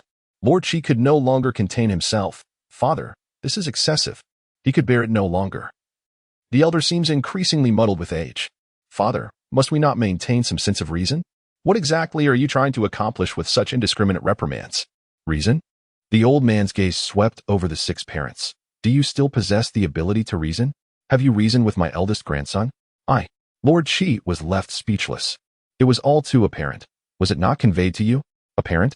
The tension escalated. How could I have raised such a pack of ungrateful wretches? Yang Daqiang and Yang Jiwei in the background found this spectacle delightful. Witnessing the elder being reprimanded was far more entertaining than watching the younger ones face similar fates. Yang Jiwei whispered to his father, "Father, why is this family so amusing?" Yang Daqiang could hardly contain his laughter, from the eldest to the youngest. They are all hopelessly inept. What use is it for old Qi to have worked at the provincial transportation department? Not a single one of his 11 children is in the transportation system. His life has been a complete waste. Yang Jinwei clicked his tongue, truly pathetic.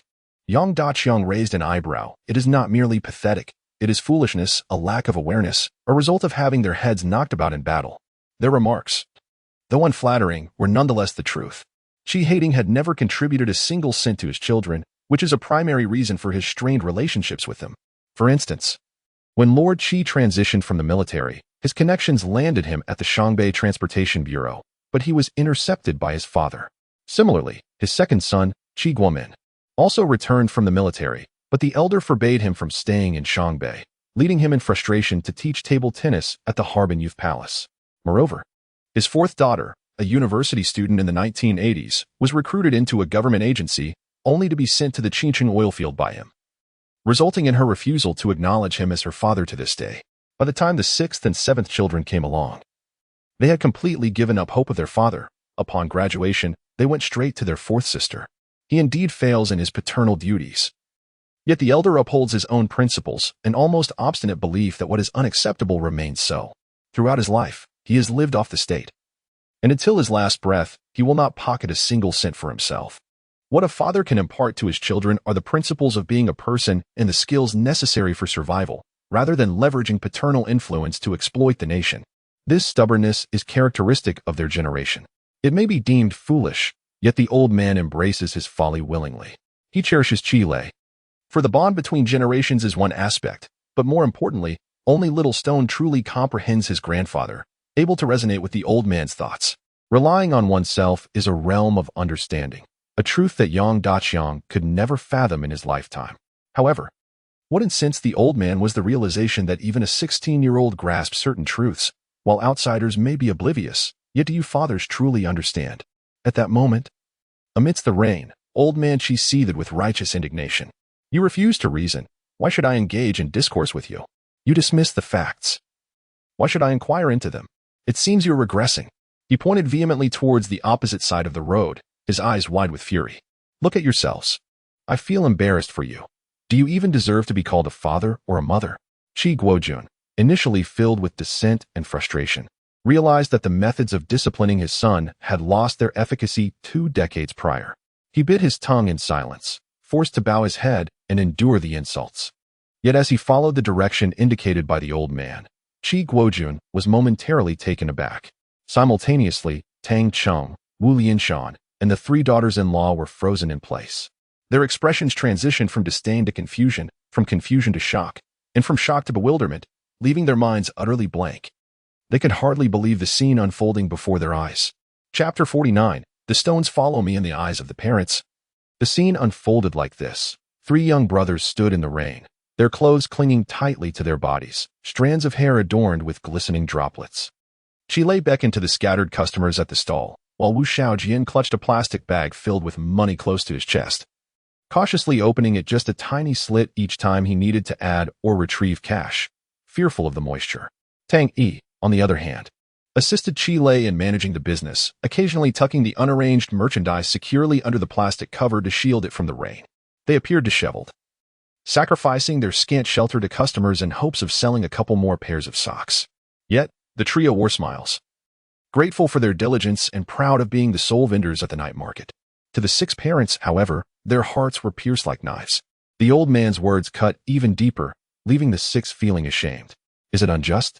I can hardly be bothered to address you. I simply wish to ask, what does it feel like to be outdone by your own children? Reflect on it. After pondering, perhaps give yourself a couple of resounding slaps and question how you have raised your children. Is there no sense of shame? If you still fail to comprehend, then you are unworthy of being my son, Qi Hating. Do not dare to call me father again. With that, the old man waved his hand dismissively and strode off, exuding an undeniable aura of authority. As they passed by Yang Daqiang and his son, Qi Hating suddenly halted. Is this your son, Xiaowei? Yang Daqiang chuckled awkwardly. Yes, yes. Indeed, Uncle Qi. This is my boy. How old is he? 16. Ah, already 16? I just glanced at those 3 young men over there. All around 15 or 16. How is it that there's such a disparity? He smacked his lips in disapproval, Not much of a father, are you? After delivering this remark, he wobbled his way home. Did Zhang Daqiang think the old man didn't overhear their comments? An eye for an eye? This was one of his principles in raising children. Though Qi-hating may be foolish and stubborn, his 11 offspring, aside from the eldest and the youngest who required some concern, had all forged their own paths. Each one was commendable, capable of standing on their own. And you, old Yang family, are you not shrewd? Always preoccupied with trivial matters, what nonsense. Yang Daqiang sputtered in rage, nearly spitting blood in frustration. That old man is insufferable. Who does he think he's berating? He quickly grabbed Yang Jinwei and fled. Unable to remain any longer, feeling as though he had become the spectacle himself. Once out of sight from the three families, Yang Daqiang abruptly swung his arm, delivering a sharp slap that sent Yang Jinwei spinning in place. You foolish child, look at how well others are doing. Inwardly, he cursed, damn it. Wealthy families are so stingy, even someone as affluent as Tang Qinggang has his son selling goods at a stall. What on earth? Meanwhile, the parents of the three stood frozen for a full 5 minutes, watching their son scurry about in the rain. They felt a mixture of heartache, guilt, but most of all, a sense of pride. Qilei had previously informed them that he intended to earn his own tuition during the summer, and Guo Lihua had casually mentioned this to the families of Tang and Wu during their previous conversations. However, the parents of the three children paid little heed to the matter. After all, children are whimsical, and no one would take their antics seriously. Nor could they fathom that the children would actually go through with it. Furthermore, they approached the situation with utmost seriousness. By mere coincidence, the 6 individuals stood nearby, where a woman selling rat poison and a man selling watermelons were engaged in idle chatter, discussing the trio across the way. The woman remarked, "Whose children are these? How can the parents be so heartless?" The man replied, "It is indeed cruel to let them face such hardships at such a young age." The woman continued, "Who can argue with that? Even if their studies are lacking, children must be allowed to pursue an education." The man countered, "But let us not be so quick to judge. There are many families who exploit their children as laborers, sending them out to earn money at the tender age of 10. The woman responded, "Such occurrences are common in rural areas, though they are less frequent in cities." At this point, Guolihua could no longer contain her emotions, tears streaming down her face. She stepped forward, intent on bringing Qilei back home. Meanwhile, Tang Qinggang's face turned a shade of green with fury as he directed his ire towards the watermelon vendor and the poison seller. "What is the matter? That is my son. He is my son. What do you have to say about it? Am I Tang Qinggang so desperate for money that I have lost my mind?" The man and woman recoiled, thinking, "So you are Tang Qinggang? You must have had one too many drinks." What a boast. After all, Tang Qinggang was a well-known figure in Shangbei. Who had not heard of him? "You are Tang Qinggang? Then I suppose I am Secretary Su." Faced with their disdainful gazes, Tang Qinggang felt embarrassed. Observing that the other 5 parents had approached the stall, he hurriedly followed suit. The 6 individuals stood before the stall, watching as the 3 children stood drenched in the rain. Cui Yuman and Dong Xiuhua could not hold back their tears, despite their earlier quarrels. Witnessing the children's suffering was unbearable for them. Meanwhile, Qi Xiaolei, busy with customers, barely had time to look up. Spotting 6 new pairs of feet, he quickly responded, "Need socks? 5 yuan for 3 pairs, affordable and practical, guaranteed returns." Before he could finish, he felt those familiar feet and instinctively looked up, locking eyes with Guolihua. Initially startled, he then forced a smile. "Mom, what are you doing here?" Guolihua could no longer restrain herself, tears cascading down her cheeks. She stepped over the stall and began to wipe the rain off Qilei's face with her palm. "You silly child. It's raining. Don't you know to seek shelter?" At this moment, Tang Xiaoyi and Wu Xiaojian were also taken aback. Wu Xiaojian, still processing the situation, first smiled awkwardly, then looked alarmed. "Oh no, they didn't follow us here, did they? Last night was unavoidable." He realized his transgressions were mounting. "Amen," he blurted out instinctively. "Dad, there are so many people here, be cautious." Wu Lianshan felt a pang in his heart. As for Tang Xiaoyi, he stood rigid, asserting his innocence. Initially dazed, he then defiantly glared at Tang Qinggang. "Are you buying or not? If not, step aside. You're blocking the way, can't you see? Hey, are you rebelling against me?" Tang Qinggang wiped the rain from his face and glared back at Tang Xiaoyi with a fierce expression. The authority of a father still held some weight. Pointing at Tang Xiaoyi, he finally gritted his teeth and exclaimed, "Well done. He is indeed my son, Tang Qinggang." "Humph." Tang Xiaoyi smirked, feigning indifference. "I wouldn't want a father like you." Yet, inwardly, he felt a surge of happiness. It seemed to be the first time in his life that old Tang had praised him as commendable. Step aside, step aside. Tang Xiaoyi tilted his head, suppressing a laugh, embodying the defiant spirit of a former serf singing his newfound freedom. What are you all doing huddled here? Hurry home, we still have plenty of time. Let us go. Let us go, let us go. Wu Lihua initially intended to pull her son back, unwilling to endure this ordeal, but she was stopped by Qi Guojun. He picked up a pair of socks, scrutinized them, and suddenly asked, "Are you coming home tonight?" Qi Lei, just don't get into trouble. Qi Guojun's face flushed. Today, Brazil versus the Netherlands, the semifinals. Qi Lei, that's the plan. All right. Qi Guojun chuckled, then we'll head back first. You all should return early too. He was beginning to grasp it. Perhaps the old man was right. In this father-son dynamic, he was outshone by his son. Hearing Qi Guojun's words, Tang Chenggang understood his sentiment as well. Enduring a bit of hardship was beneficial for the young man. He gestured to the perplexed Cui Yuman, signaling Wu Lianshan to bring along Dong Xiuhua. Yes, we're off. We want to delay you. Make sure to get back early.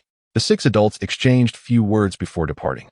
From initial shock and joy to a day of calm. Only they understood that this might be the proudest day of their decade-long journey as parents. After leaving the trio behind, Tang Chenggang, who had been the most talkative, suddenly fell silent, his eyes reddening, clearly having struggled to contain his emotions. After walking a considerable distance, Qi Guojun suddenly turned to Tang Chenggang and Wu Lianshan and asked, "Care for a drink?" The two replied, "Absolutely." Wu Lihua, still not having shed enough tears, interjected, "Drink, drink, drink. All you think about is drinking. The kids are still out there freezing." Qi Guojun, aware of her concern, reassured her, "It's a good thing. Allow yourself to find joy in it." Humph. Wu Lihua scoffed, as if there was anything to be joyous about. With that, she grabbed Dong Xiuhua and Cui Yuman, declaring, "Let us go prepare some dishes for them." Before they even exited the night market, they were already eyeing various delicacies like pig head meat, roast goose, and smoked tofu, ready to bring home for a delightful feast. Chapter 50. A father must not cower. Though both parents have departed, the 3 brothers remain in a dreamlike state. To be candid, it feels exhilarating. From the perspectives of Tang Xiaoyi and Wu Xiaojin, their efforts are not driven by the pursuit of wealth. Rather, they toil tirelessly, primarily to vindicate themselves. The motivation behind this quest for vindication is devoid of any profound life philosophy. It is a singular, crude, driving force, showing off. Whether it is to flaunt their negotiation fees in front of their parents or to accomplish feats that their peers cannot, it all stems from this simple yet base desire. Ultimately, it can be distilled into one word: exhilarating. At that moment, a customer who had been observing the 3 families finally spoke up, astonished, "Is Tang Chenggang your father?" Having encountered Tang Chenggang before, he could immediately ascertain that this was indeed the real Tang Chenggang, not an imposter. Upon hearing this, Tang Yi grinned widely. "Yes, that's my rather ungrateful father." The man rolled his eyes, pondering the boy's manner of speaking. Nonetheless, despite the jest, he was genuinely taken aback. "Is it any wonder your family is raking in the big bucks? This lad is truly impressive." He sighed, uncertain whether to lament the wealth of Tang Chenggang that allows him to let his son sell trinkets or to bemoan his own children for lacking ambition.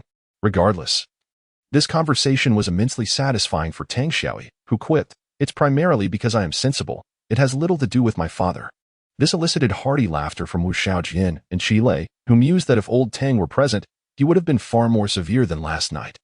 The 3 brothers returned home a little past 10, their socks slung over their shoulders. Having already been exposed, there was no need to further trouble their father. In truth, at 9 o'clock, Qi Lei had already called their father, advising him to rest early and not wait for them. Upon hearing this, the old man was displeased, grumbling, "So you 3 have reconciled, and now you no longer need this old man?"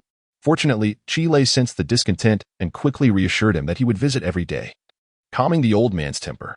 "Look at how considerate my eldest grandson is, far better than his father." Upon their return home, Qi Lei entered to find 3 fathers seated in the small living room, eagerly awaiting the commencement of the semifinals while enjoying a drink. Upon seeing him, Qi Guojun first changed his clothes and then remarked, "Go take a shower at your Tang father's place." In this era, residing in a bungalow meant one could not bathe at home. They had to visit public baths. The Tang family's small second-floor apartment did possess an electric water heater, though it was seldom used. Northeasterners preferred the complete bathing experience, soaking, washing, scrubbing, and steaming. After the brothers had bathed and returned to the Qi household feeling refreshed, they settled on the bed to tally their accounts. Uniquely, today there was no need to lock the door or draw the curtains. They felt entirely above board. The three fathers stood at the doorway, watching with expressions that were more delightful than anything else. The brothers continued their calculations until they looked up and saw their father. Chi Guojun beamed with a hearty smile and beckoned them over. Come, have something to eat. All right. Tang Yi and Wu Ning bounced over with enthusiasm. Chi Lei followed suit and, upon seeing the spread, was pleasantly surprised by the abundant and delectable dishes laid out before them. Tang Xiaoyi did not even use a bowl, opting instead to grab with his hands. This made Tang Xingang chuckle in exasperation, urging him to use chopsticks and a bowl. Yet, Tang Yi remained unmoved, squatting before the coffee table, shoving food into his mouth without a care. Wu Ning, puffing out his cheeks in a display of pitifulness, lamented that he hadn't eaten dinner yet. The three fathers exchanged glances, feeling somewhat exasperated. Tang Qiangyang pushed his bowl and chopsticks towards Tang Yi, though he remarked, "How can you expect to be healthy if you skip dinner every day?" Just then, Chi Lei returned with 3 sets of bowls and chopsticks, explaining that there was nothing to eat today because of the rain. Oh, Chi Guojun finally felt reassured, suggesting that they should avoid going out in the rain in the future. Before the 3 children returned, the fathers had already conspired to firmly suppress the proposals from Guo Lihua, Dong Xiuhua, and Cui Yuman, who sought to spare the children from such hardships. As they put it, the family did not lack money, so why bother? However, the men opposed this, resolutely supporting their sons and experiencing life during the summer vacation. It was a good thing. If they had to endure some hardships, so be it. What kind of boy has faced difficulties? Thus, when the 3 children returned, the fathers chose not to inquire whether they were tired or to suggest they could stop if it was too difficult. However, given the rain, Chi Guojun felt compelled to speak up. Understanding the value of earning money and the challenges involved was important, but there was no need to be overly serious about it. That won't do, Tang Yi exclaimed, eyes blazing as he continued to eat. If we're going to do this, we must do it well. Cutting in. Tang Qinggang sensed that this boy was becoming a bit too arrogant and felt the need to temper his enthusiasm. 5 yuan for 3 pairs. What profit can you possibly make? Tang Yi merely scoffed in response, refusing to elaborate. Just wait. When I negotiate the price, I'll astonish you. Silently shaking his head. He thought, an entrepreneur? Hardly impressive. They failed to see through our sophisticated strategies. Wu Ning shared this sentiment, thinking of how they would surprise the fathers. They were merely selling for fun, experiencing the hardship without the expectation of profit. All right. Tang Chenggang thought happily, grabbing a wad of cash and counting out 3,000 yuan. In light of your spirit, each of you gets 1,000. Consider it your father's guarantee. As Chi Guojun and Wu Lianshan opened their mouths to protest, he shot them a glare. You two are not to interfere. This is what the children deserve.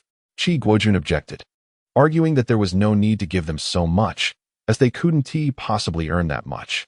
However, before he could finish, Tang Yi had snatched the money and handed it directly to Chi Lei, exclaiming that they needed the funds to purchase supplies for tomorrow.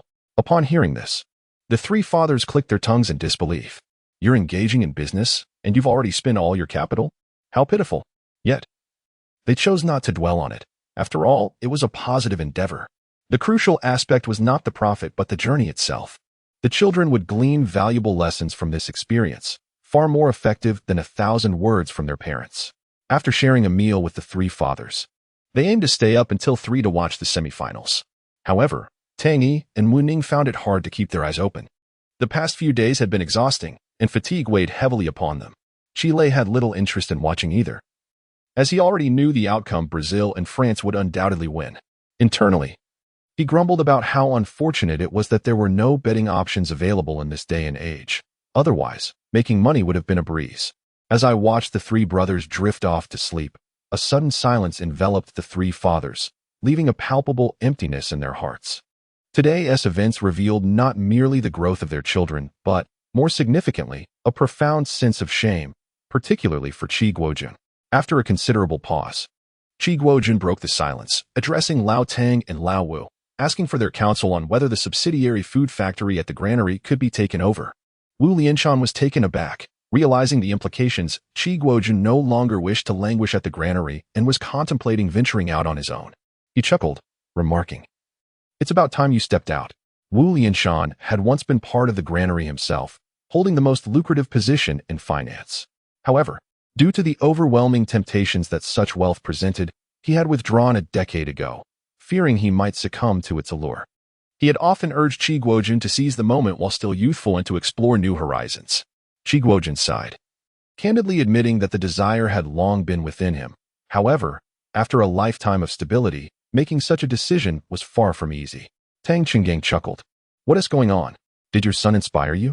Qi Guojun remained silent, tacitly acknowledging the truth in that statement. His son's maturity had indeed struck a deep chord within him. It was as if Qi Lei had grown up overnight. Yet, the catalyst prompting Qi Guojun to solidify this decision was his father. Was the old man merely venting on behalf of his grandson today? Certainly not. He was using the younger generation to impart wisdom to the elder. Years ago, when transitioning from the military, Qi Hating had prevented him from entering the Transportation Bureau, encouraging him instead to carve his own path without relying on his father's name to deceive others. At that time, as the eldest son, he had been unprepared for such a harsh reality, leading him to impulsively seek employment at a musical instrument factory, only to later find himself unemployed and working as a temporary laborer. Frankly, it felt as though he were punishing his parents through his own misfortunes. For over 2 decades, this had remained an unresolved knot in Qi Guojun's heart. Yet today, the old man had delivered a resounding wake-up call, or rather, both his father and son had delivered a collective slap to his face. How could a 16-year-old grasp a truth that eluded a 46-year-old man? Qi Guojun felt a deep sense of shame. Thus, Qi Lei's current display not only illuminated his transformation before his parents, but also reignited Qi Guojun's own fighting spirit.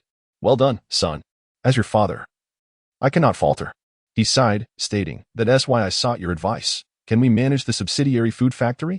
Wu Lianshan pondered carefully before nodding in affirmation. Yes, it can be done.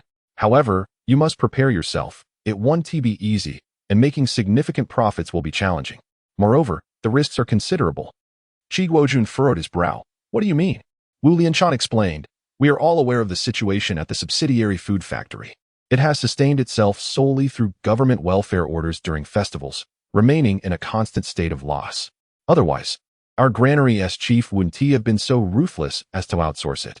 In the 1990s, government agencies, state-owned enterprises, and even some profitable private companies had the custom of distributing tangible benefits to employees during festivals, grain and oil during the New Year, fish and meat, glutinous rice balls during the Lantern Festival, and mooncakes on the 15th day of the 8th month.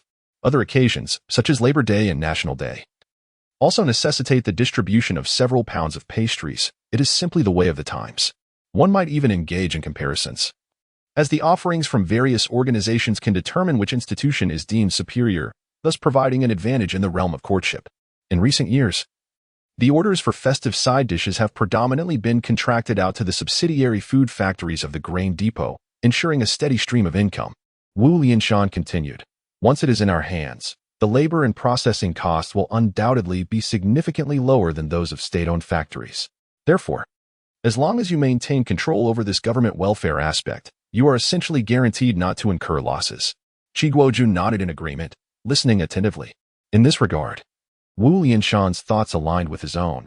He would not dare to accept orders without the backing of government welfare. Chapter 51. A reckless hand. Wu Lianshan spoke eloquently, articulating his thoughts with clarity. Risk assessment was his forte, and even Tang Qinggang's insights paled in comparison to Wu's persuasive prowess. As for your involvement, he continued, you need only to focus on the venue and equipment. Retaining a mere 10 or 20 workers would suffice. The remaining burdens can be managed internally by the granary. That way, we can proceed. Wu Lianshan paused, contemplating the cold storage facilities at the subsidiary food factory, as well as the meat processing workshop. Those are entirely imported from RB and have never been utilized. They're just gathering dust. If we could put them to use, they would undoubtedly prove invaluable. However, Wu Lianshan abruptly shifted his tone, expressing concerns after his initial optimism. But there's a significant issue you must consider, Qi Guojun. What issue? Qi Guojun inquired. Wu Lianshan replied. Are you certain about government procurement? Previously, it was state-run, necessitating purchases. In the future, as it transitions to private ownership, will they still procure from you? Have you considered that? Moreover, the situation evolves daily. The benefits provided by institutions are increasingly aligned with current trends. In the past, they distributed meat and pastries. Now, it's oil and rice, which are more practical. Who knows? One day they might just hand out money instead of goods. What will you do if government procurement ceases? Wu Lianshan's words left Qi Guojun feeling uncertain. Instinctively, he glanced at Tang Xingang, seeking his perspective. Tang Xingang merely smiled and began to speak. Though his words veered away from the subsidiary food factory and focused instead on his own factory's predicament. I have my own troubles. Qi Guojun and Wu Lianshan exchanged glances, aware that if Tang had troubles, they were not trivial. Qi Guojun set aside his concerns and pressed on. What troubles? Tang Xingang lit a cigarette and replied, the city has approached me twice, wanting to engage in a business deal. What kind of deal? With a chuckle, Tang Xingang revealed. They wish to exchange the pharmaceutical factory for our plastics factory. Qi Guojun's anxiety surged. Absolutely not. The pharmaceutical factory is merely an empty shell. Wu Lianshan laughed heartily. Recognizing the acumen of the newly appointed Secretary Su, Qi Guojun, does he not fear that by trading a state-owned liability for a profitable plastics factory, he might ruin the latter as well? Qi Guojun's concerns were not unfounded. In this era, particularly in northeast China, state-owned enterprises were not regarded favorably. With rigid systems, bloated structures, and outdated thinking, there were few state-owned enterprises that did not operate at a loss, and even fewer that were not burdened with negative assets. Take the pharmaceutical factory, for instance. It had been non-operational for over a decade, reduced to a few dilapidated buildings, while still carrying the weight of over 1,000 laid-off workers. It generated no profits and required welfare support, occasionally prompting visits to petition the government to consider trading such a defunct factory for a plastics factory. Qi Guojun had no doubt that the government would also let the plastics factory languish. Yet Tang Xingang remained unfazed, smiling as he reassured, don't worry, we won't lose out in this deal. How so? Both men inquired. Tang Xingang explained. The city is not trying to take advantage of us. Although the pharmaceutical factory is just an empty shell, the land it occupies is valuable. In essence, the pharmaceutical factory is merely a means to sell that land. The city's intention is to exchange the pharmaceutical factory's site for that of a plastic factory. The over 1,000 employees from the original pharmaceutical plant need not be resettled by us. Once they acquire the plastic factory, they can tender for contracts and use the proceeds to settle the original pharmaceutical plant staff. It seems to create a win-win situation. Oh, Qi Guojun. Wu Lianshan sighed with relief. If that's the case, then this Secretary Su has indeed accomplished something worthwhile. The issue of the pharmaceutical factory has lingered for over a decade, with several city leaders turning a blind eye. Of course, it is not that they were inactive, but the problem is indeed challenging to resolve. The resettlement of over 1,000 laid-off workers. Where does Shanghai's finances find the luxury to address such a matter? Moreover, the old pharmaceutical factory site is adjacent to the municipal hospital, a prime location that far surpasses the plastic factory's site in the outskirts. Are you particularly interested in that piece of land? Tang Xingang responded, not particularly interested. Regardless of whether it is developed for personal use or held for a couple of years before selling, it is bound not to incur losses. Wu Lianshan frowned. While it is true that there would be no losses, the matter of exchanging the factory for land raises reservations. That factory is thriving at this moment. Are you truly willing to part with it? The three of them grew up playing together and know each other better than anyone. This transcends mere profit and loss. Tang Xinggang's plastic factory was initially state-owned and, when he took it over, was not significantly stronger than the pharmaceutical plant. Transforming a chronically loss-making factory into a star enterprise in Shanghai, with products sold across the northeast provinces and southern regions, how much effort has Tang Xingang invested? Despite his current success, there were years when he was merely a factory manager turned salesman, traveling nationwide. During the toughest times, he subsisted on plain water and steamed buns, stretching every penny to its limits. Now, as the clouds part and the moon shines through, is this the time to relinquish control? Wu Lianshan advised, Old Tang. You must exercise caution. Qi Guojun nodded in agreement. Among the three, he possesses the least business acumen, but he understands Tang Xingang well enough not to let it go. Unexpectedly, Tang Xingang smiled and declared, I indeed have no intention of parting with it. Furthermore, not only do I plan to retain it, but I also wish to expand production. The two were momentarily taken aback, struggling to comprehend his meaning. Just moments ago, Tang Xingang mentioned encountering difficulties. How could he now assert he would not part with it? What troubles could there be if he were not to exchange? Tang Xingang continued. I do not intend to consider the city's proposal. I plan to introduce 2 more German production lines and double the output. The two exclaimed, what a splendid idea. Tang Xingang, splendid? How can I manage all this? The two seemed to grasp a semblance of understanding. At that moment, Tang Xingang leaned forward, gazing intently at the two. What do you say? Shall the three of us join forces? Let us learn a thing or two from those young lads. This was indeed Tang Xinggang's true objective. He sought to involve Wu Lianshan and Qi Guojun in his venture. Just as he aimed to steer the conversation, the suggestion plunged the other two fathers into contemplation. The Netherlands lost the match, battling fiercely against the formidable Brazil until extra time, ultimately succumbing in the penalty shootout and halting their journey at the semifinals. This left Wu Lianshan, who had kept vigil all night, in a rather poor mood.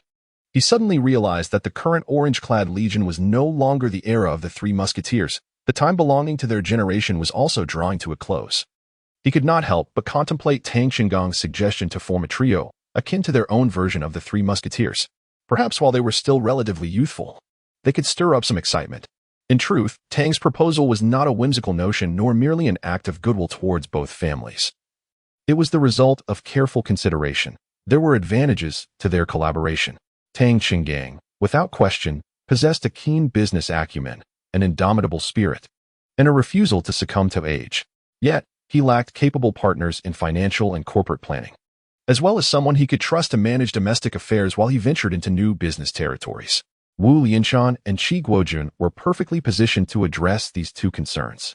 Wu Lianshan, an experienced accountant, possessed a meticulous mind and a clear understanding of what actions were prudent and which were not.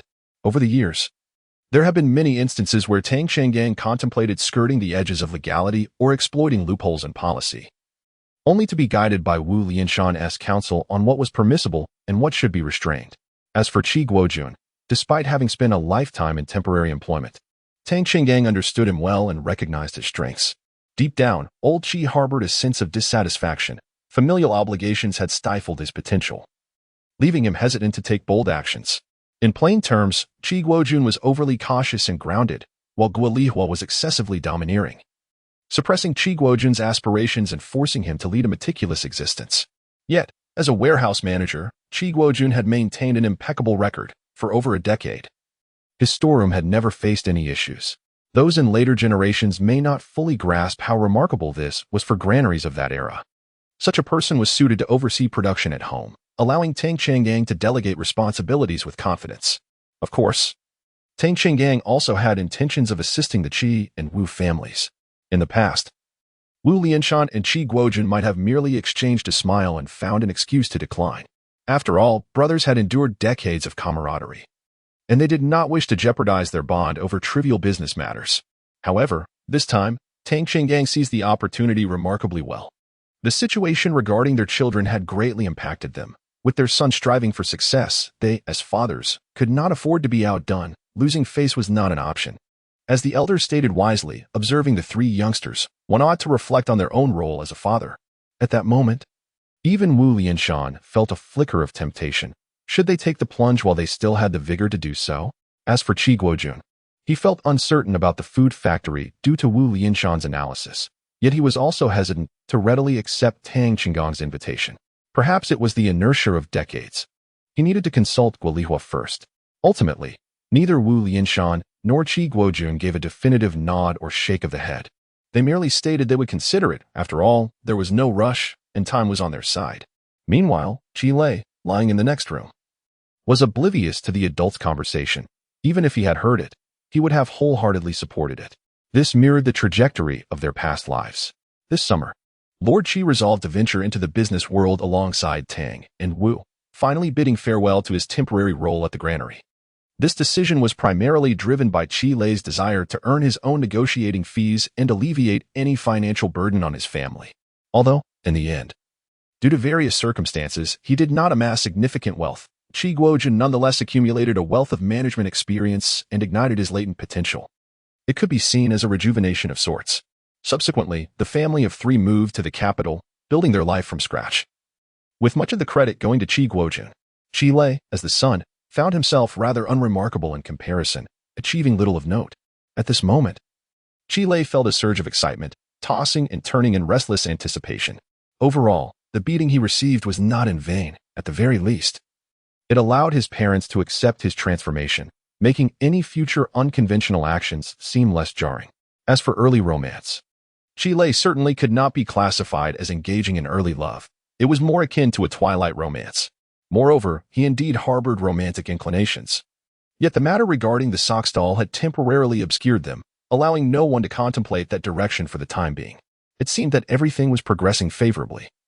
And that was indeed a cause for celebration. Resolutely, he climbed out of bed, rummaged through drawers, and unearthed a large sheet of paper. This was an essential study item for students of this era, previously used for crafting hand-copied newspapers in elementary school. He spread it across his desk, divided it with a brush, and painted the right half black, resulting in a stark black and white doodle. Finding a thumbtack, he affixed it to the wall. Yet, no one could decipher the intent behind Chi Lei's so-called artwork. In truth, he wished to represent his family and friends on the left side, while positioning himself as the wall separating them from darkness. The thought was rather adolescent yet beautifully idealistic, though regrettably it lasted only a single night. The following morning, the rain had ceased. Tang Yi came over for breakfast and immediately noticed the large black and white sheet hanging on the wall. "What on earth is this?" he exclaimed, picking up a pen and casually drawing a sun on the white side. Before long, Wen Ning, sporting a disheveled hairstyle, arrived and, upon glancing at the work, declared it nonsensical. He grabbed a pen and added a moon on the right side. This infuriated Chi Lei. How dare they meddle? Chi Guojun had not slept a wink, and he was absent-minded during breakfast. Guo Lihua noticed his demeanor, but she was unaware of the conversation that had transpired between the three men the previous night, as she had stayed at Tang Yi's house. Tang Yi and Wen Ning merely focused on their meals, finishing quickly and departing without a hint of sentiment. Once they left, Chi Guojun finally spoke up, revealing that old Tang wanted to expand production and sought his and Lianshan's assistance. Both mother and son emitted a soft gasp. Guo Lihua was surprised to learn this, while Chi Lei, although he was aware of this matter, his father had never broached it in his presence before. Observing his son's astonishment, Chi Guojun elaborated, remarking that Chi Lei was no longer a child and could comprehend certain matters. This delighted Chi Lei immensely. Compared to his previous life, his father's words had come a few years earlier. However, Guo Lihua reverted to her usual concern, questioning, "What good will it do to discuss it with him? What is going on?" Thus, the ruler of Qi recounted the words spoken by Tang Qinggang the previous night, naturally mentioning Wu Lianshan's disapproval of his involvement in the food processing factory, as well as the matters concerning the pharmaceutical factory. After listening, Guo Lihua fell into contemplation. And after a prolonged silence, she finally spoke. "Lianshan considers more than we do, and his arguments hold merit. It seems we must approach the food factory with caution. Perhaps you should contemplate old Tang's suggestions?" She leaned towards the latter. Yet, she was also aware that Chi Guojun was reluctant to entangle himself in Tang Qinggang's business affairs, fearing the implications of dependency and the possibility of hindering old Tang's endeavors. Observing Chi Guojun's hesitation, her fiery temperament flared up once more, exclaiming, "Oh, let us just settle this. No need to overthink it." Thus, a decision was reached. However, neither of them noticed that when the father mentioned the pharmaceutical and food factories, Chi Lei stood frozen, his eyes glinting with an ominous light, akin to a wolf scenting blood or a fierce tiger encountering its mate. Every pore in his body seemed to erupt. At that moment, Chi Lei's mind buzzed incessantly, repeating the words pharmaceutical factory, pharmaceutical factory, pharmaceutical factory. He suddenly realized that the dichotomy of left and right, black and white, was utterly trivial. The greatest treasure of rebirth lay not along the path of his previous struggles, nor were his past romantic missteps the gravest oversight. Rather, the most significant missed opportunity was this. Stones. Noticing his son's sudden odd behavior, sitting there, neglecting his meal, grinning foolishly with an unsettling demeanor, Chi Guojun wondered if he had lost his senses. "What is the matter with you?" "Ah." Chi Lei snapped back to reality. "Nothing." Chi Guojun, perhaps still basking in the joy of his son's apparent maturity, chuckled, "What do you think about Dad working with Uncle Tang and Uncle Wu?" "Well." Chi Lei began to formulate his response, his heart racing. He knew he had to answer with utmost caution. This was crucial. If he could secure this golden opportunity, what need would there be for the trio to struggle further? They could simply enjoy a life of leisure. Sitting upright with an air of seriousness, he proclaimed, "Dad, I believe." However, his mother, Guo Lihua, interjected impatiently, "What do you think? What do you think? What can you possibly deduce?" Her triple inquiry left Chi Lei utterly speechless. Turning to Chi Guojun, she asserted, "Why are you asking him? He understands nothing. It's settled. If we're going to do this, then let us do it together. It's far better than you floundering alone." She gave Qi no opportunity to voice his thoughts. In her eyes, he was still a child. Children have no rights. Qi felt somewhat exasperated. Hadn't he just been organizing his thoughts? What to do now? Chapter 52. The Tale of Su Shaoqian. Qi's aspiration to officially partake in family decision-making was unequivocally dashed.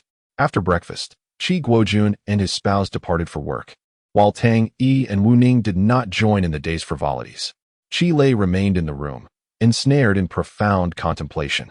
This matter could not be left solely to his mother's autocratic tendencies. In his previous life, Qi was carefree and oblivious, resulting in his parents never confiding in him regarding the family's affairs. Consequently, he remained unaware that there had been an option of a food factory prior to his father's engagement with the plastic factory.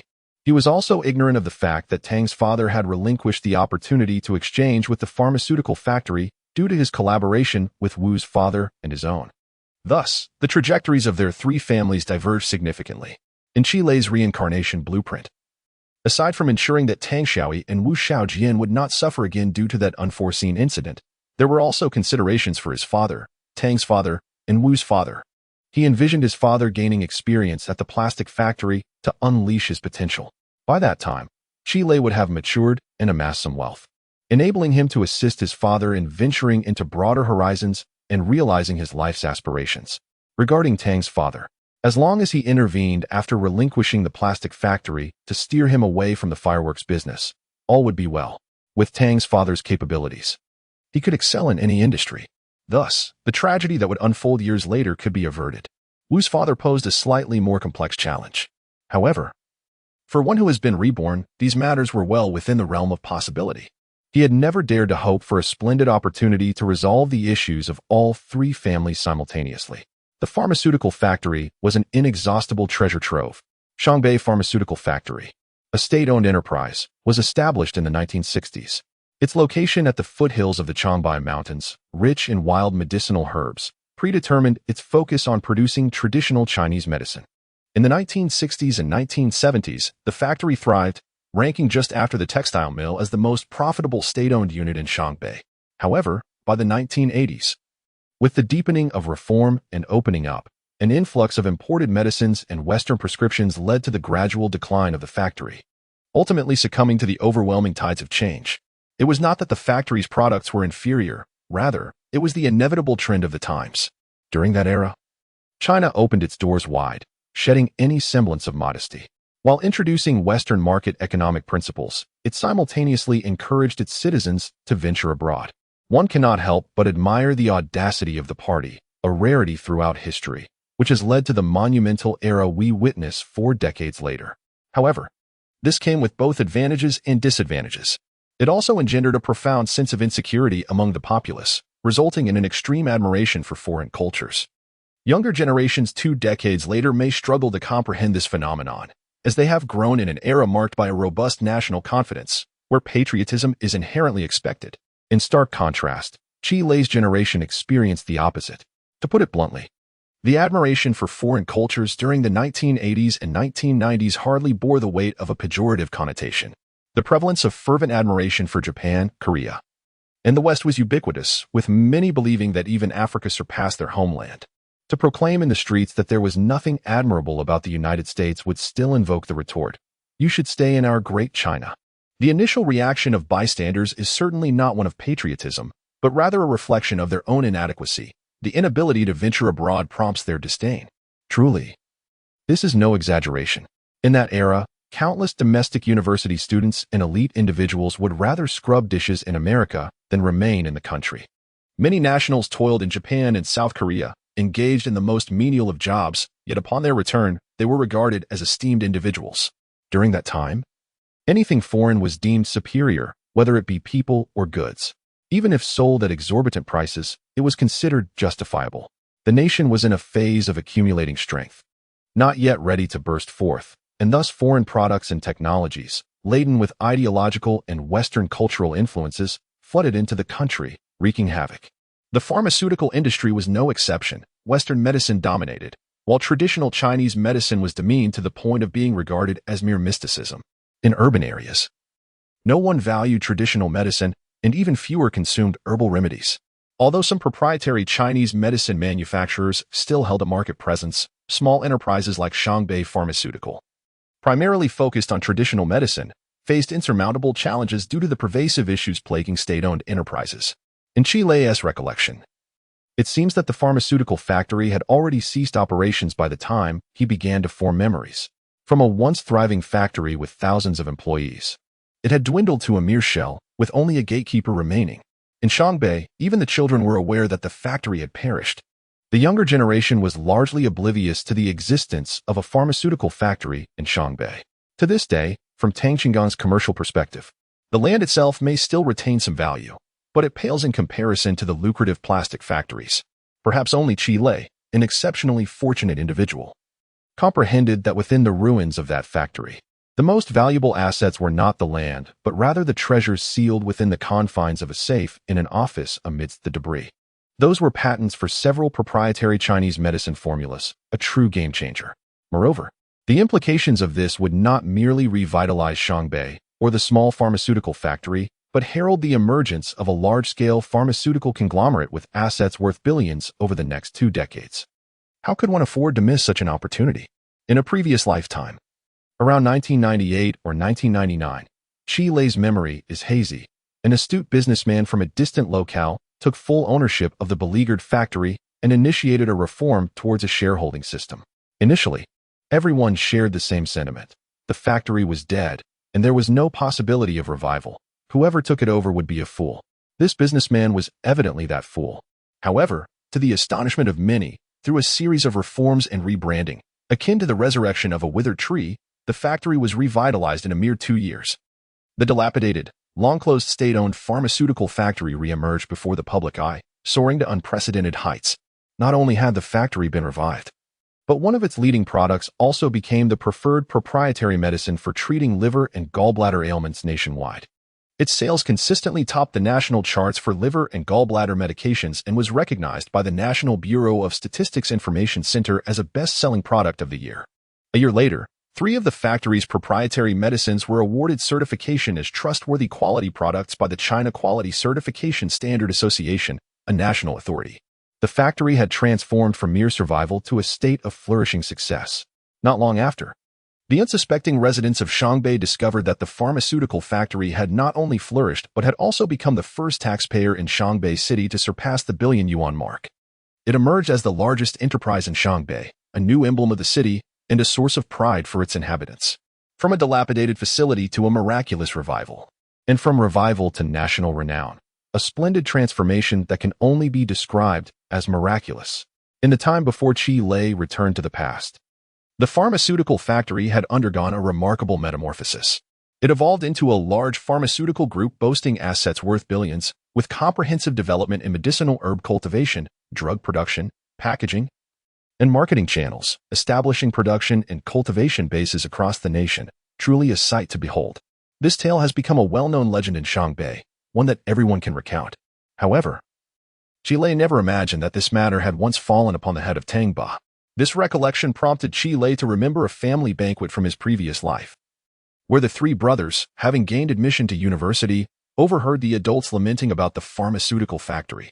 At that time, Chile believed their sighs were merely due to the struggles of the plastic factory. The adults had indulged in copious amounts of wine, losing themselves in inebriation. He wondered if this missed opportunity was somehow connected. Yet, the pressing question remained, how could one avoid such a misstep? This was the greatest conundrum. Convincing the adults that a child possesses foresight from the future is akin to asking a fortune teller to predict the fortunes of a business, especially with successful businessmen like Tang Qing and the unwavering elders like Wu Lianshan, along with authoritarian figures like his mother, Guo Liawa, who would hardly grant him the opportunity to speak. Even if he were to proclaim the truth, would they, as adults, heed the words of a child? How could he navigate this? He found that rebirth was not omnipotent. At least in terms of persuading his parents, it felt like confronting a formidable beast. Chile found himself in a dilemma. However, perhaps fate smiled upon him, having transported him back 2 decades. It might also lend a hand in resolving this predicament or send him a mischievous spirit to aid him. Just as he was deep in thought, the phone rang. It was Su Qian. He picked up the phone, but before Chile could utter a word, Su Qian's rather unfriendly inquiry came through. What are you doing? Upon hearing this, Chi Lei sensed an unfavorable atmosphere. With a swift motion, he hung up the phone. Su Qian was on the verge of exploding. Did he just hang up on me? But before her frustration could erupt, the phone rang again. It was Chi Lei. Su Qian's tone grew even harsher. Are you sick? What do you want? All she heard was a long sigh from the other end. Now that's more like it. Su Qian was puzzled. What did he mean by that? Chi Lei, the logic is simple. If you call me, it implies you miss me. Therefore, I say, hello? And you reply, what are you doing? In a gentle manner. Conversely, if I call you because I miss you, and you're in a bad mood and don't wish to engage, you'd respond, are you sick? What do you want? In a fierce tone. Now that our lines match and our emotions align, we can continue.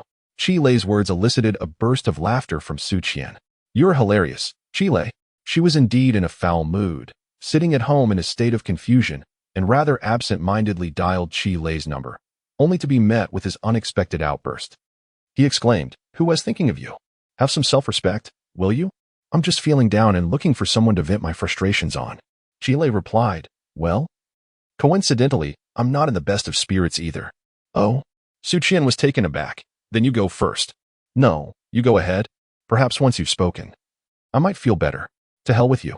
After a brief silence, she gritted her teeth and said, I am selecting a tutoring class, while simultaneously mourning the loss of my holiday.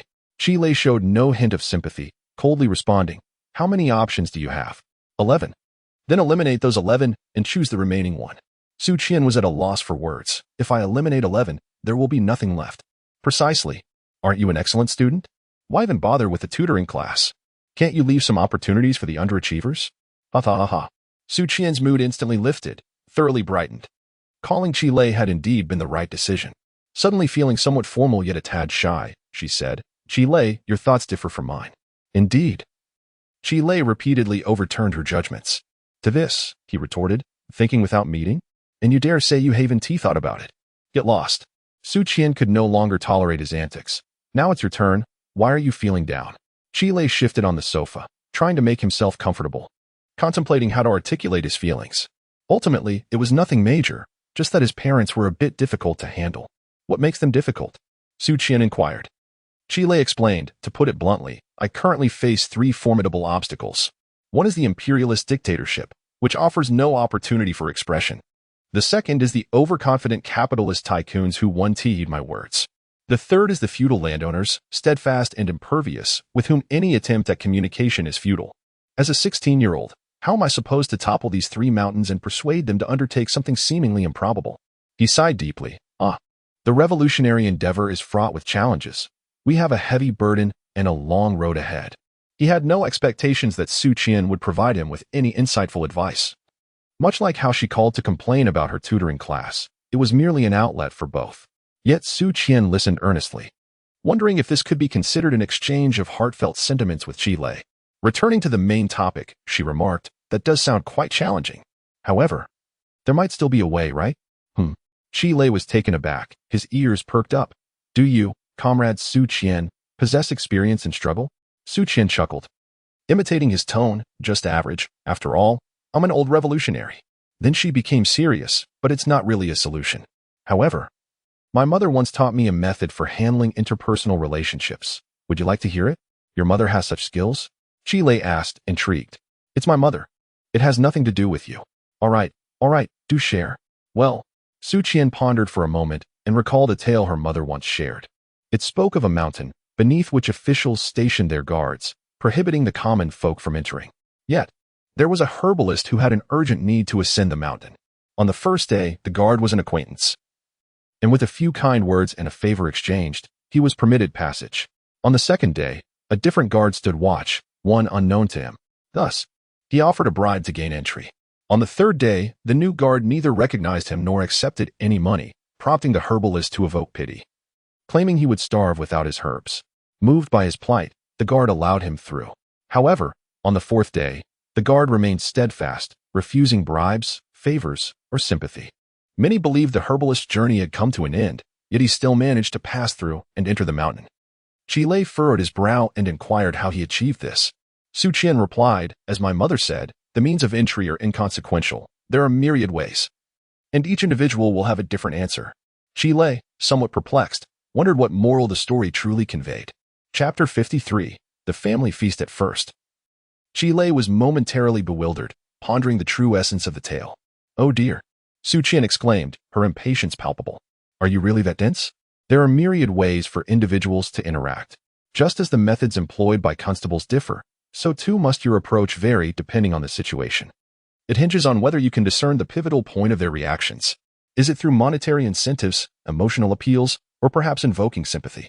Just like that day when you faced the invigilator, did you not notice how they softened at your plight, refraining from reprimanding you for cheating? In the end, you even feigned a bow and an apology, which was utterly repulsive. The invigilator is akin to a constable, and your bowing and apologizing was simply a strategy to navigate the challenge." Hey, Qi Lei retorted, clearly displeased. "You may discuss the matter at hand, but must you resort to personal attacks?" Su Qian erupted in laughter, thoroughly amused. "Are you still a child? I had thought you grasped this principle." Qi Lei, undeterred, shot back. "Of course, I understand. Do you think my aunt's title was bestowed without reason? Do you imagine I have no worth? In your presence, I am swiftly acquiring the means to navigate this situation." A moment of silence ensued on the other end of the line. "Go to hell." Click. The call ended abruptly. As Qi Lei hung up, a sense of clarity washed over him. Su Qian had illuminated a crucial insight. Why strive to persuade directly? The approach was flawed, necessitating the discovery of an alternative breakthrough. That breakthrough appeared to lie within the subsidiary food factory, a detail Qi Lei had consistently overlooked. Indeed, the subsidiary food factory was hardly a lucrative venture. In a previous lifetime, Yang Daqiang had taken on this proverbial hot potato, mistakenly believing he had stumbled upon a bargain, only to see his savings evaporate over the years. Anyone with a modicum of common sense understood that government subsidies and corporate benefits had reached their zenith around 1998. It was the final revelry. Even if one managed to establish connections, what good would it do in a year or two when no one would distribute pastries or cooking oil anymore? At best, they would hand out a bit of cash and call it a day.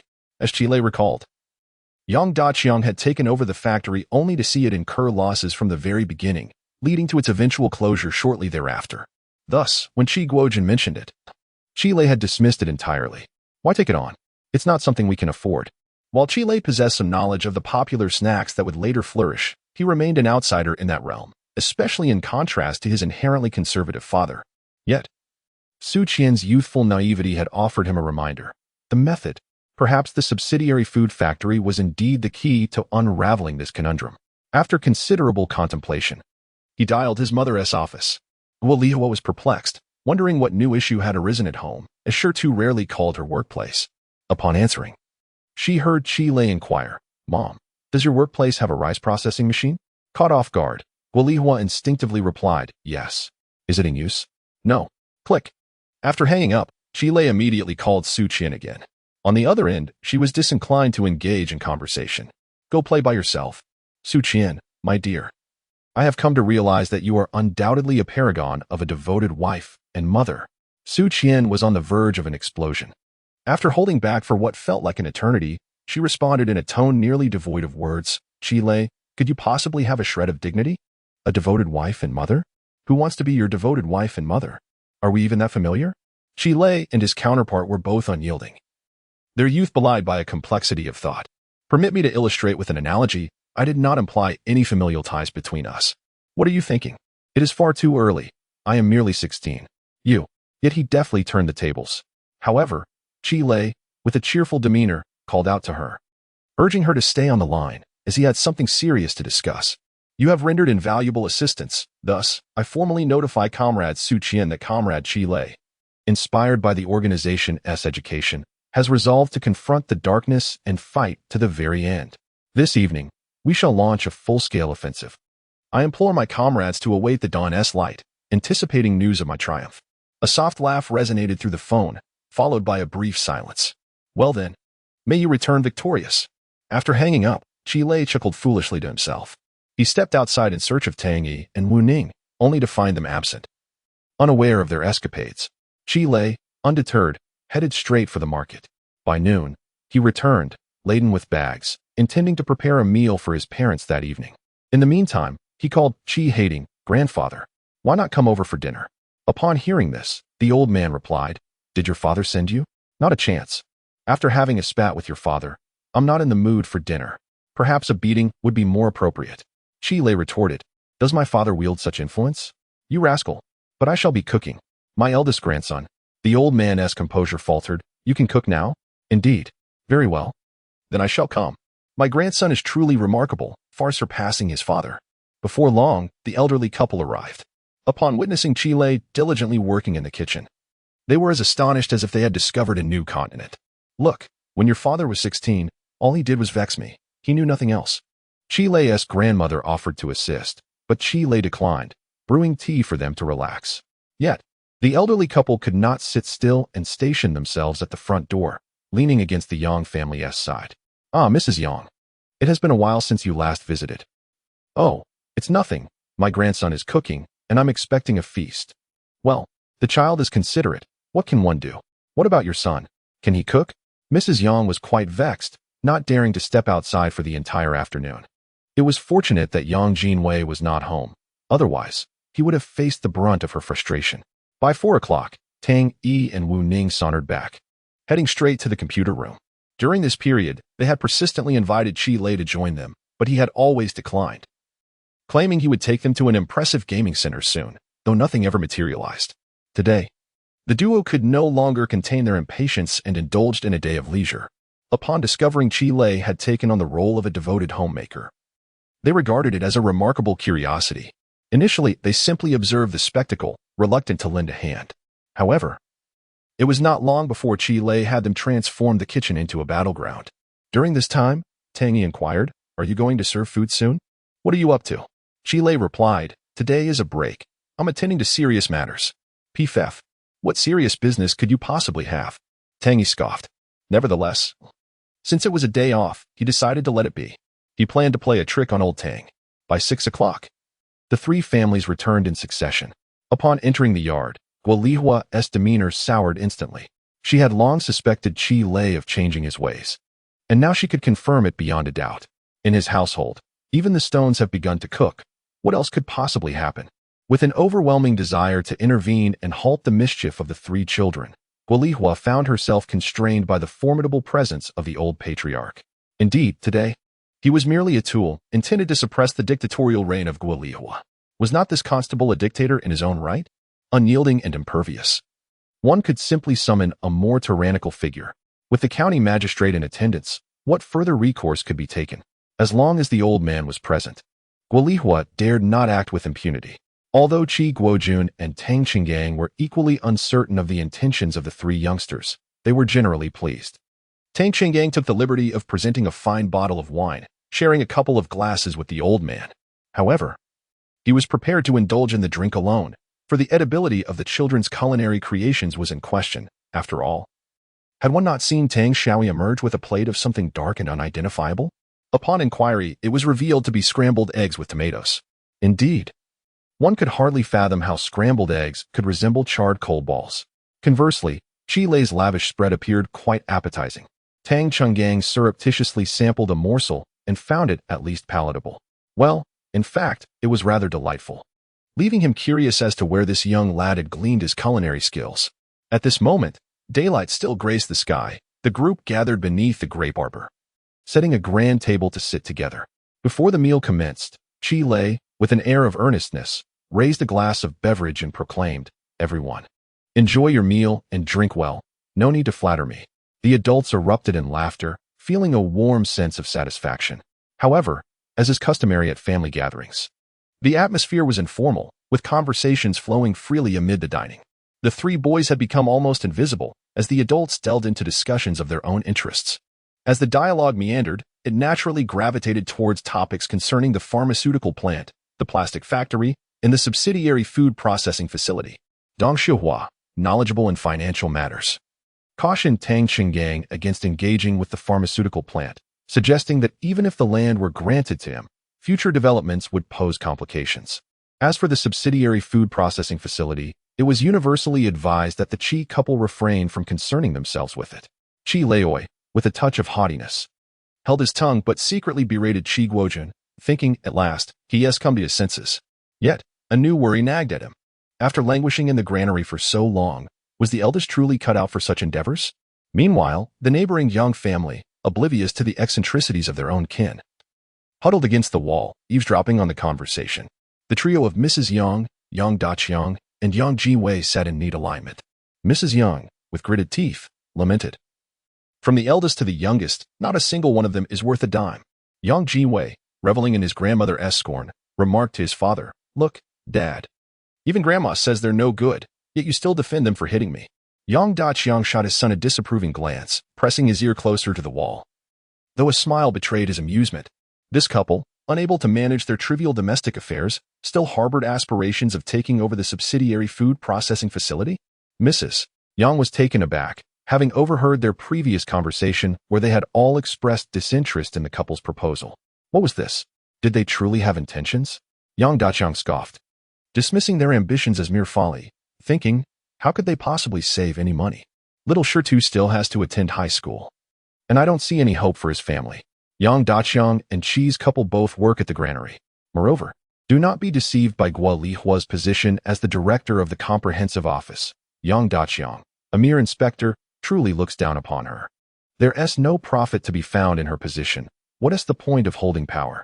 He is solely responsible for inspecting the quality of grain entering the storehouse and rating the purchased grain. With a mere lift or press of his hand, he determines the grade and price of the grain sold by the old farmers, all resting on the whims of this inspector. Do you see? Such whims do not come cheap. To put it plainly, it amounts to bribery, without slipping 100 or 80 yuan into the inspector's pocket. Even the best grain can be rated a lower grade, leaving one with nowhere to weep over their loss. The old farmers refer to this as sending watermelons. Just based on this, the position of inspector at the granary is second only to that of the financial officer in terms of desirability. The benefits from merely sending watermelons each year is no trivial sum. Yang Daqiang's earnings far surpass those of Guo Lihua, and he even outshines the neighbor, Wu Lianshan. Regarding Guo's intention to contract the subsidiary food factory, Yang Daqiang is not only aware but is also eyeing that factory for himself. Otherwise, would Mrs. Yang be so anxious? At that moment, seeing her son take it lightly, she struck Yang Daqiang a punch, warning him not to be careless. After all, she is a director, and those in power tend to protect their own. For 2 months, Mrs. Yang has been hearing her son mumble about the subsidiary food factory, which includes a complete set of pastry production equipment, a cold storage, meat processing equipment, and wild vegetable washing and sorting equipment. The 5-year contracting fee is only 200,000 yuan, and if it's an internal contract, it could be even cheaper. How much advantage does that take from the public purse? Moreover, that is not what Mrs. Yang values most. She is particularly concerned about the sales contract that comes with the subsidiary food factory. The more she thinks about it, the more unstable she feels, losing interest in eavesdropping. Suddenly, a fierce plan came to her mind, and she said to Yang Daqiang, "You go to your workplace and tarnish their family's reputation." Yang Daqiang was taken aback. What does she mean by tarnishing? Mrs. Yang glared at him. "Isn't sure to a friend of theirs? Didn't you steal money from our home? You just need to go to your workplace and say that." Yang Daqiang was both amused and exasperated.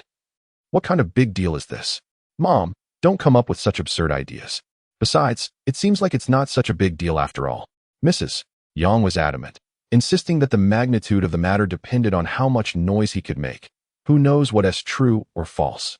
It may not seem significant now, but if it truly affects our family's earnings, then it becomes quite serious. At that time, I will cause a ruckus at your workplace. If that doesn't work, I'll take it to the government. I refuse to believe that the leaders at your granary won't care about the repercussions. Also, was it she who got Qi Guojun a job at the granary? Isn't that a big deal? She is abusing her power as a director. I wonder what the government will say about that. After pondering deeply, Yang Daqiang suddenly found reason in what his mother said. If it comes to a confrontation, what will happen to her as a director? She too would face consequences. All right. With a firm resolve, he thought this isn't an insurmountable task. It's merely a matter of gossip, straightforward enough. I will heed my mother's advice. Upon concluding his remarks, he did not hesitate to admonish Yang Jiwei with a sharp retort. Learn from this, and do not spend every day pondering relationships. Let me be clear, should you continue to associate with Zheng Xiaoyan, I shall break your legs. Yang Jiwei, taken aback, recoiled and replied, "No, I was just playing around. I understand my mistake." What a coward! Yang Daqiang scolded, then resumed his position against the wall, listening intently.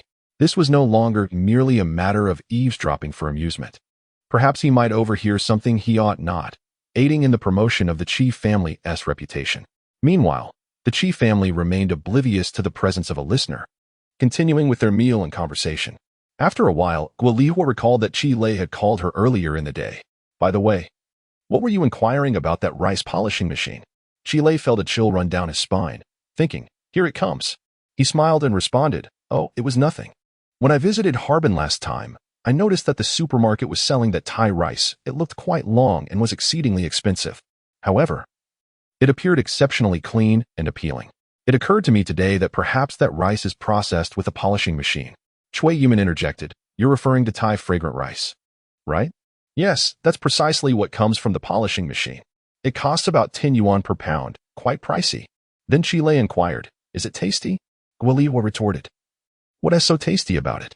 Last time your aunt returned, didn't she bring a small bag? It wasn't fragrant at all. Not as good as our Shangbei rice. Yet that small bag cost over 100 yuan. What a ripoff. Everyone nodded in agreement. Indeed, Thai fragrant rice could not compare to the Shangbei rice they usually consumed. Speaking of Shangbei, while the region may lack distinct features, its rice is a source of great pride. The exceptional geographical conditions, coupled with unique climatic factors, have historically rendered Shangbei one of the finest rice-producing areas. Not only is it the rice of choice for state banquets, but there are few places globally that can rival Shangbei's rice in quality. To put it bluntly, if one claims that Shangbei people are unsophisticated and have not seen the world, it is not entirely inaccurate. Even they do not deny it. Tang Xiaoyi, who prides himself on being a wealthy heir, has never dined at McDonald's or experienced much of what the world has to offer. However, when it comes to rice, few places on earth can rival the Shangbei people's palate. What with Thai rice and RB rice, they pale in comparison. Furthermore, 20 years from now, a rice brand from Shangbei may gain national acclaim, despite currently lacking any commercial endeavors. The table buzzed with lively discussions, each person extolling the virtues of Shangbei rice. Just as the conversation reached a peak, Qi Lei suddenly interjected, doesn't the granary have a rice polishing machine? Why can't they produce Shangbei rice to rival Thai rice, allowing it to be sold at a similar price? He added, if Thai rice can sell for such a high price and still be in demand, what is it that sets our rice apart? A momentary silence enveloped the dining table. Guoliwa's immediate thought was, Qi Lei is quite talkative today.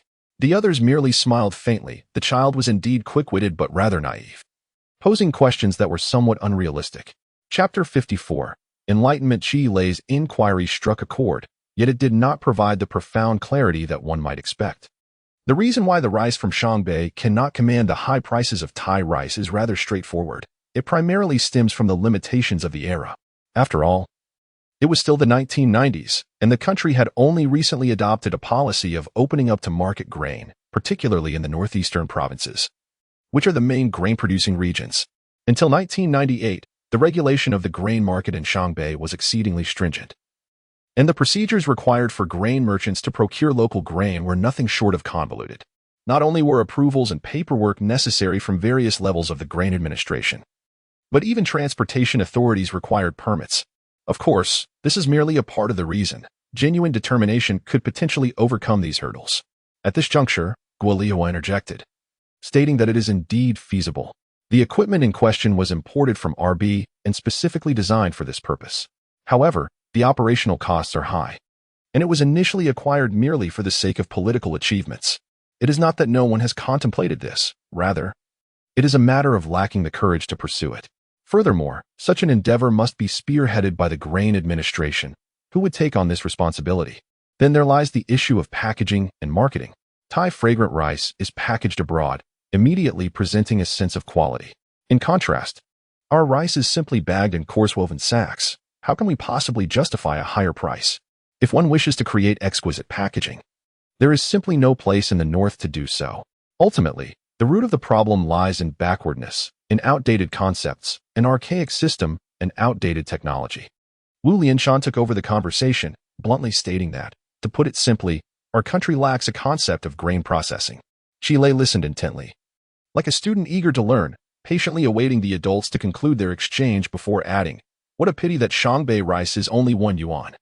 If we could sell it at Thai rice prices, that would be quite a profit. The adults chuckled at this, with Guoliwa teasing him. After selling a few pairs of socks, you think it's that easy? However, The speaker's lightheartedness did not go unnoticed by the astute businessman Tang Qinggang, who was present. While others were merely enjoying a laugh and critiquing the rigidity of the system, Qi Lei's whimsical thoughts sparked Tang Qinggang's entrepreneurial instincts. He regarded Qi Lei with renewed interest, remarking, "Little Shi Tu is quite the gem. His mind works swiftly." Under normal circumstances, Guo Lihua would have quelled such praise, fearing it might inflate the boy's ego. Yet, with the elder present, no one dared to criticize his grandson. They could only endure it. Tang Qinggang made only a brief comment before moving on, acknowledging that there were numerous business opportunities, yet he could not monopolize all of them. Qi Lei was not in a hurry. He continued to partake in the adults' conversation while enjoying his meal, and Guo Lihua had no choice but to acquiesce. When the topic shifted to the pharmaceutical factory, Qi Lei perked up. "Grandfather, those medicines from the old factory. I remember seeing you take them when I was young. They must have been good, right?" Qi Hating nodded, affirming, "Those medicines were indeed effective. It is now quite difficult to find such quality liver and stomach medications." He grimaced. "The Western medicines prescribed in hospitals these days are utterly ineffective. They leave one with stomach pains." The elder's health had not been robust, plagued by age-related ailments, and he had been reliant on medication for maintenance. He persistently believed that his colon cancer was a result of consuming Western medicine. Yet, what could be done? If he couldn't sell even the best of medicines, what use were they? Qi Lei pondered. Why was he unable to sell them? Guo Lihua furrowed her brow, wondering why the child was so talkative today. She urged Qi Lei to eat, saying, "Focus on your meal. Why so chatty?" On the other hand, Tang Qinggang found it quite delightful. Engaging in conversation was a form of exercise for the child, a positive thing. He personally stepped in to explain to Qi Lei why the medicines were unsellable. There were numerous reasons. Firstly, there was no market for Western medicine. Secondly, state-owned enterprises were generally struggling. And thirdly, the marketing was lacking. The packaging, craftsmanship, and production capacity were all inadequate, leading to a gradual demise. Indeed, Tang Qinggang sighed, acknowledging that the primary issues were in packaging and marketing. The pharmaceutical factory's sealing process, using heat-sealed transparent plastic bags, failed to achieve consistency. Frankly, it was inferior to the packaging of current ice pops. When placed alongside the elegantly packaged medicines from Western and Southern manufacturers, there's lost value at first glance. It was no wonder they couldn't sell. Tang Qinggang's analysis was succinct yet incisive. Qi Lei lamented, "What a pity for those few good medicines. The prescriptions themselves must be worth quite a bit, right?" Tang Qinggang hesitated, realizing that had Qi Lei not mentioned it, he would have overlooked the value of those prescriptions. It dawned on him that this could indeed be a business opportunity. Suddenly, he fell silent, deep in thought. If he didn't contemplate the rice milling business, that was one thing, but the pharmaceutical matter was right before him. Neglecting it would not qualify him as a competent businessman. Initially, he had only considered the land. But with Qi Lei's reminder, there were also prescriptions involved. Upon further reflection, he realized there was not just the prescription, but also a drug manufacturing license. Delving deeper into thought, he considered that the over 1,000 laid-off workers were not merely a burden. A pharmaceutical factory was not an ordinary enterprise. Unlike a plastic factory where a few technicians could manage with a couple of hundred laborers, this involved numerous seasoned experts in traditional medicine, many of whom were graduates from the 70s and 80s. Tang Qinggang suddenly recognized that in his eagerness to recruit Qi's father and Wu's father, he might have underestimated the stakes and oversimplified the situation. Meanwhile, noticing Tang Dad deep in thought, Qi Lei realized his words had struck a chord. Seizing the moment, he said, "Tang Dad, I have a classmate whose family is also planning to open a plastic factory, producing the same blue light greenhouse film. I even argued with him about it, claiming he could just whip it up in his small workshop." Tang Qinggang replied, a bit subdued, "You've misjudged that, my boy. There is not much technology involved. It's not difficult." The words made him feel a sudden pang of realization. The technical requirements for producing plastic greenhouse film were indeed low, and even his blue light greenhouse film could be imitated with some hope. In essence, his plastic factory was still lacking in core technology. At this juncture, Qi Lei ought to have refrained from further commentary, as the conversation had ventured into realms beyond his youthful comprehension. Yet, Qi Lei recognized the crux of the matter lay precisely here. He continued, "Does this not place us in jeopardy? If others observe our profitability and replicate our ventures, how arduous will our business become? The prevalence of counterfeit and substandard goods is alarmingly high these days." The table fell into a hush. Chi Lei's remarks transcended casual banter and had transformed into a dose of cold reality, just as the three families were on the brink of collaboration. Such talk seemed rather ominous. Guoliwa could no longer contain herself, exclaiming, "Sure too. What do you understand? Speak less." "Oh," Chi Lei replied obediently, lowering his head to continue eating. Guoliwa then attempted to redirect the group's focus, urging, "Ignore his nonsense, let us eat." Tang Qingyang, having just sipped his drink, found it devoid of flavor. Indeed, Chi Lei had ensnared him in a web of thought. The crises faced by his future plastic factory were not merely issues of competition and imitation. Rather, Chi Lei was deliberately steering him toward a seemingly significant concern. With Chi Lei's provocation, Old Tang suddenly perceived that the allure of the plastic factory had waned. At least for the coming years, substantial challenges regarding product viability loomed ahead.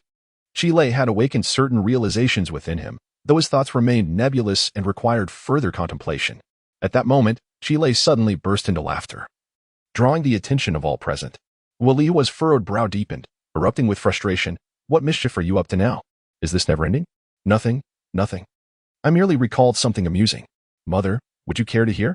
Guoliwa, of course, had no desire to listen. However, the elder patriarch interjected, "What's the harm? Let my grandson entertain us." "Grandfather," Chi Lei began, "consider this. The premium rice processing lacks high-end packaging, and just now, Tang Dad mentioned that the pharmaceutical factory's products are commendable but also require packaging. If our plastic factory's business gets squeezed out, could we not pivot to packaging? That endeavor hardly demands specialized skills. It could evolve into an entire industrial chain." Haha. Old Tang was amused by Chi Lei's audacity, chuckling, "You little rascal. You truly dare to dream. Let us eat. Matters of adults are beyond your concern." Although the elder found amusement in Chi Lei's words, he was aware of their impracticality. What went unnoticed by the others was that thereafter, Tang Qingyang did not touch his drink, his mind evidently elsewhere. After the gathering dispersed, he returned home. Lying in bed without rising, staring blankly, a cigarette clenched in his hand, rolling it absent-mindedly without lighting it. Thoughts eluded him. Cui Yumin presumed he was merely fatigued from the day's exertions. Guolihua, however, after the elder's departure, seized Chi Lei to scold him thoroughly. "You think you're capable of running a stall, acting as if you're an adult? What nonsense are you spouting? What do you truly understand? Not a single day without worry. Were it not for the elder's presence, I would have slapped you for such foolishness. Did you not see how Qingyang was rendered speechless by your prattle? Are you not just adding to his burdens?" Chi Lei, his head throbbing from the reprimand, could only reflect on the challenges of being a son. It remains uncertain whether Tang Ba can glean any insight.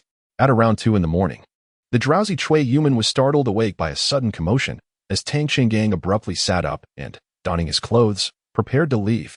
Alarmed, she inquired, "Where do you think you are going?" Tang Qingyang replied, "I need to find Lian Shan. The monarch has matters to discuss." This revelation sent Cui Yumin into a deeper panic. What could possibly warrant such urgency at this hour? She quickly followed him out. Ultimately, Tang Qingyang summoned both Wu Lianshan and Qi Guojun, gathering 6 adults together in a single room. Lin Qilei and his companions were also roused, peering in from outside the chief family's modest parlor. Tang Qinggong's eyes were bloodshot, as if possessed, and he emphatically declared, "Zayashida was right. You Qilei will undoubtedly surpass me in the future. You will achieve great things." This unexpected proclamation left everyone bewildered. Amidst the puzzled glances, Tang Qingyang, almost frenzied, unveiled an audacious plan. "We will not expand the plastic factory. It has become mundane, devoid of creativity. Let us, the 3 brothers, embark on something grand." This declaration startled both Wu Lianshan and Qi Guojun, prompting Wu to urge, "Qingyang, please, calm down." Qi Guojun echoed the sentiment. "At our age, why are you so fervently energetic?" Yet, Tang Qingyang fixated intently on his 2 brothers, professing, "I have a premonition. If we do not take risks now, we may never have another opportunity." Exchanging glances, the 2 men turned their attention to the doorway, where 3 younger individuals stood. Alongside feelings of inadequacy, there arose a deeper sentiment. Should they compete? If they succeeded, the 3 youngsters would endure less hardship. Qi Guojun, brow furrowed, felt a stir of resolve. "What do you propose?" Tang Qingyang promptly requested Qi Qilei to fetch paper and pen, articulating his plan as he gestured. "First, we will not exchange the plastic factory. We should sell off the existing production lines while they still command a good price." The other 2 were taken aback. "Just like that?" "Indeed," Tang Qingyang asserted with remarkable audacity. "Zayashida is correct. There is little technical merit involved, and competition will only intensify. Selling is the solution. And then, they inquired. Next, we will negotiate with the government to acquire a pharmaceutical factory. Isn't that parcel of land valuable? I do not require it. We will retain the current workers, as well as the pharmaceutical patents and regulatory licenses. This should not cost a fortune, and it will alleviate the employment issues for so many people. The government should be quite amenable to this arrangement. Tang Chenggang continued. We will divide the plastic factory's premises and workshop in two.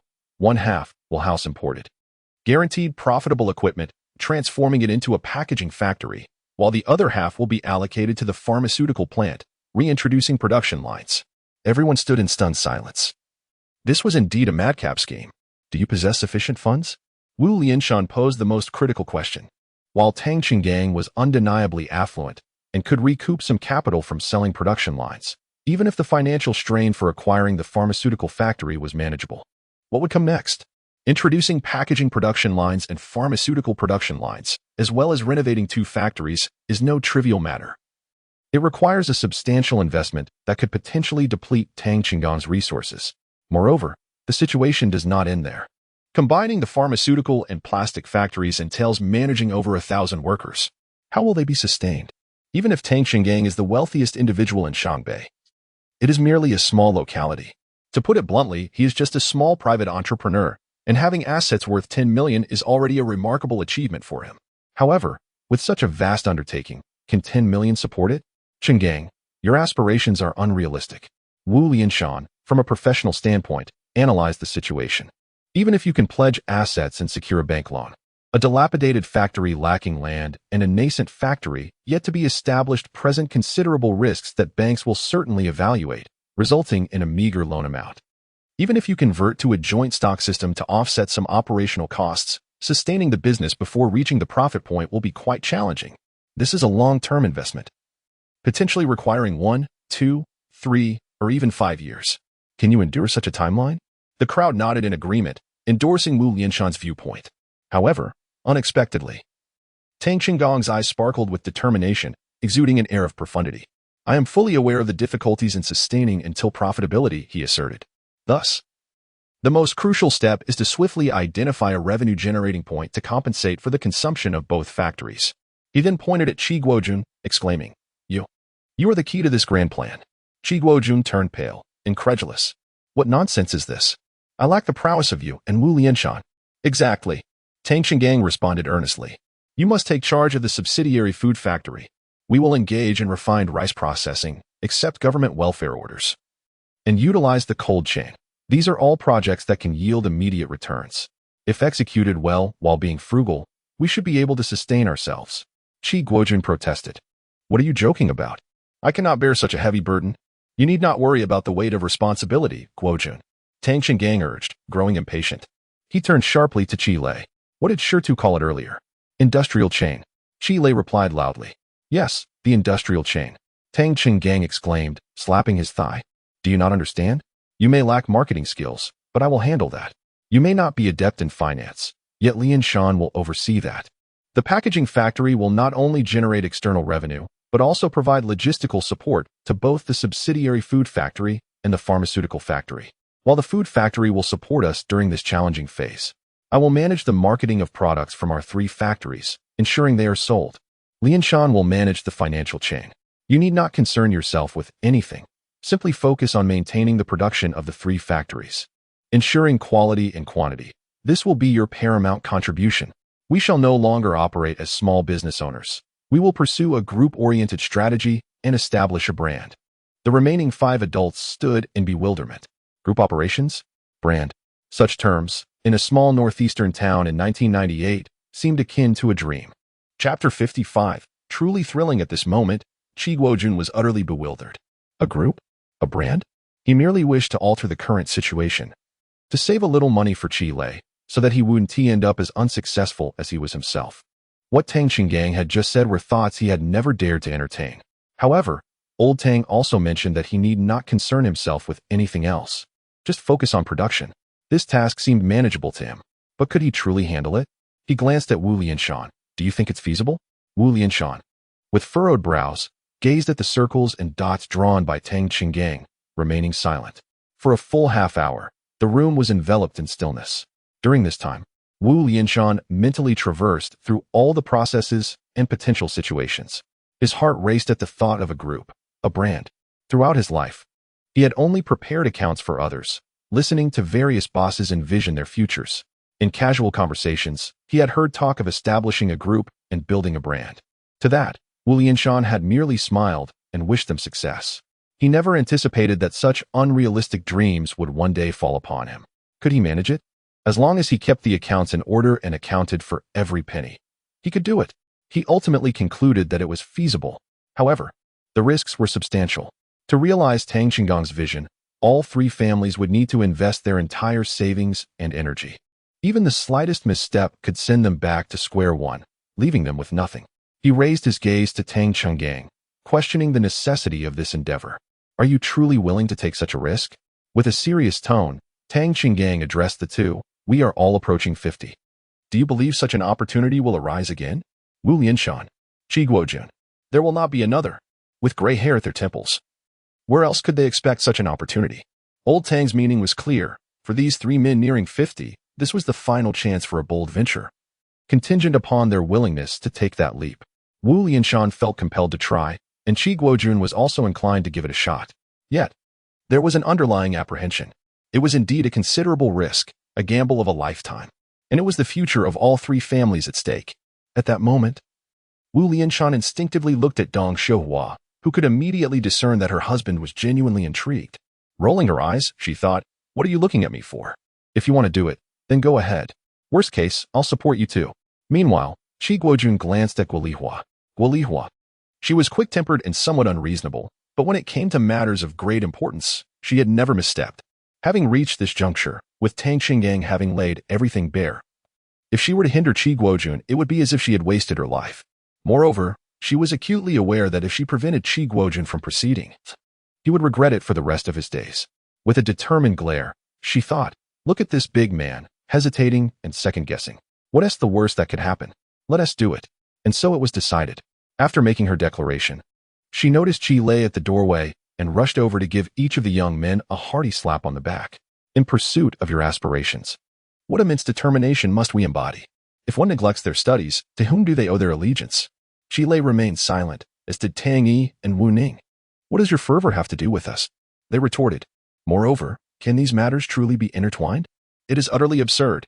Yet, Qi stood still, allowing his mother to chastise him. Her lips were tinged with purple, and her hands trembled. She was gripped by an overwhelming fear. With a wry smile, he slowly raised his right hand, giving a thumbs up to Tang's father, a gesture of camaraderie. Taken aback, Tang's father soon burst into laughter, reciprocating the gesture towards Qi, exclaiming, well done. The two shared an unspoken understanding.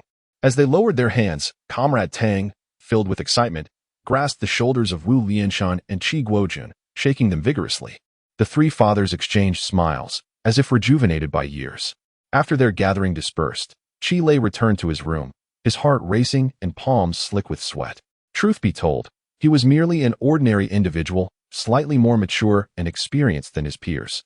Even in his rebirth, he harbored lofty ambitions, but lacked the means to realize them. In his previous life, he had been but a weary and unrecognized soul. Even with a second chance, he could not emulate other reborn individuals who, upon their return, wielded extraordinary powers. The world was too intricate. Mere imagination could not elevate one to the heavens. He could only ascend step by step, gradually altering the trajectories of the three families, savoring the arduous journey. He also envisioned fiercely protecting those around him and cherishing the beautiful moments. Gazing at the black and white artwork on the wall, he recognized that the light on the left was meant for his family. However, it was only upon witnessing Tang's father seize the moment that he comprehended the true potential of rebirth.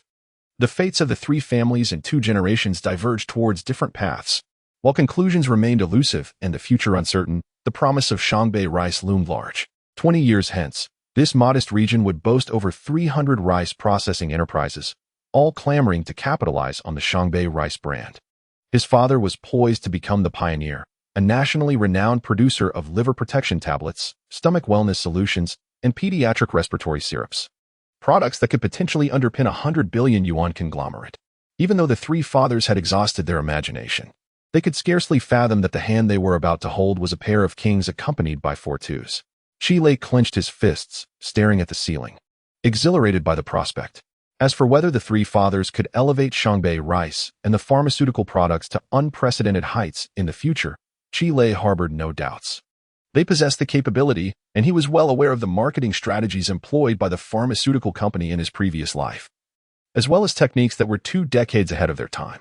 At that moment, Qilei mused that the 3 fathers had found their wings. But what about him?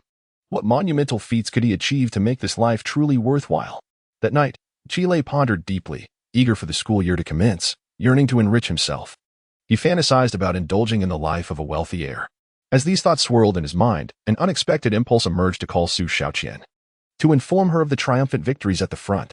Perhaps he might even add, a woman who brings fortune to her husband leads a charmed life. He imagined Su Xiaoqian would likely explode with excitement.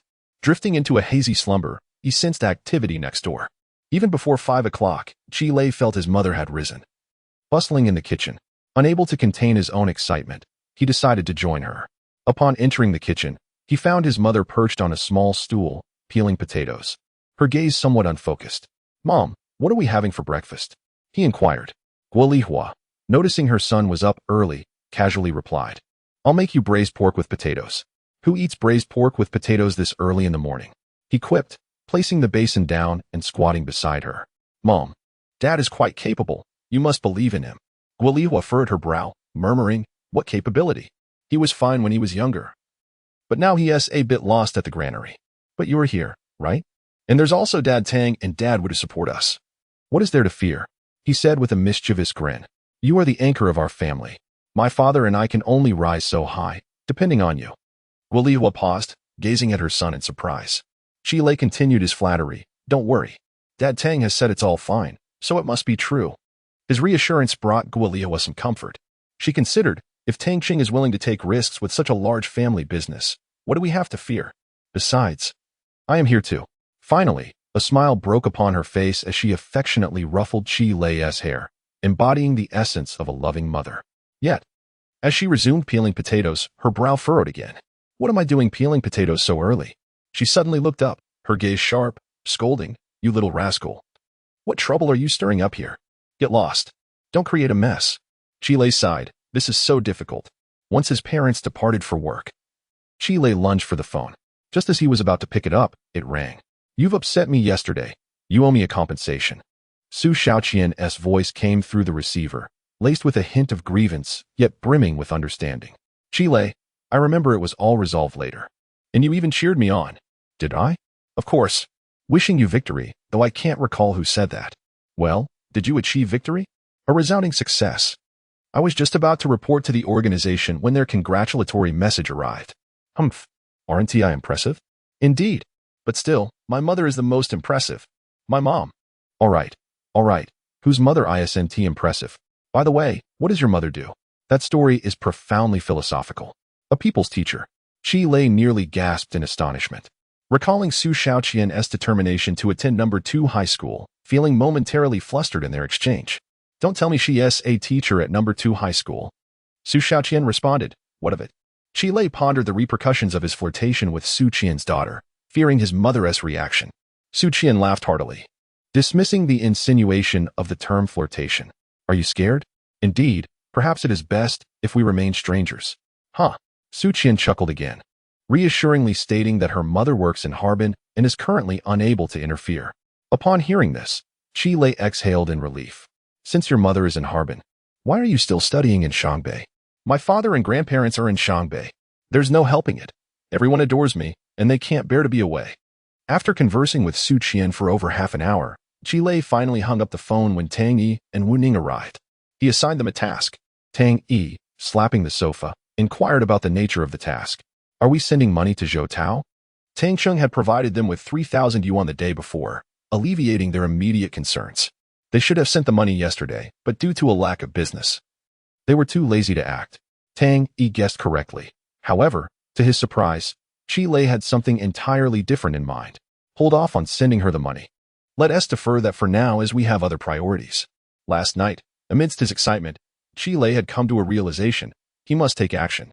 He couldn't allow his father to outshine him. and the first step towards achieving great things. You too. The brothers perked up, eagerly awaiting Qi Lei's command. They heard him utter, "Securely one win for me." Huh. The brothers were confused, unsure of how to proceed. "My brother has no feelings for her.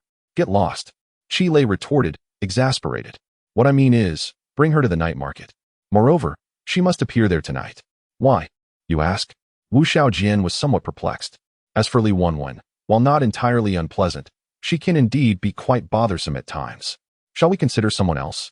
I believe Yu Yangyang would be a better choice." Yu Yangyang, also a sophomore, was rather ordinary in appearance but had an exceptionally charming personality.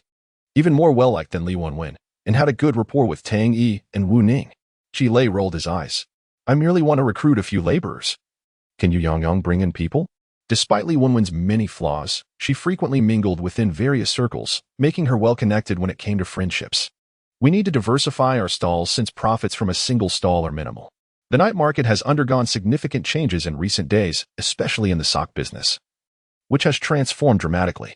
Gone are the days of vendors peddling small carts filled with socks and assorted trinkets. They have been replaced by stalls, much like Qi Lei's, offering a plethora of inexpensive goods alongside high-end branded socks. Moreover, the sock industry is notoriously intricate. Although Qi Lei had managed to drive down the wholesale price, seasonal stock and inferior products could still be used to reduce costs.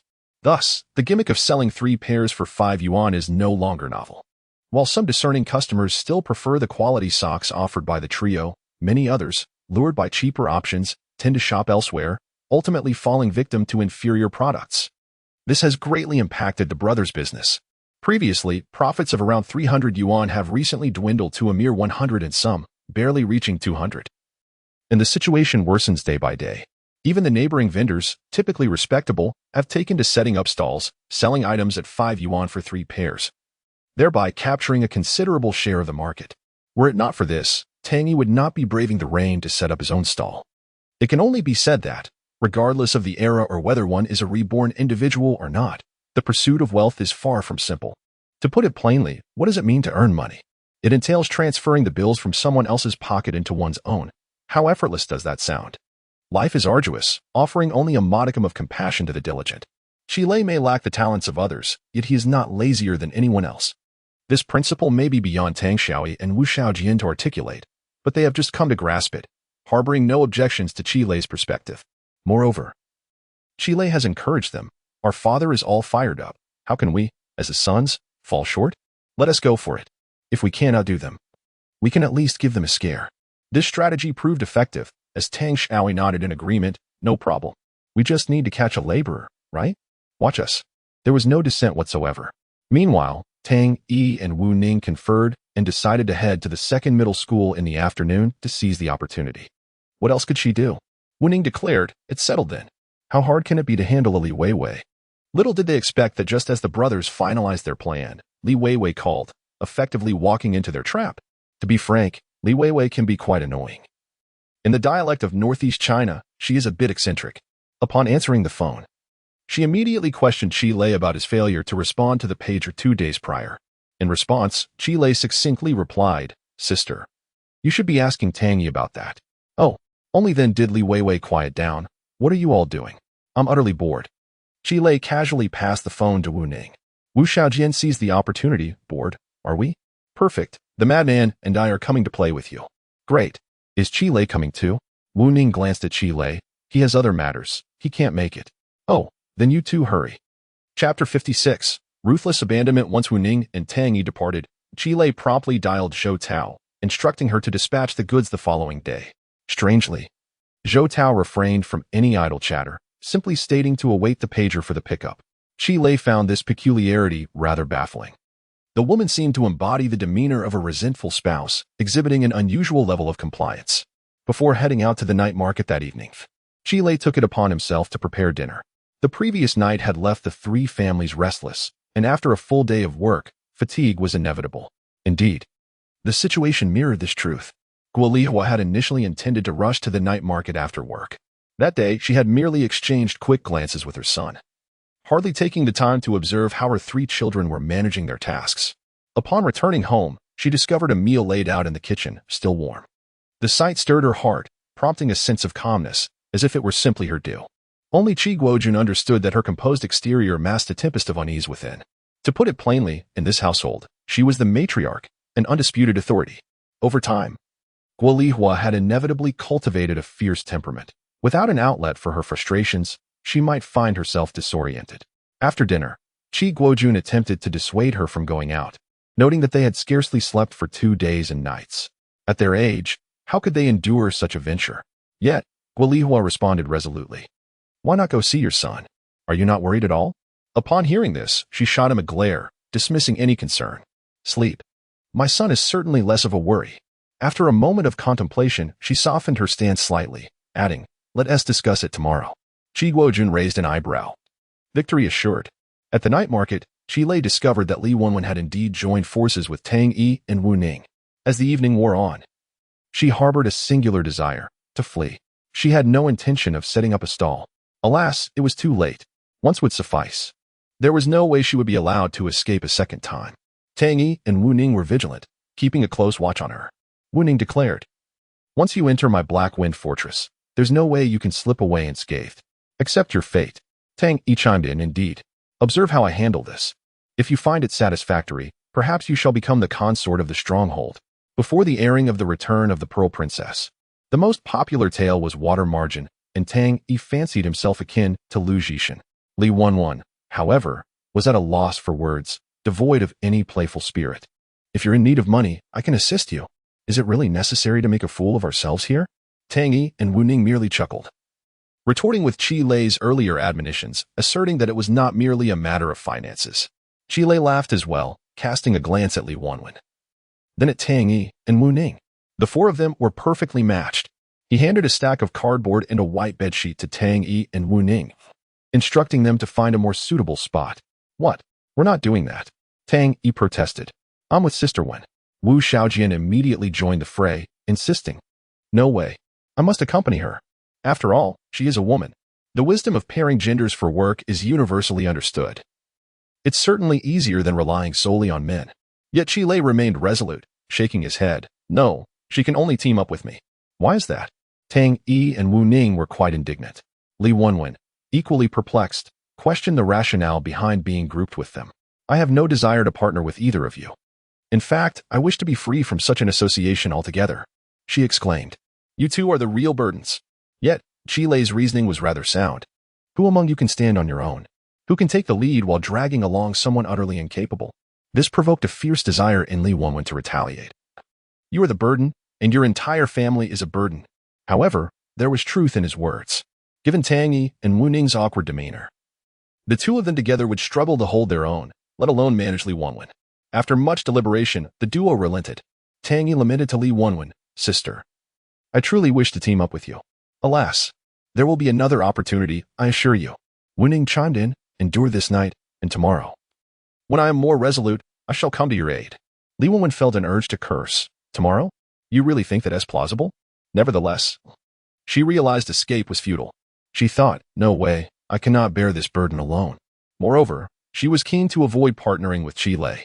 Wait for me, she declared, rushing into a nearby phone booth to dial a number. Hello, darling, where are you? Come to the night market, immediately. Right now. Hello? Studying? There is an exam tomorrow, and you are still studying? What audacity. Come to the night market. There is fun to be had. After calling two of her close friends, Li Wenwen emerged, head held high, radiating pride. With a flourish of her hand towards the trio of boys, she proclaimed, just wait, they will arrive shortly. She made a special note to Qi Lei, there will be plenty of people, I will not partner with you. However, Wu Ning furrowed his brow. Realizing the situation was more complex than anticipated, tentatively he inquired, who is coming? Li Wenwen, with an air of arrogance, named two individuals, Chao Xiaoxi and Yu Yanggang. Upon hearing this, Wu Ning immediately leaned towards Tang Yi, whispering, ISNT that Chao Xiaoxi from Class 8? She seems quite impressive. Tang Yi nodded, indeed. She is quite remarkable. Wu Ning continued, so, Tang Yi added, thus, we both agree that it would be most suitable and wise for you to team up with Shirtu and bring Yu Yanggang along. You have no idea how capable Shirtu is, you won't tire easily. We shall reluctantly take on Chao Xiaoxi, and if we suffer a bit, so be it. It's settled, for your own good. Li Wenwen was left speechless, quickly realizing the fickleness of human nature. The town of Shangbei was small, and within 20 minutes, her two friends arrived. They were puzzled. Aren't there fun activities? Why come to the night market? Clearing her throat, Li Wenwen assumed a serious expression. Of course, there are enjoyable activities. I am here to let you experience the hardships of the working class, so you may better appreciate the beauty of our current lives. She delivered her words without a flicker of hesitation, prompting applause from Tang Yi and Wu Ning. Those two lines would earn a solid 5 points in an essay. Responding to their admiration was Li Wenwen's fierce gaze. In the end, Chao Xiaoxi, like Yu Yangyang, found herself unwittingly aboard a pirate ship, unable to disembark. Meanwhile, Tang Yi and Wu Ning expertly coaxed the stunning Chao Xiaoxi from the second year of high school, successfully leading her away in embarrassment. The neighboring aunt was puzzled, having just arrived to witness a raucous gathering of adolescents. She mused to herself about the trio of mischief-makers and how they managed to attract 3 young ladies. Each girl was impeccably dressed and demure, utterly unlike the trio of ruffians.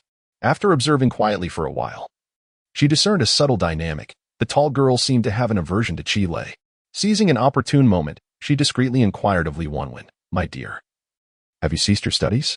Li Wenwen, taken aback, was unsure of the aunt's intentions and quickly shook her head. "No, dear aunt, you are mistaken. I am currently attending the second high school in my second year." The aunt was astonished. That's splendid. That school is quite esteemed. What brings you here then?" Li Wenwen felt her cheeks flush, nearly on the verge of tears. She thought, "Am I really that disgraceful?" Hastily, she clarified, "Aunt, it's not as you perceive. We are merely here to assist a friend. Experiencing life, yes." Experiencing life? Do you understand? The notion of experiencing life was novel in these times, and the aunt, albeit unfamiliar with the phrase, grasped its general meaning. With a dismissive pout, she retorted, "What is there to experience in life? Wait until you fail to gain admission to university, then you shall understand the essence of life." Yet, upon reflection, she found a certain charm in the young lady's awareness. Why, the girl was so pretty and sensible. How could her own ruffian seem so unappealing in comparison? A glance at Qi Lei revealed her waning interest. With a fierce whisper directed at Li Wenwen, she cautioned, "Keep your distance from those 3 rascals. They're neglecting their studies, and with such a poor family background, they can only resort to this nonsense. There's no future in it. Heed my advice. Such friends are not worth keeping." Li Wenwen was left speechless. Was it Tang Yi and Wu Ning's family that had earned the aunt's disdain? Yet, there was an inexplicable satisfaction in hearing Qi Lei being disparaged. Li Wenwen recognized a grave misjudgment she had previously made regarding Qi Lei. How had she overlooked the fact that he was far from a good person during their time at school? It wasn't that she held him in any particular esteem. Far from it. In her eyes, Qi Lei remained an unremarkable individual lacking any significant attributes. However, when it came to cunning, he was undoubtedly the most astute person Li Wenwen had ever encountered. From the beginning, it had always been Qi Lei orchestrating their plans, while Tang Yi and Wu Ning had become his obedient pawns, complying with his every whim like well-behaved children. With a heightened sense of vigilance, she resolved not to be swayed by Qi Lei's influence as those 2 fools had been. "No, I must not allow myself to be manipulated by outsiders," she thought, instinctively raising her chin. "Just so we're clear, I'm willing to lend a hand, but don't expect me to shout your praises from the rooftops." And, furthermore, in a rather light-hearted manner, the duo expressed that their sole responsibility was to keep an eye on the thieves, leaving other matters aside. This approach was a matter of preemptive action, laying bare their intentions to avoid any confusion for Qi Lei.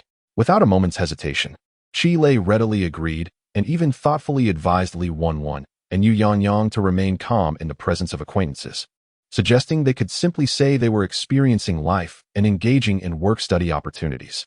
Should they find the situation overwhelming, they could just assist in watching the goods. He reassured them that on their first day of vending, they might not fare any better than the 2 of them. Li Wenwen was taken aback by his unexpected thoughtfulness, recalling that his earlier demeanor had been quite different. Yu Yangyang, a cheerful girl who never looked down on others, had a slightly higher popularity than Li Wenwen during their second year of high school. Hearing Qi Lei's words, she discreetly nudged Li Wenwen, whispering, "Is this appropriate? We agreed to help, but let us not create complications." Li Wenwen felt uncertain, yet her impression of Qi Lei had solidified, making it difficult for her to change her perspective. Adopting a commanding presence, she asserted, "Listen to me. This guy is quite cunning." This left Yu Yangyang perplexed, as it was rare for Li Wenwen to engage in such banter. As time passed and dusk approached, the night market began to fill with more patrons. True to his word, Qi Lei took charge at the front, while Li Wenwen, and Yu Yangyang stood idly behind.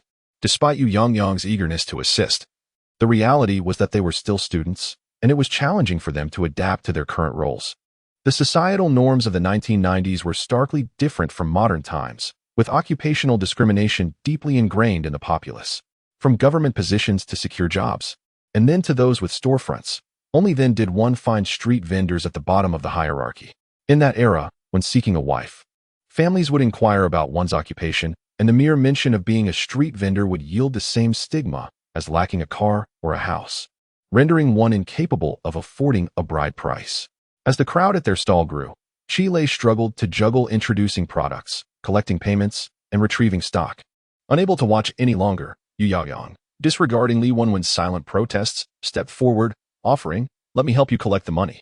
"All right," Chile beamed, handing the money bag to Yu Yaoyang without hesitation. This incensed Li Wenwen. She was irritated at Yu Yaoyang's softness and at Chile for being so familiar. Are they that close? Handing money over to her? Nevertheless, with Yu Yaoyang already involved, Li Wenwen felt awkward standing alone. After much internal debate, she resolved to embrace the moment and stepped in to help with arranging the stock. Gradually, the three began to work in harmony, reminiscent of the camaraderie shared by three brothers. Observing Li Wenwen becoming more engaged, Chile couldn't help but chuckle inwardly. Now this is more like it. I knew you would come around. Li Weiwei is a person of good character, quite warm-hearted, yet somewhat eccentric, often acting without much thought. In fact, this assessment by Chile was soon validated. Around 7 o'clock, the joint enforcement team arrived to collect stall fees. Two young men, one stout and the other slender, donned caps that made them appear like temporary workers, and indeed, they were. The joint enforcement team is essentially the precursor to the urban management officers, comprising personnel temporarily assigned from various government departments, including taxation, urban construction, and public security, with many enforcement officers being hired on a temporary basis from the community. Clearly, this was not their first visit. They first approached an elderly vendor, glancing down at her stall before stating, "Let us settle on 10 yuan today." The elderly woman, upon hearing this, immediately smiled and replied, "In such a small space, 10 yuan is hardly necessary. Come closer. You know Song Dagon from your team?" "Yes, my cousin." "Surely, you can make an exception for family." The stout young man frowned slightly, glanced at her, and conceded, "Fine, let us make it 5 yuan." The elderly woman was overjoyed, having saved 5 yuan. After collecting the money and issuing a receipt from the elderly vendor, the duo proceeded to their next stop, Chile's stall. Upon arriving, they smiled broadly, declaring 20. Li Weiwei, overhearing this, felt a sense of unease, having clearly heard the elderly woman agree to 5 yuan. Without waiting for Chile, the stall owner, to respond, she interjected vehemently, "Wasn't he at 5 yuan? Why demand 20? The stout young man chuckled, thinking to himself that the young lady was rather attractive. He jested, "The normal fee is 5 yuan. But since you've exceeded the limit, it's now 20. With a fierce glare, he added, "Will you pay, or should I dismantle your stall?"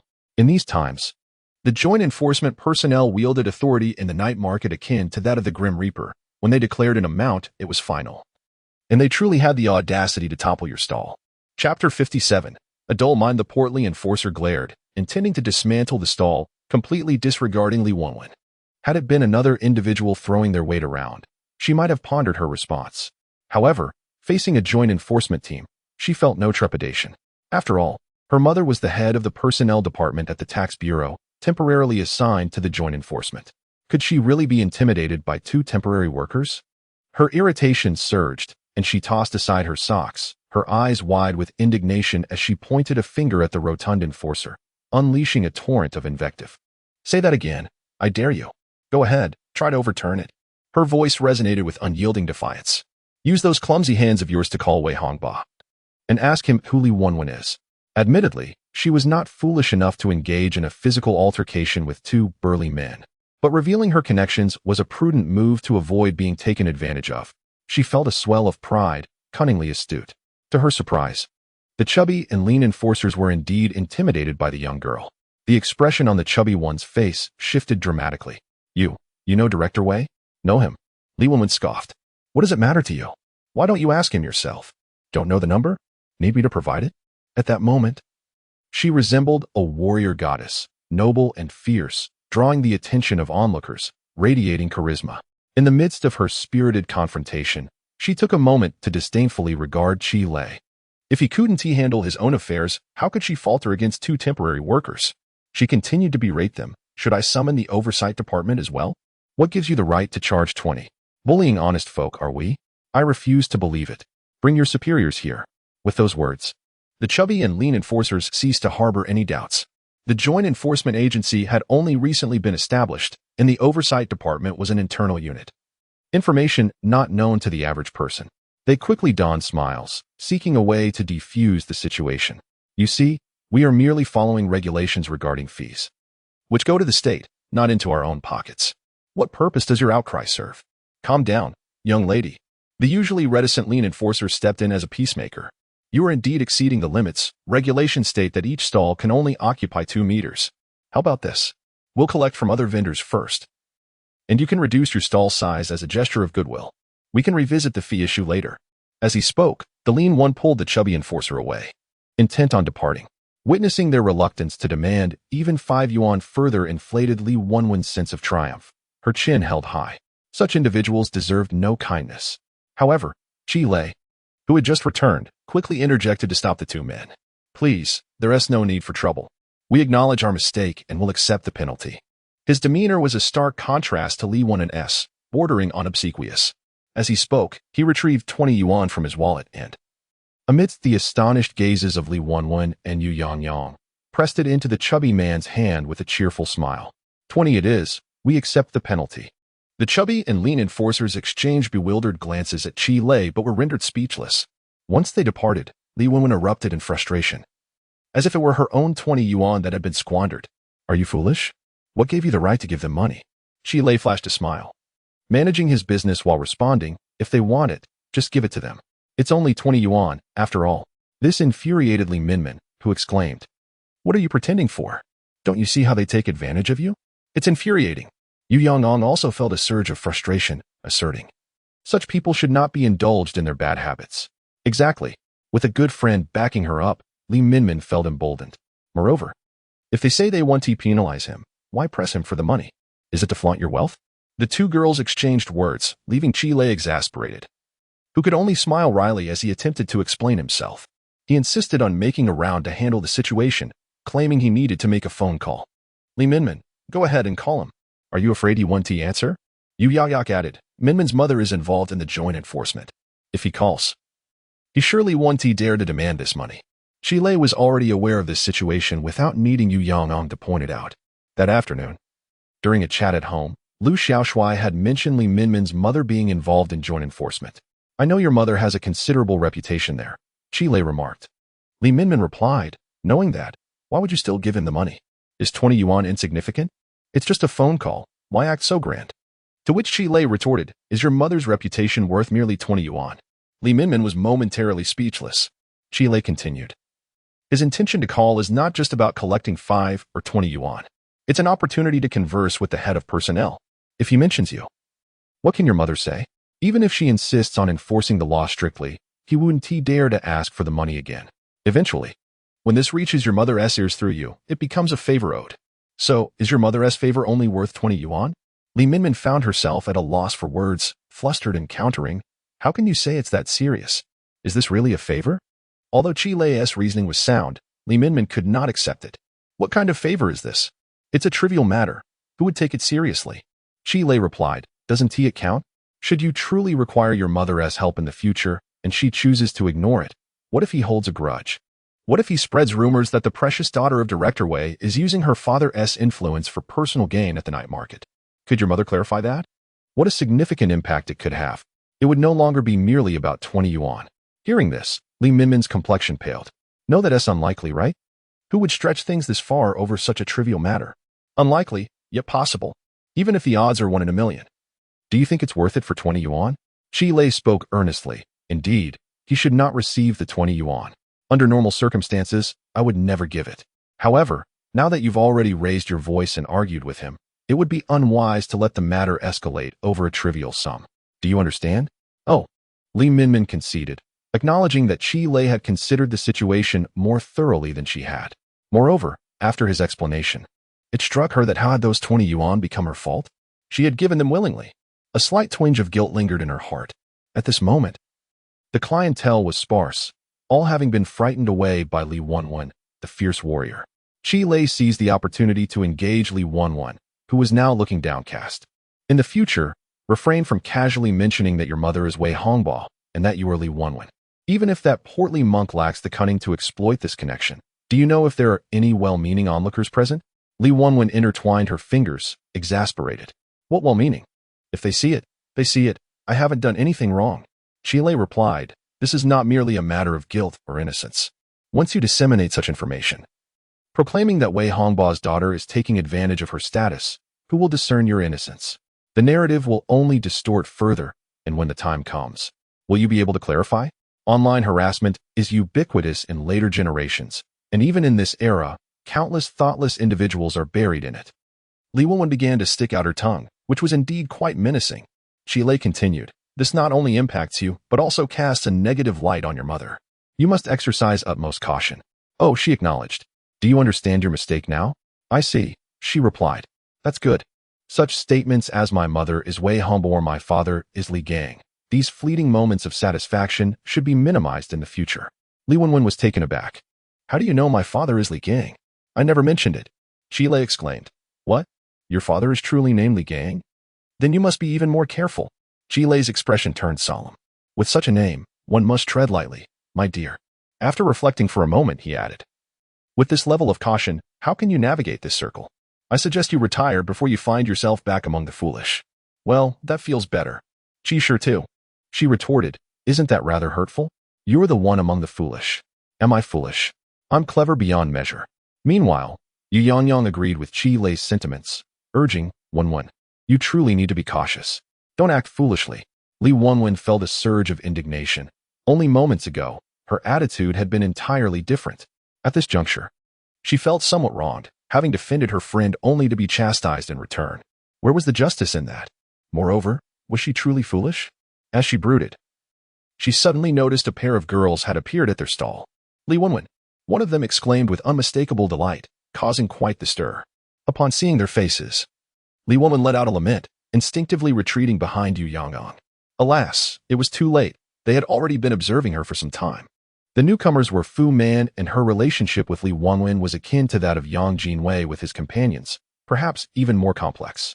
At their school, there was a well-known melodrama involving a basketball player from Li Wenwen's class. This young man was clad in white, possessed unparalleled skills on the court, and was so handsome that Tang Xiaoyi once considered striking his nose. However, she was thwarted by Wu Xiaojian, who claimed that even if this fellow lacked a nose, he would still be a striking figure among men. In short, in the parlance of later generations, he was the epitome of a campus heartthrob. Then, Fu Man and Li Wenwen made their entrance. Do not misunderstand.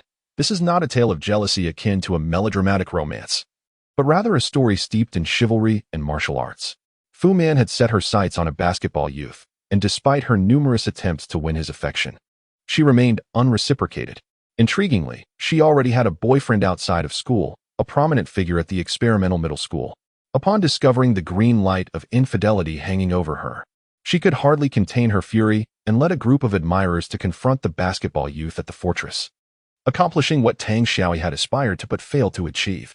As the head of the class, Li Wenwen could not allow her fellow classmate to endure such indignity. Overflowing with a sense of justice, she first confronted Fu Man alongside her friends, delivering a few slaps, and then rallied her peers from the second middle school to retaliate against Fu Man's boyfriend, ensuring he faced consequences. Does this seem chaotic? Perhaps it is inevitable, as schools during that era were rife with disorder, and the situation was no exception. Outside, there existed individuals like Bao, while inside, a cadre of rowdy students thrived. Nevertheless, there was a sense of solidarity. The students could not tolerate outsiders displaying arrogance on their turf. Essentially, they operated under a code of mutual support against external threats. In summary, the incident stirred a considerable uproar, and Li Wenwen rose to prominence, albeit at the cost of enduring considerable hardship. Fu Man's family possessed some influence, and with a brother serving as the student council president at the second middle school, the matter escalated to the school authorities, resulting in Li Wenwen receiving a public reprimand and having to pen a self-reflection, nearly facing disciplinary action. Neither side emerged victorious, and a rivalry was inevitably forged. At this juncture, upon witnessing Li Wenwen reduced to selling socks at the night market, Fu Man could hardly contain her satisfaction. It was a feeling more exhilarating than strolling hand in hand with the basketball youth in the sunlight. The tale of Li Wenwen and Fu Man was widely known at the second middle school, and as Chi Lei observed Fu Man at her stall, numerous memories flooded back. Noticing Li Wenwen's desire to hide like an ostrich, he could only shake his head in disbelief. Alas, has she truly lost all fighting spirit? She is but a step away from the realm of foolishness. Casting aside her socks, she urged her customers to wait, addressing the figure before her. Fu Man, right? Fu Man furrowed her brow, finally recognizing Chi Lei as a mere middle school boy. Intrigued, she thought to herself, oh, Li Wenwen. She intended to voice something provocative about Li Wenwen's change in taste, but before she could finish, Chi Lei interjected. What do you mean? Are you suggesting that the esteemed goddess of the second middle school has descended to selling socks here? Fu Man retorted, Goddess? Bah. Chi Lei continued. Are you implying that she is regressing?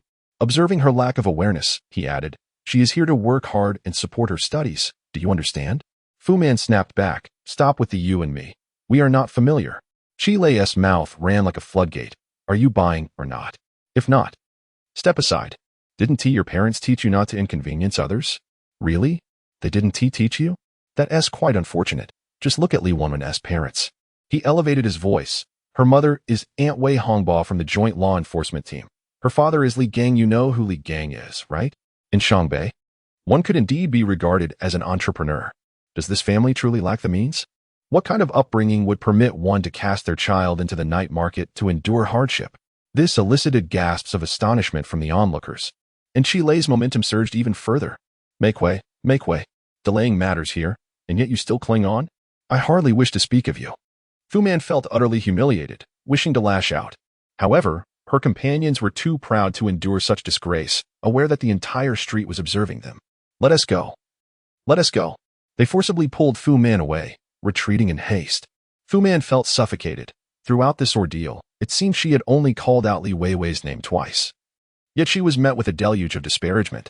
The customers who had been delayed did not blame Chi Lei for his negligence. Rather, they curiously regarded Li Weiwei, remarking, today's children seem to be less understanding. Li Weiwei transitioned from embarrassment to confusion, and now, she felt utterly adrift, overwhelmed with emotion. Throughout her life, no one had ever praised her for her maturity. In a moment of excitement, she exclaimed, Auntie, would you like to buy some socks? I'll give you an extra pair. Huh. Chi Lei was somewhat taken aback. Did this girl truly lack wit? Indeed, it was proven that Li Weiwei was not particularly astute. After regaining her composure, she questioned Chi Lei, you're just spouting nonsense. What did I say? He responded, didn't you say I shouldn't mention that my mother is Wei Hongba and my father is Li Gang? Why is it acceptable for you to say it while I cannot? Chi Lei sighed deeply, turning back to her. I'll give you more money. You need not worry about compensating for those socks that were given away. Why?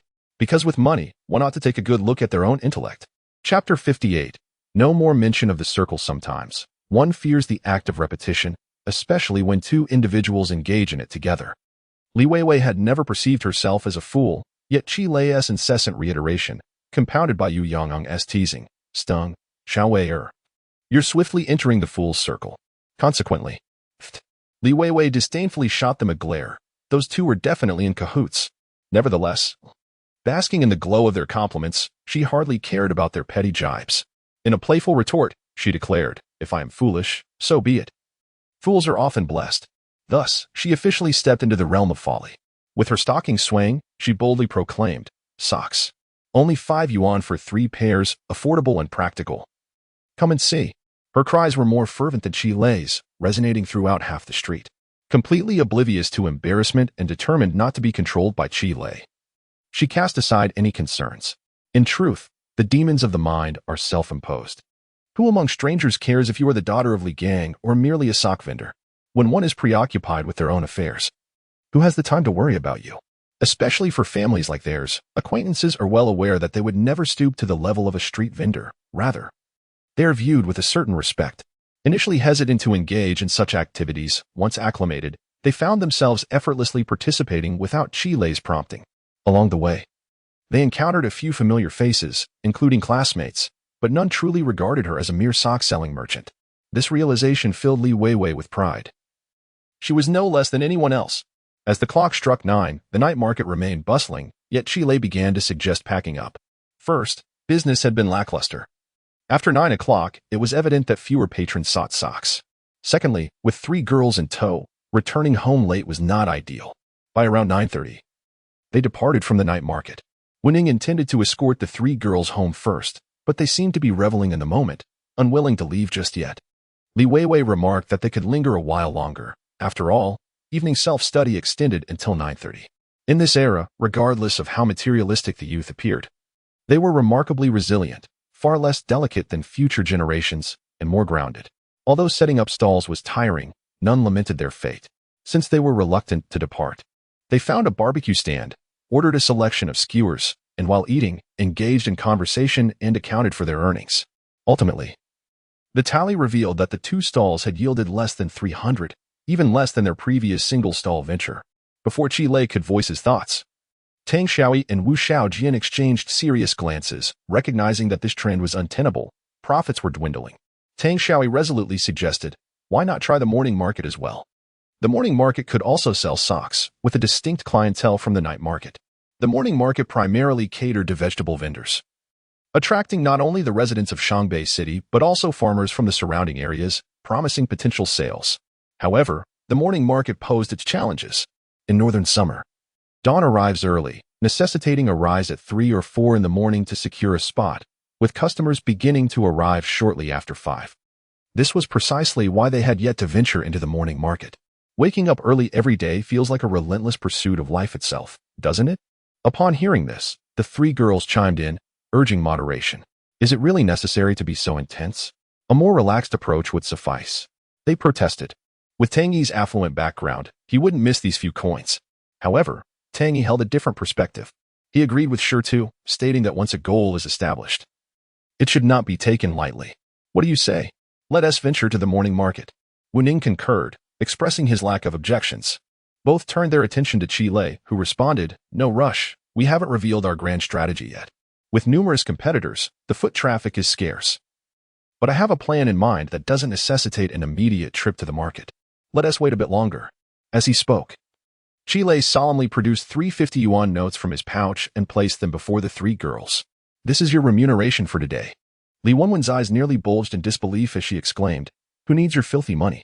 Do you look down on us? Exactly, echoed Yu Yong'ong. We agreed to help. And this feels rather condescending. Meanwhile, Chao Xiaoxi pushed the money back, saying, I heard Tang Yi mention that you all need to earn your own bargaining fees. Business has been slow these days, so you should keep it. With a sweet smile, she raised a skewer of grilled meat, declaring, this delicious treat can serve as payment. Yet, Qi Lei neither accepted the returned money nor insisted they keep it. Think carefully, do you truly not want it? He inquired. Li Wenwen glared defiantly. Do you think I care about $50? Qi Lei sighed, if all goes as expected, this will likely be your first earned income. The first time you have genuinely received money through your own efforts. Don't you feel it would be a pity to return it? You will regret it. Simultaneously, the 3 girls swallowed hard. The notion of earning their own money felt distant and unattainable. With Qi Lei's words, they found themselves fixated on the 3 50-yuan bills.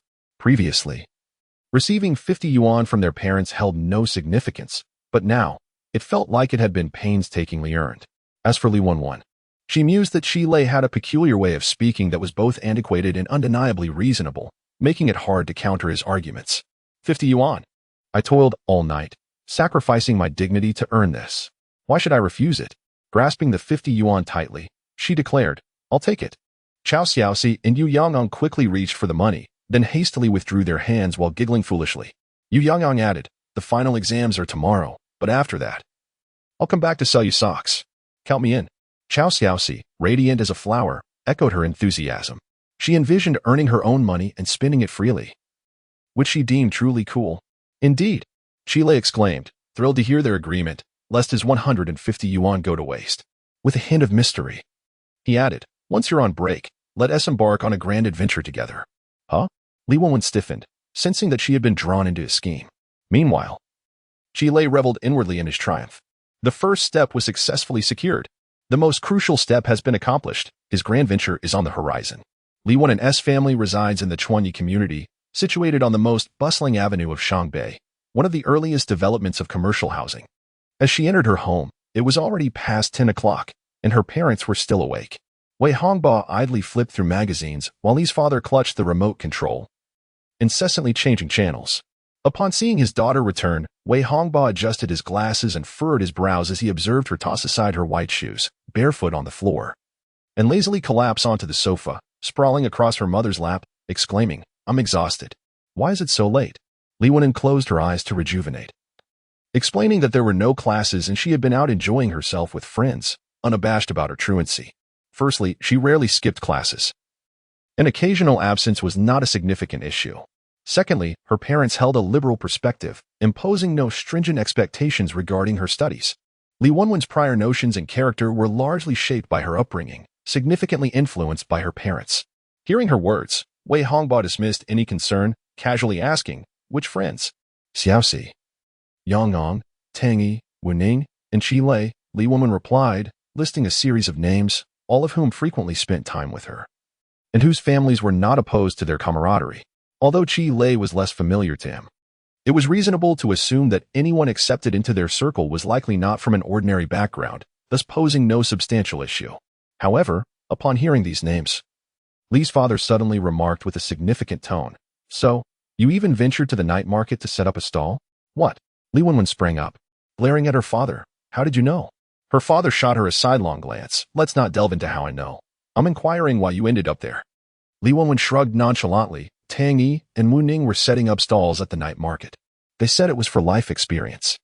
So I just joined them for the experience. Experience life?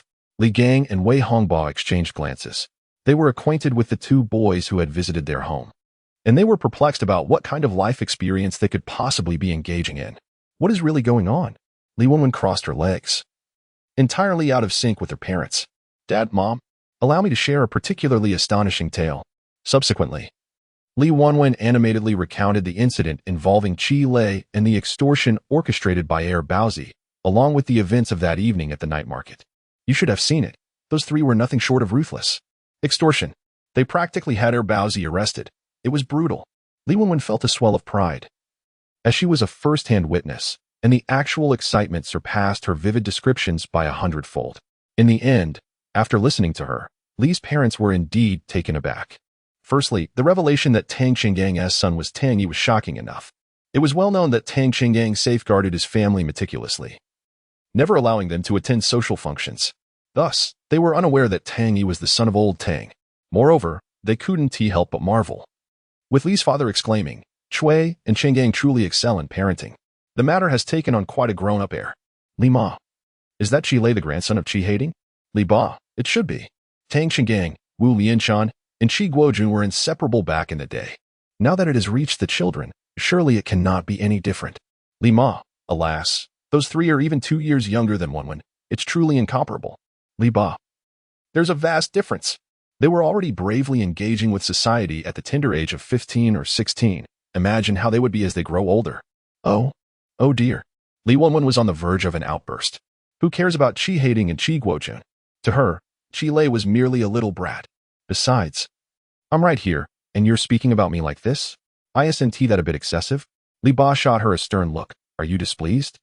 You should learn from them, be more discerning, and stop embarrassing yourself like a foolish girl." Li Wenwen stared blankly at her father, sensing the underlying meaning in his words. "Moreover, why are you getting so worked up?" I haven't provoked you, have I? Haven't provoked?"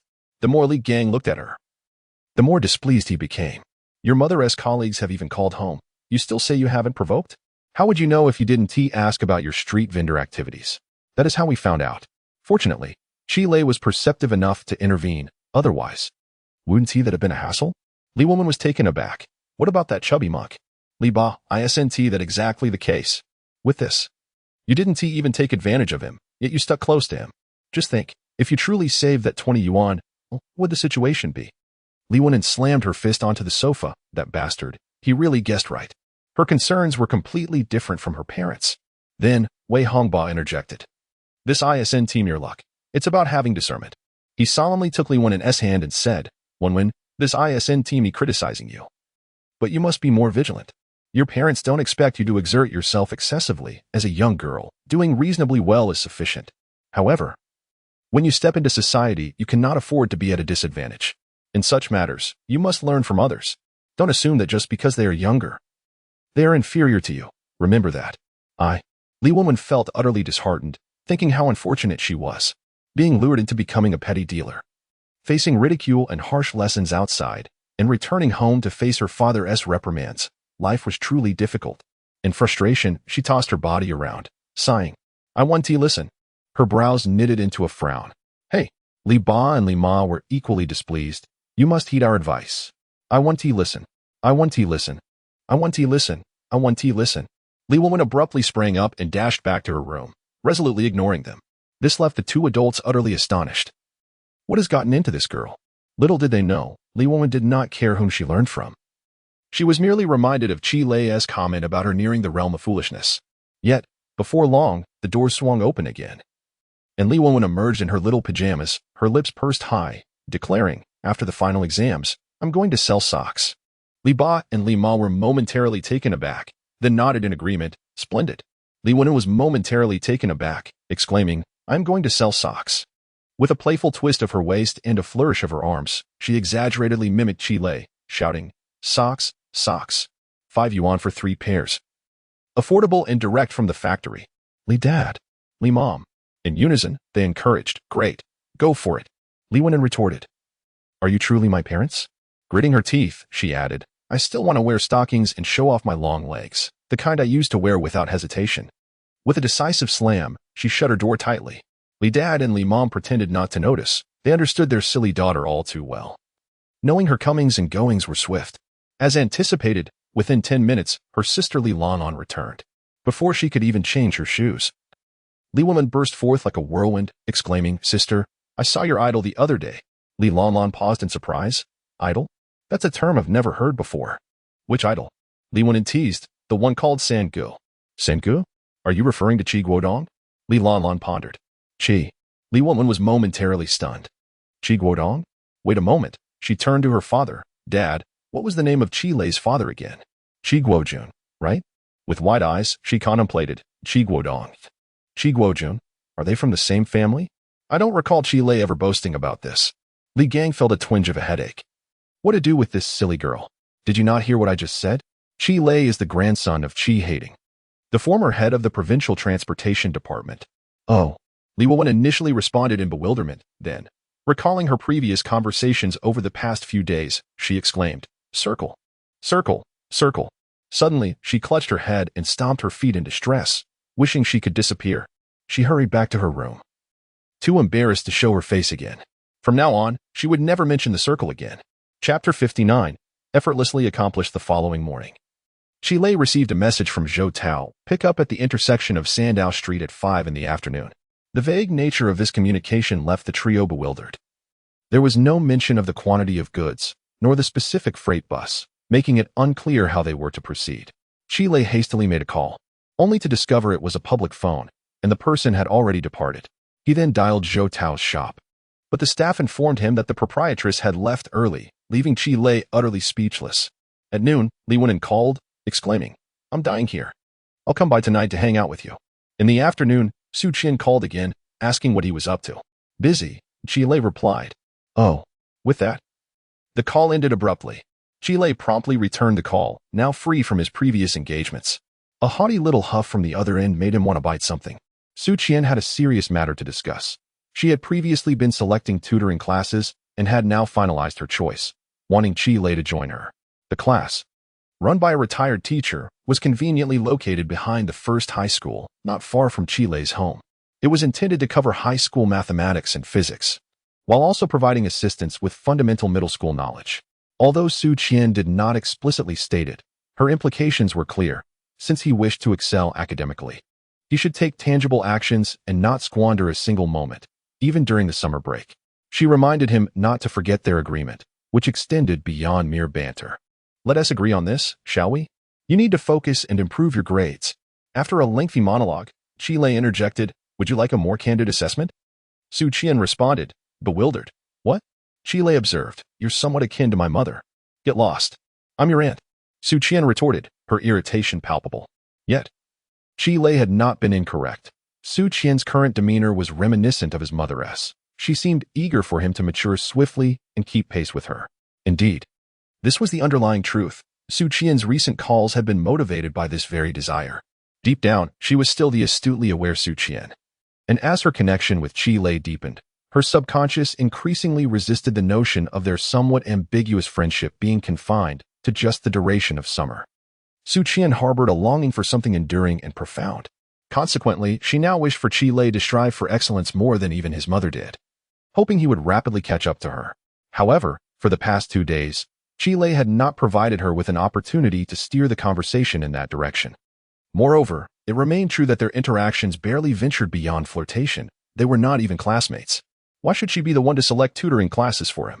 Was she truly veering towards the archetype of a devoted wife?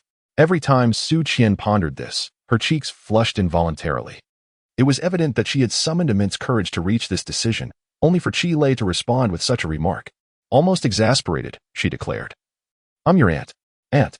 Suppressing a laugh, Qi Lei remarked, "Aunt, it seems you have miscalculated your approach this time, which is rather unbecoming. You see, while you wish for me to attend tutoring classes and fulfill my promises, and even more fervently desire for us to be at the same school, have you considered how hurtful your commanding tone can be?" Su Qian found herself at a loss for words. "Do I? Am I hurting anyone? No. That's not right. Who would want to attend the same school as you?" "Very well," Qi Lei responded dismissively, deeming all this unimportant. "Let us continue discussing methods and strategies. You see, you have grasped the essence of success. It is to enable me to swiftly elevate my grades through tutoring, so that I may soon enroll at the second high school and reunite with you." Su, in her youthful naivety, retorted, "Repeat that. I have no desire to share a school with you."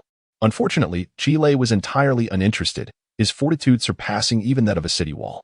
Yet, he continued to elaborate, asserting that merely understanding the key to success was far from sufficient. The manner in which one actualizes this priority is of even greater significance.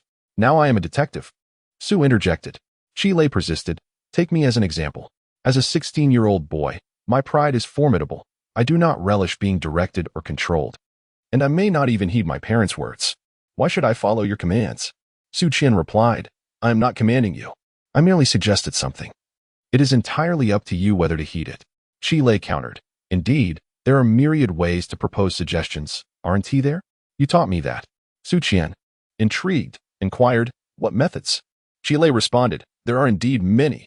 Firstly, you can subtly introduce your intentions, starting from different topics. For instance, what are your plans for the summer? Do you have a more constructive agenda? Shouldn't you seize this opportunity, while others are relaxing, to strive ahead?" Reflecting on this, Su Qian could not help but concede that Qi Lei's perspective held some merit. Secondly, one must fully exploit their own advantages. Su Qian questioned, "What advantages?" Qi Lei replied, "There are numerous. For example, allure. As a girl, you are quite beautiful. If you were to say something like, 'If you attend tutoring, I might hold your hand,' I would wager my last 100 yuan that Qi Lei would not refuse." Su Qian dismissed this notion. "Next, that's impossible." Qi Lei conceded, "All right. That request was a bit excessive. We shall revisit it later." Su Qian firmly stated, "There shall be no later. Never even think of it."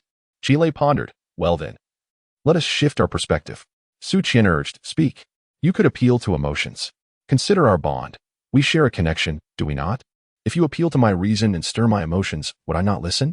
Su Qian warned, "Qi Lei, if you take advantage of me again, I will not let this go." All right. Qi Lei soothed, "You are quite complex, my dear. Can a pure friendship not encompass feelings? Now, for the next method. Proceed. You may see common experiences and shared language." "How so?" "We are peers. We've graduated. We share the same examination environment in summer. If you want me to spend my summer as you dictate, shouldn't you first inquire about how I plan to spend mine?" Su Qian scoffed. "Do I even need to ask? I'm going to have a blast." Qi Lei rebutted, "Am I that kind of person?" Certainly not a moment was squandered. However, Su Xiaoqian, I earnestly pose to you a question, and I expect a sincere response. What do you wish to experience a summer vacation that you, as an exemplary student, have never encountered? What summer vacation? Look, your inquiry about summer vacation reveals how monotonous yours truly is. That is not the case. Admit it. Qi Lei, with utmost seriousness, proposed, "If you're unconvinced, let us meet at the intersection of Sandow Street at 4:30 this afternoon. I will show you what a real summer vacation looks like." Without waiting for Su Yoji to respond, Qi Lei abruptly ended the call. "You think you can lead me astray? First, let us see about you. Why would I attend some tutoring class? Where on earth would I find time to squander there? Lately, I have been overwhelmed, one matter following another. Yet, he forgot that Tang Xiaoyi and Wu Xiaojian were eagerly watching from the side. Brother sure too. Tang Xiaoyi cautiously approached. Who is Su Qian? Why don't I know her? All Qi Lei offered in response was a cheerful remark, a beautiful imperfection. Meanwhile, Su Yoji was entangled in her thoughts. He hung up on me again. Why should I care what your summer vacation is like? Why can't it be about how you perceive mine? Should I go? No, I must go. I must confront him directly. She had never considered that this was, in fact, a date. At 4 o'clock, the three brothers positioned themselves at the intersection of Sandow Street. Just before stepping out, they received a page from Li Wenyuan, prompting Tang Yi to suggest she join them. As it turned out, she arrived even faster than the three boys, already waiting with Yu Yong'ong. Upon meeting, Li Wenyuan exclaimed, I've spent my summer vacation hanging out with you all. Yu Yong'ong, having undergone Qi Lei's training the previous night, felt no embarrassment about setting up a stall. As for Chao Xiaoxi, she would not arrive until tomorrow. In Li Wenyuan's words, she is a good student who would not indulge herself until after her exams. This suited Qi Lei perfectly.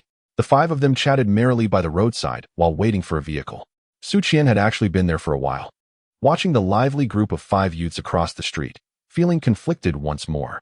Indeed, Su Yoji's mind was clouded again, or perhaps her romantic tendencies were flaring up. The scene before her bore a striking resemblance to the jubilant atmosphere outside the school gates after exams, both exuding a carefree, foolish joy. Last time, she chose to wave goodbye and walk in a different direction. This time, to be honest, even now, she still does not believe her previous choice was flawed. It was merely that the unexpected encounter at the bus station disrupted her plans. Although her agreement with Qi Lei felt somewhat juvenile and abrupt, since it had already transpired, she did not intend to evade it. She even proactively assisted Qi Lei in locating that tutoring class.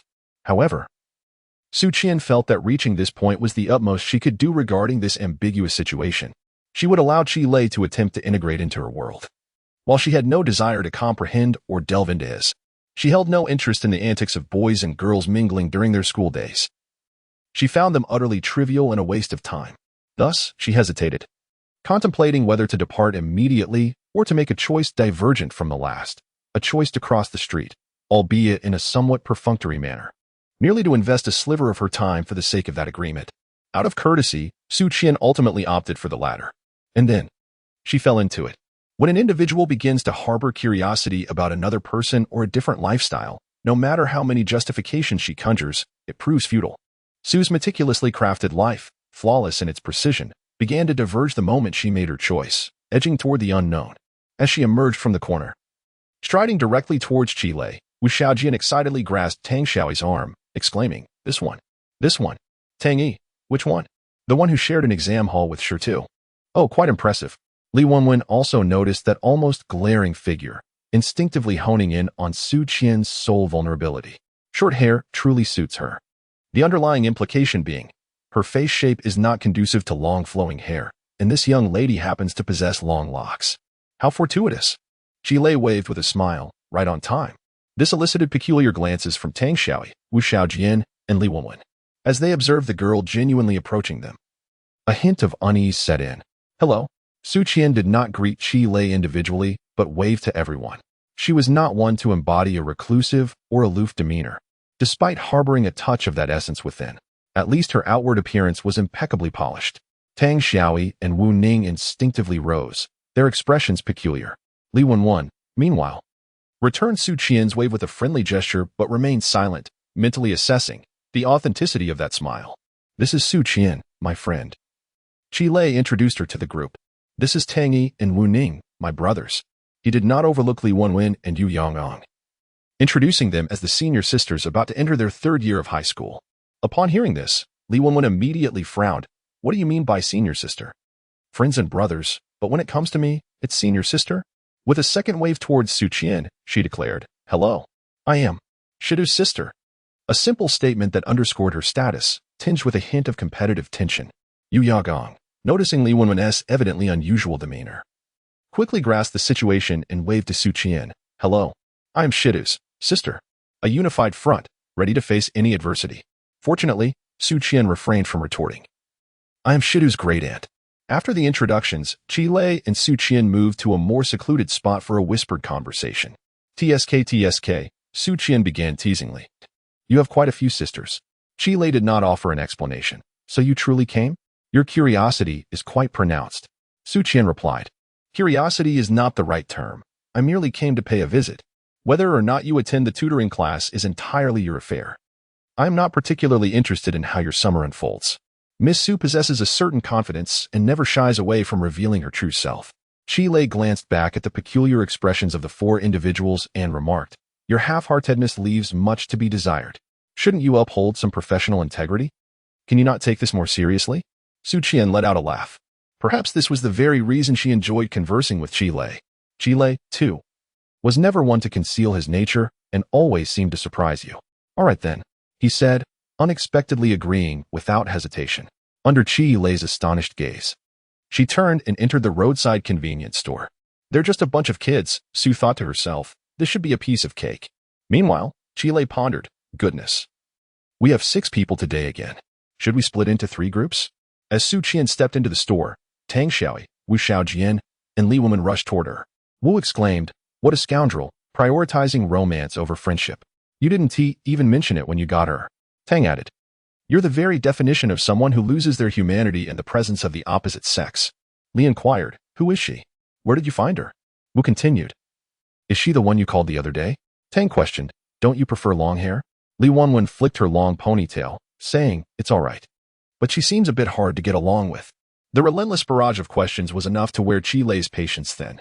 Finally, Su Qian emerged from the store, a bag in hand, her smile radiant, seemingly oblivious to the group huddled around Chi Lei, whispering amongst themselves. Since we are meeting for the first time, let me offer you all some refreshments. She first handed a can of cola to Tang Yi and Wu Ning, expressing, I often hear Chi Lei mention you. I envy him for having such friends. Chi Lei thought, Have I mentioned them? Tang Xiaoi and Wu Xiaojian, taken aback, accepted the cola, their minds swirling with emotions.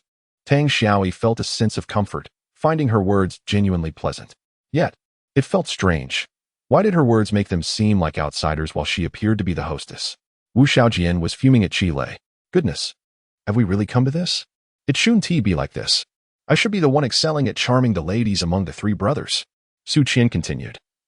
After finishing the English exam the other day, I thought you would wait for me. Unfortunately, by the time I chased after you, you had already left. Chi Lei thought. That is definitely a lie. Tang Xiaoi responded. Is that so? Then I suppose it's my fault. I was in a hurry to get home.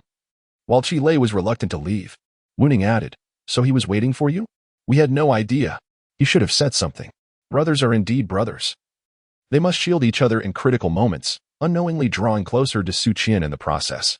Having settled Tang Xiaoi and Wu Xiaojian, Su Qian handed 2 bottles of mineral water to Li Wenwen and Yu Yangyang. Let us have some water, ladies. Li Wenwen internally grumbled, I want cola too. How stingy. Yet, she accepted it politely. Seizing the opportunity, the 3 girls formed a little circle.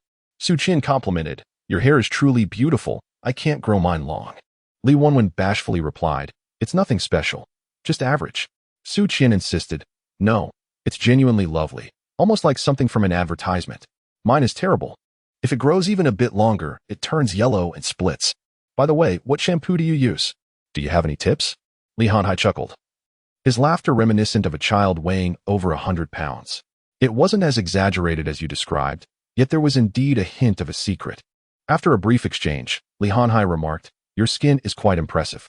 Su Qianqian replied, It is not a natural gift, so there's no need for envy. My mother always said that the sooner a girl begins to take care of herself, the better. Otherwise, it will be too late to yearn for youth when old age arrives. Li Hanhai inquired, So, what face mask do you use? Su Qianqian responded, I don't use any. But I possess a unique trick. Li Hanhai urged, Do tell. In no time, the 2 found a deep connection, as if they had known each other for ages. Chapter 60. Welcome back to the Fool's Circle. Li Hanin's intellect pales in comparison to Miss Su's. It took her merely 3 minutes to accomplish her task. Should she be granted another 3 minutes, it is likely that Sister Xiaowen would commend her with a supportive pat on the shoulder, encouraging her to express any concerns. As for Yu Yangyang, she was almost eager to pull out a small notebook to jot down the clever tips exchanged between the 2. Internally, she couldn't help but scoff. With such beauty, why go to such lengths to enhance it? Couldn't they leave some room for the common visage? As the 3 young women indulged in their conversation, They finally recalled the presence of 3 foolish gentlemen nearby. Su Qian provocatively shot Qi Lei a glance that only he could decipher, conveying, "So easy." In response, Qi Lei gave her a thumbs up, acknowledging her prowess. "All right," Su Qian exclaimed, as if concluding her work. What was to follow? This inquiry was directed at Qi Lei, not an invitation for me to experience a different summer vacation. It was now his turn. This ignited Qi Lei's competitive spirit, urging him to rally the attention of the gathering. Thus, Qi Lei began to reveal.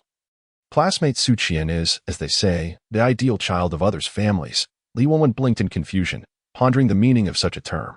Tang Yi clarified. It refers to the child your mother often compares you to, the ideal child of others' families. Oh, Sister Xiaowen understood. Yu Yongyang wished to take notes again. However, in truth, both Yu Yongyang and Su Qian were equally perplexed, but refrained from voicing their confusion. Qi Lei continued, therefore, classmate Su Qian wishes to experience how we spend our summer vacation. Upon hearing this, both Li Wenwen and Tang Wu exchanged bewildered glances. What did this entail? Setting up a street stall? Or perhaps witnessing the mischief of their rowdier peers? Su Qian, however, remained poised and confident, asserting, indeed, whatever skills you possess, feel free to showcase them. I shall not falter. What? Tang Xiaoyi lost her composure. If that's the case, it's not impossible. But I wonder, do you wish to experience the novice level, the intermediate, or the advanced? Or perhaps the ultimate mastery? Su Qian, unfamiliar with these gaming terminologies, wondered, is there any difference? Wu Xiaojin interjected, oh, there is quite a difference. Then let us start with the novice level. They chorused in unison. Yet, Li Wenwen furrowed her brow, enough. Let us pull Su Qian away. Don't do this, it's utterly foolish. Ironically, the more she protested, the more curious Su Qian became. Thus, a new world began to unfold before her.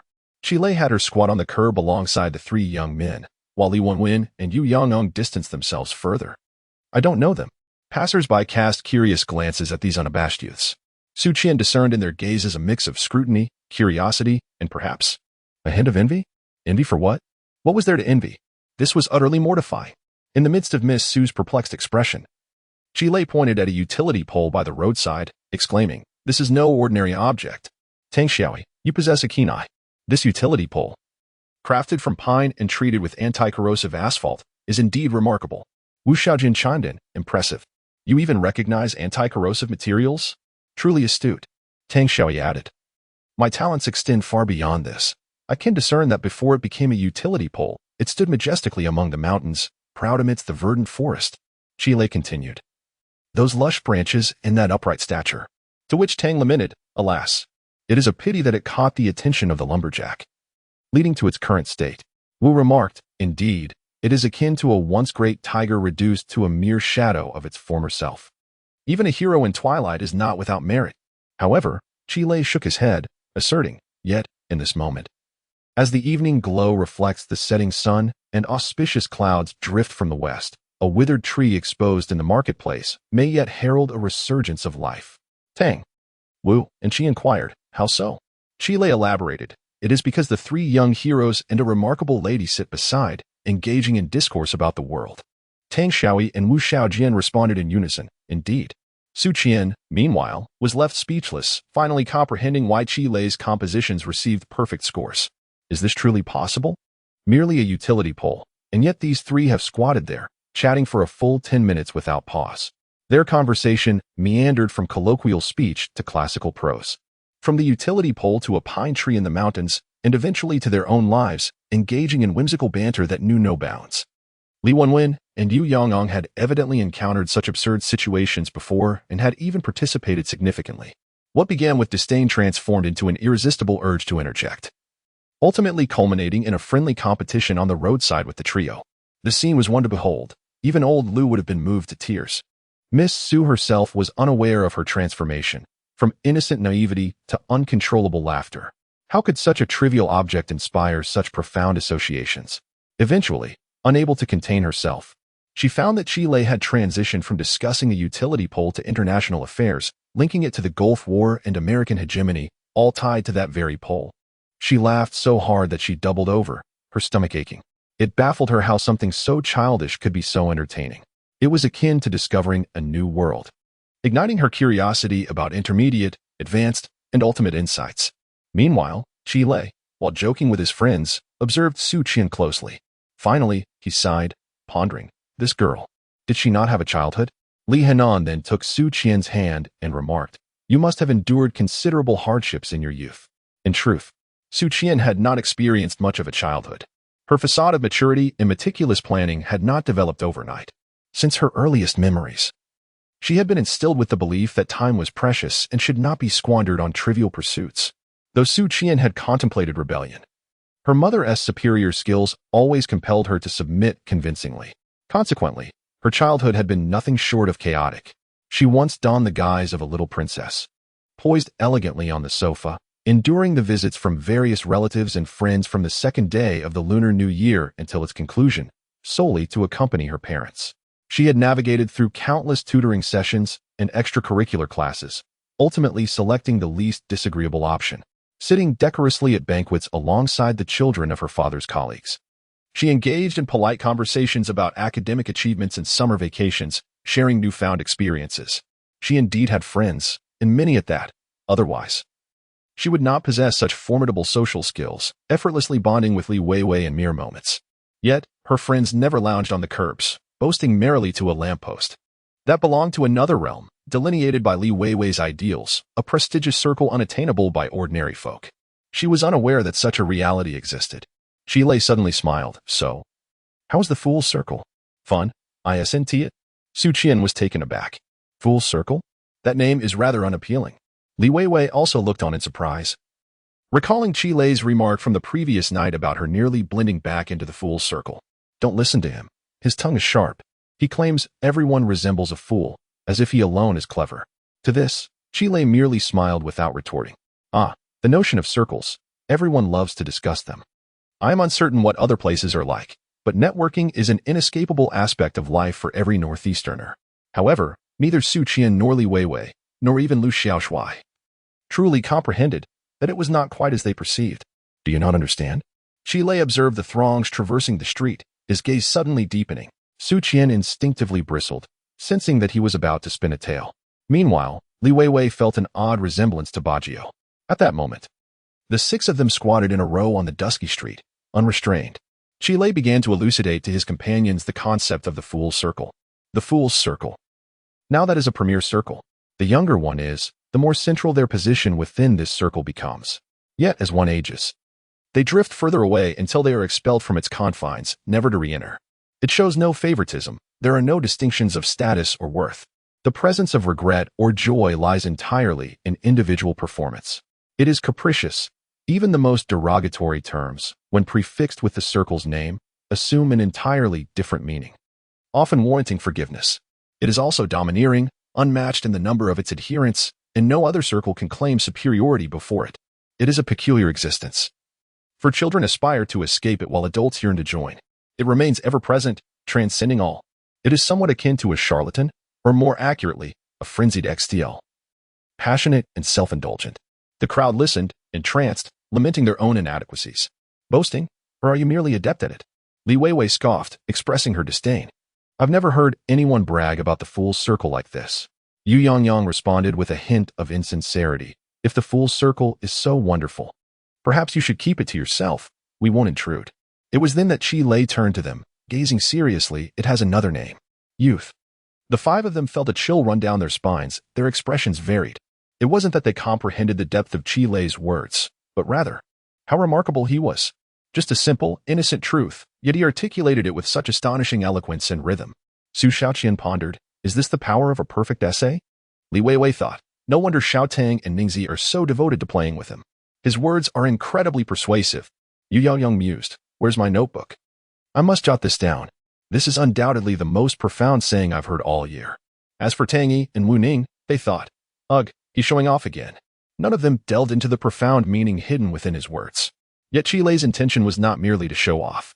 With a slight furrow of his brow, his already enigmatic features appeared even more profound. Don't you understand? Li Weiwei asked. Understand what? Fine. I admit your eyes resemble Bajio's. Happy now? Qilei sighed deeply, shaking his head, before picking up a twig and walking in front of Li Weiwei. How old are you? Li Weiwei, taken aback, replied, 18. Qilei promptly wrote the number 18 before her. He then turned to Su Xiaoqian. And you? 16. 17 for me, Yu Yongong added. Without needing to ask, Qi Lei inscribed each of their ages in front of Tang Yi and Wu Ning, then wrote the number 18 above them. Before the age of 18, we can comfortably be fools, and everyone will forgive us for being foolish. After 18, if you are still a fool, everyone will scorn you. Because we have grown up, no longer part of the fool's circle. Seeing the confusion on their faces, Qi Lei continued to write above the boundary of 18, 19, 20, 25, 30, 38. For some reason, with each number Qi Lei wrote, it felt as though it was etched into their hearts, causing a dull ache. When you reach 38, will you look back at 18 and regret having prematurely jumped into another circle, thus missing out on your youth? To be honest, if Qi Lei had delivered a straightforward lecture urging everyone to cherish their time and not to squander their youth, they would likely have raised 5 middle fingers in response. After all, they were just kids. What did he know? But this guy was captivating. He laid youth bare before their eyes with his words and imagery, making it impossible to look away. It was brutally harsh, utterly dehumanizing. Even the usually carefree Tang Yi felt a pang of trepidation, her face pale. Thank goodness. Tang Xiaoyi patted her chest, relieved. Fortunately, I am still young. I have 3 more years. Su Shaoqian stared blankly at 16, then at the blood-soaked 18, fear creeping in. She recognized that this was a scheme meticulously orchestrated by Qi Lei to persuade her to integrate into his summer plans. Yet, despite knowing it was a ploy, she found herself unable to refute it. After all, she had only 2 years left. Meeting Qi Lei's gaze, it seemed as if he were saying, "Fool, your time is limited. Keep pretending, and you'll have none left." Meanwhile, Yu Yongong felt tears welling up, overwhelmed by the melancholy. I only have 1 year left. Li Henins was despondent, contemplating his own impending 18, the final ultimatum looming, the deadline approaching. So, it seems I can't even manage to fit into the fool's circle anymore. She's sure to. Li Wenwen sighed in despair. Why must you be so bothersome? Following her words, an awkward silence enveloped the scene. The 6 of them sat neatly on the curb, gazing at their fleeting youth, observing the passers-by, enveloped in a sense of impending loss. After a long pause, Qi Lei broke the silence. Welcome back to the full circle. Slap. Su Shaoqian smacked him. So annoying. Yu Yongong chimed in. Shut up. Li Henins added. Slap. Slap. Deserving of a beating. Wu Shaojian, sitting far enough away, instructed Li Wenwen, take care of him for me. Don't hold back. Slap. Slap. Qi Lei was subjected to a series of playful beatings, only responding with silly laughter. Internally, he mocked. I suppose they all have their psychological scars now. Let us see who dares to mention the circle in front of me again. Go back to the fool's circle and behave. Stop pretending to be grown-ups. Chapter 61. What happened to the fool's circle? As the clock approached 5 o'clock, the time agreed upon with Zhōngkǎo had long passed. The trio of brothers engaged in idle chatter with 3 young ladies while their eyes remained fixed on the passing freight buses. They inquired about each vehicle that passed by. Yet Zhōngkǎo's delivery remained elusive. Frustrated, Tang Xiaoyi couldn't help but express his annoyance, lamenting the inefficiency of the situation. Su Qian, puzzled, queried, What are you waiting for? To which Li Wenwen replied, They are waiting to receive goods. Su Qian, taken aback, whispered to Qi Lei, You really are involved in business? Qi Lei raised an eyebrow in amusement. Is that so surprising? Didn't I mention it last time? Su Qian, having previously dismissed his claims, now regarded Qi Lei with newfound respect. Just as the group was about to lose hope around 5:30, a national marvel of a vehicle suddenly halted before them. Do not misconstrue. It was not the Wuling Hongguang. In the late 1980s and early 1990s, the true marvel was the Tianjin Dafa. At that time, it was the quintessential vehicle for the first wave of taxis across half the cities in the country, a tool for countless entrepreneurs, known for its affordability and versatility. The vehicle parked closely, obstructing their view. Tang Xiaoyi, initially displeased, rose to voice his irritation, only to be met with the sight of Zhōngkǎo beaming at them from the driver's seat. Xiao Taojia. Tang Yi was taken aback. Suddenly understanding the exceptional service they were receiving, goods delivered right to their doorstep. Zhōngkǎo, with a playful toss of her hair, commanded, Get in. No one anticipated that Zhōngkǎo would personally deliver the items, and her reasoning was sound. Goods worth several thousand yuan warranted such effort. Qi Lei, with a hint of sarcasm, remarked, It seems like the weasel is here to pay respects to the hen, with ulterior motives. Zhōngkǎo, unabashed, rolled her eyes and retorted, What kind of talk is that? You owe me a favor now. Qi Lei nodded, acknowledging the weight of the obligation. Zhōngkǎo laughed heartily. And how much is this favor worth? After escorting everyone to their stall, the vehicle parked behind, while Zhōngkǎo lounged comfortably in the passenger seat. Tang Yi and Wu Ning felt indifferent, enjoying the lively atmosphere. However, Su Qian remained vigilant and quietly asked Qi Lei, "Why isn't she leaving?" Qi Lei glanced over, recognizing her intent to learn from him. She had previously inquired about his business operations over the phone, but he had withheld details. Now, she had come personally, mirroring the aspiring vendors in the night market who sought to emulate him. Furrowing her brow, Su Qian questioned, "Are you going to let her steal your ideas?" Qi Lei replied nonchalantly, "Let her steal if she wishes. In the end, it remains to be seen who truly benefits." Su Qian regarded Qi Lei with skepticism, perceiving him as pretentious. "You hardly resemble someone from the full circle."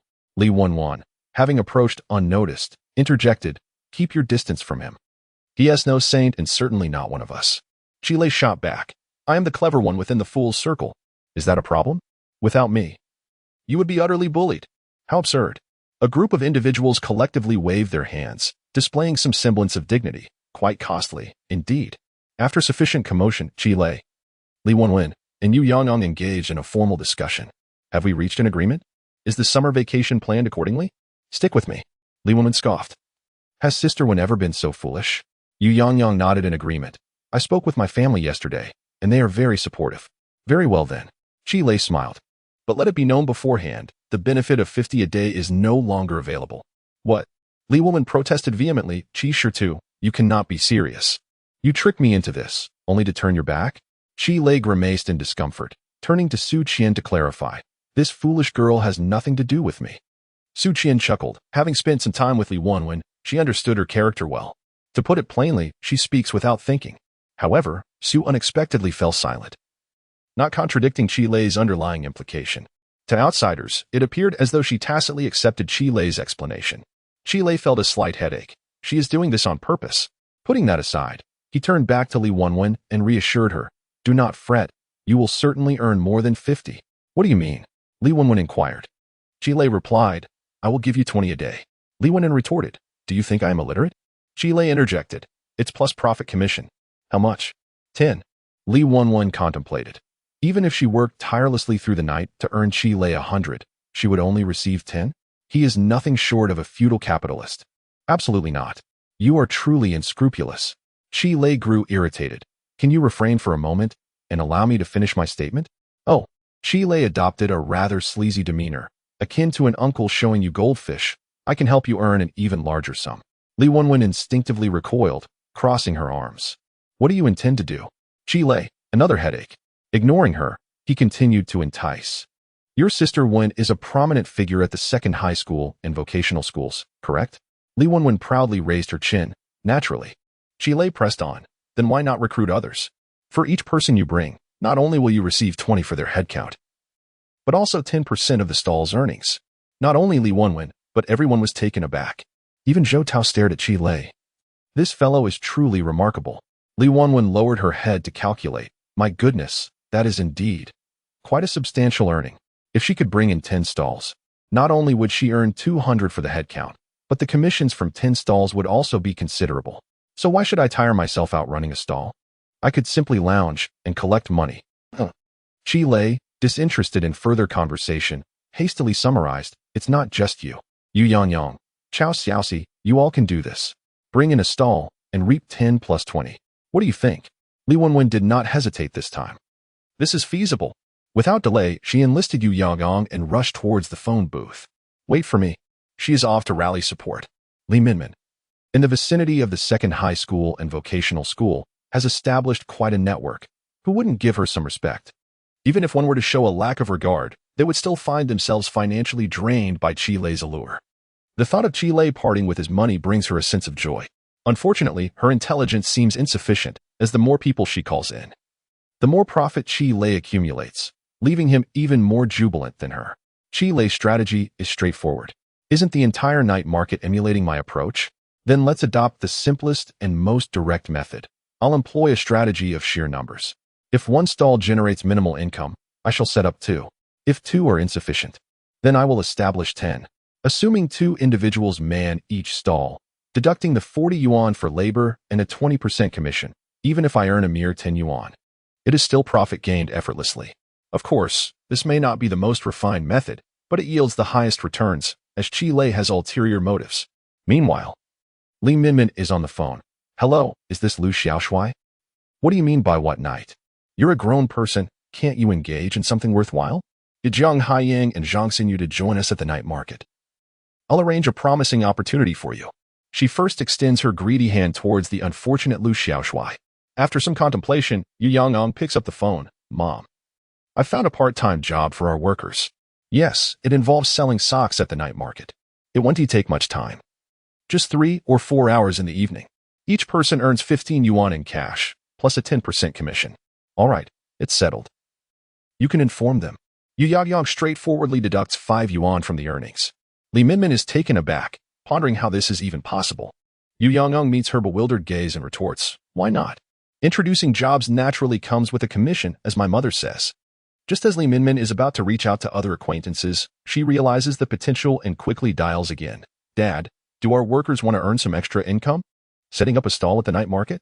They could make 20 yuan a day, plus commissions. What a great opportunity. Ultimately, she cannot bring herself to be greedy, thinking, I'm making significant money. Do I really need that 5 yuan? However, on the other end of the line, Li Gang cannot contain himself and bellows. Can you think for a moment? I'm in construction. A bunch of bricklayers and steel workers. How can they set up stalls at the night market? Li Hanhai is quite displeased, replying, why not do something else? Why not be a contractor? Li Gang retorts, we are a legitimate construction company, all right? Chi Lei, however, is indifferent to how they recruit people. He simply cares about their effectiveness. Su Qian seriously suspects that Chi Lei is manipulating everyone into a state of foolishness, making them easy to control. As the day turns to dusk, he entrusts the stalls to Wu Ning and Tang Yi, taking Su Qian with him as they depart from the night market. It's getting late. Aren't you heading home? It's already past 6, and someone as obedient as Su Qian surely cannot indulge in their revelry until midnight. However, Su Qian furrows her brow slightly, having just noticed a completely different side of Chi Lei. Returning home is far from her mind. Chi Lei, she inquires. You've certainly surprised me. As Chi Lei raised an eyebrow, Su Qian interjected, are you implying that I should look at you differently? Chi Lei responded, no. I wish to inquire how I was perceived in your eyes. Su Qian paused momentarily, how you were perceived. Just as you are. Quite amusing, carefree, and certainly likable. Chi Lei mused, amusing, likable, I concede. Carefree. Su Qian interjected again. All right. I admit I misjudged you. I shan't do so again. She continued. Do you know? I initially planned to work part-time after entering the second year of high school as a means of self-improvement. Yet, you surpassed me. Quite impressive. I can only imagine how challenging that first step must have been. I feel I would need to be 17 or 18 and a bit bolder to muster such courage. But you were quicker. I must learn from you. With her arms clasped behind her back, Su Qian swayed side to side with each step, her words flowing incessantly. With a sudden slap on Chi Lei's shoulder, she exclaimed, not bad. I've just realized that apart from your academic shortcomings, you seem to have no flaws. She widened her eyes. Wait, you aren't pretending to struggle academically, are you? Chi Lei nearly choked, swearing to Chairman Mao, I assure you, I'm truly lacking. Internally, he resolved to communicate with Tang Xiaoyi and Wu Xiaojian to ensure their examination results remained secret. Su Qian accompanied Chi Lei to a shop specializing in storefront decoration, akin to modern-day sign-making businesses. What are you planning to do?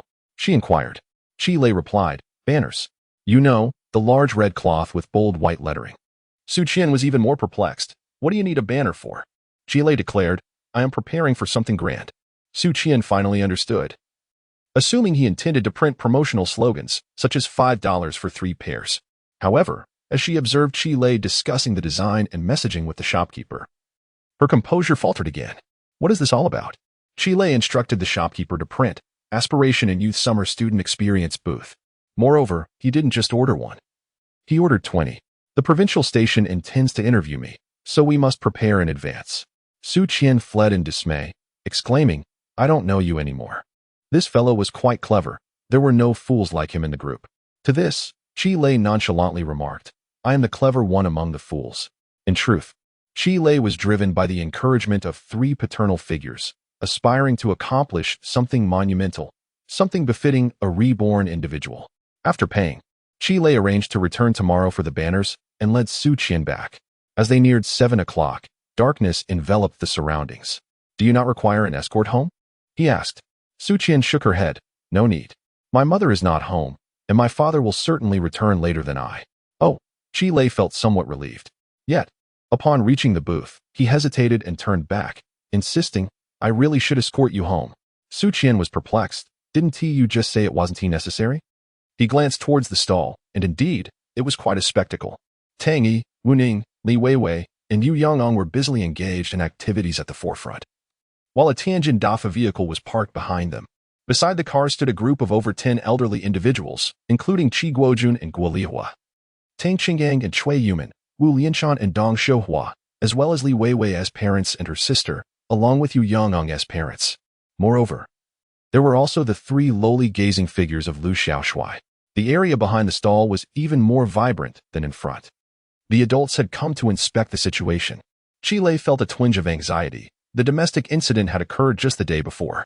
He feared that if he failed to accomplish anything significant, he might first face another round of reprimands. Chapter 62. Su Xiaoqian's innate skills with the adults present. Chi Lei contemplated fleeing. Their concern for the children had drawn them here. In truth, they should have come earlier, 2 days prior. 6 adults had been utterly drained and returned home to rest. Having no stall yesterday, how could they possibly escape today? A group of adults continued their animated discussions. Li's father, old Tang, our nephew is quite impressive, indeed. Li's mother, your guidance has truly borne fruit. Tang Cheng, with a proud demeanor, retorted, what guidance? I'm as clueless as anyone. If the old man hadn't mentioned it, I would have thought these kids were simply slacking off, always absent from home. His expression was more triumphant than if he had closed a significant business deal. Yu Yongyong's parents were laughing nearby. I'm rather particular about whom my Yongyong plays with. I only trust him with Ningzi. Wu Lianshan quickly interjected, while it's fine to ponder serious matters together, aimless frolicking is unacceptable. Wu's father muttered inwardly, what are you scheming? I'm well aware of your intentions. Your Yongyong as my daughter-in-law? Not quite enough. Guo Lihua, seemingly transformed, remarked, this child has surprised us. Her performance in the midterm exam was commendable, and she has matured, catching us off guard. Li Lanlan, subtly inching closer to Qi Guojun and his wife, inquired, elder brother. Sister-in-law, what have you been busy with lately? The neighbor, an elder, eavesdropping while chiding her own son, Song Daji, exclaimed, look at them. They are nothing special. Despite her business recovering, the elder's mood remained sour. She had initially presumed the trio to be unruly rascals, only to discover they hailed from respectable families. Merely here for amusement. Isn't it infuriating? As for the 4 little ones, they were caught in a mix of pride and awkwardness. They relished the praise yet felt uncomfortable under the watchful gaze of numerous supervisors. Most troubled was Chi Lei, who never anticipated finding himself in such a situation. He wished to escape with Su Xiaoqian, but she, oblivious to his intentions, saw no reason to retreat. Why run? There is nothing shameful about being here. Feeling guilty? Immature. Su Xiaoqian boldly approached the stall, and Chi Lei couldn't pull her back. This is bad, he lamented, recalling the reason he had been scolded 2 days prior. It was too late to stop her. He had to follow, cautioning her, watch what you say, my mother suspects I'm in a relationship. Su Xiaoqian raised an eyebrow. Isn't that a bit premature? Chi Lei squinted, what do you mean? Su Xiaoqian whispered back, because no one wishes to be with you. Could it be? You are pining? Chi Lei retorted, I'm still quite sought after. Disinterested in banter, he cautioned, just be careful and avoid causing trouble. Su Xiaoqian finally set aside her playful teasing and confidently stated, relax. Do you know what I excel at? Managing various adults. As they spoke, the 2 individuals approached, and the king of Qi and Guo Lihua also caught sight of Chi Lei and the porcelain-like little girl by his side. It felt as though the very air had thickened. Guo Lihua's gaze towards Chi Lei grew increasingly unfriendly, seemingly conveying, you little rascal, you've tightened the reins. Meanwhile, Su Qian finally stood her ground before the gathering of adults, cheerfully greeting, hello, uncles and aunts. This compelled Guo Lihua to momentarily divert her attention from Chi Lei and focus on the young lady Su. Forcing a smile, she thought, whose daughter is this? Such a charming girl. Su Qian responded with a bright smile, Annie, you flatter me. My name is Su Qian, and I am a friend of Chi Lei from No. 1 high school. Friend. The word struck Guo Lihua with a sense of unease. At Chi Lei's age, it was customary to refer to peers as classmates. The term friend carried a different connotation. Moreover, Guo Lihua distinctly remembered this voice, for it was she who had called on the day the results were announced. The smile faded from her face. Oh, number 1 high school, how close to my home it is, and indeed a prestigious school. Su Qian responded, "It's all right. They are all quite similar. Number 2 high school is also excellent, and I plan to attend number 2 for high school." Guoliwa thought. Are they both heading to the same school? So, you graduated from the 9th grade this year? Su Qian affirmed, "Yes. I shared the exam venue with Qi Lei." Oh, and how did you perform? 597. Guoliwa pondered, how much is that? For 97, perhaps? She was somewhat bewildered, considering the full score was 600. 597. Is this a joke? Yet, she observed Su Qian's radiant smile, utterly unpretentious, as she added, "I lost 2 points in Chinese and 1 point in politics. Such a pity." The gathering of parents was left in stunned silence. This was no mere scholar, but a prodigy. Guoliwa stood there, dazed for a moment, before finally regaining her composure. She thought, well, there is no issue now. Someone with a score of 597 wouldn't look down on her son. Besides, if she were to take a liking to him, that would be something. Instantly, her face brightened. This child truly is unparalleled. Beautiful, articulate, and academically gifted. My goodness. Su Qian, is it? Annie wants to tell you. Please take good care of my son Shirtu. I worry about his grades. How utterly simple. Far easier than dealing with Li Henins. Merely requiring the reporting of an exam score. The parents, apart from Qi Guojun, cast envious glances at Guoliwa, almost reaching out to grasp the girl and never let go, filled with admiration and jealousy, along with a hint of resentment. Guoliwa, you've gone too far. They are just friends. Just friends. Not a daughter-in-law. Why are you so smug? Meanwhile, the 5 youngsters in front abandoned their business, crossing their arms and turning back to observe, their expressions filled with helplessness. Li Henins, feeling disgruntled, scoffed, "So what if she excels academically? I'm naturally beautiful too." Qi Lei, taken aback, met Su Qian's challenging gaze, finally grasping a profound truth. A good academic record grants one the freedom to act as one pleases. In this instance, Guoliwa was elated, repeatedly urging Su Xiaoqian that Shirtu, despite his slightly poor grades, truly had no other shortcomings. You excel in your studies. You must assist Shirtu. She insisted. His performance was indeed lacking, merely scoring in the range of 450, which filled me with concern. Su Xiaoqian's expression tightened, as if she grasped some underlying truth. While Qi Lei gazed into the night sky, enchanted by its beauty. Nearby, an ant berated Song Daji, exclaiming, "Look at them. Just look at them." Before 10 o'clock. The night market was still bustling with patrons. Perhaps the parents had grown weary, and with Li Wenwen and Yu Yangang facing examinations the next day, they pressed Qi Lei to conclude his stall early. The trio had intended to remain longer, but the adults' commotion had resulted in only one stall being set up, which hindered business and yielded scant earnings. However, Tang Cheng had decisively parked Lu Sun in front of the stall, insisting on closing it down. Lu Xiaoshui and his companions had been coerced by Li Wenwen to assist, but they had done little more than follow along in the background. Whether they would return the next day depended on the extent of Wenwen's insistence. These 3 were not like brothers. They cared about their dignity and could not bear the thought of street vending. Before leaving, Guoliwa specifically instructed Qi Lei to ensure that the young lady returned home safely, sparing the adults from worry. Qi Lei felt as though he were in a dream, especially considering he had just endured a beating 2 days prior for suspected early romance. Now, standing before him was the very person in question, and how things had changed. Of course, before escorting Su, he needed to ensure that Zhou Tao was sent off first, having spent the entire night at the market. As someone specializing in sock wholesale, she was far more perceptive than the average person, having observed much throughout the night. While Zhou Tao understood socks, her marketing strategies were undoubtedly advanced, with many intricate details yet to be contemplated.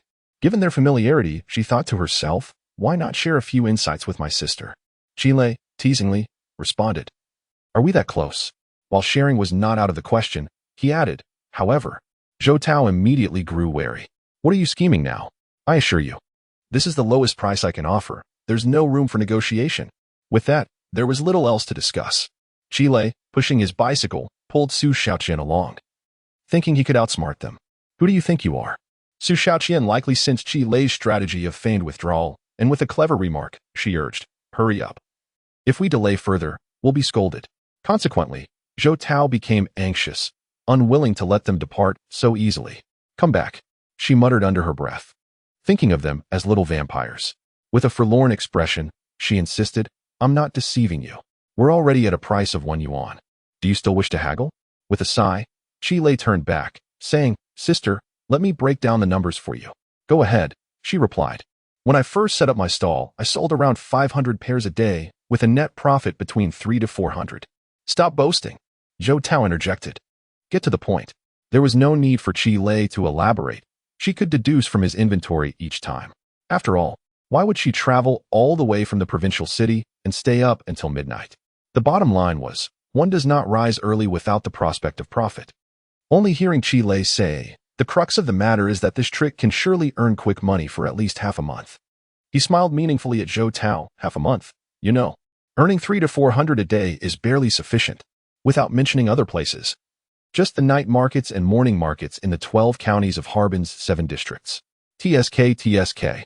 Qi Lei smacked his lips, starting to calculate. If he were to operate 10 small vans, solely running in the surrounding districts, deducting labor and fuel, it wouldn't be surprising to earn several tens of thousands in just these 10 days. This was directed at Su Qian, but in truth, it was to pique Zhou interest, not intending for Su Qian to interject. However, unexpectedly, Su Qian, with her innate charm, was fully attuned to Qi Lei's words. She licked her lips, her large eyes shining brightly, revealing her greedy disposition. Let us do it ourselves. Running a day of small vans in Shangbei only costs 80. Without needing a driver, fueling it ourselves is even cheaper. By then, we can take our classmates and roam around.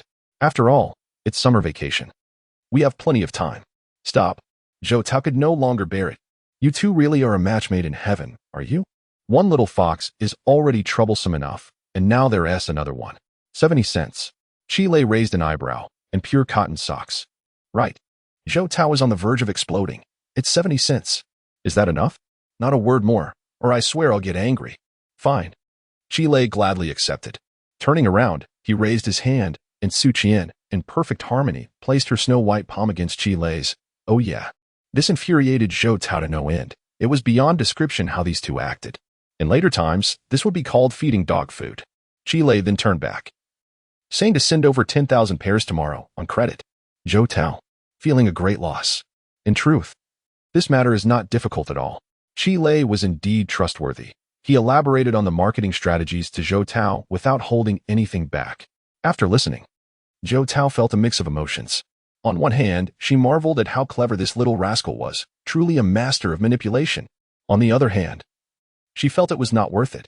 Just a few words, such a simple matter, yet he still managed to draw blood. Time to go. She didn't want to linger for even a moment longer, needing to rush back to Harbin overnight. As a result, Qi Lei waved at her, saying, Sister Tao, see you in half a month. Zhōngkǎo had already started her car, but upon hearing this, she turned off the engine. If it were anyone else, she would have pretended not to hear, but this Qi Lei was cunning, and surely there was more to his words. What did he mean by that? Qi Lei chuckled, saying there is no hidden meaning. If by half a month, this wave of quick money is earned, and Sister Tao wishes to earn substantial money, we can discuss it then. Zhōngkǎo felt like crying. Dear brother, it's already 70 cents. What more do you want? Yet Qi Lei just smiled without saying a word, leaving it for later. Zhōngkǎo promptly got out of the car, demanding, Speak now. Qi Lei replied, saying it's useless to talk now. I have no money in hand, and not enough people, just taking advantage of the purchase price. Zhōngkǎo asked, So you'll have money in half a month? As the conversation became increasingly astonishing, one could not help but wonder what other advantages one sought beyond merely benefiting from the cost price. Yet, Qi Lei remained tight-lipped, offering only a vague promise to elaborate later. The gentle breeze of a summer night caressed the air, while the stars twinkled brilliantly above. The streets were now sparsely populated, illuminated only by the dim glow of street lamps stretching into the distance. Su Qian sat sideways in the back seat, her petite legs swinging, her shoulder inevitably pressed against Qi Lei's warm back. The two of them chose silence over conversation, their surroundings filled solely with the creaking sound of the bicycle wheels echoing down the street. This atmosphere stirred a desire within Miss Su to sing. Yet such a side of her was only revealed in solitude. Regretfully, despite several impulses to break into song, she refrained. Suddenly, Qi Lei began to hum a tune, drawing Su Qian's attentive ear. It seemed to be a folk melody she had never encountered before, yet it was remarkably enchanting. To be candid, Qi Lei's voice was somewhat sharp and overly high-pitched, not particularly suited for such delicate tunes. Nevertheless, Su Qian found it delightful, for when she felt the urge to sing, Qi Lei would serenade her. This unspoken connection made her heart flutter. And did Qi Lei not feel similarly? He considered himself the luckiest person, not solely due to his rebirth, but because encountering the right soul in one's lifetime is indeed a rarity. He had waited 2 lifetimes for this moment. Perhaps that destined person was seated right behind him. A gentle breeze stirred your flowing hair, igniting a longing within me to share my innermost feelings. How many times had I mustered the courage only to find the words elude me, contemplating your gentle demeanor as you kept your gaze lowered. How I wished the sunset's hues would blaze eternally, forever radiant and never fading. Your soft smile, your gently closed eyes. I find myself hopelessly entranced. Chapter 63. What is depicted? A gentle breeze caresses your tousled hair, and I find myself compelled to express the sentiments nestled within my heart. How many times have I mustered the courage to speak, only to falter at the threshold of articulation, pondering your tender demeanor as you consistently lower your gaze. I wish for the evening glow at the horizon to eternally blaze, radiant and unwavering. Your soft smile, your gently closed eyes. I am ensnared in a profound infatuation. Chile's singing grows increasingly audacious, his tone ascending higher, until the very word infatuation is belted out in a throaty shout, rendering him momentarily speechless. Su Qian, seated behind, chuckles heartily, playfully striking his hand with her fist, urging him to lower his voice, exclaiming, "What are you shouting about?" Chile laughs, a gust of wind sweeping through the long street. "What song is this?" Su Qian finds herself developing a fondness for it. This. Chile slows the vehicle, hesitating. The title is rather difficult to articulate. I cannot quite recall its name. Su Qian, believing he genuinely does not know, prompts, "Then finish your song." Chile replies, "I do not know the rest." "Oh." Suddenly adopting a serious demeanor, Chi Xiaolei, I must concede. Your summer vacation has been quite intriguing. I have decided to grant you an opportunity. Take me along. Hey, Chile protests, as if she is making demands of him. Su Qian, did you plead for this? Chile stammers, "I beg you." Su Qian retorts, "I have never encountered such unabashed audacity." She suddenly gives Chile a playful shove, an accusatory tone emerging. "What did you score on the high school entrance exam?" Chile inwardly curses his misfortune and truthfully replies, 454. "Then how did you?" Chile quickly interrupts, "By all that is sacred, I truly did not anticipate scoring that many points on the day of the exam." The crux of the matter arises. If he claims to have scored so well, it would surely infuriate Su Xiaoqian. However, if he had merely copied, the credit would reside with Su Xiaoqian. Upon this reflection, he feels a sense of self-satisfaction, realizing that copying from her certainly wouldn't yield a low score. Accepting Chile's explanation, she ponders for a moment before inquiring, "So, can you attend a key school?" Chile responds, "I should be able to. If I do not, my mother will have my head." "And what about the second middle school?" "I should also be able to. If I do not, my mother will have my head." Su Qian exclaims, "Go wherever you please. Who cares?" Yet, concealed from Chile's sight, she smiles. After a while, she suddenly asks, "Do you know Wild?" Chile hesitates. "Who is that?" "The name sounds like a Uyghur uncle." Smack. Su Qian playfully hits him. "I knew you wouldn't know. What does he do? How much does he earn in a month?" Chile inquires. Su Qian, now irritated, responds, "He is a writer who penned a particularly famous line." "What is it?" "There are far too many shameless people. One must exercise extra caution." Chile stares blankly for a moment, then suddenly exclaims, "Then this writer's skill is rather lacking. If he cannot even insult properly, what kind of books does he write? Get lost."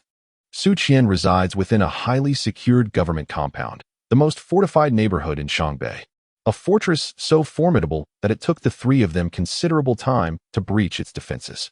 Approaching the entrance, the vigilant gatekeeper emerged, assessing the 2 children. Recognizing Su Qian, he refrained from shooing them away. However, his watchful gaze remained fixated on Chile, exhibiting an intensity that was hard to ignore. Chile exhaled in relief, fortunate that it was evening and visibility was limited. In his previous life, he had enmity with this gatekeeper. As a child, he had once blocked the chimney of the guard's hut, and he hesitantly whispered to Su Qian, "Do you live here?" Su Qian replied, "Yes." Chile remarked, "Wow, your father must hold a significant position." "Get lost." "That's my dad." Chile mumbled, "It's all the same, right? Since you live here, perhaps you could do me a favor?" Su Qian inquired, "What favor?" "You know the small 2-story building at the northwest corner?" Su Qian's expression turned peculiar. "I know. There's a half-cherry tree behind that small building, and it's ripe now. Can you pick some for me tomorrow? It's been ages since I last had some." Su Qian's expression grew even more bewildered. Indeed, there was a cherry tree, albeit somewhat crooked. But how could it be merely half a tree? Hey! Chile noticed the gatekeeper approaching and quickly adjusted his bicycle, readying to flee, recalling that in the past, he had only managed to carry away half a tree. Su Qian exclaimed. Just as she was about to say something, Chile had already dashed off, and the gatekeeper had arrived at her side. Observing Chile's retreating figure, he muttered, "That little rascal. Does he think I wouldn't recognize him in the dark? My eyesight is still sharp," Su Qian exclaimed. At that moment, Chile's boisterous and triumphant shout resonated down the street. Beautiful faces are a dime a dozen, but interesting souls are rare gems. Thank you for the compliment. In an instant, Su Qian's face flushed crimson. She stomped her foot in exasperation. This fool knew. Ignoring the gatekeeper's presence, she yelled into the street. "You silly head. That's pretty faces are too numerous, interesting souls too few. You know nothing. A girl from northeast China, no matter how gentle and flawless, she still possessed a fierce spirit."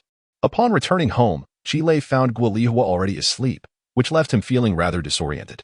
According to international norms, should there be rigorous interrogations? Why was she so trusting? Did she harbor no expectations for her son? It was quite a blow to his self-esteem. The following day, the second-year final exams concluded, ushering in the holiday. Chao Xiaoxi took her position. Chile's dream materialized as he became the exclusive distributor for Zhou Tao's sock wholesale department in Shanghai, acquiring goods at first-tier supplier prices while performing the duties of a third-tier distributor. Li Wenwen, Chao Xiaoxi, and Yu Yangong also officially became traffickers of sorts, rallying people as Chile orchestrated their actions like a puppeteer.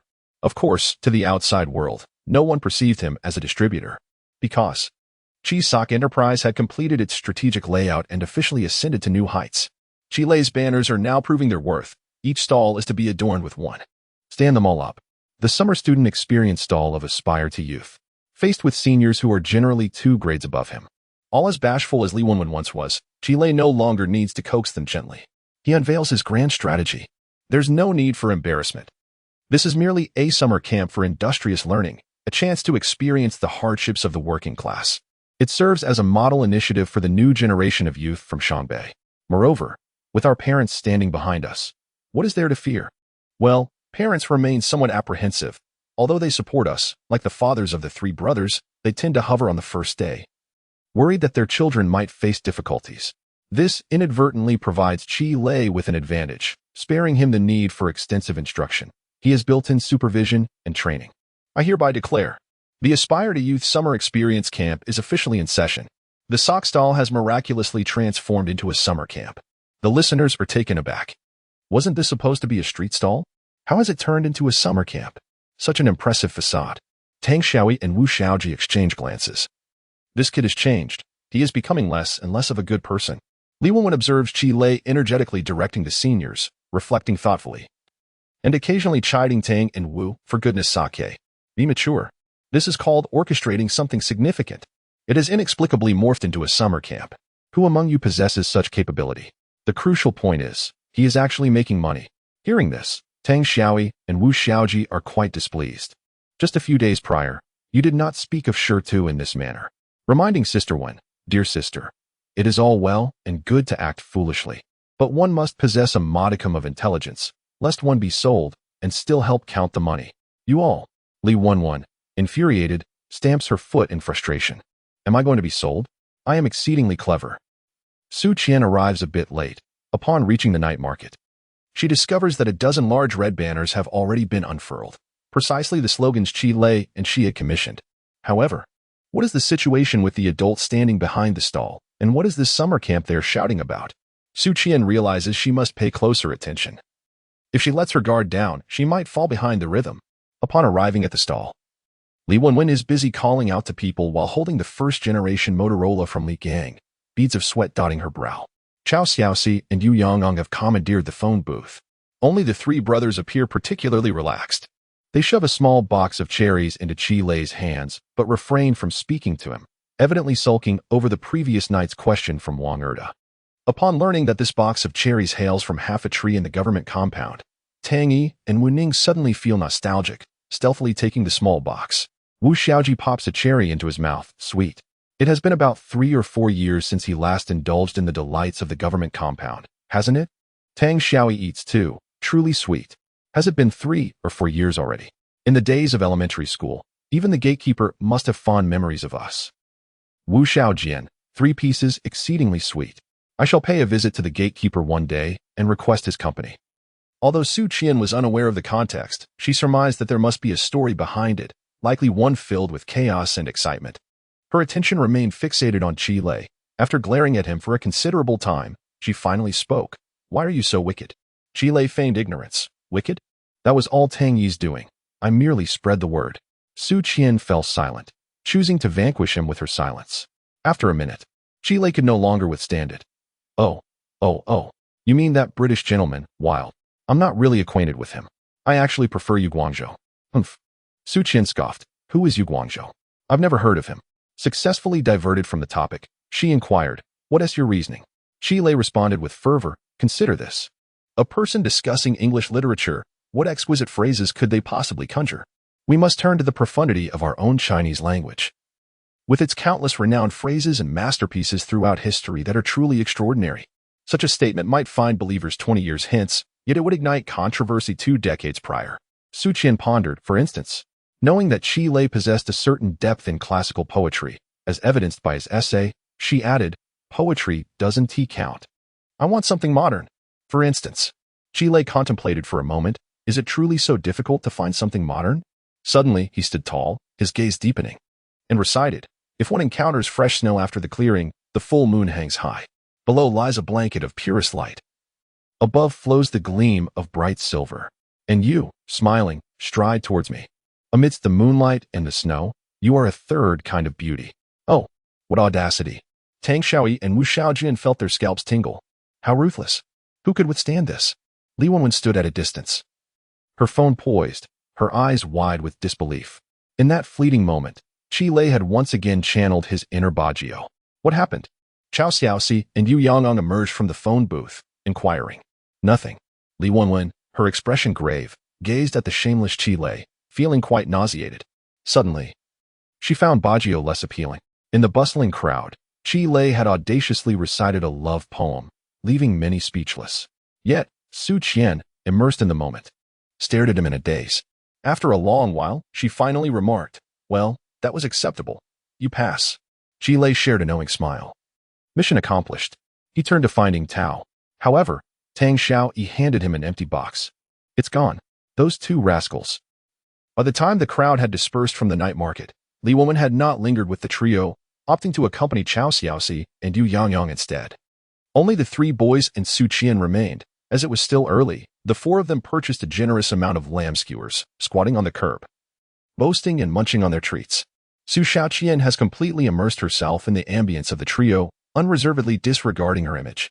In fact, this has led Tang Yi and Wu Ning to regard Su Xiaoqian with even greater esteem. The 3 have encountered girls from well-off backgrounds before. After all, Shangbei is not that large, and there are countless individuals with more substantial connections than themselves. They often cross paths, yet few possess the uniqueness of Su Xiaoqian. How should one describe it? Those other girls either maintain an air of superiority or resemble the previously one, falsely believing they are well-informed while lacking true understanding. Alternatively, they may exude an aloof or elegantly distinct demeanor. Only Su Xiaoqian embodies a delightful duality. One could say she is both sweet and savory. When serious, she carries herself with poise. During playful moments, she is lively and engaging, making interactions quite pleasant. One can only say that Shi Tu is truly fortunate. When the topic of the summer camp arises, Wu Xiaojian wipes the grease from his mouth and asks, what on earth were you thinking? How did you manage to create such a mess? In truth, during previous discussions when business was lacking, Qi Lei had mentioned that even without splitting profits or organizing a summer camp, he had other strategies to revive their fortunes. Yet, this fellow has chosen the most troublesome route. Now, it appears complicated with so many people involved, creating quite a ruckus. What's more, upon reflection, Qi Lei first managed to recruit Li Wenwen and then attracted a chaotic crowd with him, employing banners and brainwashing tactics. What is the point? Shouldn't the trio simply earn money in peace? After all, once school resumes, they could boast in front of their peers. How wonderful would that be? It truly seems unnecessary. Tang Yi, too, harbors reservations about this. Shi Tu, don't you find this a bit pretentious? It doesn't seem very manly. Tang Xiaoyi believes that earning money should be distinct from leisure. The two ought to be separated. To earn money while masquerading under the guise of a summer camp is rather transparent. Isn't it embarrassing? Initially, Tang Xiaoyi was quite motivated. But Qi Lei's actions have left him disinterested. In response, Qi Lei candidly admits that the summer camp is indeed fade, and dragging Li Wenwen into it serves ulterior motives. The two frown, questioning, "What's the aim? Are you looking for something grand?" "What?" They raise their eyebrows in curiosity. "How grand?" Qi Lei's ambitions rival those of their father. Uffed. The two burst into laughter, their mouths full of lamb fat, staring incredulously at Qi Lei. Incredulous at his audacity. Chapter 64. The interview from the provincial station has finally arrived. The endeavors of the three fathers have reached an impressive scale, depleting the resources of their families. According to Wu's father, this time, with loans and investments combined, even 20 million might not suffice. Alarmed, Tang Xiaoyi cautioned old Tang to proceed with caution, urging him to leave some resources intact. In an instant, Qi Lei interjected, asserting that he could rival their father in this regard. "You can actually sell socks and amass 2 million? Qi Lei shot him a glare, emphasizing that the matter at hand transcended monetary value. Whether significant or trivial, not everything should be measured by financial means. Although he currently lacked the capacity to undertake a venture worth millions, he was capable of pursuing other endeavors that were by no means inferior to those of the three fathers. Interestingly, the three brothers' sock-selling initiative awakened the latent potential within the three fathers, igniting their determination for a second entrepreneurial venture. Conversely, the unyielding ambition of the three fathers inspired Qi Lei in return. Indeed, while Qi Lei had envisioned a simple life, relishing the fleeting moments, it did not imply that he sought only mediocrity. Over the past few days, he had been strategizing, having already completed the second phase of his plan, and was on the verge of launching a full-scale offensive. However, he could not yet share this with Tang Yi and Wu Ning, merely responding dismissively, "Just wait. It's coming soon." Tang Xiaoyi, uninterested in pursuing the matter further, glanced beyond Qi Lei to Su Qian, requesting, "Give me 2 more. You can't possibly eat them all." After finishing their skewers, Qi Lei escorted Su Qian home. During their time alone, the previously silent Su Qian finally spoke. "The big event you mentioned. It wouldn't be the summer camp, would it?" Upon hearing this, Qi Lei unexpectedly retorted, "Tone it down." With a playful scoff, Su Qian raised her chin. "I am already quite clever." Yet, upon further reflection, she exclaimed, "Wait. You're taking advantage of me." Qi Lei merely chuckled in response. "So, the summer camp and the provincial station interview are indeed the big events you referred to?" Indeed. Time flew by, and in the blink of an eye, half a month had elapsed, bringing them to late July. The summer camp was bustling with activity, becoming a vibrant scene in the night market. Since learning that Qi Lei had secured a place in the second high school, Su Qian had grown considerably distant, no longer eager to spend time with him as she once was. She claimed to be busy with tutoring during the day and often appeared sporadically in the evenings. This left Qi Lei feeling quite resentful towards Guo Liuhua, thinking, why reveal it sooner? Wouldn't it have been better to keep it under wraps for a few more months? People, once they attain something, tend to take it for granted. How despicable. Of course, the trivialities of life, which might have once seemed remarkable, paled in comparison during the summer of '98. At this moment, the Chinese nation was undergoing a life and death trial, facing the largest and most formidable war since the 1950s. Nearly 300,000 soldiers from the People's Liberation Army and armed police were engaged in combat, with militia reserves soaring to 5 million, and the battleground extending over a significant portion of China. Over 100 generals are present at the front line, commanding an impressive contingent of over 5,000 division-level officers. Along the banks of the Yangtze River, more than 60 generals are stationed at the forefront, with troop deployment rivaling the scale of the Liberation War's river crossing campaign. This monumental operation is designated as the Flood Relief and Rescue Mission. Beginning in late June, the Nun River Basin was the first to be afflicted, experiencing the most significant flood in a century and a half across the entire region. By late July, the situation had escalated to threaten the warning water levels for the second time, with a third, even more perilous surge looming. The disaster's impact, influenced by the Nun River, has also cast a dark shadow over the Songhua River Basin. Heilongjiang Province, including its capital Harbin, suffers under the weight of the flood. Longtime residents of Harbin are acutely aware that this year, the sandbag barriers have retreated to the foot of the flood memorial tower, rendering the situation dire. Meanwhile, far to the south along the Yangtze, the threat of flooding is even more severe than in the north. Although the largest wave of floodwaters has yet to arrive, news of the calamity dominates both television and radio. Armed forces personnel stand vigil day and night along the levees, truly embodying the spirit of building a great wall to fend off the relentless floodwaters. In such a critical context, Qi Lei's antics seem utterly trivial. The prevailing theme now is singular: unity and perseverance in the face of adversity. The protagonists, without a doubt, are the valiant soldiers of the People's Liberation Army engaged in the frontline battle against the floods. Ironically, his essay published in the provincial newspaper may serve as a rallying cry that invigorates an entire era. From the perspective of a reborn soul, the awakening of national consciousness among the Chinese people can be delineated into three significant waves. The first wave occurred between 1997 and 2001. The return of Hong Kong, the 1,998 flood relief efforts, and Soros's failure to undermine the Hong Kong dollar made a segment of the populace aware of the nation's burgeoning strength. The events in the South China Sea in 1999 and the 2001 incident further roused those who yearned for the West. However, this mindset was not yet mainstream. During this period, public intellectuals were still regarded positively, and the term pathlaying party lacked a defined explanation. Overall, apart from state media, there was a cacophony of voices undermining the nation, which were vociferous and prevalent. The second wave emerged with the 2008 Olympics and the Wenchuan earthquake, showcasing the revival of the Chinese nation to both its citizens and the world. After 2008, the majority of the populace ceased to harbor doubts, believing that the nation would one day surpass its predecessors and achieve splendor anew. Although public intellectuals and the pathlaying party remained active during this period, their critiques began to shift towards subtler forms of dissent, becoming less brash. The third wave materialized during the fight against COVID-19 and the Sino-American trade war. By this time, a substantial portion of the populace had come to believe that we are not merely on the path to rejuvenation but have already achieved it. Nationalistic sentiments surged to unprecedented heights. However, prior to 1997 to 1998, patriotic feelings among the populace were often expressed in a subtle manner, reluctant to be overt. This reluctance stemmed from the recognition that others were indeed stronger and the self-awareness of one's own weaknesses. Even the image of our armed forces did not possess the grandeur associated with later generations, leading many uninformed citizens to question the military's combat effectiveness. Many individuals who have traversed through this era may have encountered the phrase, "This is not the war-torn age of decades past. These are merely seasoned veterans, devoid of combat capability."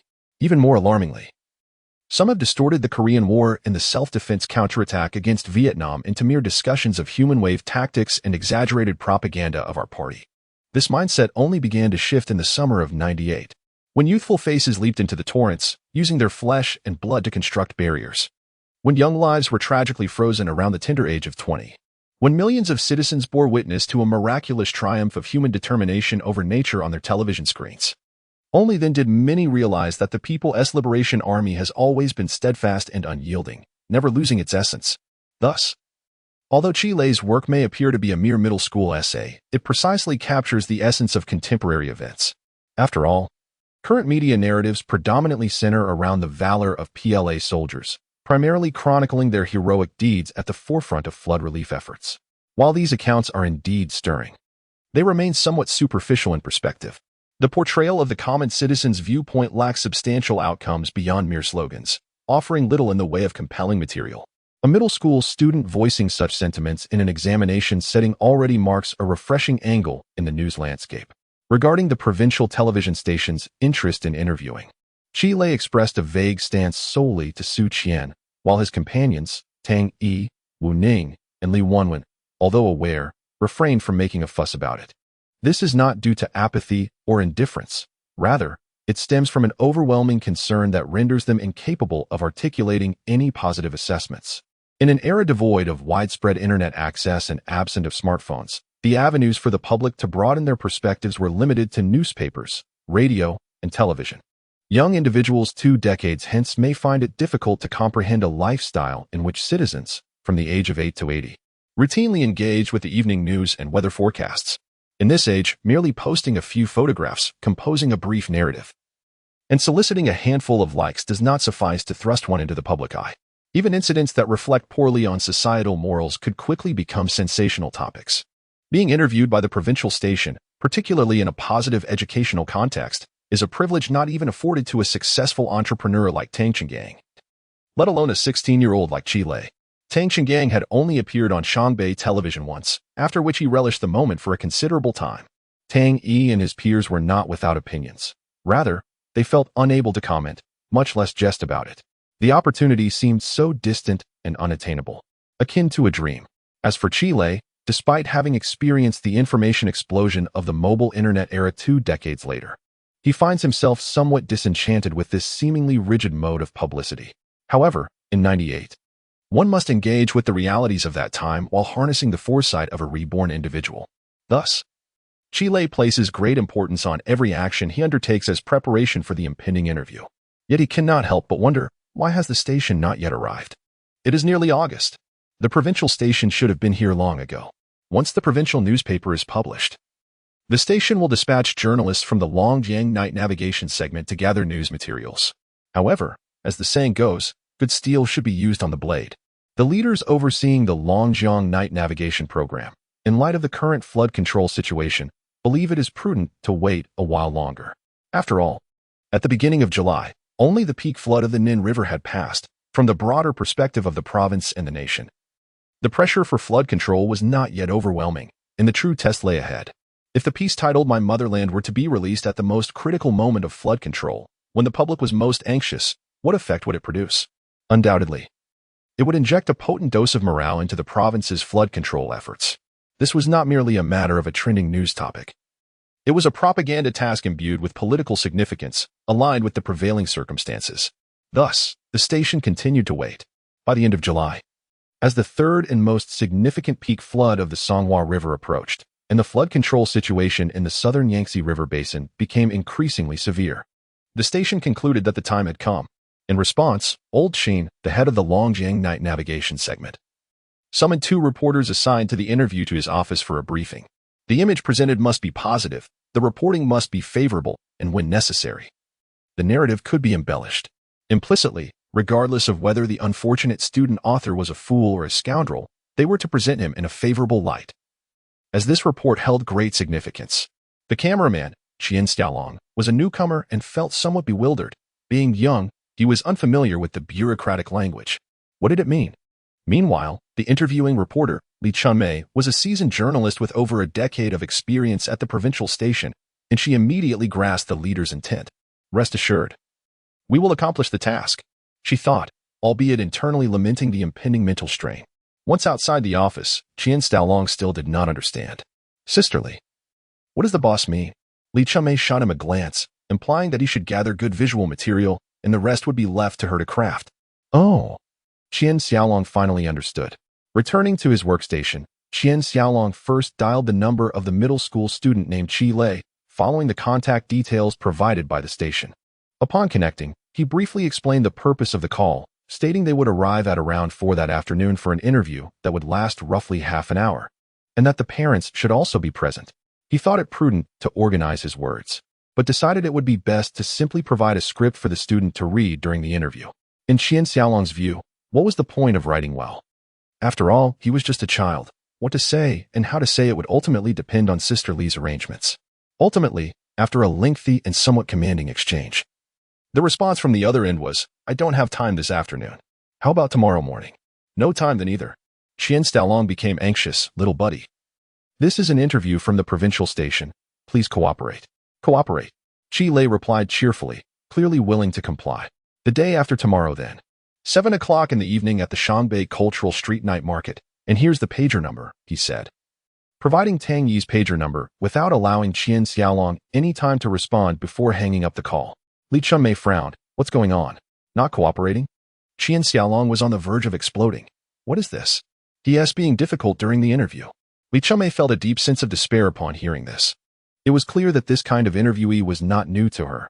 Such individuals were invariably difficult to handle. Perhaps she could manage to create a compelling narrative using merely a headshot, but how was she to craft a story from that? Even seasoned journalist Li had prepared outlines, and it stirred within her an impulse to write a novel. However, there was no escaping the fact that the leadership of the column team had made their expectations abundantly clear, despite the challenges. She was expected to transform this mess into a vibrant piece of writing. In the following 2 days, Li, with great effort, indeed concocted a draft, preparing herself as best as she could. Of course, as she wrote, she also vented her frustrations upon Qi Lei, cursing him relentlessly. Poor child. He was the most challenging to deal with. Meanwhile, Qi Lei hung up the phone, thinking to himself that they were finally on their way. He had been preparing for over half a month. He promptly called over Tang Yi and Wu Ning, announcing that there was a task at hand, per directives from the leadership. Each of them was to compose a 200-word speech concerning summer work, flood relief efforts, and the valiant soldiers of the People's Liberation Army. Wu Xiaojin shot him an incredulous look. You think you can just give me an assignment like that? Qi Lei, at a loss for words, decided to write it for them instead, instructing them to memorize it later. Wu Xiaojin protested, Dad. Ignoring the two of them, he dialed Li Wenwen, instructing her to have her gang of friends each write a 200-word speech. Why should I? Li Wenwen queried. Don't ask questions. Just ensure the task is completed. Submit it by tomorrow afternoon for my review. Oh. Li Hanhai, certainly not one to question further, hung up the phone. Still bewildered by the situation when Qi Lei called again. By the way, each of you will receive 20 yuan to be submitted to me tomorrow. What? Li Hanhai exploded. Is it easy for me to earn money? Why should I subsidize you, you gigolo? Qi Lei replied, It's for the summer camp fees. Why didn't you say so earlier? After hanging up, Li Wenwen pondered for a long while before finally realizing. Why should I be listening to him?